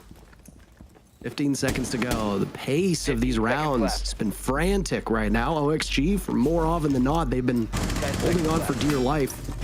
No access to the diffuser, so kills will be the answer. Down goes Newers. Now it's Yaga to try to find Kansan, but the keep away game will go. Kansan decides to take the engagement instead. All right.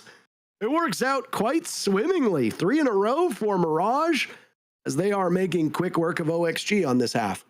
They are. It comes down to the 1v1s, the 1v2s, and those clutch moments, but the common factor in all the rounds but the very beginning has been the clock. OXG are not achieving enough with the 3 minutes available to them in these rounds. Sure, they get grenade kills, they get a bit of map presence, but we just saw they didn't have the diffuser. Sure, they had full bomb site control, but they can't do anything with it. They're forced to sprint towards the final defender alive and get shut down in this middle of the sprint animation. And look at this, the disgusting snipe across that office area, the T area rather, but then Yogg with a nice wall bang to get back towards Rampy.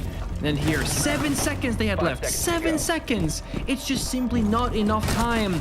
If you're OXG, I think you gotta go back to what you did in round number 1. Go for a side rush. Get fancy with it. I mean, you have Monty open on the board available to you. Monty is what a lot of teams in professional play, they will use in this T and Kiriki attack. Because you can just walk up the back staircase, walk in the terrace door, and just start asserting some presence and pressure. And they have not used Monty as of yet. They have not used Osa or Blitz either, and Newers is not really finding much map control with the roam clear. So I think she gotta change things up right now, try and get at least one more attack around, try and aim for that 4-2 side as they should expect. But either way, right now, it's looking a little bit grim. I'm not super comfortable in their attacking rounds, is what they're doing right now. This is not a tack pause, by the way. These teams have not called a timeout. There's tech issues at the moment, but with one player from each team having some, I don't know, connectivity issues, I think you could say. Not sure why, but when we get information, we'll update you. It was Yaga and Slothy who had some problems with either connecting to the lobby or not sure. Either way, it looks like the problem is within moments of being resolved, and then we'll go into it. As you and I touched upon on the Brazilian broadcast, and something that I would actually have to ask regional leagues about was whether or not teams are allowed to speak during these tech timeouts. Because right now, I've been trying to notice all the faces of both the squads, and it doesn't look like either of them have said much at all. If that's the case, then this is just prolonged suffering for OXG. They're not able to talk their way out of this predicament. No, I was doing the same thing as you for that same reason, where in Brazil they can talk during it, and most of the backcams here have been pretty silent, but I have seen Fox just twice Hey, his lips do some right there as well. He's doing some kind of talking, but it could also be around the take issue at hand. It might not be like game or strat related, of course.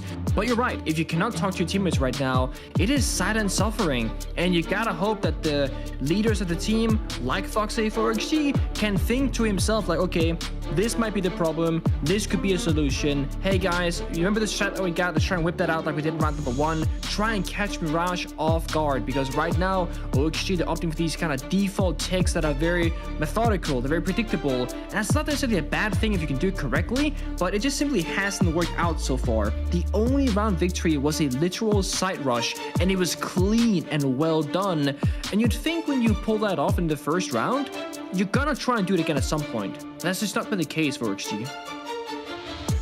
Got a rehost coming in. There were some tech issues that could not be resolved by simply a pause, so just a few more moments as everything gets set back up.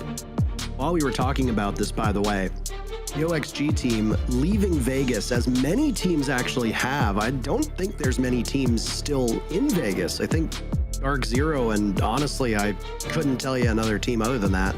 OXG relocating to Boston. As you can see on the back of some of those cams, it says Boston Breach. The ownership of Boston Breach, who also own OXG, is where this OXG team is playing.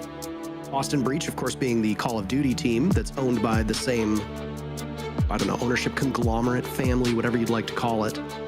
As for Mirage, looks like they are well spread out. I'm going to assume that Slothy is in or around Washington, given that he has that Washington TJ Oshie jersey framed behind him. I also noticed that Ashen had a Chicago Blackhawks merch hanging up. I was going to try to shoehorn in a Connor Bedard reference for Ashen's debut, but it just didn't ultimately end up coming to me.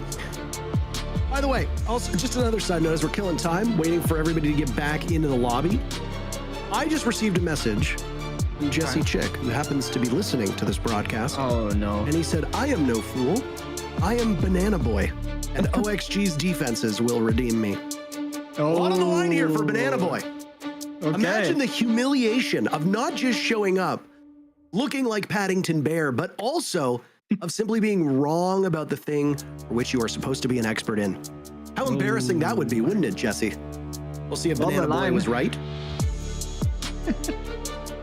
Everybody's in the lobby, so we're just moments away from getting back into the action. For those of you that are just tuning in and have not seen, the scoreline was 3-1 in favor of Mirage, who have now won 3 rounds in a row on defense. Yep. That's the big keyword there, defense, skyscraper. It's where you're supposed to pick up the majority of your rounds, but that's not to say that Mirage is gonna, fall apart in their attacks whatsoever. So things can, of course, still go the way when they swap sides.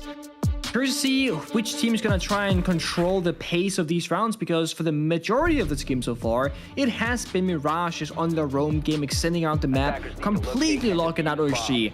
I want to see something change here, but not for Mirage. Keep doing the same thing because it's been working for them. It's OXG right now. It's up to them to take control back onto their side.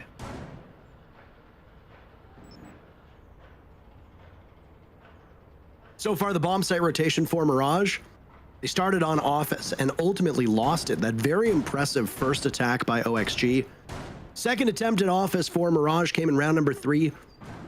They ended up winning that clutch, if you recall, with Vertical picking off the very final 2 players. 10 seconds Mirage remaining. had a perfect record on Barbecue and Kitchen and then Karaoke and Tea. As we see from the bomb site rotation on a lot of different regions, it is unlikely that the 4th bomb site on Skyscraper will show up. That's the bedroom bomb site that is directly underneath the office bomb site. It also happens to be the one part of the map that doesn't really see this geisha room as a critical vital that needs to be dealt with by the attackers. Given that this is a Karaoke and Tea defense, and given the fact that geisha basically borders one of the bomb sites, you're hard-pressed to find a better place to hold off site than that geisha part of the map. Doesn't look like Mirage are only going to invest in geisha, though, as they've extended over towards office as well. This entire top floor will be very important for Mirage to hang on to. They want to keep control of the bomb site itself. Yeah, you see the dude so well. They're just holding on to so much off the map, and you see nades going out from below as well as from the window as well. They're not finding any success here. That's 3 grenades spent, 0 points of damage. They cleared 1 cube area, 4 grenades now spent, and actually they're going back outside the building. They're gonna start droning again. They don't know how and where to get in. vertical now on Solus. It was Rampy before, finding the drone, shutting them down, creating vertical space as well with those impact grenades. And now almost half the round is blown over. One Dokkaebi call went out, and they are still nowhere closer to walk up that first staircase.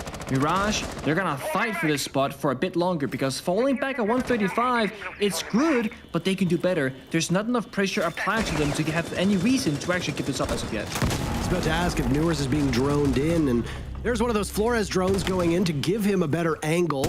Teams trade out. Rampy goes, so does Yaga. Slothy, the one credited with that kill. Newers, a pickup for OXG, puts OXG in a 4v3.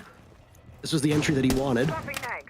If you give Newers a bunch of tools to kill his opponents, and more importantly, the information to do that, he will make you pay time and time again. OXG are often at their best when Newers is supported by the rest of his team. Losing out on those logic bombs and losing out as Yaga as a potential droner is not ideal, but OXG have managed to get themselves out of that position. And more importantly, of all the operators that are up for Mirage, Solus being one of the most important defenders to kill, that's great for OXG. Not just because they have that numbers advantage, but because of the utility that Mirage will not have at their disposal. Yeah, big issue is just time. 2 Toxic Babes and Pog Spike, and they got, this really strong hold on the bomb site itself. I think Mirage in a great position here, and it's still down to OXG to pick that apart. If they can kill Spiker, they might have this round, but they only got 25 seconds to do so. Mirage, they're not taking any risks. They picked up 3 comfy corners and just sticking by those corners. Far more successful for OXG to get into Geisha as well, as there's only 15 seconds remaining. Goodness gracious. OXG really need to hasten this pace up, and there goes Newers making tons of noise. Kansan ready for it.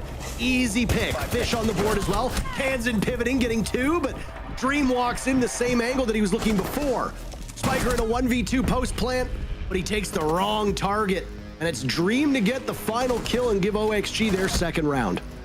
Such a frustrating position to be in as Spiker, because you swing that doorway and you have to identify both targets, and he does so, but which one is the guy planting, which one is the guy shooting? And then there's another issue on top of it. It's 0 seconds left on the clock. Are you gonna shoot for the guy planting and get the injury or kill and therefore win the round, or kill the guy covering him and therefore get the free kill onto the planter afterwards? And you could very much tell when he swung that doorway, he was flicking left and flicking right because his crosshair was in between the 2 targets. He simply could not identify which one was the right one to shoot, and it is very difficult to do so. It's a split-second decision. These are professional players. They're quick, they have great aim and decision making, but there are some moments like that one where it's simply so hard to make the right call that it ends up costing you the round. I think Kansan played the spot greatly, getting 2 kills, but then he did not expect that third member to swing from Geisha, or second in a row, should I say. And then we saw it there. The cover from Dream was there. Foxy started planting at like 0.01 seconds left, I think. It was so close on the timer again for OXG. But they get that clutch round. So, and that's only fair. Mirage clutched 2 rounds. OXG, they get to clutch 1. It's 2-3, still in favor of Mirage. And this is the final round in the first half. Given that we're only a couple play days in, we're going to start to make reference to these maps as to whether they're attacker or defender favored. For you and I, it seems like almost every single game we've casted at this point has been defender favored, at least without diving through every single one of my notes. It certainly seems like a consistency that despite this TDM meta, the defenders are having more advantages than not. Jesse hinged his entire reputation on Oxygen's defenses. You best hope that they live up to that. Rampy was almost indomitable in this spot before in Geisha. As the Solus, he gets information as to where the Selmas are coming, and then drones as well, 2 of which have been used hopelessly to try and take him away from this spot. A third now will go as well. Both walls leading from Karaoke towards that Geisha hallway, reinforced.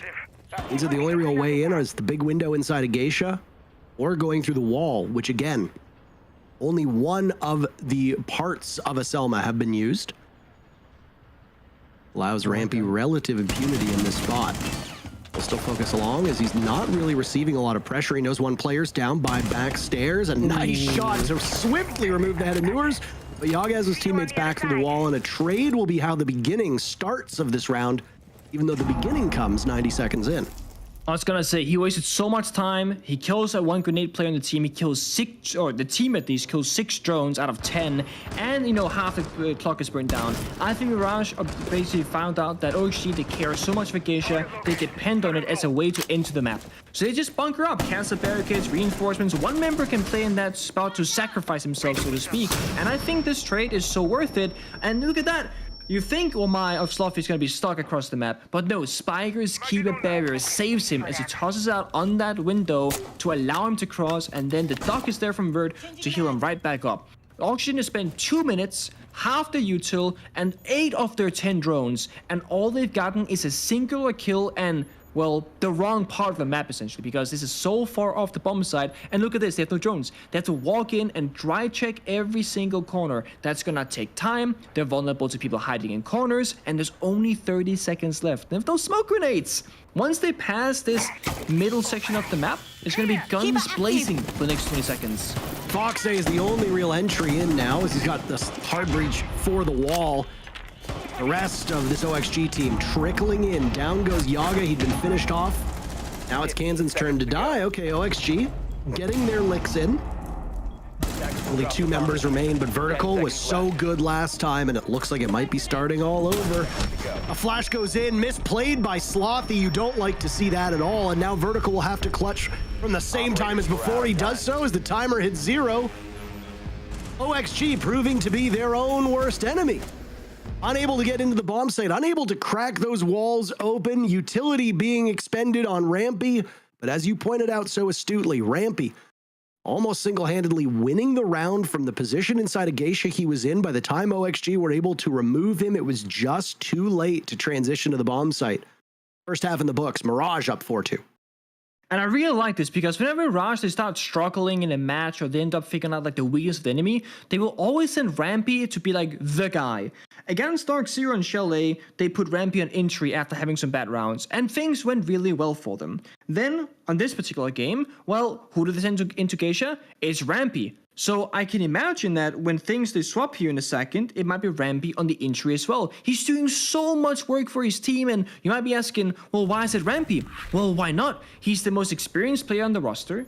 He's a literal world champion, winning invitationals. There is no better player on the Rush Lamb to send to do the impossible, and he does such a good job at exactly that. 5 seconds to go. Looking at OXG's side, I think that they're hoping that, you know, the next operator will be somebody who adds 30 seconds to the clock when you play them, because they need those extra 30 seconds every single round but the first rush that we've seen so far.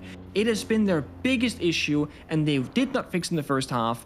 Thankfully for them, they're now on defense. They get to set up the map, hold it as Mirage did, but they do it in their own way. They're not as committed to the roam right now, but my focus actually will be on Mirage. How are they as a new team going to be attacking on Skyscraper? Because it's very difficult, there's a lot of options, a lot of operators you can play in to try and play around that fact, and this will be their very first attacking round for them. Quick to open up the wall leading atop of stairs.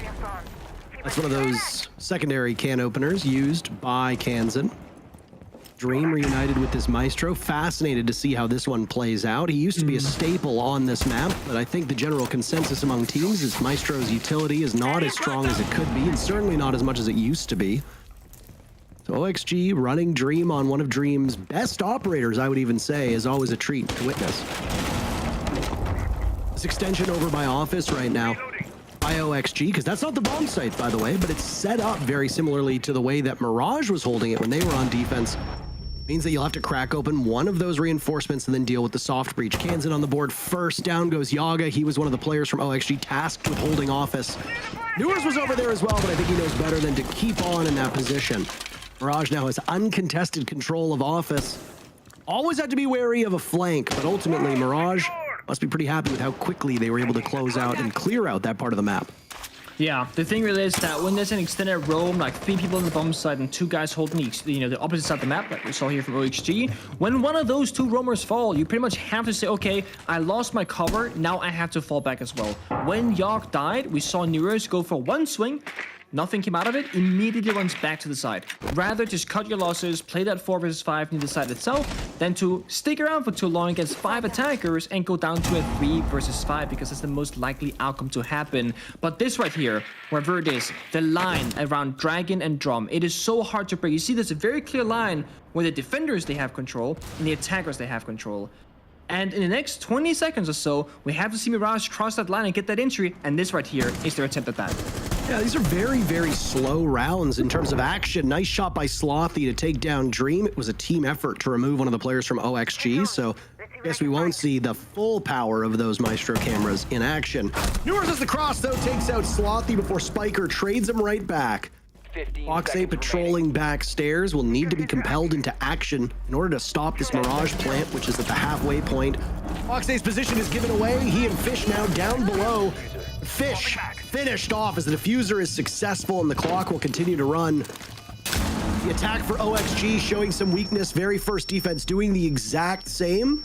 Even if Fox 8 is able to take out Kansan, there's still so much more work to be done, and he has to emerge from a very, very vulnerable spot on the map. 2 players from Mirage watching it. Vertical the one to get the very final kill. Mirage, 5 rounds so far through 7. This one seemingly starting to run away from OXG. Yeah, and you see Rampy so hyped up in the player cams, making so many calls and excitement, you know, passion essentially when they win those rounds.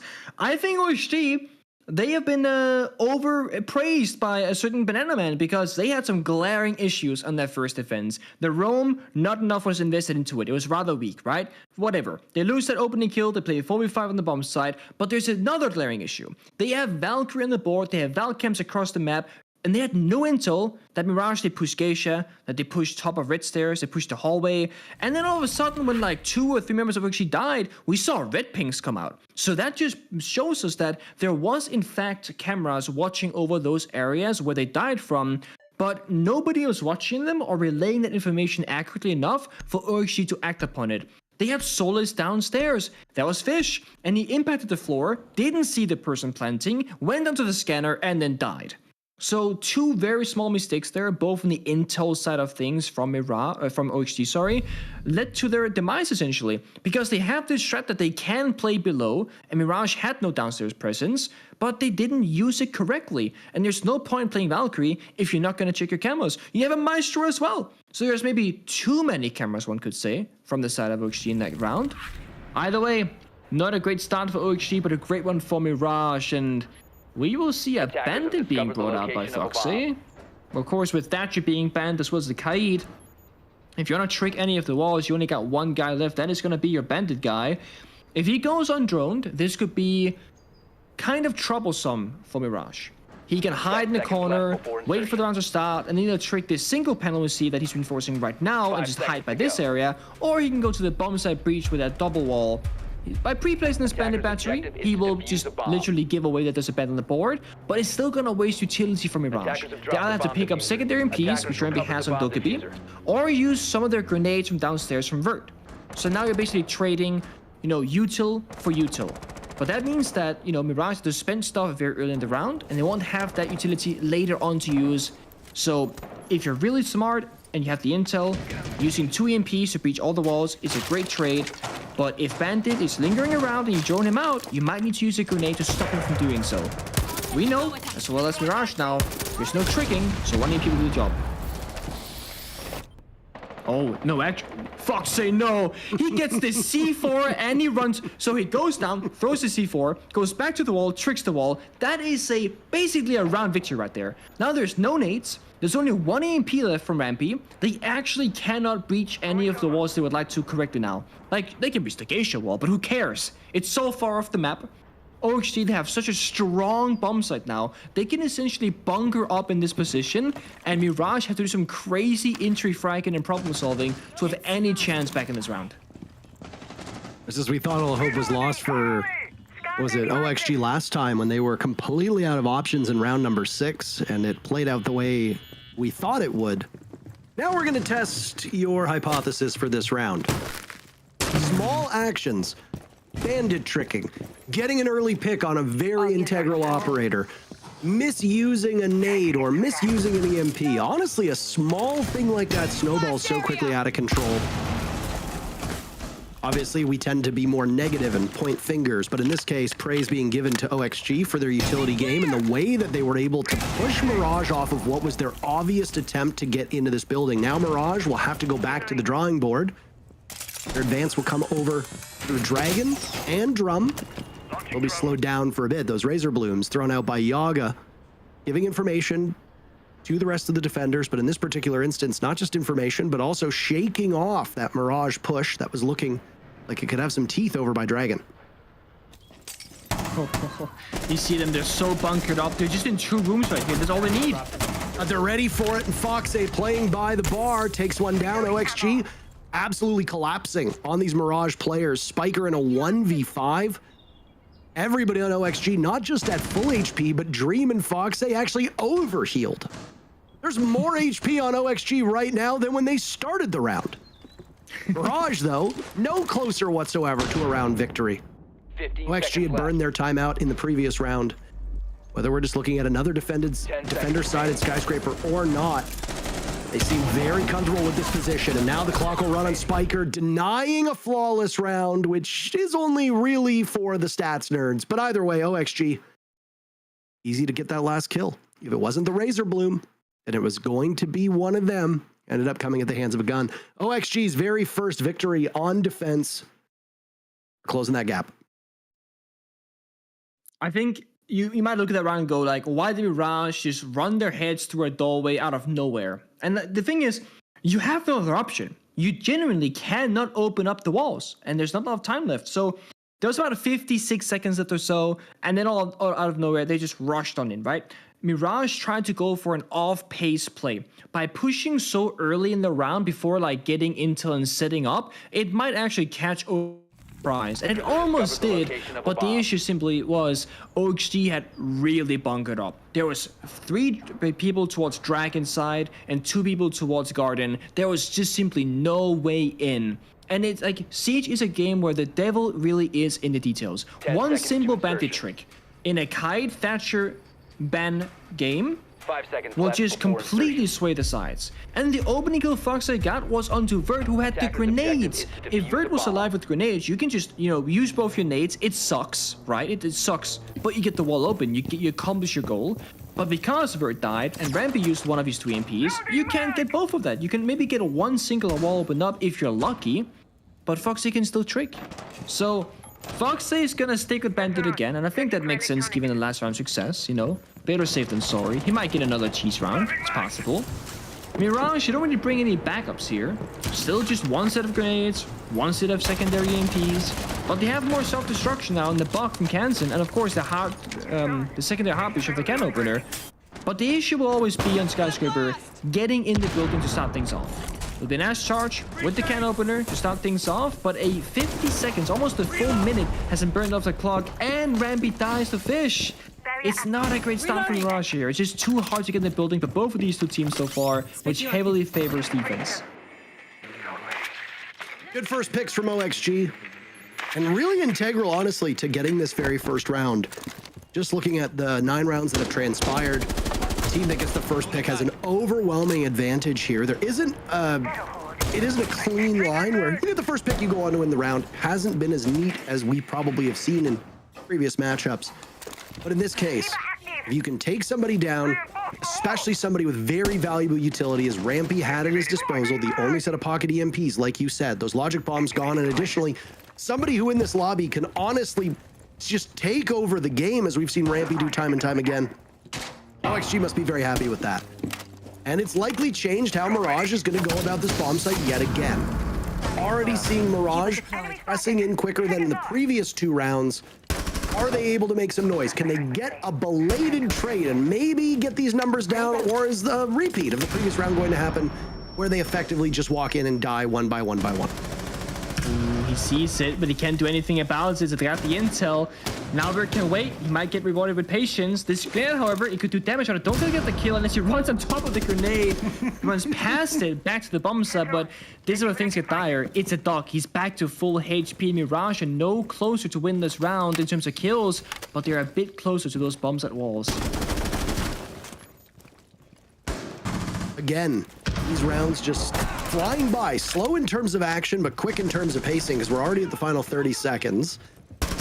Mirage have been sitting on an opportunity to go to match point, but haven't been able to capitalize as much as they want, and especially with Yaga taking down another player from Mirage, it's going to be tough. There goes Fox A, but free frag from OXG. They continue to hold this advantage, and then the numbers go from good to great. Dream the final pick. OXG within 1 round of tying Mirage on Skyscraper. Timeout paying dividends. Oh, absolutely. I think it might be time for Mirage to try and change things up. I think you gotta allow yourself to be flexible here. Yeah, they're playing the Dokkaebi, now they play the Bok and stuff, but I think they gotta start bringing out those like actual flex operators, right? We're talking the Ying, the Glass, the Monty, the Osa, things that are a bit out of the norm. Not necessarily, out of the norm for Skyscraper, because we would expect teams to play Osa, to play Monty, and Mirage will indeed call their tactical timeout to perhaps discuss these kinds of things. They're still in the lead by a single round, but they don't want to lose that. And we can tell very evidently, getting inside the building is an issue, as it was for HG. The time is also an issue. That is the nature of Skyscraper. It takes a very efficient team at attacking to make quick pace on this map due to the nature of how it's shaped and how it's built up, and just simply how hard it is to gain that initial foothold. It's not like Cafe where the second you drop that roof hatch, you're in the map and you're good to go, like you're actually somewhere. No. Getting inside any door or any window on the actual floor of the bomb site is just incredibly difficult. I would love to see a Monty to simplify things, grant information, but it can't be Rambi playing it, right? Rambi has to be, or at the very least we'd hope to be, your entry guy. Go in there and get some kills. And he was shut down early in the previous round. He got nowhere. And Mirage desperately needs Rambi in some of these rounds.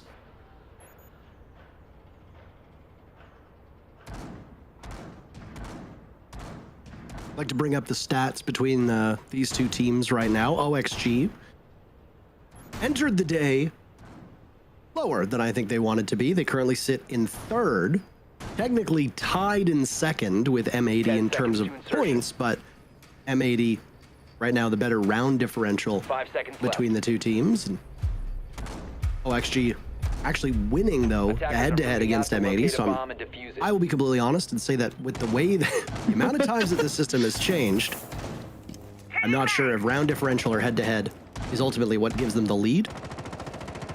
As for Mirage, they've only got 2 points. There's a win in overtime. They're in the basement right now next to Space Station and Beast Coast. Desperately need to get some points on the board here, and it's going to be hard to do it when Fish jumps out the window and slaughters Sloppy. Down goes your Ash. Mirage, 30 seconds into the round, down by 1. I love that. Your enemy calls for a tactical timeout, they slow things down, they reset, they get to like talk it out, and a fishy boy jumps out a window and gets a spawn kill, and now that ruins the entire plan that you just spoke about. Most strategies in Siege requires 4 or 5 members to work correctly, and sure, they still got 4 people at full health, but we spoke about it. The opening kill really sways the favor because, again, you're already having a hard time in a 5 versus 5, and we see Mirage, they're all outside the building. They have no presence. Yeah, they open a geisha wall, but they can't do much with that. And yeah, Ramp and Vert are both repel droning. Can't do much with that either. You're gaining information, but you're not gaining map control with it. Foxy has 1 spare impact in his pocket, but he doesn't even need it. He's got a teammate. Yogg is there, can shoot off those pellets. So clearing out geisha rather for Mirage seems basically impossible at this point. Nade goes in by Rampy. You talked about how he needs to do better. I completely agree. Mirage's success is going to be tied to Vertical and Rampy showing up. Not that the team doesn't have a good supporting cast. They certainly do. But Kansan on this more support-oriented role, we've seen time and time again. He can make noise, but you need your entries on attack and roamers on defense to pull their own weight. Vertical had some big moments on defense, but so far Mirage on attack, as a team across the board, have not looked very confident. Stands to reason.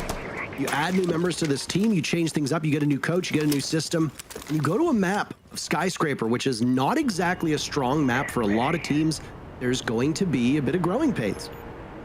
Now, it looks like Mirage is suffering through them so far through all the games that we've seen. Kansan, by the way, he had the diffuser. He decides to go through delivery and gets smoked, immediately opening up the wall.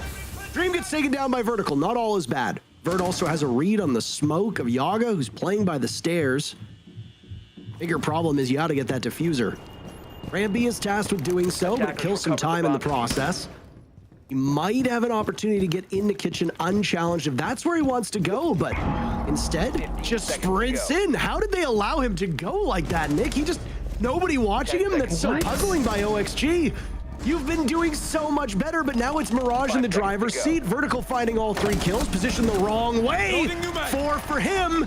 Only one more eludes Vertical, again against his former team. Oh, down goes Foxay to Spiker.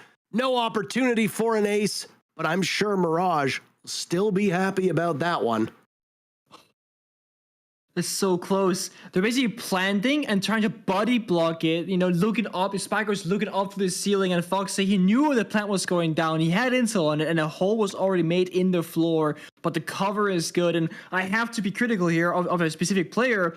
I don't think Fish is the right guy to play solos right now. Not necessarily like in terms of the player himself, but his position in the map. He is never in the right position to utilize the Solis gadget. He's the person who's going for the flank. And you can maybe argue, okay, if he's flanking with Solis, he knows what the flank drones are, he can shut them down. Okay, sure, but if you have top floor control, like above the bomb set itself, you can see where the plant is, you can shut it down immediately, you can do a lot of damage. And this has been happening now where Fish is pretty much always on Solis and not really finding value on that specific operator. And again, it's not that Fish is a bad player, he might just be in the wrong position. He also went for the spawn peek, which, any player can do, but if you're Solis and you die early in that round, your gadget goes with you. And that's a massive loss because it's got to be active to be useful. Vert had a massive round with great coverage. Then we see it here, Ramby plants, Spiker watch the ceiling, we see the outlines, and there we go, they shoot back and forth through that ceiling. Supportive Cash really woke up in that round, and Intrees doing a great job too. It was to start off with a risky play from Kansen, which got shut down immediately, leaving the diffuser exposed outside the map. But Mirage, they capitalize as a team, and they trade in favorable numbers, which got them that round in the end. And now we'll see if Mirage have learned from that previous mistake, because Fox is on Bandit, it's off his bomb site, and they cannot get Bandit tricked again. It will be completely doomed if they do. They do have Rampy now on the ink. They finally get that flex pick. They can go for executes. But again, step number 1 is going to be the wall. Drone below. Get your Nate player Vertical or Sloughy downstairs. Communicate with your hub breacher if Kansen. Go 3-2-1 or Spiker or Ibana. 3-2-1. Breach the wall now. You're going to be safe. If Foxy plays this correctly, he will not die. If he plays it, very well in the offense, so to speak, he might trick a single wall. Keep his attention elsewhere, right? If you can get him to trick that single wall, you got to get the other one open. Slothy positioned down below with a nade will do some damage to Dream. I assume that the intentions are to get the bandit batteries instead. Is that a nade that was tossed over by main stairs? Doesn't get the bandit battery. Second one is good, and now Foxay will go into bandit tricking. And he manages to get them. Well, how many from Spiker was just used there? Now all those X-Kairos are gone. Yet again, something that you highlighted the first time it happened just a few rounds ago. One single bandit trick can be enough to win the round, and OXG might have just done that. Yeah, basically Vertical missed the first nade, the second one hit the mark, but then there's no follow-up to stop the bandit trick. The first nade destroys the bandit battery, the second nade stops the bandit from tricking. When Foxy knew the first one missed, he knew he could safely trick because they don't have 6 grenades, that's not possible. They still have their hidden card right now, that's Rampy on the Ying. It hasn't really been showcased yet. He doesn't have smokes, however, just the 4 Cadellas, and there's no Warden from OXG, so Rampy could single-handedly carry his team through this round when they execute. But time is running low, it's 5v5, and OXG are mostly bunkered up around the bomb site with Fish below looking for a flank. Nade goes off, but speaking of Fish, it's more like Mirage has been going fishing. So they haven't been able to find anything with those nades. Time just continuing to go towards OXG's favor, and OXG gets on the kills first with Yaga and Foxay dropping 2 players from Mirage. Dream firing away, but it's Yaga credited with the kills. Mirage now trickle in. Spiker in a 1v5. This is a familiar situation. Denies the Nitro Cell from going off, but there's just too many targets in front of him. OXG winning a flawless round to stay in this game. One more, and we have overtime between these squads. But this will be these will be the 3 most important minutes between these teams in this matchup. Yeah, they really want those points for both of these two teams. And in that specific round, you know, I can go back and say Fish is playing Solids in a great position because in that round, OXG they have bomb site control. They don't need Fish on Solids to go downstairs and deny the plant or be on site and deny the plant. He can go for that roam flank playstyle. So great job for Fish in that round, making up for the arguably slight misplay in the previous one. It's important to play your cards correctly, and he adapted well around it. OXG so good at just simply bunkering up and playing in very few areas of the map. They were in 3 rooms across the entire map in that round. That's it. And there's 2 reasons for that. One is that OXG are recognizing that the bomb site is a priority and the roam is not a big issue. The second issue is simply that Mirage, they're not really playing for map control. When OXG won the attack, they tried to go in through, if the bomb site was office, they would go Geisha and vice versa. Always go for the roam clear.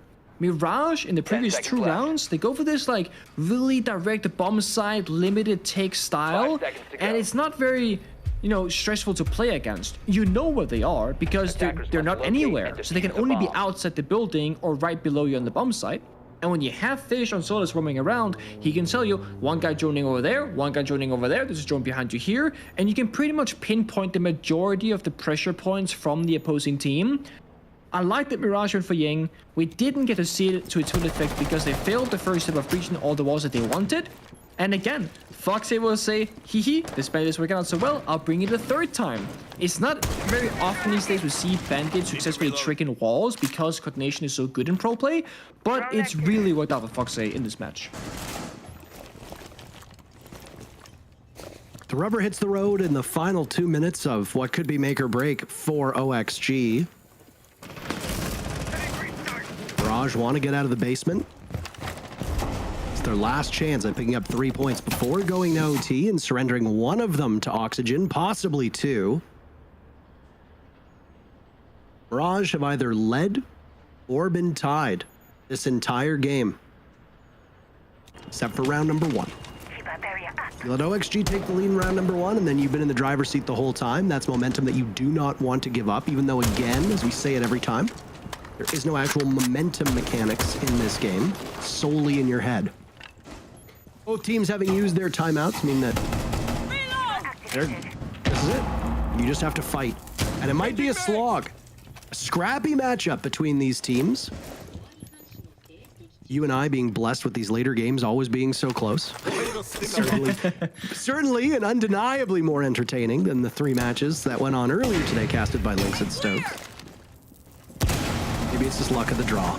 Mirage starting things off by removing Yaga from drum, removing his head from his body, and then the player from the server. As they're just going for broke, and now it's Slothy's turn to get on the board. Down goes Newers. OXG will feel the heat as a logic bomb goes off as well. Dream has an opportunity to flank through drum if he wants. He's got that connecting hallway, but his focus is over towards Dragon for the time being. A bomb has been located. Only thing I'm worried about for Mirage is ensuring that Fish gets spotted down below, because you might clear everybody out on the bomb site, but it's the anti-flank that you might struggle with. Oh, Rampy sees him, but misses out! That is not ideal, but at least you've got Fish's attention as he scampers off. Foxy all the while on the bomb site, removing cans, and down goes Dream. Foxy looking for the drop. Both players from OXG underneath the bomb site of Karaoke and T. But guess what? Fish has intel. He can use it. Plant going off. Fish up the stairs. 2 different players looking in that direction. Slothy with 3 big kills. Foxy to save his team, but it's vertical. Revenge. Served cold. Great job by Vertical. Good job by Mirage. Looked like overtime was required, but no. In the very final round, it's Mirage to come out ahead. 7-5, picking up all 3 points and toppling OXG. Desk is going to want to talk about this one, so let's let them do it after this break. Yeah, I got no idea. Oh, brother. I'm losing my mind.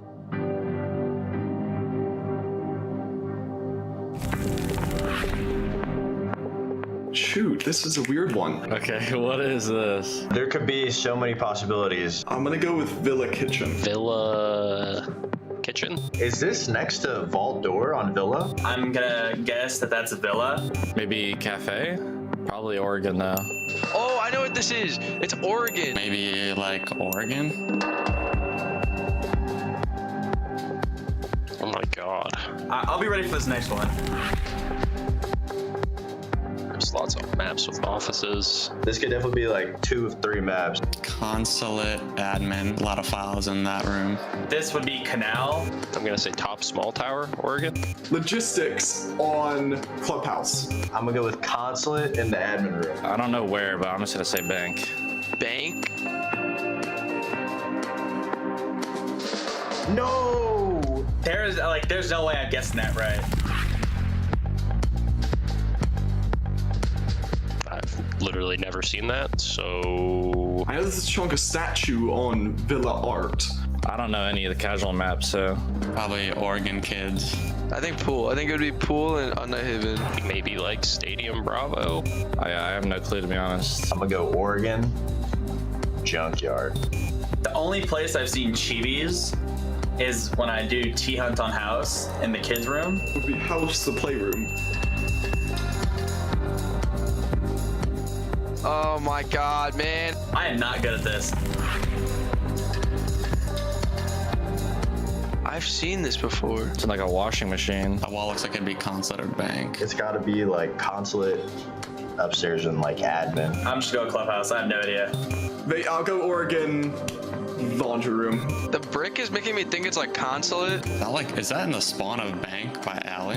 I think it's Chalet basement, like beside the car garage. That's Chalet and like the trench hallway area. First one on the board.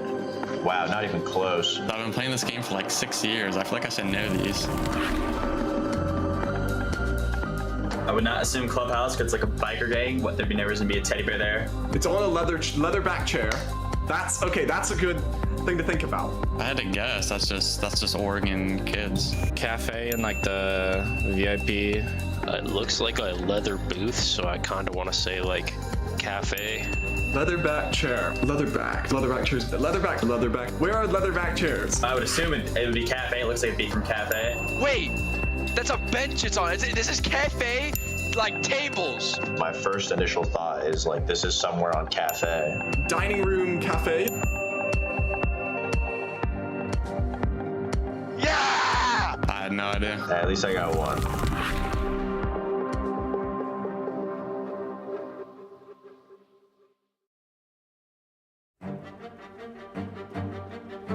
We always shout at the enemy team or like try and make people feel awkward or like uncomfortable and all that. Like it's pretty evil when you think about it. If the crowd is in our side, like we have like more advantage to win the game, you know? It's more energy for us. You can feel the crowd. There's rumbling below, like an earthquake. It's about not staying on that track that got us the win, but it's about creating a new one.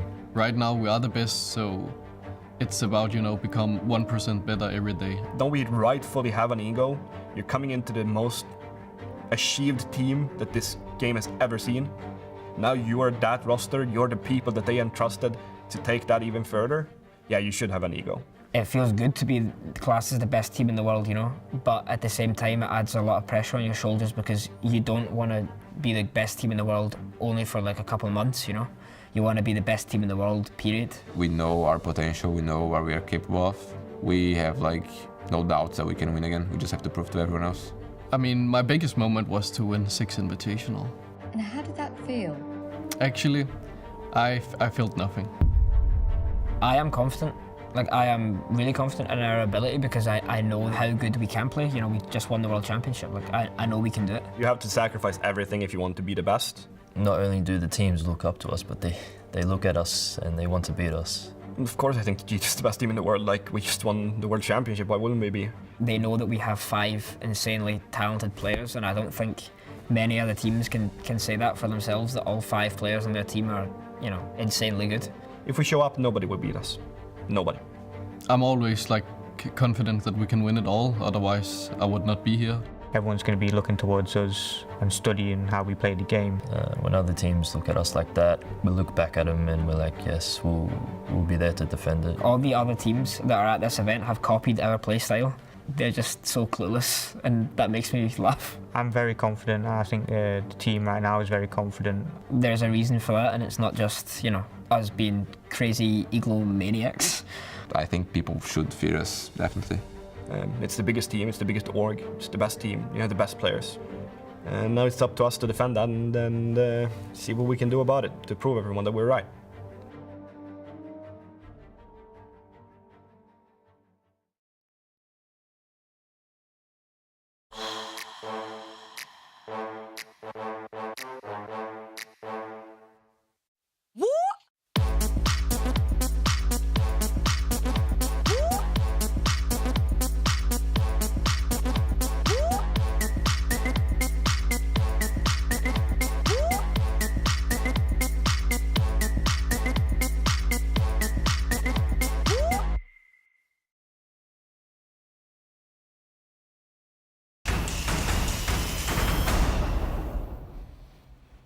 And for some reason, Oxygen just can't seem to catch a break. If they play a doubleheader, they got to win one game and lose the other. And in this case, Mirage is the beneficiary of their first 3-point game here in Stage 2 of the NAL. And to walk us through a little bit about how it happened, we got to talk to one of their new pickups for this stage. It's time for Spiker's first interview here on the North American League. Dude, first off, congrats. Hello. Welcome to the big leagues. It's good to see you after following you in the scene for so long. Walk me through what it's been playing like so far for Mirage over these past couple of weeks. What's the experience been like? I mean, it's been great, you know. We picked up Meepy like a month ago, and you know he's helped us tremendously to become the team we are now compared to the team we were when we had Yardy. You know, shout out Yardy, great coach, great guy, love him. And I mean, just every day, just getting better, trying new stuff, trying to improve who we are as players and improve who we are as a team. Spiker, I want to ask you about the one round where you're attacking onto Barbecue Kitchen. You get you're in a man disadvantage. Your team forces the plant down. Vertical finds a 4K. What was the call like? What were the comms like during that round? What happened? Yeah, so we got stalled a lot mid-round on that. You know, we couldn't do what we wanted to do, so we basically just tried to find an opening wherever we could and just try to fire away onto the site. I mean, Vert got a huge 4K, and then you know, I was able to get some payback for the DZ game when Vert was trying to kill the planner from above. So I got to get some payback, and you know, nothing better than that. For sure, and congratulations, Spike. I'm glad to see you. Glad to see you pulling out a dub here. Now, my question to you is, you're the main IGL of the team, and IGLing this team and the background of some of these players, what is that like for you? Do you feel like you have a lot more pressure coming off of Parabellum onto now Mirage? I wouldn't say so. You know, we only won one game. You know, you knew that. I mean, Vert and Kansan and Rampy have been nothing but helpful. You know, I think Rampy should not have been the one that got cut from SSG. There was just no reason for that. You know, he's an incredible player. People say that he has attitude issues. He just doesn't. I just don't see it. You know, they've been nothing but helpful to me, nothing but helpful to Slothy, and just helping me improve, you know, as an IGL and as calling that last round. I mean, I haven't played much Skyscrapers, so I wasn't able to call a ton of the attacks, but that last round, Kansan literally called the whole attack, just said, let's buck through this wall, let's trade this guy Geisha, let's trade out and plant. That's perfect. Well, I'm glad to hear, and again, congratulations on the win today. Thank you. Yeah, it definitely seems like it's working out for you, but because we haven't been able to give you the opportunity to say anything to the audience, you know, first time doing an interview, this is very, very much a rite of passage for a lot of guys when they finally like get a couple wins and things seem to be going right. So anything that you want to say specifically to your supporters or to your haters, because I'm sure that there are a couple of them out there that didn't think that you deserved this spot. Oh yeah, no, there's a lot of people who are pulling up the CGG, looking at my stats. You know, I'm sorry. I'm trying my best. I wasn't sure if I was gonna be able to play today. I was worried yesterday that I had appendicitis, and I woke up today and I felt way better. So thankfully I was able to play. Whoa. Very good to hear that you're solid. Like, I don't even know, bro. Like one round, I killed the guy Terrace, and then Foxay's proning through the office holes. Like I just can't read that. Like I'm sorry, I just can't read that. Something about pro intuition from a guy who's been playing it for 6 years. Maybe it'll work, maybe it won't work. In this case, you guys are the better team. Congratulations again. I know for a fact we're going to see you at some other point down the road. Congrats on the win. We'll see you tomorrow. All right, thanks. Full 3 points for MRG. Great way for them to end off at least this part of the day. They're going to have more doubleheaders to go through as this week continues. We're in midst of Super Week right now, but for Spiker to get a dub like that, that's got to feel really good. Certainly, and I'm sure they can be very happy about that one. I'm sure Laxing's very happy about that one too. Listen, it was a close game. Oxygen, I really thought they just started way too weak. Their attacks, they were completely out of drones. Every single time they were trying to go on these offensive rounds, they have 10 seconds left on the clock, and I think that's okay, but it's not okay when you have absolutely no idea where anyone is. Oxygen really had no chance in the later part of so many of these attacks because they didn't have intel and they didn't have time.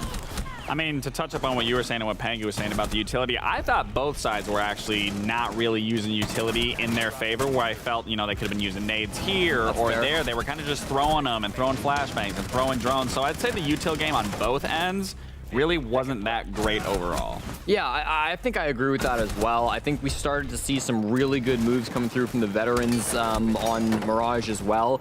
I was really impressed with the way Rampy started this game. He was the one playing Solus on a lot of these rounds, and he was beating Newers. If you go back and track the head-to-head, almost every single round, Newers was trying to enter into the building for Oxygen, and Rampy takes him down. It must have been at least 4, probably 5 times where he just could not catch a break. Well, and let's not talk about Vert. I mean, Vert made a lot of clutch plays and a lot of big rounds that also builds that momentum for the rest of the game. So I've had a feeling like if Vert didn't get some of those rounds or just get that momentum going, we might have saw a different, you know, pull in the direction of Oxygen. For sure. Overall, pretty interesting game dynamic, but I mean, the game is one thing. The two of you have been shooting daggers at one another behind the scenes for this entire game. You both had differing opinions on who was going to win. One person got it right. One person got it wrong. Lax, the floor is yours to talk crap if you want. I mean, it's 3-1, baby. I'm brand new to this desk, so it's a long for the newer stage. guy to be, you know, beating the older guy in the sense of in terms of the stage length, I'm off to a great start. You were confident up there. When I said Mirage, you were like, you gave me this baffled look, like you were dumbfounded that I chose that. But I knew the map, I had the experience, and it just goes to show, experience doesn't know what Are you actually like keeping track of literally every game and whether your prediction is correct? 100%. I feel like we're not like doing a good job of keeping an actual tally of what's happening here. I have it back at the hotel. I have just a little chalk on the wall. Lax, listen. Lax, Jeez. You flip a coin every now and again, all right? A 3-1 difference gets made up very easy when you expand the sample size. We ain't flipping no coins. Once the sample size gets a little bigger, we'll see what happens. Well, I'm looking at the sample size. It's 3-1. All I can say is from experience, it's actually pretty easy to beat Jesse in predictions. You actually owe me a cake from like 3 years ago at this point because you made a bet that still hasn't been redeemed. I don't remember that. There's also a t-shirt with, I mean, if you know the lore of the t-shirt, you understand. At least for right now, we're done with 5 games. We're on to game 6. DZ is up next. And speaking of said thing, we did a couple of speed runs with the players on various teams attempting to see how fast they could speed run the very first situation on Hereford base. And Gav was the one representing DZ. Here's how he did.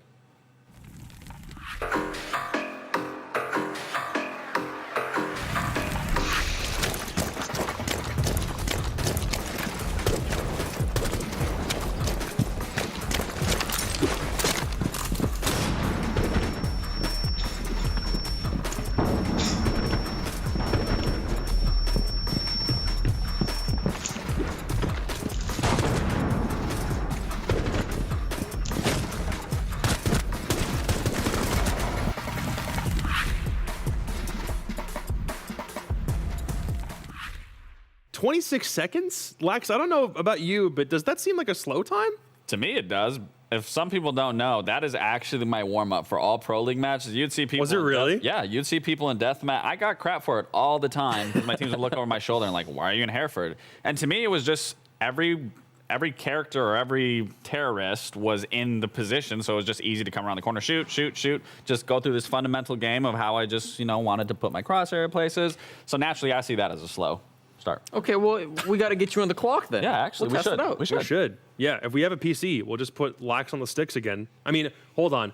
You could do it once on PC with mouse and keyboard, and then do it again. Do it again on controller. Listen, full time. as much as I love console and like I respect it, moving to PC was the best decision of my life. I was gonna say. Well, Gav did that for Dark Zero, about 26 seconds. There will be a couple of other speed runs that we'll get throughout the course of this stage as it becomes, I guess, appropriate. So if Gav's got 26 seconds, then we'll see a couple of other people go on throughout the stage. And he played for Dark Zero. He does play for Dark Zero, and they're playing next. It's their only game of the day. They had to wait until Game 6 on Playday 3 to finally see some air, and they're going against Beast Coast. And yeah, this one's not looking too great for Beast Coast, I'm going to be honest. You want to make another bet? You're a bad bet. What else man, is there to so I'm bet kinda on? surprised. I mean, I'm gonna say DZ if you want to make a bet. No. Do you want to go against it? No, we'll call it a draw this one. Yeah, I figured. Yeah. You ain't a betting man. No bet. So there's a truce this time, just to check. Well, he's not a betting man, so. Well, it's about picking your battles, okay? I picked mine. I won them. All three. Well, all four out of three. three. There was another one. thought. Yeah. All right. We're just gonna keep the show rolling at this point. If they keep on fighting, that makes for great content for you. But we got one more game left to get through. Everyone's already prepped in the lobby. We'll talk Dark Zero real quick because we have yet to see them today. And we cannot talk about anybody that's not the new guy, because Rice is actually doing a pretty good job. He's impressing a lot more people than I thought he would. Yeah, we took about a week to figure out, okay, is Rice really him? And I can conclude that Rice is indeed him. You look back at Rice, and I thought that Chalet game against Mirage was particularly impressive from him. I thought that he was doing really, really well in that matchup. Dark Zero are no strangers to picking up exciting young entry fraggers. Even NJR back in the day, when he was first picked up on DZ, he was Yana Jaeger main. He was popping off as the entry fragger. But Rice is different. He's joined the team. He's still allowing Pamba and Gavin to be the primary fraggers for the squad. He's grabbing the Dokkaebi for 8 out of the 18 rounds that he's played on attack so far, and he's making it look so good. I don't think it's his pure raw mechanics that make Rice stand out from other young pickups that we've seen so far this stage, but it's instead his patience and his flexibility onto a wide variety of operators. Yeah, and I won't go too in-depth on Rice. I've talked about him a lot. We've talked about him a lot. But again, I am glad to be seeing a new player coming in, slotting into his role, really becoming his own player. Obviously, again, surrounded by DZ. It's things you love to see. You love to see these new players really showcase what they got and why they're there. And again, I don't want to go into depth. I've already said a lot about Rice. So, Jacob, if you want anything to say to that. Not specifically about Rice. I do want to touch on your new players thing, because Beast Coast is full of them. Most of them, I mean, all of them with the exception of Doc, were brand new to the NAL specifically for this stage. But one of them, above all of them, hates losing the most. And so far, he's lost every game he's played this stage. We kind of can't not talk about Mr. B at this point. Yeah, Mr. B, he was a hot shot going into the first stage. A lot of talk on Twitter. You saw him everywhere. Now transitioning into this newer stage, we ain't seeing a whole lot of him on Twitter. And personally, again, seeing the gameplay, we aren't seeing the Beast Coast that we may have seen last stage. Whether that's because teams are figuring them out or it's a new roster losing the veteran players, I think ultimately this team is going to have to go back to the drawing board and figure out what really needs to be changed if they're going to want to have a good catch-up game. I've had a lot of time off between their last game and this one. Mr. B in our last match, obviously rocking a lot of that. Monty had some good moments, had some bad moments on the operator, I would argue. All in all, though, I'm hoping to see a bit of a reset from Beast Coast, because game one, not at all what they wanted. They're now going to play DZ before they're going to lose, of course, one of their players for the next 2 days as well. You really want to be able to get at least 1 or 2 points here. And you're still kind of caught in that conundrum you mentioned from before. If you don't really have a good map, you're not really sure where you can go that actually gives you the best chance. You can play into what DZ might not be that great with, but as the veto comes up, I really don't know where Beast Coast can go that they can call safe haven, or maybe that Dark Zero isn't nearly as confident in, to see if they can give themselves a better shot coming into this game. Yeah, it's tough. We'll see when it pops up, because I feel like even the maps that Beast Coast are really good on, yeah, Dark Zero have good history against them. We end up on Chalet. Not terrible, I don't think, for Beast Coast. A loss to Alpha Theris in the offseason, and then a loss to Oxygen in their first match of Stage 2. But for Dark Zero, I mean, their one and only play in Copenhagen was a loss. It was against NIP. That came after 2 Stage 1 wins as well through the NAL. So I don't think this is too dominant a map for Dark Zero. I think this could have been worse for Beast Coast. Yeah, to touch upon your point, though, well, to kind of go against a little point, they might have lost NIP, but NIP is a far better team.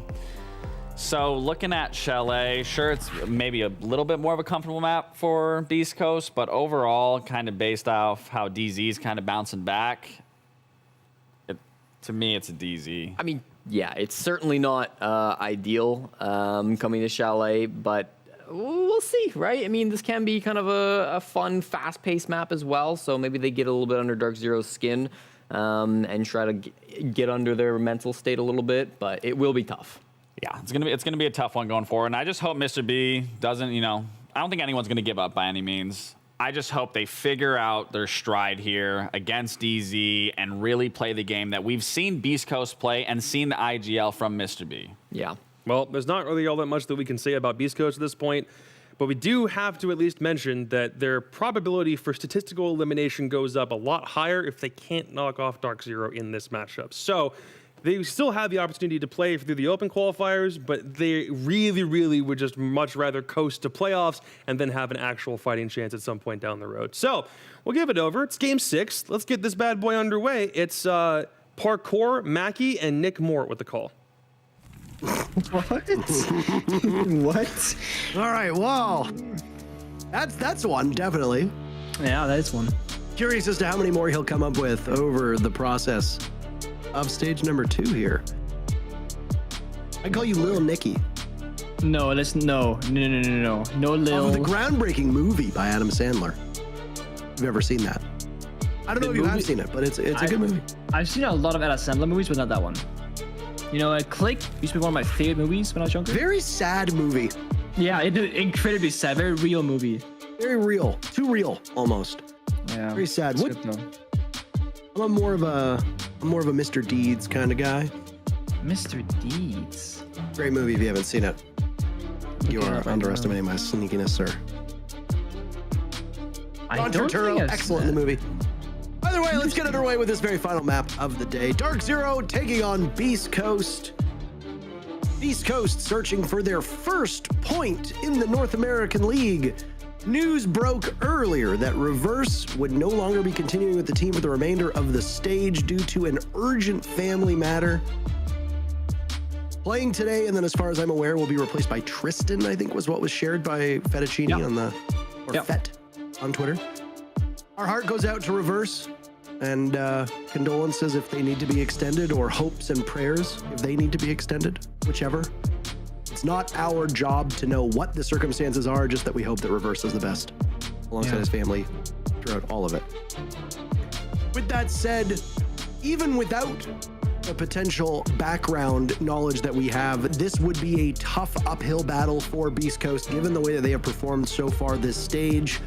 Dark Zero started the day in a better position than they currently find themselves at, but that's just because their peers happened to win some more points. Dark Zero currently in 4th place with 6 points. We could end up with 3 teams in a tie for 2nd place. If Dark Zero gets all 3 points here, they, M80, and OXG all sitting at 9 to end the day. But let's not get ahead of ourselves. All of these teams, though, are chasing wildcard gaming. That's what's on the line for Dark Zero. Operator bans are in, Nick. Would you like to talk about the 4 operators that will not be played in our very final map? So the 4 operators that will not be played tonight will be, on this map at least, Asami, Hibana, Valkyrie, and Brava. And honestly, all of this makes perfect sense. The only exception, if there would be one, would be the Hibana ban. We don't see Harbinger bans that commonly on Chalet, but Hibana is a very flexible Harbinger, bringing those flashbangs for utility clear as well.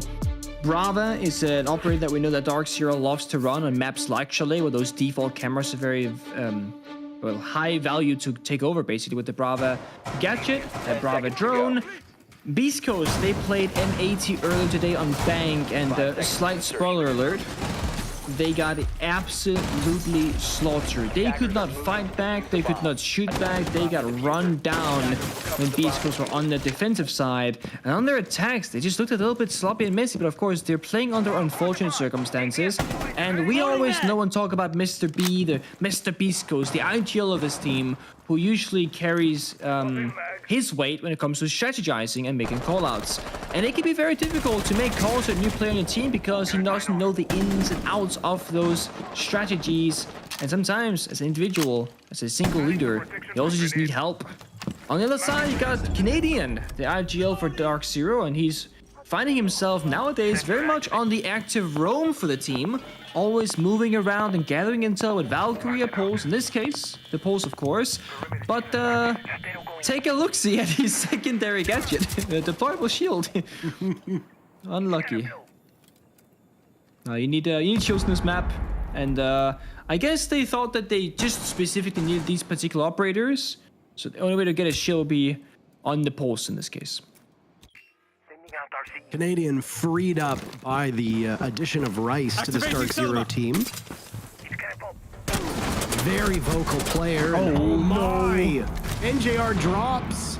Kills Doc. It's a bit of sloppiness. Reverse the first pickup for Beast Coast, but then he's dropped by Pambazoo. So DZ coming out ahead in that first altercation. Goodbye Dokkaebi and goodbye Ace as well. Beast Coast losing 2 important operators. They might lose Hat too. Making an awful lot of noise at the top of library stairs. That was Pambazoo who could have contested, but instead goes elsewhere.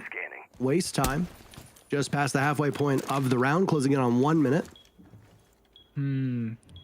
There's not a lot of options here for Dark Zero. They only plantonized Pambazoo with the Toxic Babes. He's off the bomb side on the blue staircase near the basement. And Canadian, while he can get information for his teammates, they can't necessarily act upon it unless he just goes for a floor bang, I suppose. It works out because straight immediately back from Mr. B, and now they're also inside the bomb site. Oh my, and Dark Zero right now stopping them every single step of the way. It's Spiff in a 1v3. Look in the wrong direction. Gavin, the final kill for Dark Zero. That's DZ to take the very first round. You have to wonder, how would that round play out if Doctor simply got that freebie when NGR dropped the hatch and lobby down to that connector room in basement? Because that made it a 3 versus 4 in favor of Dark Zero, when it shoulda, coulda, woulda been the other way around. I mean, it's so unfortunate. NGR and Fenrir will drop down the hatch and just get saved by the box in the middle of the room and then win the gunfight.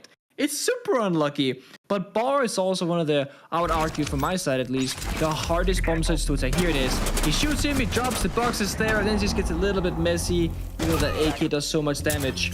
But yeah, the Bar bomb site, I would say it's a very hard one to attack. It's a very open bomb site. You know, defenders can be anywhere, even top floor as well as the basement portion. So you're dealing with a full, essential map clear of worries. Whereas when you see, for example, the kitchen bomb site, obviously, the defenders will be here in Trophy. They'll be in Kitchen. But more than anywhere else, they'll just go 1 floor up.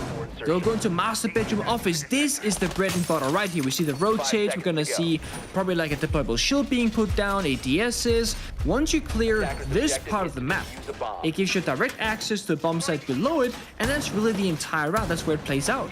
On the bar bombs that we just witnessed, it's the entirety of the map. So I think the way Beast Coast, they play this game, generally speaking, with that single IGL of Mr. B, they're more favored on the quote-unquote simple bomb sites like this one, where there's one big problem and you have most of your players around you to deal with that problem, compared to like those big spread out bomb sites like Bar is. Magnet activated. Magnet deployed. We see early picks here.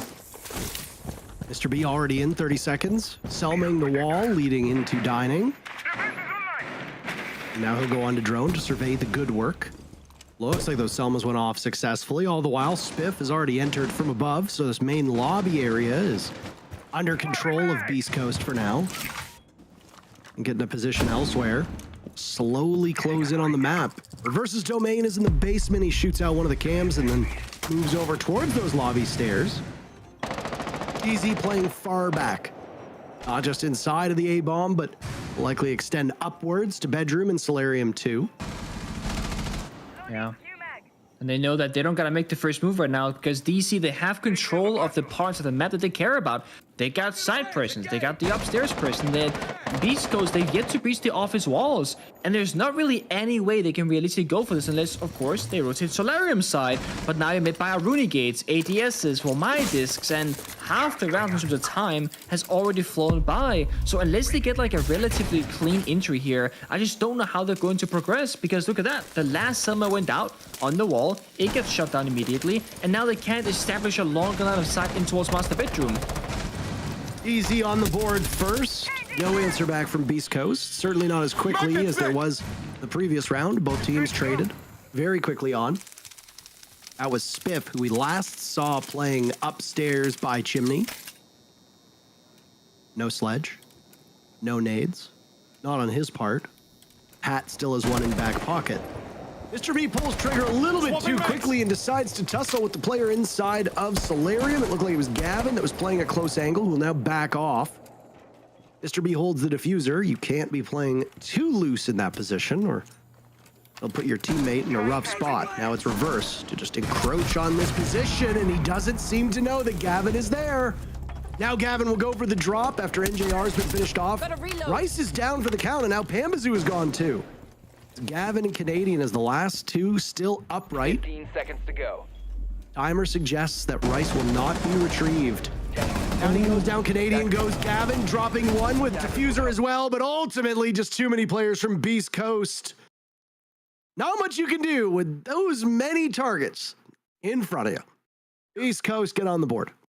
That's so messy. I think Dark Zero just simply lacked information in that round, and it's in part due to Beast Coast doing a good job at, going towards the dining and fireplace area. They shut all the default cameras, then they went Solarium, but then they made another rotate. 3 or 4 members of the attack went back to that library master bedroom side and went for that flank with Mr. B on the Solarium Repel doing a great job at baiting the whereabouts of the team, and DC read into it arguably incorrectly because they lost that man advantage upstairs. They didn't manage to get back towards the bomb side, and then, well, Beast Coast simply just ran them over downstairs. Look at this. It starts off messy. Reverse sprints in, doesn't get anywhere. But then Hat gets an injure and a kill. And it looks like right here, if Gavin holds the trigger, because they've cleared this area of the map, I would argue he might just be able to completely steal the round.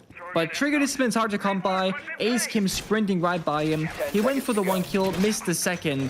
Beast Coast, they clutch it out in that round. And it went much better for them on the kitchen attack. It was still a very, very slow early round. And it was the same issue that Beast Coast also suffered earlier on Bank against the Matey.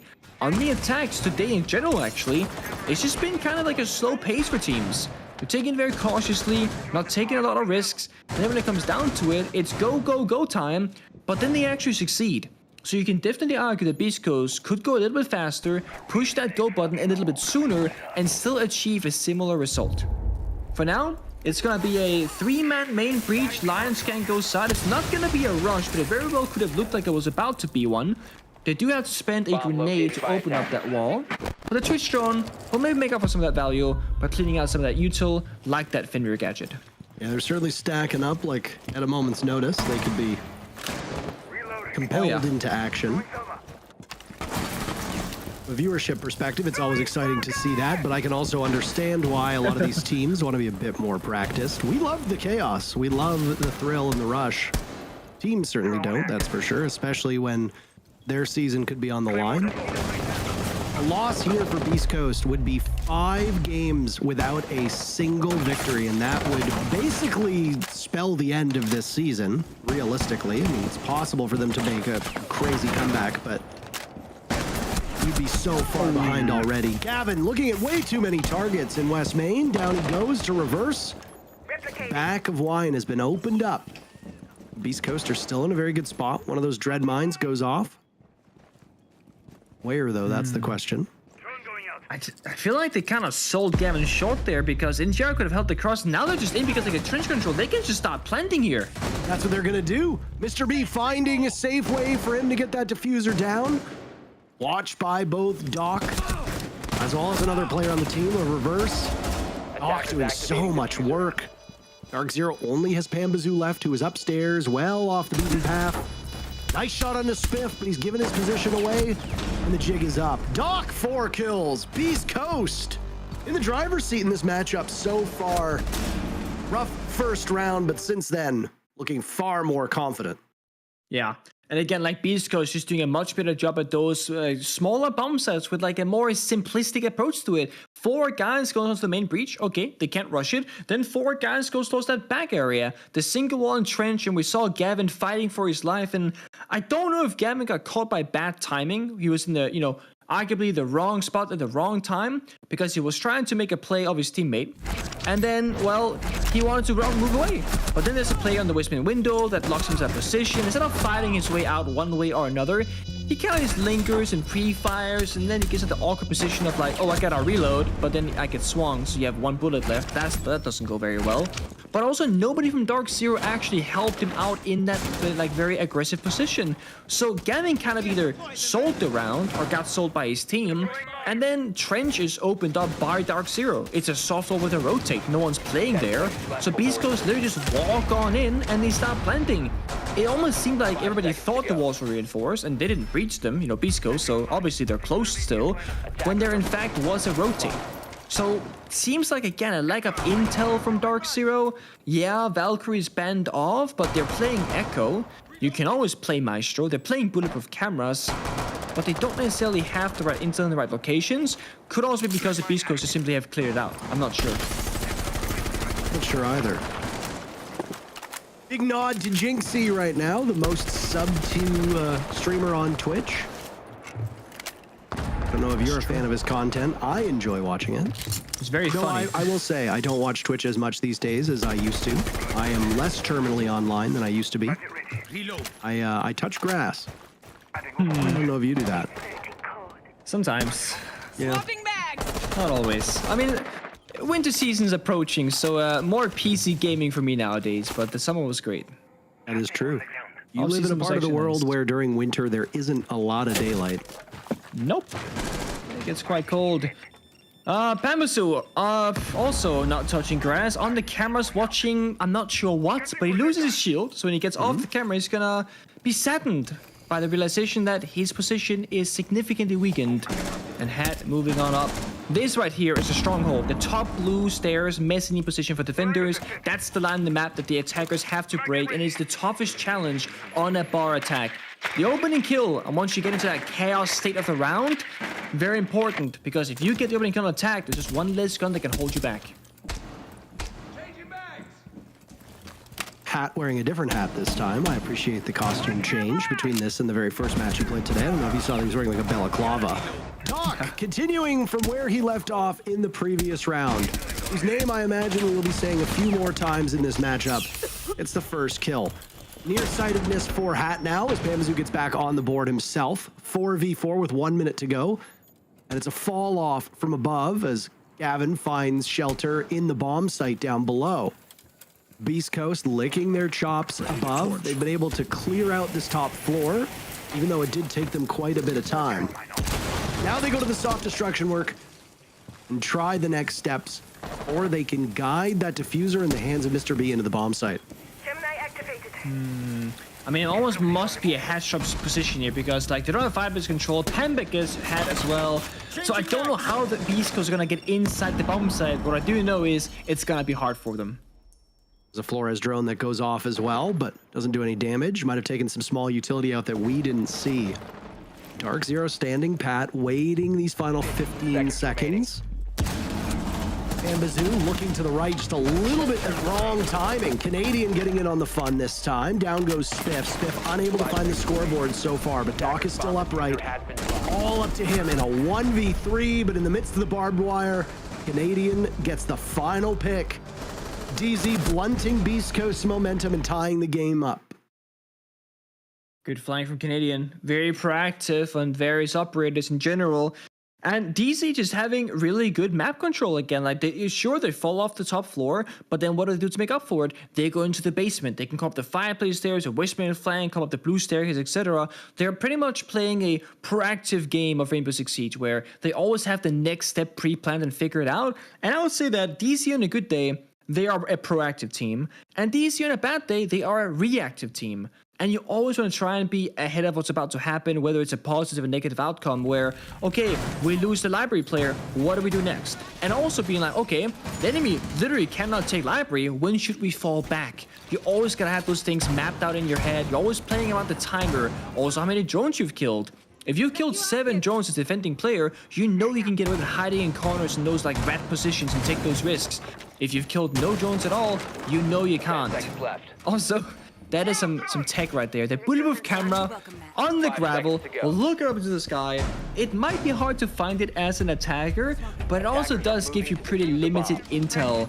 But I think the goal there is to give intel over Ivy, which basically is the hallway leading to piano. And oh, that impact grenade is ugly from Rise. It takes off half of NGR's health, but the shield stays alive. But yeah, I think the bulletproof camera is meant for the flank watch, which last time is what caused DC to lose the round on this kitchen defense. So they're making up for past losses and past mistakes. Beast Coast bringing out that very kind of like one-shot wonder of sets, where you can use those roly-polies right here through the drone holes to cut off parts of this dining kitchen bomb site. It's a very neat trick. Where it bounces, though, that's the real question. Very quick hop into trophy is what usually follows along, and NJR is presumably just waiting for the sound there. Flash goes in, a follow-up drone from Spiff, and ultimately one of those sends gadgets. All it does is allow the drone to get in unhindered, but no players hop in after it. Cross held by Mr. B in a second attempt with the same gadget from Spiff, as that wall of smoke will go up. The Lion of Reverse in position to jump in, but isn't going for it just yet. I don't know if Beast Coast are just trying to psych out DZ or if there's a timing that they're not very happy with. Yeah, they're psyching it out. First pick goes to Doc. What a shocker. 8 kills so far. There's been some finger pointing at the individual players on Beast Coast. Most obviously at Doc, as he's lagged behind some of his contemporaries. He's no more as Gavin outduels him in a gunfight. Beast Coast goes down by 1. Spiff enters. Gavini falls. Spiff could have a second as well, as he does immense damage to Panbazoo, but ultimately losing out. Panbazoo still has control from above. Mr. B blowing up the wall, and surprise, NJR's behind it. Losing that duel puts Beast Coast in a disadvantage. Reverse equalizing the numbers. Not far off of this diffuser. 1 minute to go. Both teams in a 2v2, but Panbazoo only on a tiny point of HP. This is a bad spot for the players of Dark Zero, especially since it looks like the diffuser will go down once Hat can get in to go for the coverage, that is. Ugly round. And so far, it's still chaotic. The Vert above, but Rise wins the kill. It's a 2v1 for Reverse. Diffuser going down. BZ being awfully patient with this. Pamba drops, Reverse gets off it, but not soon enough. DZ seemed to be in more control than maybe we even thought. It's their second round in a row, and Dark Zero regains the lead. Yeah, I mean, DC did such a good job at just stabilizing that round, because I do think that Beast Coast are trying to psych them out. When you have 4 roly-polies from Ascent, you can really do, okay, you can throw one in. Is that going to be the go? The second one, is that going to be the go? You never know as a defender which one is going to be the actual execute. I do think there were a couple of sloppy parts of it. Like Mr. B and Sophia inside of West Main, he opened up the soft wall to Kitchen while standing in the middle of the room, exposed to that exact same angle, and he died to it. So while Beast Coast had a couple of sloppy moments, I think overall the strategy in this round was actually quite good from them. They kept Dark Zero guessing, they didn't know where the actual attack was coming from, but they also just lost out in these moments right here. Those small moments, that's where the tides really turned in favor of Dark Zero, because they had that upstairs control. And sure, they didn't have the Solis alive, but they still had that 2 versus 1, and this doesn't allow you to plant as an attacker. It's the final round in the first half. Dark Zero, they keep changing things up. Different operators and different players, and a different approach this time. Kite and Mirror being brought out. They roam downstairs into that kitchen dining part of the map, but the master bedroom bomb site is where things will be going down. I like the Nook. I kind of miss the operator's presence in pro play, because I like the aspect of sneaking out the map and adding that phantom pressure. When you know there's a Nook in the game, you're always going to be worried about, okay, is the camera intel valid? Is it real? Is it true? There could be a Nook anywhere in the map despite that default camera being up. Her pick rate, it has plummeted since her nerf. She's no longer completely basically silent when she has her gadget active. She makes the normal noises in the operator, and that has just simply affected her pick rate negatively in pro play. I remember when Maverick was first introduced, your former teammate Fabian, current EUL analyst, gave a great interview about how Maverick also has that phantom pressure around the map, because you might think that a wall is secure, but at the time Maverick was much quieter with that blowtorch, so you never really knew if a part of the map that you think might be secure has either been cut through or, more commonly, poked through. This was especially true on a map like Clubhouse, where if you weren't aggressively holding dirt, a Maverick could be very quiet by cutting open a small portion of dirt and then taking up space inside of Dirt Tunnel. Teams obviously adapted by either not electrifying or muting those dirt panels, knowing that they're going to get opened up anyway, and just treating dirt as always under siege, which again is phantom pressure. Just because there's a Maverick on the board means that you need to play dirt differently. And that obviously lays in the back of people's minds the same way that a Nook being on the board lays in the back of the minds of defenders wondering, am I going to get pushed from an operator who used to be completely silent but isn't any longer? Yeah, that's a very good analogy, actually, in comparison there from both you and Fabian. struggle here inside of East Coast. They cannot clear out the Kite Claw, and they don't exactly know where it is. They have no idea. They're throwing nades at it, Ash charges, Sophia charges, like it's just not getting done. It's in the ceiling, my friends, but they can't get past this obstacle. It's a simple Kite Claw, and yeah, it's simple, but they don't know where it is. The value, the time that they've burned, and NGR, he could swing at any moment here, but there are so many members. There's a second in pocket, the nade doesn't clear it. This is crazy, it's a util game. NJR is going to get pressure from multiple angles right now. A drone will go in. Could be followed up on. Needs to watch the door. Needs to watch the mirror window. Sees one. Leveling Spiff. 2 more to follow up as well. That TCSG, not as potent as it used to be, but still good enough to destroy people. Now Pambazoo coming in. He gets the cross on one, but Hat and Mr. B are there. Suddenly Beast Coast take the upper hand in terms of these kills and leave Canadian as soulless down. Watching. He knows where that bomb is going off, but he actually misses out on it. Now he's got information, can't stop it in time. Instead, reverse drops, and it's the first pick for Canadian in this round. He'll have the unenviable task of going up the stairs, making noise in the process. Hat will be watching that one quite intently. Mr. B won't be too far off either. Around the doorway, Canadian knows that. The one beautiful thing of the P90 is you have an endless amount of bullets. And a jump out from Canadian reads it well.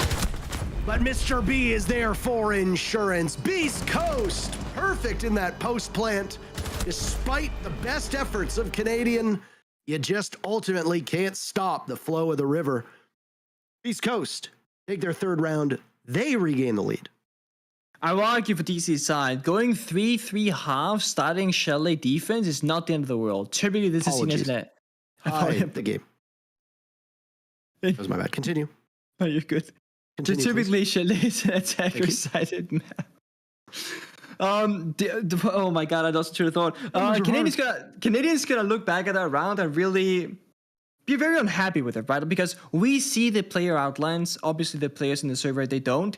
He had the angle on the plant on Sophia. He saw her head. There's smoke coming from the impact grenade, yada yada, whatever. But like, he actually had such like one bullet right there can end the round. Not enough time to plant, etc. He doesn't know that right now. He probably felt that he baited that person off. It is very impressive that Beast Coast managed to brute force their way in when they couldn't break the wall. And NGR actually made a huge blunder in that round, I believe, because he's playing on that, kite positions by the breach, like we saw with the kite claws. And he swings out in the middle of the door and dies to the guy in the window. His position was, you see there, the pain. You saw NGR's position was crucial. It was vital. He held on for so long and held on so strong. Then he just swings the door and just kind of dies. If he doesn't die, they cannot plant office. They can't push piano. The breach isn't open, etc. Either way, Beast Coast did a great job of saying 3-2-1. They just push this right now, right here, and just trade it out and get the favorable numbers. And it worked out for them. And now things will swap. DC goes on the offense. They're on attack now. They bring out the Ying on Pambazoo and Dogaby on Canadian, so they can do their own clear and they can do the execute. In my defense, I did not write down the number from Dark Zero, and then when they won the round, I thought it was all tied up, but then it cuts to player cams right away, and I didn't have the scoreboard at the top. And also, numbers are hard, and numbers are hard. I've had a migraine all day, so you're gonna have to bear with me here. Oh no. Logic bombs, Rotero drones, a cacophony of sounds, explosions, and now Candelas reign supreme. Mr. B stealing the kill away from Pambazoo. All right. No honor among thieves, I see. Beast Coast, with 1 minute and 10 seconds off of the clock, have lost 2-1 at the hands of their own member. That's unlucky. I mean, Mr. B was trying to shoot Pambazoo. Maybe he was also partially blinded. We don't know for sure. But he wallbangs his teammate instead, who basically was guaranteed dead to Pamba regardless. But the issue with this is that it's forced Beast Coast to surrender that extended roam, because when you lose that first or second member, you just have to cut your losses because you don't have enough manpower to stick around. So Mr. B kills his teammate, dies himself shortly after. The bomb site is kitchen. And typically teams don't hold that library side because you're spread too thin. We saw DC only hold, master bedroom office like we see Hat and Reverse try to. But the position that they're in, it's not great. And it gets worse. NGR finds Hat upstairs. Hat and Doc, two of the unsung heroes of this team. Rough start for Spiff so far. He and Reverse are going to need to hold this one together as there isn't more than a small scratch on Pambazoo. Reverse gets shot looking in the other direction. That's a rough one to go. Spiff the Spaceman in a 1v5. Sitting on top of the bomb site, losing some of the ceiling over him to the Buck. Now must reposition as players from DZ will approach from all angles.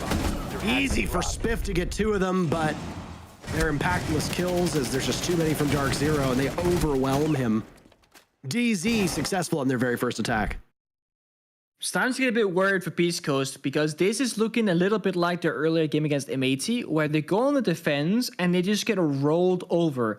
And I know it's the first round, it is chalet defense, it's hard to to do well on, but it's like they're not really fighting back a whole lot. They got a lot of gaps in their defensive setups, they're not trading off one another, and yeah, it was super unfortunate, right? The team kill because of the Ying blind probably, etc. They miss a B die shortly after as well. It is what it is, but they're trying to do too many things at once. If it's a kitchen bomb site, you can't both hold kitchen, dining, West main, trophy, solarium, office, master bedroom, and then also want to hold library because there's going to be a big gap, a big opening somewhere, in the midst of all that the attackers can use against you. And in this case, there's simply 5 attackers against 2 defenders, which means in sheer numbers in utility game, attackers are heavily favored.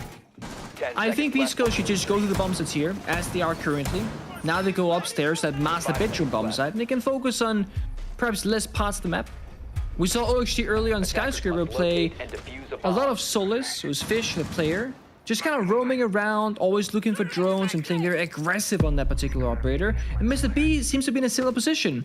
He's not playing Solus on the side, just looking for intel. No, he's out there hunting down those drones, trying to figure out where the attackers are droning from and going to be entering from. And that's very valuable information to plan around. We saw DC do some early scouting inside that big car garage, but they're not really going to be working with that right now. Perhaps just checking for a C4 or for some roamer downstairs. Nomad's going to signify that they either want map control or simply want to cut out any possible runouts here with those air jabs. All 3 have been deployed in the first minute, so they're all going to be for the exterior runouts. So a limited Solarium take here. It looks to be the case with DC.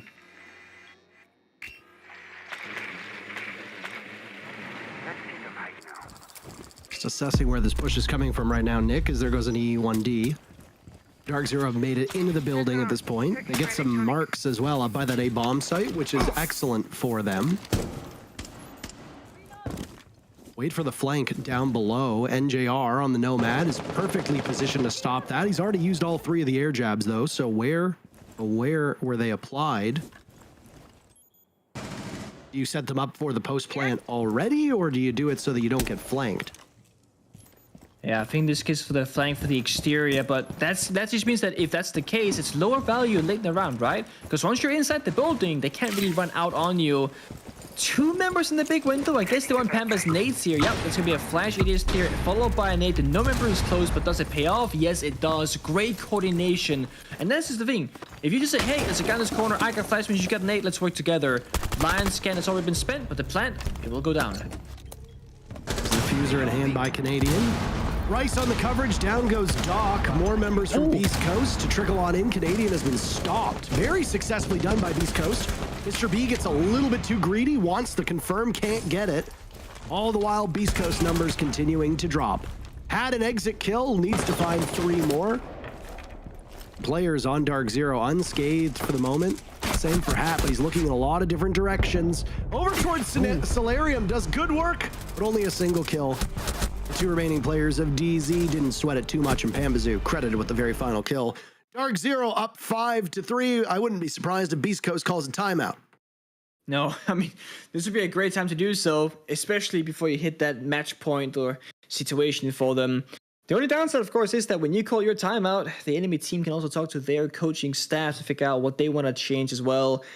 And if you're DC, you're happy. You're on Chalet on the attacking side. You won the first 2 rounds. It's in pretty effortless fashion. And sure, Hat did make that 5 versus 1 down to a 2 versus 1, but ultimately DC looks solid all the way through. It's a great injury from Mr. B with those impact grenades, but the follow-up wasn't quite there. And to be honest, it just seemed like not a whole lot of fighting back happened. From this moment forward, 3 flashbangs, 1 grenade, that just really snowballed things heavily in favor of the attack inside. And it's so hard to stabilize in Chile because we see all those, the cutoffs, big window repel, cuts the bomb site in half, Bartha window, cuts the bomb site in half as well. Solarium repel is hard to fight because once you breach that master bedroom wall, as DC did, it's such a long angle from outside the building all the way throughout. Objective is to defuse a bomb. Look at these changes from Beast Coast right away. A clash shows up. No. Right off the okay. hop. No waiting, just immediately right into it. So, we don't see this every day on the bar bomb set of Chalet. I imagine that Mr. B is tired of getting shot in the face, so he's gonna bring his shield to protect it and then gain some intel to help his teammates play around it. I would imagine he's going to play in that top library, mezzanine, top blue stairs position because that's typically where the attack is going to be coming from. But DC won't necessarily know this until they get there. Right now, they're dry peeking. Gavin and Pampus are working together on that portion of the map, while Canadian and NGR are joining out the other parts, I suppose. As we see NGR on the office balcony. The door being barricaded very much gives away that there will in fact be no roamers on this half of the map, because why would you barricade your own roamers out from support? So DC, quick pace, only 1 minute in this round. They got half the map. They're about to meet that hard line in the middle in just a moment.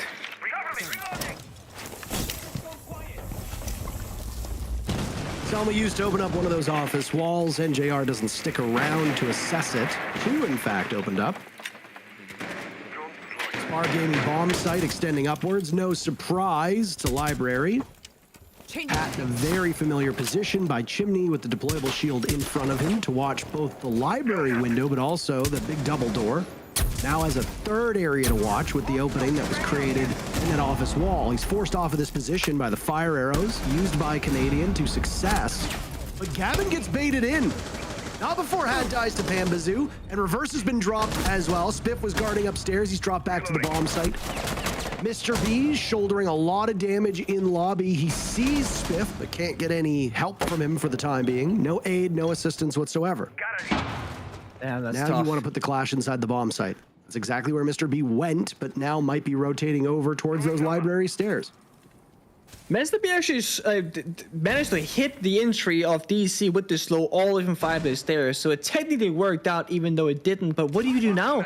Retake him with Clash? You can step away and do some damage, but no one can really follow. And look at DC, they just dropped the side hatch. Oh my goodness. DZ taking the fight right to Beast Coast. Break their spirits, break their noses. Spiff isolated over by Kitchen, trying to keep his team in this game, trying to push Beast Coast into a position where they can find their first point of stage 2. But ultimately in a very tough spot. 3 players from DZ will be waiting for Spiff to get towards that diffuser, and there we go. All of them fighting for it, but it's NJR to get the final pick. Nothing seems to be working for Beast Coast here. On defense, DZ flawless through these first 3 rounds. They're on match point. Yeah, I think DC just assessed that Clash is pushing up the blue staircase, so that means only 2 guns are on the table for the defending side. And yeah, Clash can always, unshield and sprint back, but it's a 1-speed operator. And, let's say you don't go for that fast execute, you allow Clash and Mr. B to go back to the bomb site and become like a thorn in the side of DC's attack, because it can kind of stop the push. So a great quick decision making there from Dark Zero. And it's forced Beast Coast's tactical timeout, but it's match point. They haven't won a single defense. It's a very late pause, and they look a bit defeated. And I understand it. They had a very big loss to Medi earlier. They got a single round on the board. They got run down when they're defending. And now that pattern's repeating itself. Ever since Beast Coast got onto defense, they've been just so far off winning those rounds. We'll see if they can turn it around, but it's an uphill battle from here. It has not been a hopeful stage for Beast Coast, especially when you compare it to their performance all the way back in stage 1. And they finished 5th, just on the cusp of making it to the Copenhagen Major. 1 point shy the group stages. Ultimately losing out to Space Station, who ended up getting qualified in that match. Yeah, there's been some mixed results for Beast Coast as a whole. They came in, not a high hopes, and also, I mean, they had a good showcase to start things off, and Mr. B quickly became a pretty liked fan favorite from both casters and fans alike. His reactions on the player cams, the shirts he wears on play days. But for this stage, as you said, yeah, it's been tough. And it's not like they're brute forcing the same one map, it's not that they're playing the same one strategist. The things that they are changing are not really affecting the result of these rounds, the outcome, if you will. Sure, they pan out differently, but the end result is the same. They don't find those round victories that they so desperately need. And yeah, they start attack on Chalet. You typically want to go 4-2. They go 3-3. Not the end of the world. But then they don't find a single defense so far. Now they look at a match point. They tried the clash, which is very, very abnormal, and it didn't really do anything for them either. So I don't know if they just run down their strat book, or it's been an inefficient offseason for them, or perhaps it's just simply as like the meta and the way that that's shaping up isn't really favoring their place as a team. There are so many factors to why a team may or may not be doing well, and all we know is just that it's hard right now for Beast Coast. Certainly is. What do you do to get your head back in the game? What do you do to get back into the stage? That's the thing, because you're going to need to go on a 3-round tear here for Beast Coast in order to gain even 1 point. 3 points out of the question for Beast Coast. OXG have at least guaranteed themselves 1. They cannot lose in regulation. Rather, Dark Zero, pardon me. Reason why I said OXG is because Dark Zero trails them by 3 points. If DZ gets that 1 point, they don't get enough to match OXG or M80. Dark Zero needs a victory here to stay competitive with the top half of the standings. It's been a troubling stage for Beast Coast, honestly, and you gotta feel for them. You gotta feel for all of these teams, because they had an opportunity to make some changes in the offseason, and Mr. B seemed quite excited by them. I don't think this has been the stage that Beast Coast has wanted. Very quickly are they running out of time to sort this out. Beast Coast in tomorrow's matchup play just one time. They play up against Space Station. Space Station will be eager to redeem themselves after a disappointing day. Next matchups for Beast Coast, they play Mirage on Friday for their final match of the group stages, being against LG September 20th. So only 3 more games for Beast Coast to try to make up lost ground, and well, if they go 0-5, there's just no way for them to be able to make it up across those 3 days. Their ceiling would be 9 points, which right now there's already 3 teams at or above 9 points, and there's still plenty more games to go for those teams and the teams just below it as well. Additionally, if they go 0-5 here, DZ would sit at 9 points as well. All the while we've been talking, one thing that hasn't really been pointed out is that Pandazoo is sitting on 15 kills, Nick. I was gonna say the exact same thing. So quiet, but yet so lethal. 15 kills, but only 3 deaths as well. So effective in this match so far, and I honestly didn't realize so at this moment. And he's now finding himself on the newest operator of Rainbow Six Siege of Ram. That soft destruction, the flashbangs, the R4C with a zoom scope. Can you believe it? Looking for an entry. They got good intel, but what will they do with it? They have a bunch of flashbangs, 9 in fact, plus the Candelas. What they do not have, however, are any frag grenades. So with this intel, probably gonna go for a Candela from that office double window. We see it right here, and then act upon that jump in the library and try and take that gunfight. Fully cooked, but there's another explosive that goes the other way. Reverse tossing out the nitro cell, and NJR only gets a single Candela off. Tech issues and a timeout. Maybe re-energizing this Beast Coast squad. Trade. You trade a kill for map control. Would you like that? Probably not, given the fact that you lost the Ying. And DC, they still got that upstairs floor to deal with, because they probably want to enable Gavin on the block, right? You need office and master bedroom control. So they got a long round ahead of them. We see the outline of Canadian on that big window repellent master bedroom, trying to help his teammates. Second C4 goes out, doesn't find anything. But time. 1 minute left. Rise with the floor string and clear out the shield at least on Piano. But look at Beast Coast. They've actually surrendered that portion of the top floor, and they're playing relatively far back. Reverse wanting to take this engagement. Oh. Loaded mag! Okay. Scoots away. Down goes Pambazoo to Doc. Doc picking up a second kill. DZ unable to find their footing in this round so far. Timer continuing to work against them. Now it's Gavin in pursuit. There's a Capcan on the board, which means you need to constantly be looking down. Gavin exploiting a weakness, but not looking over towards the bathroom. Canadian in a 1v3. East Coast looking like they'll survive yet another round. Canadian does hold on to that diffuser. Proximity alarm giving him away. The jig is up for the team captain of Dark Zero. He's got nothing to find just yet, other than the Capcan trap, and Mr. B seals the deal. Timeout may be working, who knows, but more confidence for Beast Coast in that round than all three put together, and it's also the first time that Beast Coast is able to win a defense. Yeah. I like what they're doing there. The double C4 play early in the round, and the punishment, the read on the Ying is just huge, because if the C4 doesn't kill NGR, that means that Frost is either going to stick around on top mezzanine, fully blinded, when DC is going to run towards that direction. NGR can just keep popping up more and more Candelas. So you kill one of the most important operators of the attacking lineup, you get the opening kill, and you get away with all 5 members to bunker up in the parts of the map that you care about more. The bomb site and kitchen dining, as well as that master bedroom office area. The C4 came from the office door itself, actually. So just a great read. 10 seconds to go. Canadian, of course, can't do much in this 1v3. The crossfire is established, Captain Trap on the door as well. Beast Coast looking more alive. That's going to start off their possible win streak here. They need at least 2 more in a row just to take us to overtime. And then another 2 of those 3 rounds to then win it out. Of course, if you're Beast Coast, going to overtime and getting a single point is something.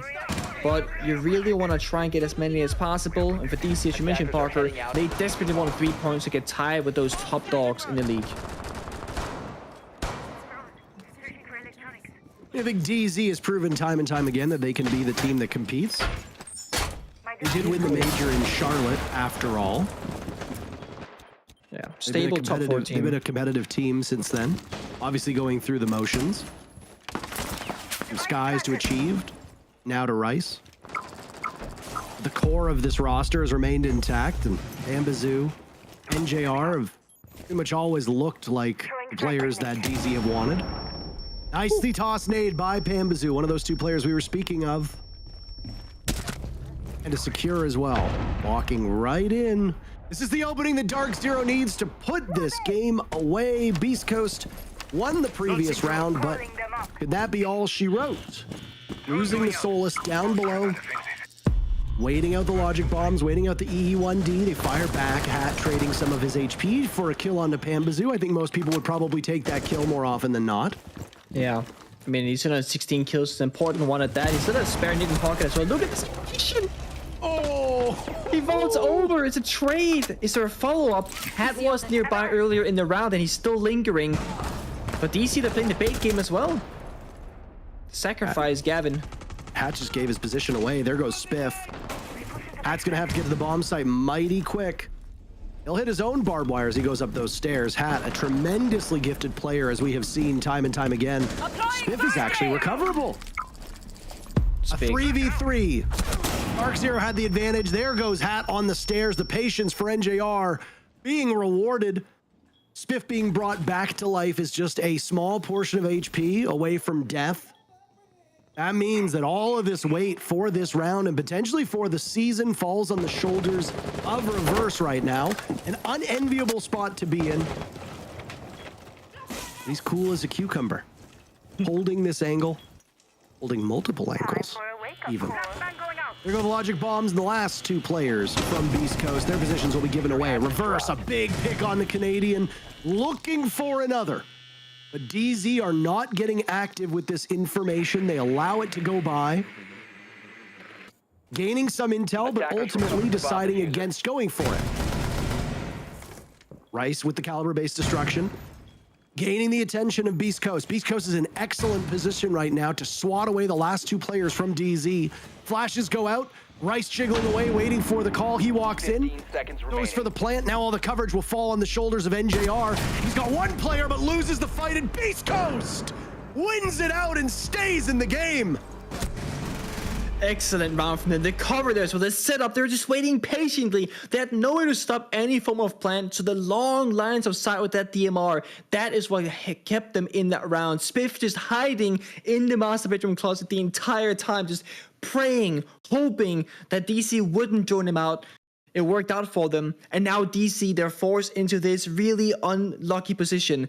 They're now where, okay, if they lose this next round, it's overtime. They lose out on 1, maybe 2 points. They call their tactical timeout, but Beast Coast, they're gaining this quote-unquote momentum mentally. They're taking these really aggressive fights, and they're doing it on a split-second decision. They're saying, okay, let's just try to disrupt Dark Zero, make their lives difficult, because they're so good at executing that 5 versus 5 and etc. So just try and get a kill here, get a kill there, make it annoying for them to deal with us, essentially. And it's worked out 2 rounds in a row so far. Now the timeout gets called by Dark Zero as they try to settle things down. They were in a position for 2 rounds where it didn't look like they needed it at all. In fact, since the conclusion of round number 6, where that first half ended 3-3, DZ looked very comfortable. Why bother breaking out that timeout? The desk sung his praises, but the person that is probably having the worst mental game at the moment would be Rice. Right now sitting at 2 and 10. By attackers. But again, playing on the unsexy roles. At the same time, somebody can be bottom frag on Dark Zero. That is totally okay because you've got players like Gavin, like Pama, like NJR. Before it was often Canadian who would be at the bottom. This time around, it's Rice having probably, I would say, the roughest match that I can recall so far of all the ones we've seen from DZ. On the side of Beast Coast, Spiff was the player that was in our crosshairs early on, but he's had much more impact through this second half. Picking it up in terms of utility and in terms of kills, but honestly more than anything, it's been the game sense for Spiff in the latter half of the rounds, where even when Beast Coast fails to win, Spiff is still competitive and still doing well on his role. Obviously, there's more comfort here with the way that Spiff plays on defense than he did on attack. The attacker's bomb diffuser has been dropped. Okay, it's been impressive in the late stage of these rounds. I think for DC, trying to keep Pembe alive a bit more, right? He goes in early, great. Gets map control, great. But then he dies in the first minute and 20 seconds, usually with 1 nade in his pocket as well. And it's not like Pembe's fault. It was a lack of drone work from DC in that previous round. But maybe there's some worth here in trying to make Pembe the second entry and maybe have someone like Rice go in first. And it's a bit baity, you know, but enable Pembesu to do his thing in these rounds if you're Dark Zero. For this one, it's a bar attack with a lot of members in his library balcony, trying to use that capital fire to clean it out if there's a guy in the corner. Candela has to flashbang. They're gonna breach that basement wall towards the stock. That's gonna limit the bomb side coverage later on in the round. And Rise's Claymore, no, on the drone hole. That's what gets the opening kill onto Doc. And it's Warden. It's such a pivotal operator in this round. That might be a problem later on. We'll have to see. But DC on for a great start on match point. Exactly where you want to be, and Doc showing heroics in the opening moments of rounds, and especially being good through those middle parts too. It's very rare that we've seen Doc make it to the very end of a round. Of the 11 rounds that have been played so far, Doc has died in 10 of those, which is indicative of a player who's always in the cut and thrust. Even if you're winning rounds, which East Coast has won 5, you're still dying, which means that your job is going to be to waste time, get kills. Speaking of wasting time, all these Candelas are going in to essentially stop these players from Beast Coast. But it's a shootout. The DZ comes ahead in. Mr. B in a 1v5 with Diffuser down, and DZ sends the game away flawlessly. 7-5 the scoreline. Dark Zero not losing a single player in the very final round. Beast Coast coming as close as they could get to the first point this stage. They're going to keep searching. All 3 for Dark Zero as they don't need overtime. I mean, that is such a statement. They look shaky for a moment there, and Beast Coast, you know, they almost got the OT. And then Darkseid, they just close that door in their face and says, flawless way to end things off. It's such an easy round for them, and a clean one at that. Well done for Darkseid and Beast Coast. So close, but yet so far. Well, that's it for us. The desk is going to want to talk about these matchups, but more importantly, this match in particular was an exciting one. All three of the matches that we got today, Nick, exciting, and I can't wait to do it again. Take care of yourselves. We'll let the desk take the rest of the show over. Bye-bye. Thanks a lot, boys. I think you definitely had the better half of the slate on this one for sure. I think both Carter and Sam kind of got shafted a little bit with ones that were super, super quick. Back end of today was all burners. Even if Beast Coast still couldn't win anything, I at least appreciate them for keeping things a little bit closer on Chalet. Certainly. This was a fun game. And, you know, Lax, can I see your watch real quick here? I need to check. What are you looking at? Yep, just as I suspected. It was Pamba party time today. Laxing 17-5. Ridiculous scoreline from Pambazoo on Chalet today. You know, it's every now and again that we get a really good pop-off Pamba match, and this was what today. Yeah, I don't want to just focus on DZ. I am glad that Beast Coast did put up a fight, like we were saying, that it wasn't, you know, just this one-sided affair. I did see a lot of progress that they were making, that they really could have pushed it OT and that could have maybe win either way. But again, DZ did close it out. They were showing very strong plays, coordination throughout, and again, Pamba party time. I mean, 17-5, that's insane. Well, his teammate Rice didn't have quite the same scoreline, but also didn't need to. So I'd like to drag him in here for the interview real quick. Dude, congratulations on finally getting onto an NAL interview. I'm sure it's been a long time coming for you. Talk to me real quick about from breaking point to here. How do you feel like you're fitting in with this DZ team so far? I mean, it's just like a little bit more intense here, but I think I'm adapting well. Yeah. Well, okay, Rice, you've had about a week now to play some games. You've settled in a little bit more. You're on a 3-game win streak with Dark Zero now. So from the time that you arrived at the team house to now, what's been your favorite moment of joining Dark Zero? I mean, I just like, it's been very, very good just like getting on every day and just like scrimming and like practicing with like people in person, you know, just seeing my friends and just, you know, just having a good time. Nice. For sure. And a question that I've been asking a lot of the rookies, Rice, is joining a team such as Dark Zero with all the surrounding talent you have and just the endless amount of possibility on that roster, how is that helping you as a brand new player? What does that play into your fundamentals? I mean, since I'm surrounded by like so much talent, it's just like they're all helping me get better.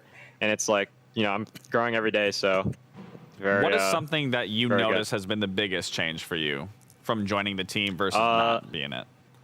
I think the biggest thing is that like everyone's like knowing what they're doing, and it's like I don't know how to describe it. It's just like very, very serious. I know what you mean. Yeah. Yeah, it's been good to watch the progression for you from where you were from the Element 1 and Tier 2 days all the way back up to here. But if I had to ask you, just on the face of it, if you were to look at this team right now and give yourself a grade, a percentage about how well you think this DZ team is melding currently and is working at like peak efficiency, are you 70, 80, 90%? Are you 100%? Are you all the way there right now? Where do you think DZ is currently after the first 4 games? I think we're at a good 90%. I think we still have stuff to improve on, but I think right now we're moving at like a good pace and just improving every day. 90%. Just one game at a time. That's really, really good for a first couple of weeks, man. Dude, congratulations. Anything else you want to say before I let you go? I mean, thanks to all the people that support us, and see you guys tomorrow. Wait, promote the skins. Oh, yeah, and get the DZ signature skin. There you go. Yeah, there you go. All right, man. I'm sure we will see you tomorrow. Have a good one, dude. Thank you. See you guys. Good stuff for DZ. You said 3-game win streak so far, right? Yes, sir. The first one, wipe it from their memory. Not important anymore. That's 3 straight dubs, even if you would have liked to have knocked Beast Coast off a little bit sooner than you did tonight. Getting those 3 points, nonetheless, is so massive once we get to those standings and we really get to see where that matches up. I mean, it's going to make a big difference.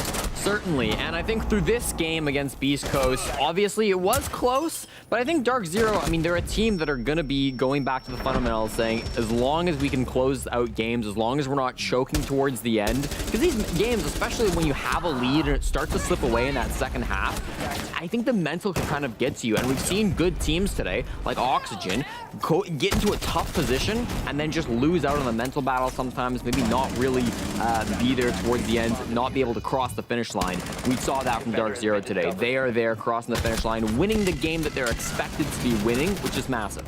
Knowing Troy and Mint, I know that they aren't happy with, you know, not a solid victory. Getting the win is important, sure, yes, but I know they want to do it in a fashion that DZ is known for doing and being dominant, looking like the stronger team and not having these close matches go back and forth. So I know that they aren't happy with these wins, but they are happy to get the dub overall. And I do want to also bring it back to a point that you brought up earlier, which is that I thought that, you know, looking back at these highlights, we did see some great rounds and some cool stuff coming through from Beast Coast. That C4 that we just saw there was a great example of how we saw Beast Coast taking advantage, or taking things into their own hands, getting a little bit active, getting that man advantage by tossing out a C4, or maybe getting active and finding a pick right on the defense. Felt like Beast Coast were starting to find their own a little bit here. I thought Reverse played really well. I thought that we saw great rounds from Doc as well. His stats were nearly identical to Pam Bazoo, maybe like a 5 kill difference there. He was close in the ballpark.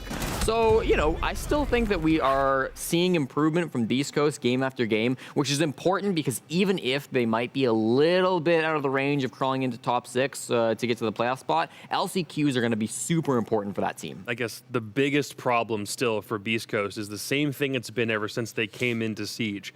They're always going to have a lot of guys that you know can perform very well, but at the end of the day, it's just a tease of something that never really ever comes to fruition. It's like if their motto is making waves, right now they can't even make a ripple in the pond because they're 0-5. That's a really big problem for this team. That was a rough... That was rough. I don't know, man. It's 4 a.m. It is 4 a.m. Not exactly feeling charitable at the minute. Let's just talk about how everything today rounded out at the very end. As a reminder for those of you who maybe didn't catch all the games at the very start, this was Space Station finally getting their debut. They lost both of their games, one in overtime, but even still, really rough patch for them. Oxygen had another doubleheader. They went 1-1. M80 probably had the best day overall, if I had to guess.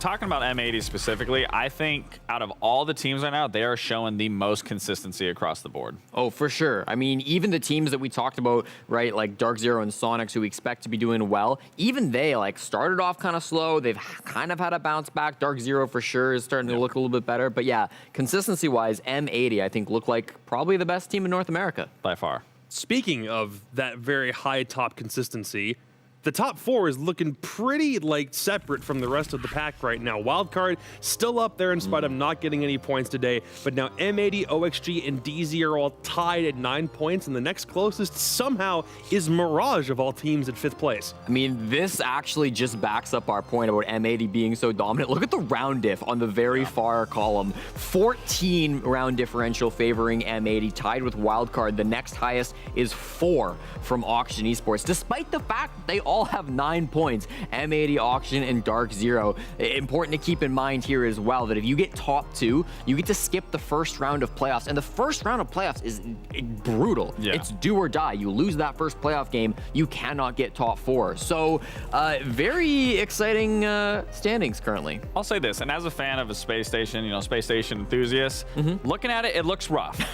But they have only played 2 games. They are still well behind some other teams, so they still have a very good, well, just a lot of siege left that could propel them right back up to the top. Lots of games in hands. Definitely. Very true, but they played 1 doubleheader today. They're going to have to do it again tomorrow. Here's the schedule that we're looking at for day 2 of our North American League Super Week. Sonics actually come back because they did have a bye today, so if they're down on the standings, it's because they literally had no games to play. They have a doubleheader, and M80 have another one. Space Station also have another one, and everyone else just kind of fits in between here, boys. M80 wildcard to end the day. Yeah, it's going to be a banger. If M80 beat Luminosity in match number 4, they'll both be at 12 points, correct, going into that. Yep. So the winner of match 6 will determine first place if M80 can beat Luminosity. Yeah, I'm looking forward to those games, I think, the most out of anyone else's. But again, looking at Sonics, they do have a doubleheader. They had the day off today. That's a lot more prep going into that to, you know, tackle those 2 maps and hopefully come out on top of those. Well, it'll be another slobber knocker, as good old JR Jim Ross used to say on casts. And as far as we're concerned, that's it for us for tonight. It's been a long haul one. We're going to be right back here, right, exact same thing, exact same time, exact same plans for tomorrow, and then also for Friday. And then we'll round out the whole group stage with one more day next week. We're halfway done with groups, so we might as well come back and do it all again tomorrow. For myself, Jesse Laxing, and the whole crew here at Blast Studios, thanks a lot for joining us, and we will see you guys tomorrow. Bye! Have you ever wondered how our professional players go pro? Or what happens between our regionals and majors? During the Tier 1 off-season, our Tier 2 scene kicks off with 5 separate regions hosting their own T2 competitions that have the opportunity for anyone and everyone to enter. Now let's get started and welcome you to the Tier 2 ecosystem of Rainbow Six Siege. There are several regional events around the world, which are the Japan Invitational, Liga Start for Latin America, the North Regional Rumble, and R6 Central Combine from Europe, and Element 1 for North America. Let's start with Element 1. In the first phase, you have 2 open qualifiers, so that's 2 different chances to register your team. You will need to quickly sign up since there are only 32 slots per qualifier, and it's first come, first served. This phase is over 3 days with the first 2 Swiss format. If you lose 4 games in this phase of Alpha, you're going home. And if you're in the top 12 teams on day 2, you go through to our closed qualifier. During the closed qualifiers, teams face single elimination matches, with the top 4 teams from each open qualifier moving on to the next stage. In phase beta, 8 qualifying teams will meet Element 1's 8 invited teams for a classic Swiss format knockout bracket. 3 strikes and you're out, but win 3, and congratulations, you just made the final phase.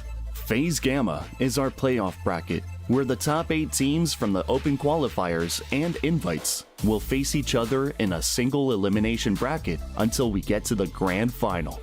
At this stage, everyone gets a share of the $25,000 prize pool, where the winning team will take home up to $10,000. These events aren't just about the money though. Our Tier 2 events give you the platform to showcase your talent to the world. The matches are live streamed on our official channels with the best upcoming analysts and casters that BR6 has to offer. Win here and your Rainbow Six life could change forever. Do you have what it takes to step up and be the next big name in Rainbow Six? Prove it.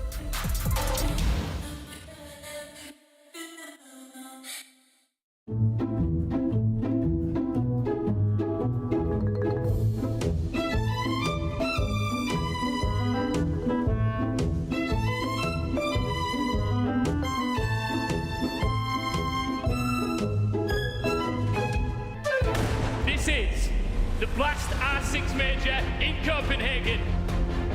Are we ready, Copenhagen? 24 teams from all around the world made the trip here to Denmark. Okamesh is straight on inside. He finds one, looking for a second. Okamesh is just eating him up for lunch. Gomez, as he plays behind one of the remaining keeper barricades, to be a big nitro here, and it's massive. Trying to get ahead of it, spots it moving down the stairs, and there it goes for VP. The 3 go for VP. Everything falls to Sploit down in the 1v2 here. They're both focused on him. No matter.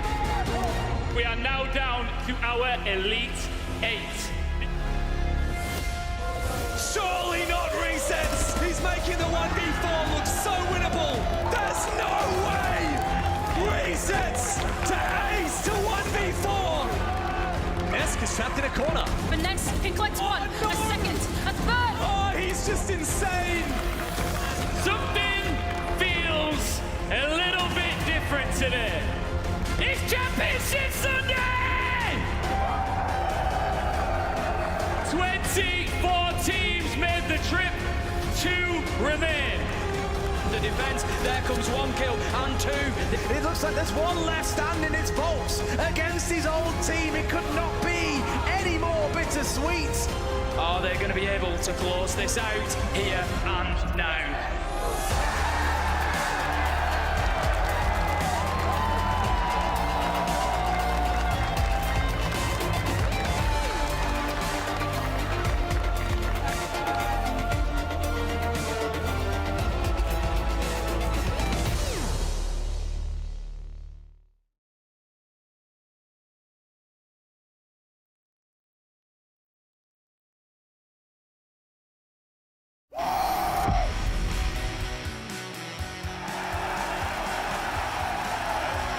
I want M80 to be one of the most successful and dominant esports organizations in the world. When the manager Golden reached out for a coaching position, I thought, why not? What could hurt? You just got to take their soul. Like, you just got to destroy them. It's definitely better to let the play do the talking, but tend to stay clear of the people that have big egos. Energy carries everything into winning. This is Rainbow Six at its best. Try not to hold on to revenge too much the past. If we were to play them again, it would just be like just that urge of competitiveness to beat them. We know our potential, we know what we are capable of. The opponents could definitely take the title from us. The past is the past, but in the moment you have everything you need to do to be better.